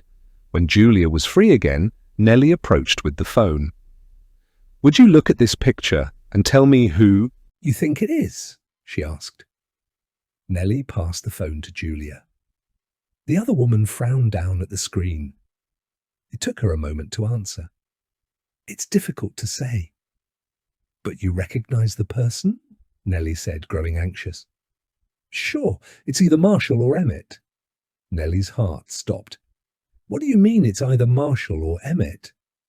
Julia took another look at the picture before handing the phone back. "You said you knew them both?" Julia gave her a funny look. "So you must understand." "Understand what?" Nelly asked. Chapter 35. They look alike. Nelly was thoroughly confused. "But my friend Tina," Nelly said, trying to slow her racing thoughts. "She would have seen them both at the party, but she never mentioned the 2 of them resembling one another." Julia's eyes drifted up and to the right as she thought back. "I don't think Emmett was around the weekend Tina came by." "Are you sure?" "It was a long time ago," Julia said. "But yes, I remember Emmett wasn't there. He called to let us know he wasn't feeling well, but that Marshall might still come by. I remember all of us talking in the kitchen. None of us wanted Marshall around, and we hoped he'd just stay home with Emmett." "They lived together?" Nelly asked. Julia nodded. Now Nelly couldn't get her questions out quickly enough. "And you all thought Marshall looked like Emmett?" "It's not that surprising. They are related." "What? You don't know about this?" Julia was growing more and more suspicious. "I knew Marshall and Tina pretty well, but I hardly know Emmett." Julia pressed her. "But you have seen them both?" "I guess I never realized. I last saw Marshall 20 years ago." Julia eyed her skeptically. Nelly was afraid she'd end the conversation. "Emmett was adopted," Julia said slowly. "After his parents died, he contacted the agency about connecting with his birth parents. His mother was already dead, and his father was unknown, but somehow he got in touch with Marshall's family. They're first cousins once removed, or second cousins. I can never remember what the difference is, but yes, they could pass for brothers. The resemblance is uncanny." "And you're telling me the person in that photo could be either man?" Nelly asked. Julia nodded slowly. "I haven't seen Marshall or Emmett in a long time, and I only knew them both briefly." "But it could be either?" Julia hesitated. "What is this about? You still haven't told me." Nelly knew she couldn't hold back any longer. "My friend Tina is dead, and I think Emmett or Marshall had something to do with it." The half of Julia's face untouched by the fire all those years ago turned white. "Marshall I could see, but not Emmett. No way, he was wonderful," Julia said. "How so?" "You took one look at him and you knew right away he was a good person, the kind of guy who'd give you the shirt off his back. There wasn't a mean bone in his body, and he was so charming and charismatic. He had this way about him, this air. He could put anyone at ease." Nelly got the sense Julia once had feelings for Emmett. The other woman went on. "Most guys like him wouldn't have given me the time of day, but Emmett was always so kind to me. I'll never forget this trick he taught me one night." Julia smiled nostalgically at the memory. She said, "I was painfully shy growing up, so one night I asked him how he always seemed so comfortable and confident. He told me about this personal development course. That's what changed his life." Nelly gasped. "Did he share his trick about meeting someone for the first time? You pretend like they're an old friend?" Julia's face lit up. Yes, how did you know? Did he share it with you? Nelly nodded.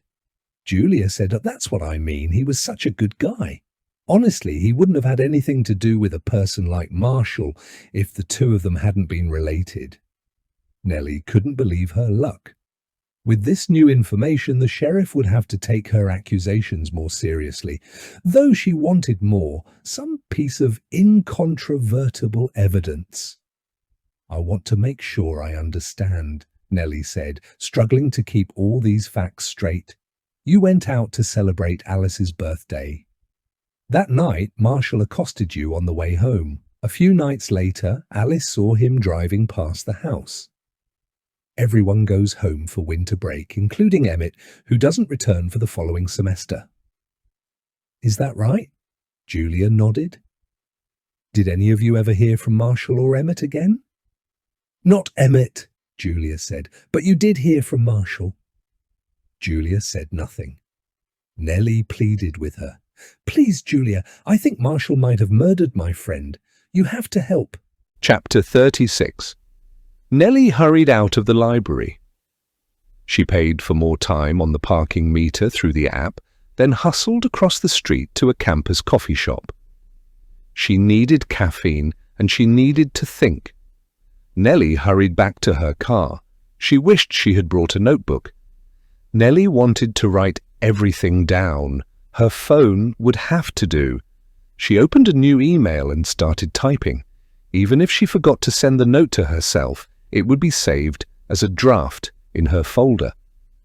Nelly wrote quickly, ignoring the inevitable typos that were a result of using the tiny keyboard on her phone's screen. Julia had shared so many important things. When Nelly was done typing, she read over the information. It was a lot to take in, and it definitely supported her theory that Marshall was posing as Emmett. But was it enough? It wasn't proof positive. Nelly felt like she needed more, but she had no idea where to go next. She toyed with the notion of hiring a detective, but feared a private investigation would take too long. Her reputation had already been ruined, and she was almost certainly about to lose her job. Nelly needed to take immediate action. Perhaps it was time to force the sheriff's hand. With the information she'd just uncovered, he'd have to do something. At the very least, Emmett's character would be called into question. Maybe it was too late for Nelly to save herself, but she could take the bastard down with her. Nelly pulled up the sheriff's phone number. The man hadn't proven helpful before, but she didn't know what else to do. Reluctantly, her thumb reached for the call icon. Before she hit it, however, her phone buzzed, startling Nelly. It was Beck calling. Frowning, Nelly answered. "Hi, Beck." "Nelly," her friend's voice had an urgency to it. "What's wrong? Has Miguel contacted you?" Nelly hadn't missed a call or email from him. "No. What's going on?" "Shit." Beck sounded despondent. "I'm so sorry, but I have bad news and some really bad news. He's firing you." This didn't come as a total surprise, but all the same, Nelly was angry. She put the back of her head against the headrest and closed her eyes. Things were coming to a head. Nelly had to act quickly. It might have been too late, as a matter of fact. Now that she'd been officially terminated, any wild accusation she made against Emmett would come across as the ravings of a spiteful woman who'd lost her job. No, he cannot win. I will not let him. "Nelly, are you there?" Beck asked. "I'm here," Nelly said. "I told Miguel he was going to regret it," Beck said. Despite her dire situation, Nelly managed to smile. "You did?" "After the official email went around, I called Miguel right away and demanded to know how he could do that to you after everything you said yesterday, but then he told me why." Nelly's stomach dropped. "What is it?" "This is the really bad news," Becky said. "I'm not supposed to be telling you this, so if anybody ever asks, just tell them I called to offer my condolences for getting fired." "Beck, what is it?"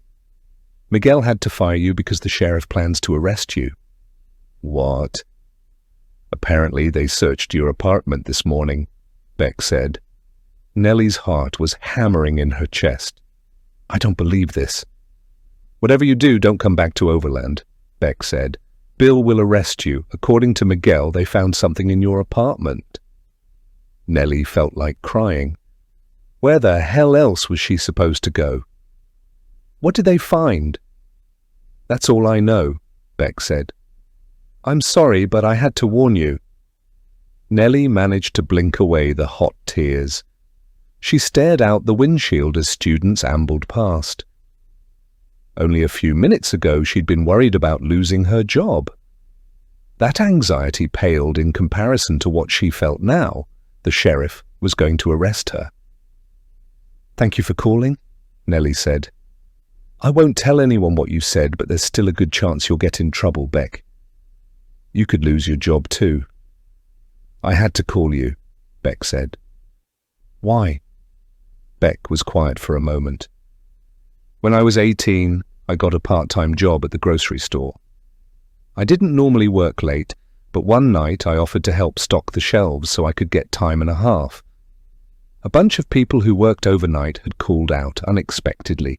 There were only 3 of us working. The one guy went out for a smoke break and the other, he cornered me in the bathroom. I fought as hard as I could, but I'm tiny, and he was big.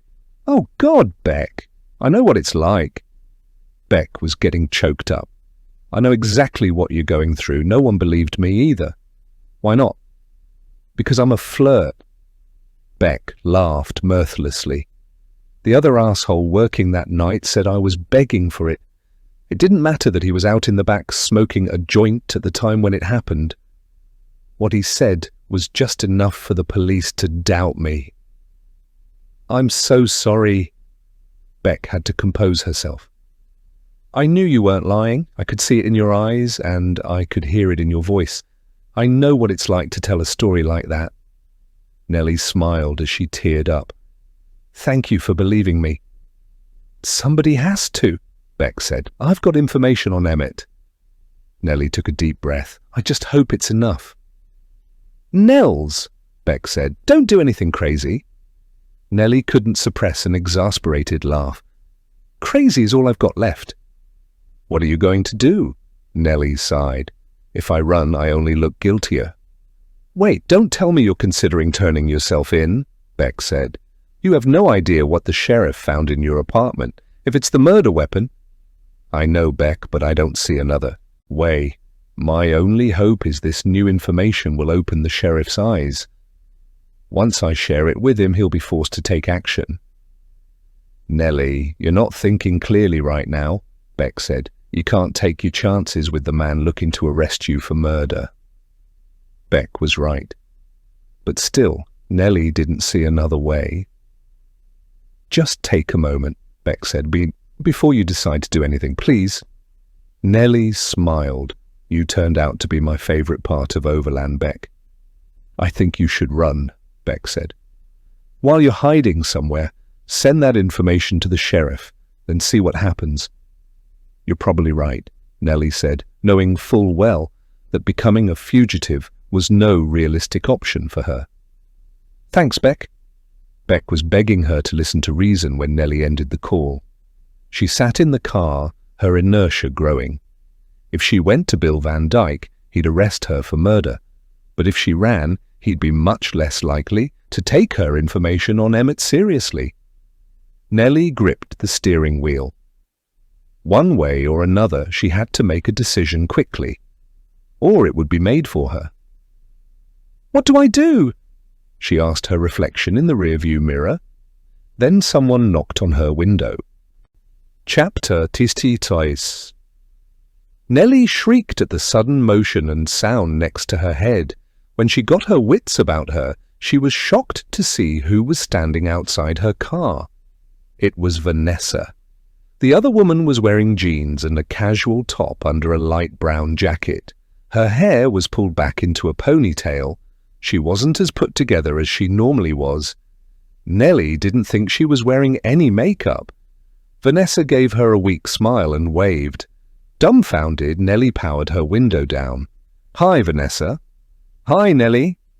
The two women regarded each other for an awkward moment. It was too big a coincidence they'd happened to be on campus, where Emmett spent his first 2.5 years as an undergraduate. They both knew there was more at play here. Vanessa hugged herself. "I think you and I need to talk." "Why are you here?" Nelly asked. Vanessa's face fell. "The same reason you probably are." Nelly's heart went out to the woman. She hadn't forgotten about their two fleeting conversations, during which Vanessa had expressed doubts and fears regarding her husband-to-be. She'd been so focused on herself through all this, however, that she hadn't had the emotional bandwidth to worry about Vanessa also. Perhaps this was an opportunity to not only correct that, but to also speak to someone who would have more details about the man himself. Information that Nelly might never be able to obtain. Nelly opened her door. Chapter 38. They started walking and fell into step. Vanessa motioned behind them toward the library. "I came here to talk to Julia myself, but I lost my nerve when I saw you going inside." "What made you come here?" Nelly asked. They rounded a corner. Ahead there was a small park. A mum pushed a stroller through the area, while a man walked a greyhound on a leash. Vanessa slowed when they came to a bench and sat. "Some things Emmett has said over the years," she answered. "Some things that didn't add up." "Like what?" Nelly asked. Vanessa looked away. She seemed to be holding in tears.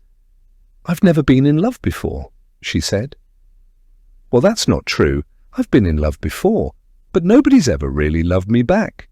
I know how I come across, and I can't help it. I've always been this way. I don't process emotions the same way most others do." Nelly bit back her questions. The woman had to come to her point in her own way. Vanessa went on. "I've been on a lot of first dates, but very few second ones.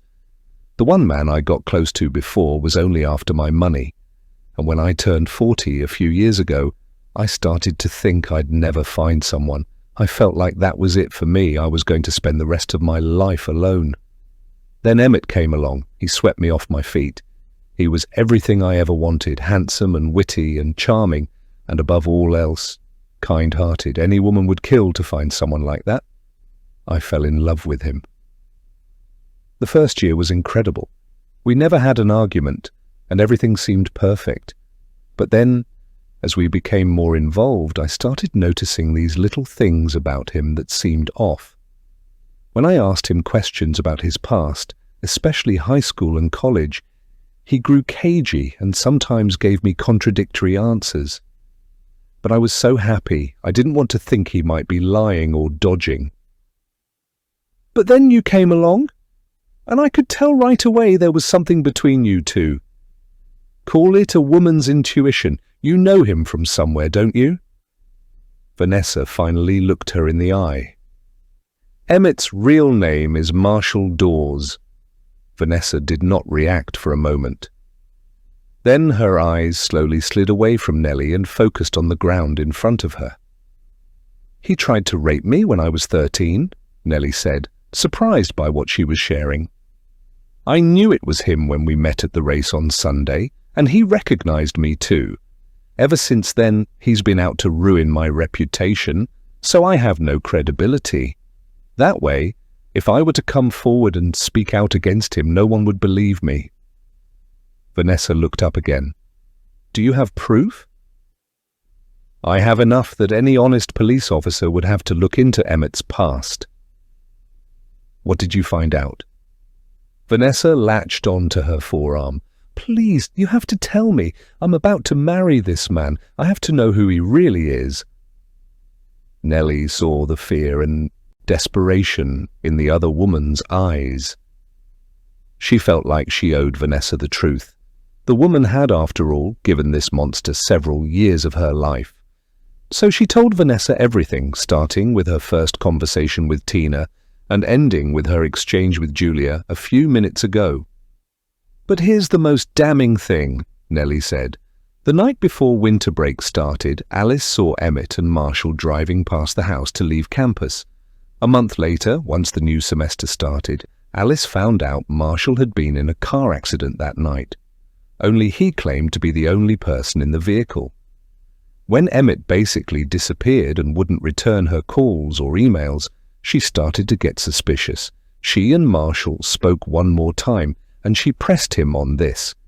He made up a story about he and Emmett getting into an argument, Emmett demanding to be driven back to the apartment, and Marshall leaving campus alone, but Alice knew better. One of Emmett's neighbors later confirmed that he didn't come back that night, so Alice knew Marshall was lying. She told him she'd get to the bottom of this, and a few days later, the house fire happens. Vanessa stared at her without expression. Nelly sighed. It's not proof positive of anything, but the timing is very suspect. I think Emmett died in that car accident, and Marshall used it as his opportunity to take Emmett's place. Vanessa shook her head. That's too incredible to be true. Look at it from Marshall's perspective, though. He has nothing going for him. No career, no higher education, a checkered past. He and Emmett resemble each other so much that anyone who didn't know any better wouldn't be able to tell the difference. So he becomes his cousin. And all of a sudden he has nearly 3 years' worth of college credits. Emmett drops out of the university where everyone knows him, takes a year off school and transfers to a university in another state where nobody knows him. He never contacts anyone from here again. It's so preposterous. Vanessa looked her in the eye. But I believe you. Why did you want to talk to Julia? Nelly said. What do you know? If you have more information, we should pool what we know and bring it to the sheriff. Emmett is a fraud and rapist. He shouldn't be anywhere near children, Vanessa, and I think you know that. So what brought you here? Vanessa's eyes drifted away. I have to show you. Show me what? Nelly asked. It's in my car. What is it? Vanessa's eyes grew sad. It's all the proof you need. Without explanation, Vanessa rose and began walking. Nelly followed. They left the park and walked another block. It was a quiet street behind the library, cars parked on one side in front of row homes. Vanessa slowed when she got to her car. It's in the back seat. Nelly followed her onto the sidewalk. She saw a black trash bag on the passenger side in the back seat that looked filled. She had no idea what it could be. He kept everything, Vanessa said, eyeing Nelly knowingly. I guess in case he was found out. He kept all of Marshall's records and IDs. I found them last night in his basement. Nelly gasped. Can I see? Vanessa took her keychain out to unlock the car. Nelly noticed the woman carried a tiny self-defense zapper on it. Vanessa hit the button to unlock the vehicle. Nelly opened the rear passenger door and reached in to take the bag out. Then she felt a terrible jolt. Her breath caught in her throat and she couldn't move. Her world went dark. Chapter 39. Nelly slowly came to. She felt groggy, as if she'd been medicated heavily. It took her vision a moment to clear the unfamiliar room she found herself in coming into focus. The only piece of furniture in here was the uncomfortable wooden chair she sat in. Ahead of her was a bare wall that resembled concrete but looked much older. Perhaps it was the foundation of whatever structure she was in. Bare walls to her left and right as well, which were constructed out of the same material. Nelly went to stand, but she couldn't move. With budding horror, she realized she'd been immobilized somehow. Her hands were behind her back, her arms pulling her shoulders back in a painful, stretched position. She tried bringing her hands forward, but she could barely move them. Someone had handcuffed her. She tried to stand but could only rise a few inches in an awkward, hunched posture. Not only were her wrists cuffed, but her torso was tied to the chair as well, and her legs were duct-taped at the ankles. Trembling with fear, memory flooded her. She recalled speaking to Vanessa on the sidewalk, remembered seeing the self-defense taser attached to the woman's keychain, and then feeling the heart-stopping jolt of electricity, her body going rigid, then her vision fading. Nelly could only draw one conclusion from this turn of events. Vanessa already knew who Emmett was, and she was willing to kidnap Nelly to protect the man. But what else was she willing to do, or rather, what was she willing to allow Emmett to do to her? Emmett had no choice. He had to kill her. If Nelly didn't do something, she was certainly going to die. She fought the rising panic and bit back tears. She couldn't lose her mind now. Think. Her hands were cuffed behind her, and she was stuck in this chair. What could she do? A door opened behind her. Light from another room poured in. She rose the few inches the chair and rope allowed and awkwardly shuffled her feet to turn around. She didn't get very far in her stuttering spin before Emmett clamped a vice-like hand on her shoulder and pushed her back down to the floor. The old chair creaked as the legs hit the floor. It wouldn't take much more force to break it. Nelly shuddered at Emmett's touch and proximity, instinctively leaning away from him in the chair. She'd at least managed to turn enough so that the door was in her periphery. Vanessa filled the doorway, her usual icy expression back in place. "Hi, Nelly." Emmett stood before her, and finally the mask came off. "Nelly Gordon," he said, "did you ever think we'd meet again?" She squeezed her eyes shut as tears filled them. So it was true then. She'd known it all along, but hearing him admit to it somehow made it more real. Emmett Moore was Marshall Dawes. Knowing she'd been right, however, was cold comfort. Nelly was going to be killed, just like poor Tina. Being right all along wouldn't do her any good now. "Come on," Emmett said. "You've tried to ruin my life twice now. At least have the courtesy to look me in the face." Nelly forced her teary eyes open. "You tried to rape me." He shook his head. "I was 16 and I made a mistake, Nelly. Ever since then, I've dedicated my life to being better, to helping people, and to giving back. I've paid back whatever debt I had to society, and now here you are, dead set on ruining my life again." Vanessa put her arm on his shoulder. "Emmett is a good man. Just look at what he's done for the community. One bad decision from over 20 years ago shouldn't undo all that." Nelly was astonished by how Emmett had taken the woman in. Vanessa was so in love with this man, she was willing to overlook the fact he'd once tried to rape Nelly. "You raped Irene too," Nelly said.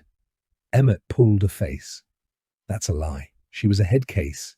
The police looked into her allegations. There's a reason nothing ever came of it." "My Emmett is a good man," Vanessa said, "but you've given him no choice. He has to protect himself." "In this day and age," Emmett said, "accusations are all it takes. Despite all the good I've done, my life would be over. How is that fair?" "Fair?" Nelly wanted to scream. "You can't kill me," Nelly said, hating how she stuttered. "You'll never get away with it." "You've given me no choice," Emmett said. "You're deranged and dead set on telling the world I tried to rape you, because I was a horny 16-year-old who got a little too frisky. And we both know that's not the whole truth, Nelly." "What?" "It's been over 20 years, he said. "Isn't it time to admit your part in this?" "My part?" "You were giving me mixed signals, Nelly." "I did not." The man was a sociopath. He had managed to turn everything around in his mind so that this was all Nelly's fault, and she deserved to die. And somehow he'd convinced Vanessa of the same. Nelly shook her head. She fought the horror threatening to completely overwhelm her. If she gave in to this dread, she'd grow helpless. She'd give up. "They'll find out I talked to Julia," Nelly said. Emmett shook his head. "Nothing will come of it." According to the police report, there was only one person in the car, and Alice can't be questioned now. Because you killed her, Nelly said. Emmett smiled sadly. No, Nelly, that was a house fire. I had nothing to do with that. Vanessa rubbed his shoulder. He'd never do something like that. Nelly couldn't believe how deluded the woman was. Someone will figure out Vanessa was on campus today. Somebody had to see us. It was the middle of the day on a college campus. Emmett's grin returned. You'd be surprised at what people see and don't. Nelly had to keep the man talking while she figured out what to do. Think. You had your fiancé. You had come to my house in the middle of the night, didn't you? Nelly asked. And had her put something in my food or drink at school while we were in the lounge, right? By their silence, Nelly knew she had it figured out. How did you know where I was this morning? Nelly asked. Did she follow me to campus? Don't tell her anything, Vanessa said. But Emmett ignored her for the moment. We installed spyware on your phone, Nelly. We had no choice. Nelly shuddered at the invasion of privacy. She felt violated. Right. You had no choice. I suspected you'd start causing trouble, and I was right, wasn't I? Anyway, we've been reading all your emails, texts, and messages. I've listened to all your phone calls. We knew where you were at all times. Vanessa followed your phone. Nelly cursed the annoying employee at the cellular store. He'd thought she'd picked up some viruses, but if he were a little better at his job, he would have found the spyware, and she could have shown that to the sheriff. It would have saved her life. Instead, she was stuck in this basement, probably minutes from being killed. No, you can't panic. Think. Bring the gear in, would you? Emmett said to Vanessa. Vanessa left the room. Nelly looked up at the monster. What are you going to do? She asked. Emmett offered an apologetic smile. Like I said, we've been reading your emails and texts and listening to your calls, so I know what you know, but I need to be sure we haven't missed anything. He moved close to her once more. Nelly tipped the chair back again. She didn't go as far as last time. That one leg of the chair felt like it would break if she threw herself backward and slammed into the floor. I need to be absolutely certain you didn't find anything else out, he said, his face inches from hers again. I know you've spoken with Tina and Julia, but have you talked to anyone else? Is there anything you didn't share with Vanessa this morning? Nelly was about to say no, but she quickly realized what she knew, or pretended to know, was the only thing that would keep her alive. Emmett grinned. You're easier to read than a kindergarten primer, Nelly. She said nothing. Vanessa wheeled a metal cart into the room. Several sharp instruments were laid out on the tray on top of the cart. Some of them were knives, while others looked like things taken from a dentist's office. Regardless of their origin, however, it was clear what they were, the instruments of her torture. What did you do to Emmett? She asked. Now that she'd asked the question, Nelly could no longer think of this man as Emmett. From here on out, he was Marshall Dawes again. I didn't do anything, he said. It was a car accident. He died. I loved him like a brother, but there was nothing I could do. He was gone. And I saw a chance to start over. He would have wanted me to do exactly what I did. Are you fucking serious?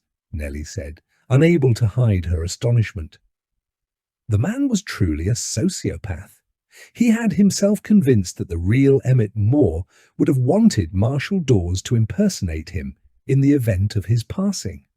Emmett, Vanessa prompted. I said enough. Let's get this over with. He smiled apologetically. You're right, hun. Vanessa pointed at her. Find out what she knows, then be done with this.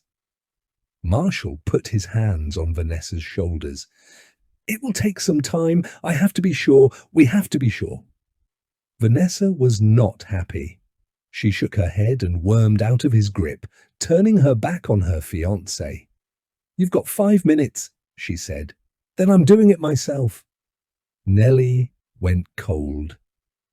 For a moment, Marshall stared at his fiancée's back as he considered his response, but then he thought better of it. He might have been the one running the show in their relationship, but it was clear he listened to what Vanessa had to say and wanted to keep her happy. "If you're honest with me," Marshall said, turning back to Nelly, "then I'll make your death quick and painless, but if you play games, then this is not going to be pleasant. Do you understand?" A wave of nausea hit her. She fought the urge to vomit. Nelly knew she couldn't bargain with them. Their minds were made up. She was going to die. Considering her limited options, quick and painless seemed like the easy choice to make. "No," a little voice sounded in her head. "You are never going to be a victim again." Nelly had 5 minutes to work out a solution. She'd use every second of it. For now, though, Nelly played along. She wanted Marshall to think she'd given up. Nodding mutely, letting a tear escape, Nelly looked into the monster's eyes. "Now tell me what else you know," he said. As she struggled to come up with a plausible-sounding lie, the idea came to her. Nelly recalled one of the things she'd taught her 7th graders this week about how European explorers played the indigenous tribes against each other, driving a wedge between peoples who should have allied against them. That was her only chance here.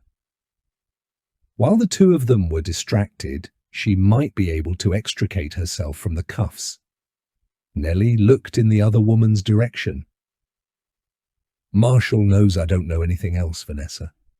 But he wouldn't let you kill me. Want to know why?" The other woman slowly turned. She frowned at Marshall. "What is she talking about?" Vanessa asked. "I'm the one who got away," Nelly said. "Think about it. For 24 years, Marshall has done nothing but pine over me. He can't let it go. He wanted this body, but he couldn't have it. And that's driven him insane. You know what that means, don't you?" 2 tiny dots of colour appeared on Vanessa's cheeks. "After all this time, Marshall still wants me." Vanessa shot Marshall a murderous look. "Is that true?" she asked. Marshall came out of his crouch and went to his fiancée. "Come on, honey. Don't lose your head now. You know it isn't like that. This woman will say anything to save herself. I don't want to do any of this. Remember, this is just about survival." The two of them weren't arguing yet, but Nelly felt a storm brewing. She needed to fill Vanessa's mind with more doubt. "If it's only about survival," Nelly said, "why does he seem to be enjoying this so much? Look at him. He looks like he could get off right now." Vanessa studied her fiancé. Marshall grew uncomfortable under her scrutiny. "Honey, you don't actually believe this woman," he said. "Do you?" She was already lying, so Nelly decided to keep on doing it. More fuel to the fire. "If I'm making that up, why did Marshall recommend me for the job?" Nelly asked. Marshall went stiff. Vanessa regarded him coolly for a moment, her expression even frostier than usual. "You recommended her?" Vanessa asked. "No, that's not true." Vanessa's face was bright red now. The first crack in Marshall's armor appeared. He looked nervous. "Tell me the truth, Marshall," Vanessa said. Hearing her say his real name, the man lowered his eyes like he'd been scolded. Marshall's swagger was gone. "Miguel made this decision without my input, Vanessa, I swear to you." "Come on," Nelly interrupted. "You and I both know that Marshall has Miguel eating out of his hand at this point. He wants us to believe Miguel didn't loop him in, didn't ask his opinion. That's unbelievable. Marshall knew I was coming. He wanted me here." Marshall shook his head at her, then turned back to Vanessa. "You know how Miguel works, honey. He makes all the hiring and firing decisions. You've heard him say it before. The buck stops with him, right?" Nelly wasn't about to let him get the final word in. I'm the last person in the world he should want around, but your fiancé is so enamored with me, he was willing to risk his career and his life, and your life, too, so he could get close to me one more time. Face it, Vanessa, in his own twisted way, Marshall is still in love with me." Vanessa wanted to believe her fiancé, but she also couldn't ignore what Nelly had said. While the two of them were engaged, Nelly used the opportunity to her advantage. She gritted her teeth against the pain she knew was coming. Then, with a quick, violent wrenching motion, she dislocated her thumb, the same one Marshall had displaced all those years ago. She had always told herself that the pain she had experienced would one day be useful to her. She had never known if that was actually true, or if that was just a thing people told themselves to make sense out of the senseless. But now, she was going to use the injury against him. The pain was terrible. But Nelly managed to extract her throbbing hand from the cuffs. She couldn't stop the hot tears from flowing, but that hardly mattered. Marshall and Vanessa would assume she was crying from fear, not pain. Nelly kept her throbbing wrist behind her. She managed to get her thumb back in place, but she couldn't do much with the hand. Her other hand went to work on the rope, tying her to the chair back. "Vanessa," Marshall said, rubbing her arm, "I love you, nobody else, and you don't have to worry. I'm going to take care of this." So far, she had planted seeds of doubt in Vanessa's mind regarding Marshall's true intentions toward Nelly. But the other woman wasn't quite convinced yet. Nelly had to drive her point further home. "Baby," Marshall was saying to Vanessa, "you can't listen to a word this bitch says. She's staring death in the face." "He told me he loved me," Nelly said, bearing down against the intense pain in her hand. "He told me I was the one as he held me down on that desk. He still feels that way." It was a lie, but Vanessa didn't know that. Marshall moved away from his fiancée and brought the knife up to Nelly's face. "Shut up! That's a damned lie!" Nelly fought through the burning pain and the fear engulfing her. She ignored the knife thrust in her face and looked over at Vanessa and played a hunch. "I'll bet he asked to have a moment alone with me," Nelly said. "He probably told you he'd take care of everything by himself, right? But you've got your intuitions too. You didn't trust him enough to leave him alone with me. You and I both know what he really wanted." "Shut up!" Marshall screamed. Marshall screamed at her to shut up again, but Nelly saw in Vanessa's changing expression that she'd hit the mark. The other woman came over and slapped Marshall on the shoulder. "Is that true, you son of a bitch?" she asked, her face for once full of color. "After everything I've done for you, did you plan on fucking her?" "No!" Marshall roared, his face turning purple as he rose to his full height and faced Vanessa. "I would never do that to you." The veins in Vanessa's neck pressed against the skin. "Then why did you ask to do this yourself?" Though she was still tied to the chair, Nelly didn't expect to get a better opportunity than this. It was time to make her move while the two of them screamed at each other. Nelly tipped the chair back and kicked at the knife in Marshall's hand.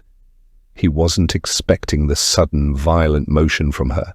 Her foot connected with his wrist.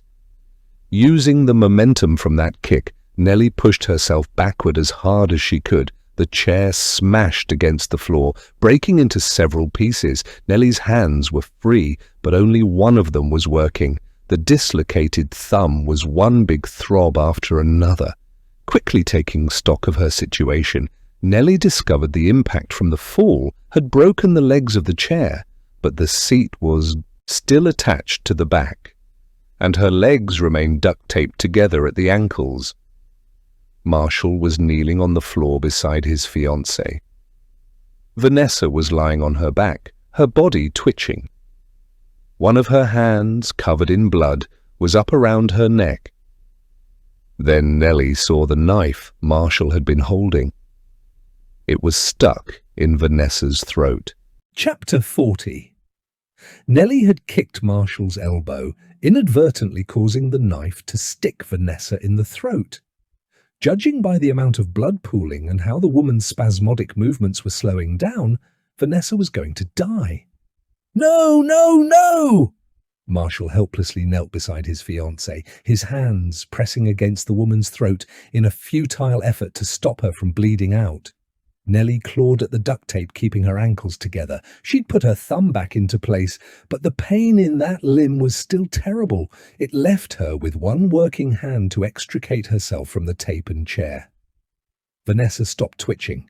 Nelly peeled another strip of tape off, but it tore away from the main piece, leaving her to start over. Marshall slowly turned his head to glare at her. There was murder in his eyes. In an eerily quiet voice, he said, "I am going to kill you." Nelly was crying again, though this time it was fear, not pain, that brought out her tears. She couldn't rip the tape off fast enough, and she was still tied to the chair back, which would prevent her from moving quickly even if her feet were free. Marshall picked up one of the knives that had fallen off the cart and came to his full height. Nelly fumbled with the duct tape, using her one working hand, but it was no use. They had applied several layers of tape, immobilizing her ankles, and Marshall would kill her long before she stripped it all away. Marshall towered over her for a moment, looking down with a murderous rage. The hand holding the short knife was white-knuckled. His body trembled. Nelly looked up at him. She knew she wasn't going to get away now. This wasn't her falling victim to despair and helplessness. This was her accepting a fact about reality. He was going to kill her. But maybe she could take him out too. Nelly hadn't wanted to kill Vanessa, but she took some satisfaction in witnessing Marshall's pain. Her working hand groped blindly on the floor beside her for a makeshift weapon. Perhaps one of the knives had skittered over here in the crash. "After everything, are you really just going to kill me?" she asked, a challenge in her voice. She was buying herself time. "Then you'll never get to have me." His eyes popped. "Come on." Nelly bobbed her head toward Vanessa. "She's dead. She'll never know." Marshall's gaze drifted over his shoulder to the inert form of his now-dead fiancée. A pool of blood radiated silently away from her body, turning the floor dark. While he was distracted, Nelly tore her eyes from him. Right there, just out of reach, one of the chair legs. It had broken into two jagged pieces, one of them long and sharp enough to do some damage. Marshall brought his gaze back to her. A rabid look filled his eyes. He was 16 years old again, unpolished, awkward, out of control, feral, an animal. "I'm going to enjoy this, Nelly. And then I'm going to kill you." Still clutching the knife, he unzipped his pants and undid his belt.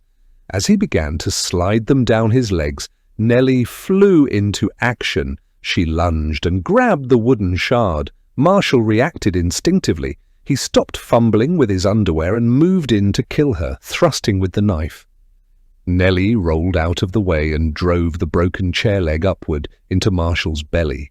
Chapter 41. Nelly quickly peeled the rest of the duct tape off, then managed to extricate herself from the broken chair. She couldn't believe she was still alive, or that Marshall was dead. It had happened quickly.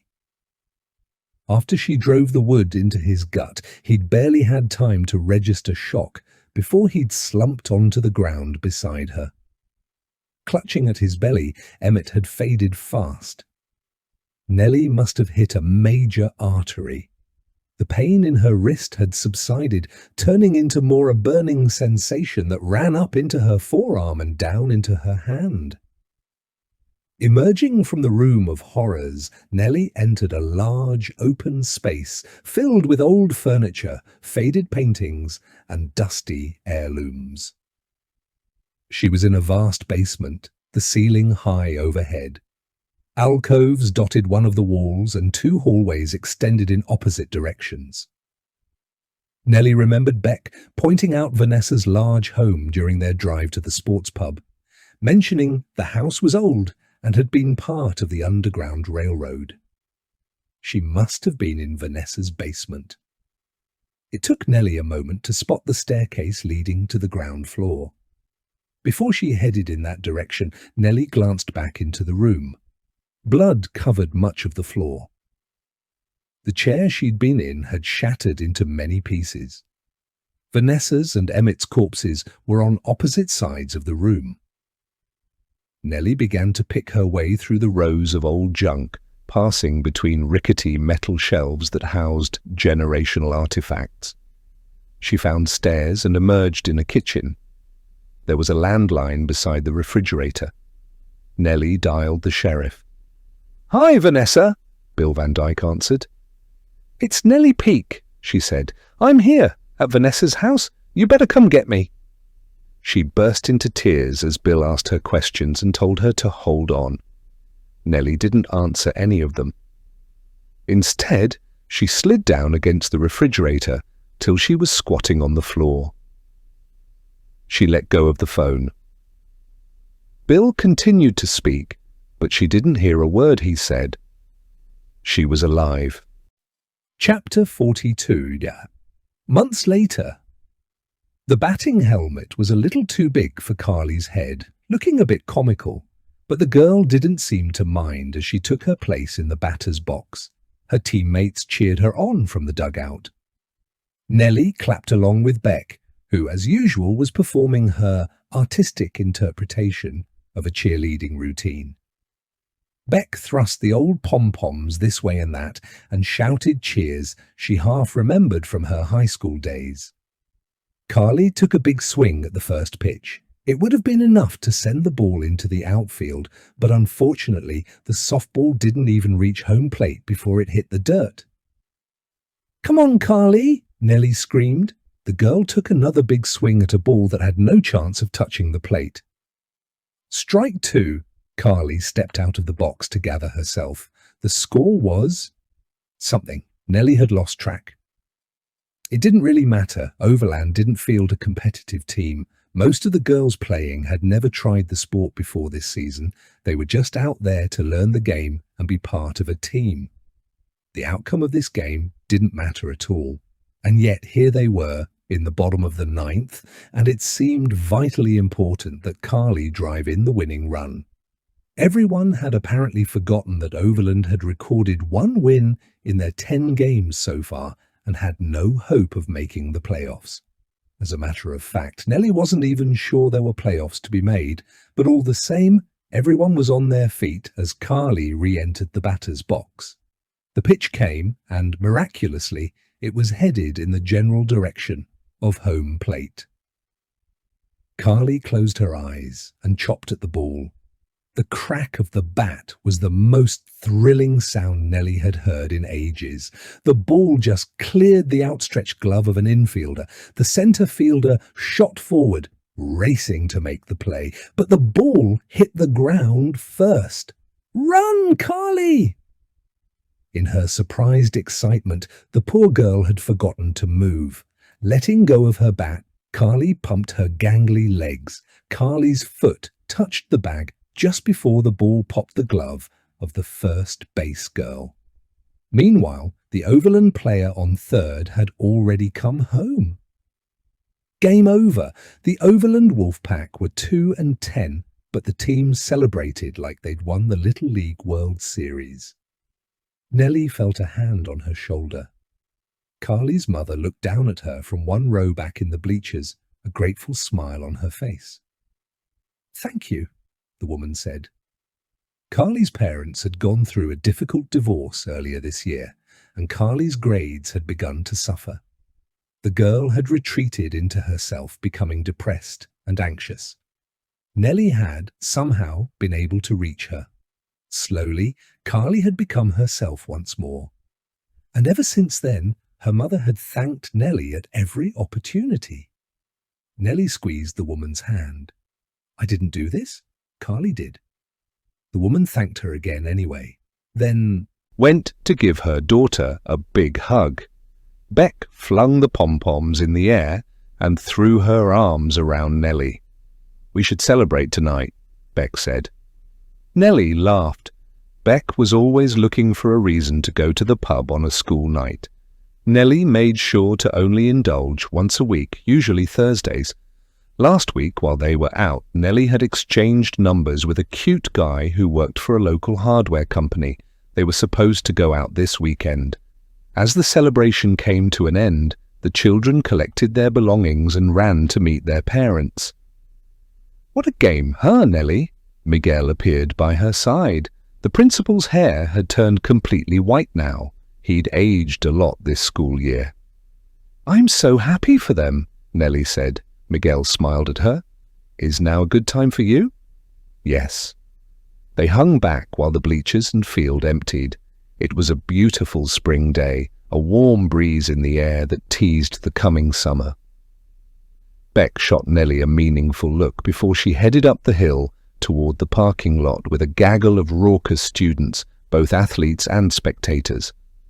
Beck was by far the most popular member of the faculty with the children, now that Emmett was gone. When they were alone, Nelly faced Miguel. She marveled over how much their relationship had changed. They had gotten off to such a poor start, but ever since the most harrowing, unbelievable week of Nelly's life back in late September, the two of them had become friends. Once the truth about Emmett and Vanessa came out, Miguel had acted swiftly, removing Nelly from performance review and telling her she not only had a clean slate, she'd get the benefit of any doubt moving forward. Following that reset in their relationship, Nelly had immediately gone up in Miguel's estimation. With Emmett gone, it was like someone had removed Miguel's blinders. When he audited Nelly's class shortly after, he realized how good a teacher she was. And since then, he had spoken glowingly of her, complimenting her classroom management and pedagogy every chance he got, often to her embarrassment in faculty meetings. Over the school year, they'd grown close. Operating without an assistant principal and down 2 teachers, Miguel had leaned heavily on Nelly as well as the rest of the small faculty at Overland to fill the gaps. Along the way, Miguel and Nelly had worked out some big problems together. Despite her initial feelings about the man, Nelly had grown to respect and even like Miguel. The man had dedicated his life to this community, and now all those years of commendable service would be forever tarnished because he'd employed 2 sociopaths. Though that was hardly his fault alone, Emmett and Vanessa had fooled everyone in the community, including the mayor and respected members of the church. Miguel did not attempt to deflect blame. Instead, he'd owned up to his massive error in judgment when it came to both Emmett and Vanessa, often expressing his utter regret over having been taken in by Emmett's charm and made a fool of for so long. Now he was doing everything in his power to make up for it all, knowing full well he'd likely never make up for it. The man had a good heart, and that made this conversation all the more difficult. "My old boss reached out," Nelly said. "There's a position for 7th and 8th grade history opening up next year in my old school district. I've decided to accept the offer. I'll finish out this year, obviously, but I wanted you to know sooner rather than later, so you had more time to fill my position." Miguel's face fell, but he nodded appreciatively. "I shouldn't be surprised. You're a great teacher, Nelly. In fact, I'm amazed it took him this long to ask you to come back." She blushed, embarrassed as always by compliments. "We got off to a rocky start," Nelly said, "but I want you to know that I consider you a friend. I appreciate your letting me know of your intentions for next year." Miguel smiled. "Now then, I wouldn't be doing my job if I didn't make a counter." Nelly was caught off guard. How did Miguel plan to counter? She knew what Overland's budget was for next year, having helped out at the recent school board meetings. Miguel could not dangle any more money in front of her, and there was little they could change about the curriculum, which was mostly mandated by the state. She supposed he could offer to take away her non-instructional duties, but that hardly seemed possible either, given how small the faculty was.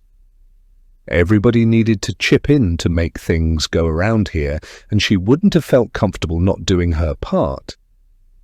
Nelly honestly couldn't think of any perks Miguel could tempt her with. "I need an assistant principal," he said.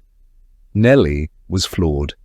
It had been 7 months since Patty had taken her unexpected leave of absence, and in that time Miguel had not named her replacement yet.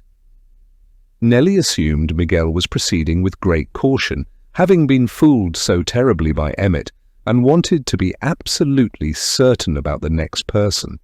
Of course, that had given the staff nearly the entire school year to endlessly speculate on the hiring decision.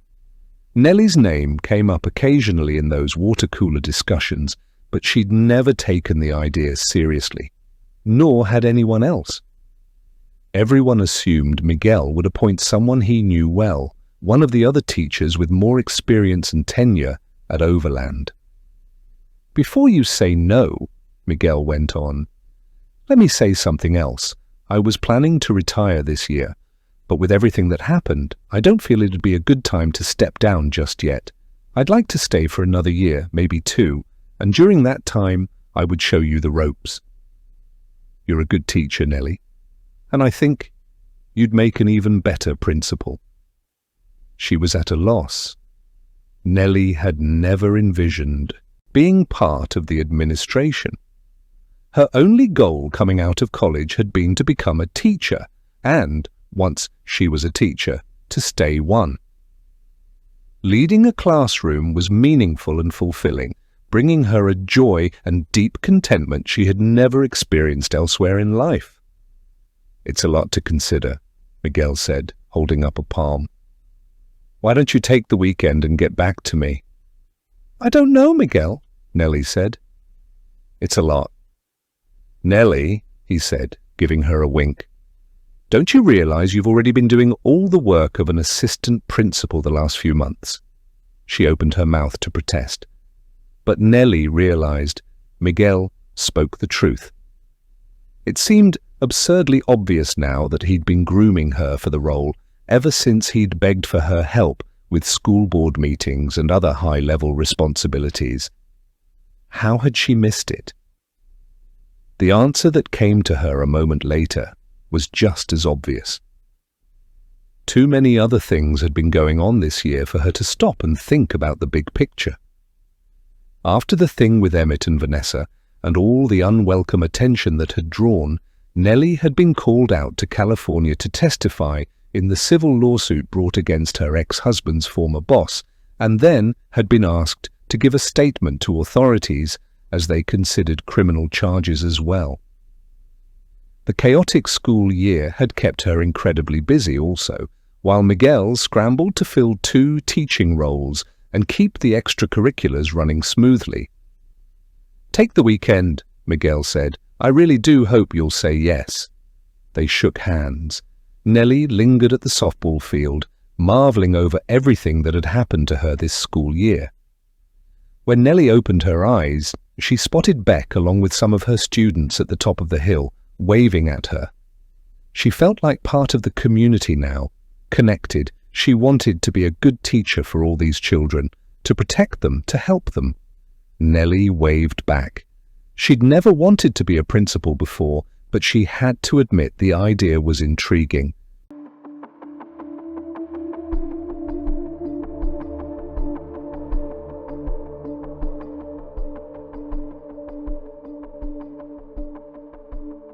You've been listening to He's Back and No One Believes Her, narrated on Sacha Szwed.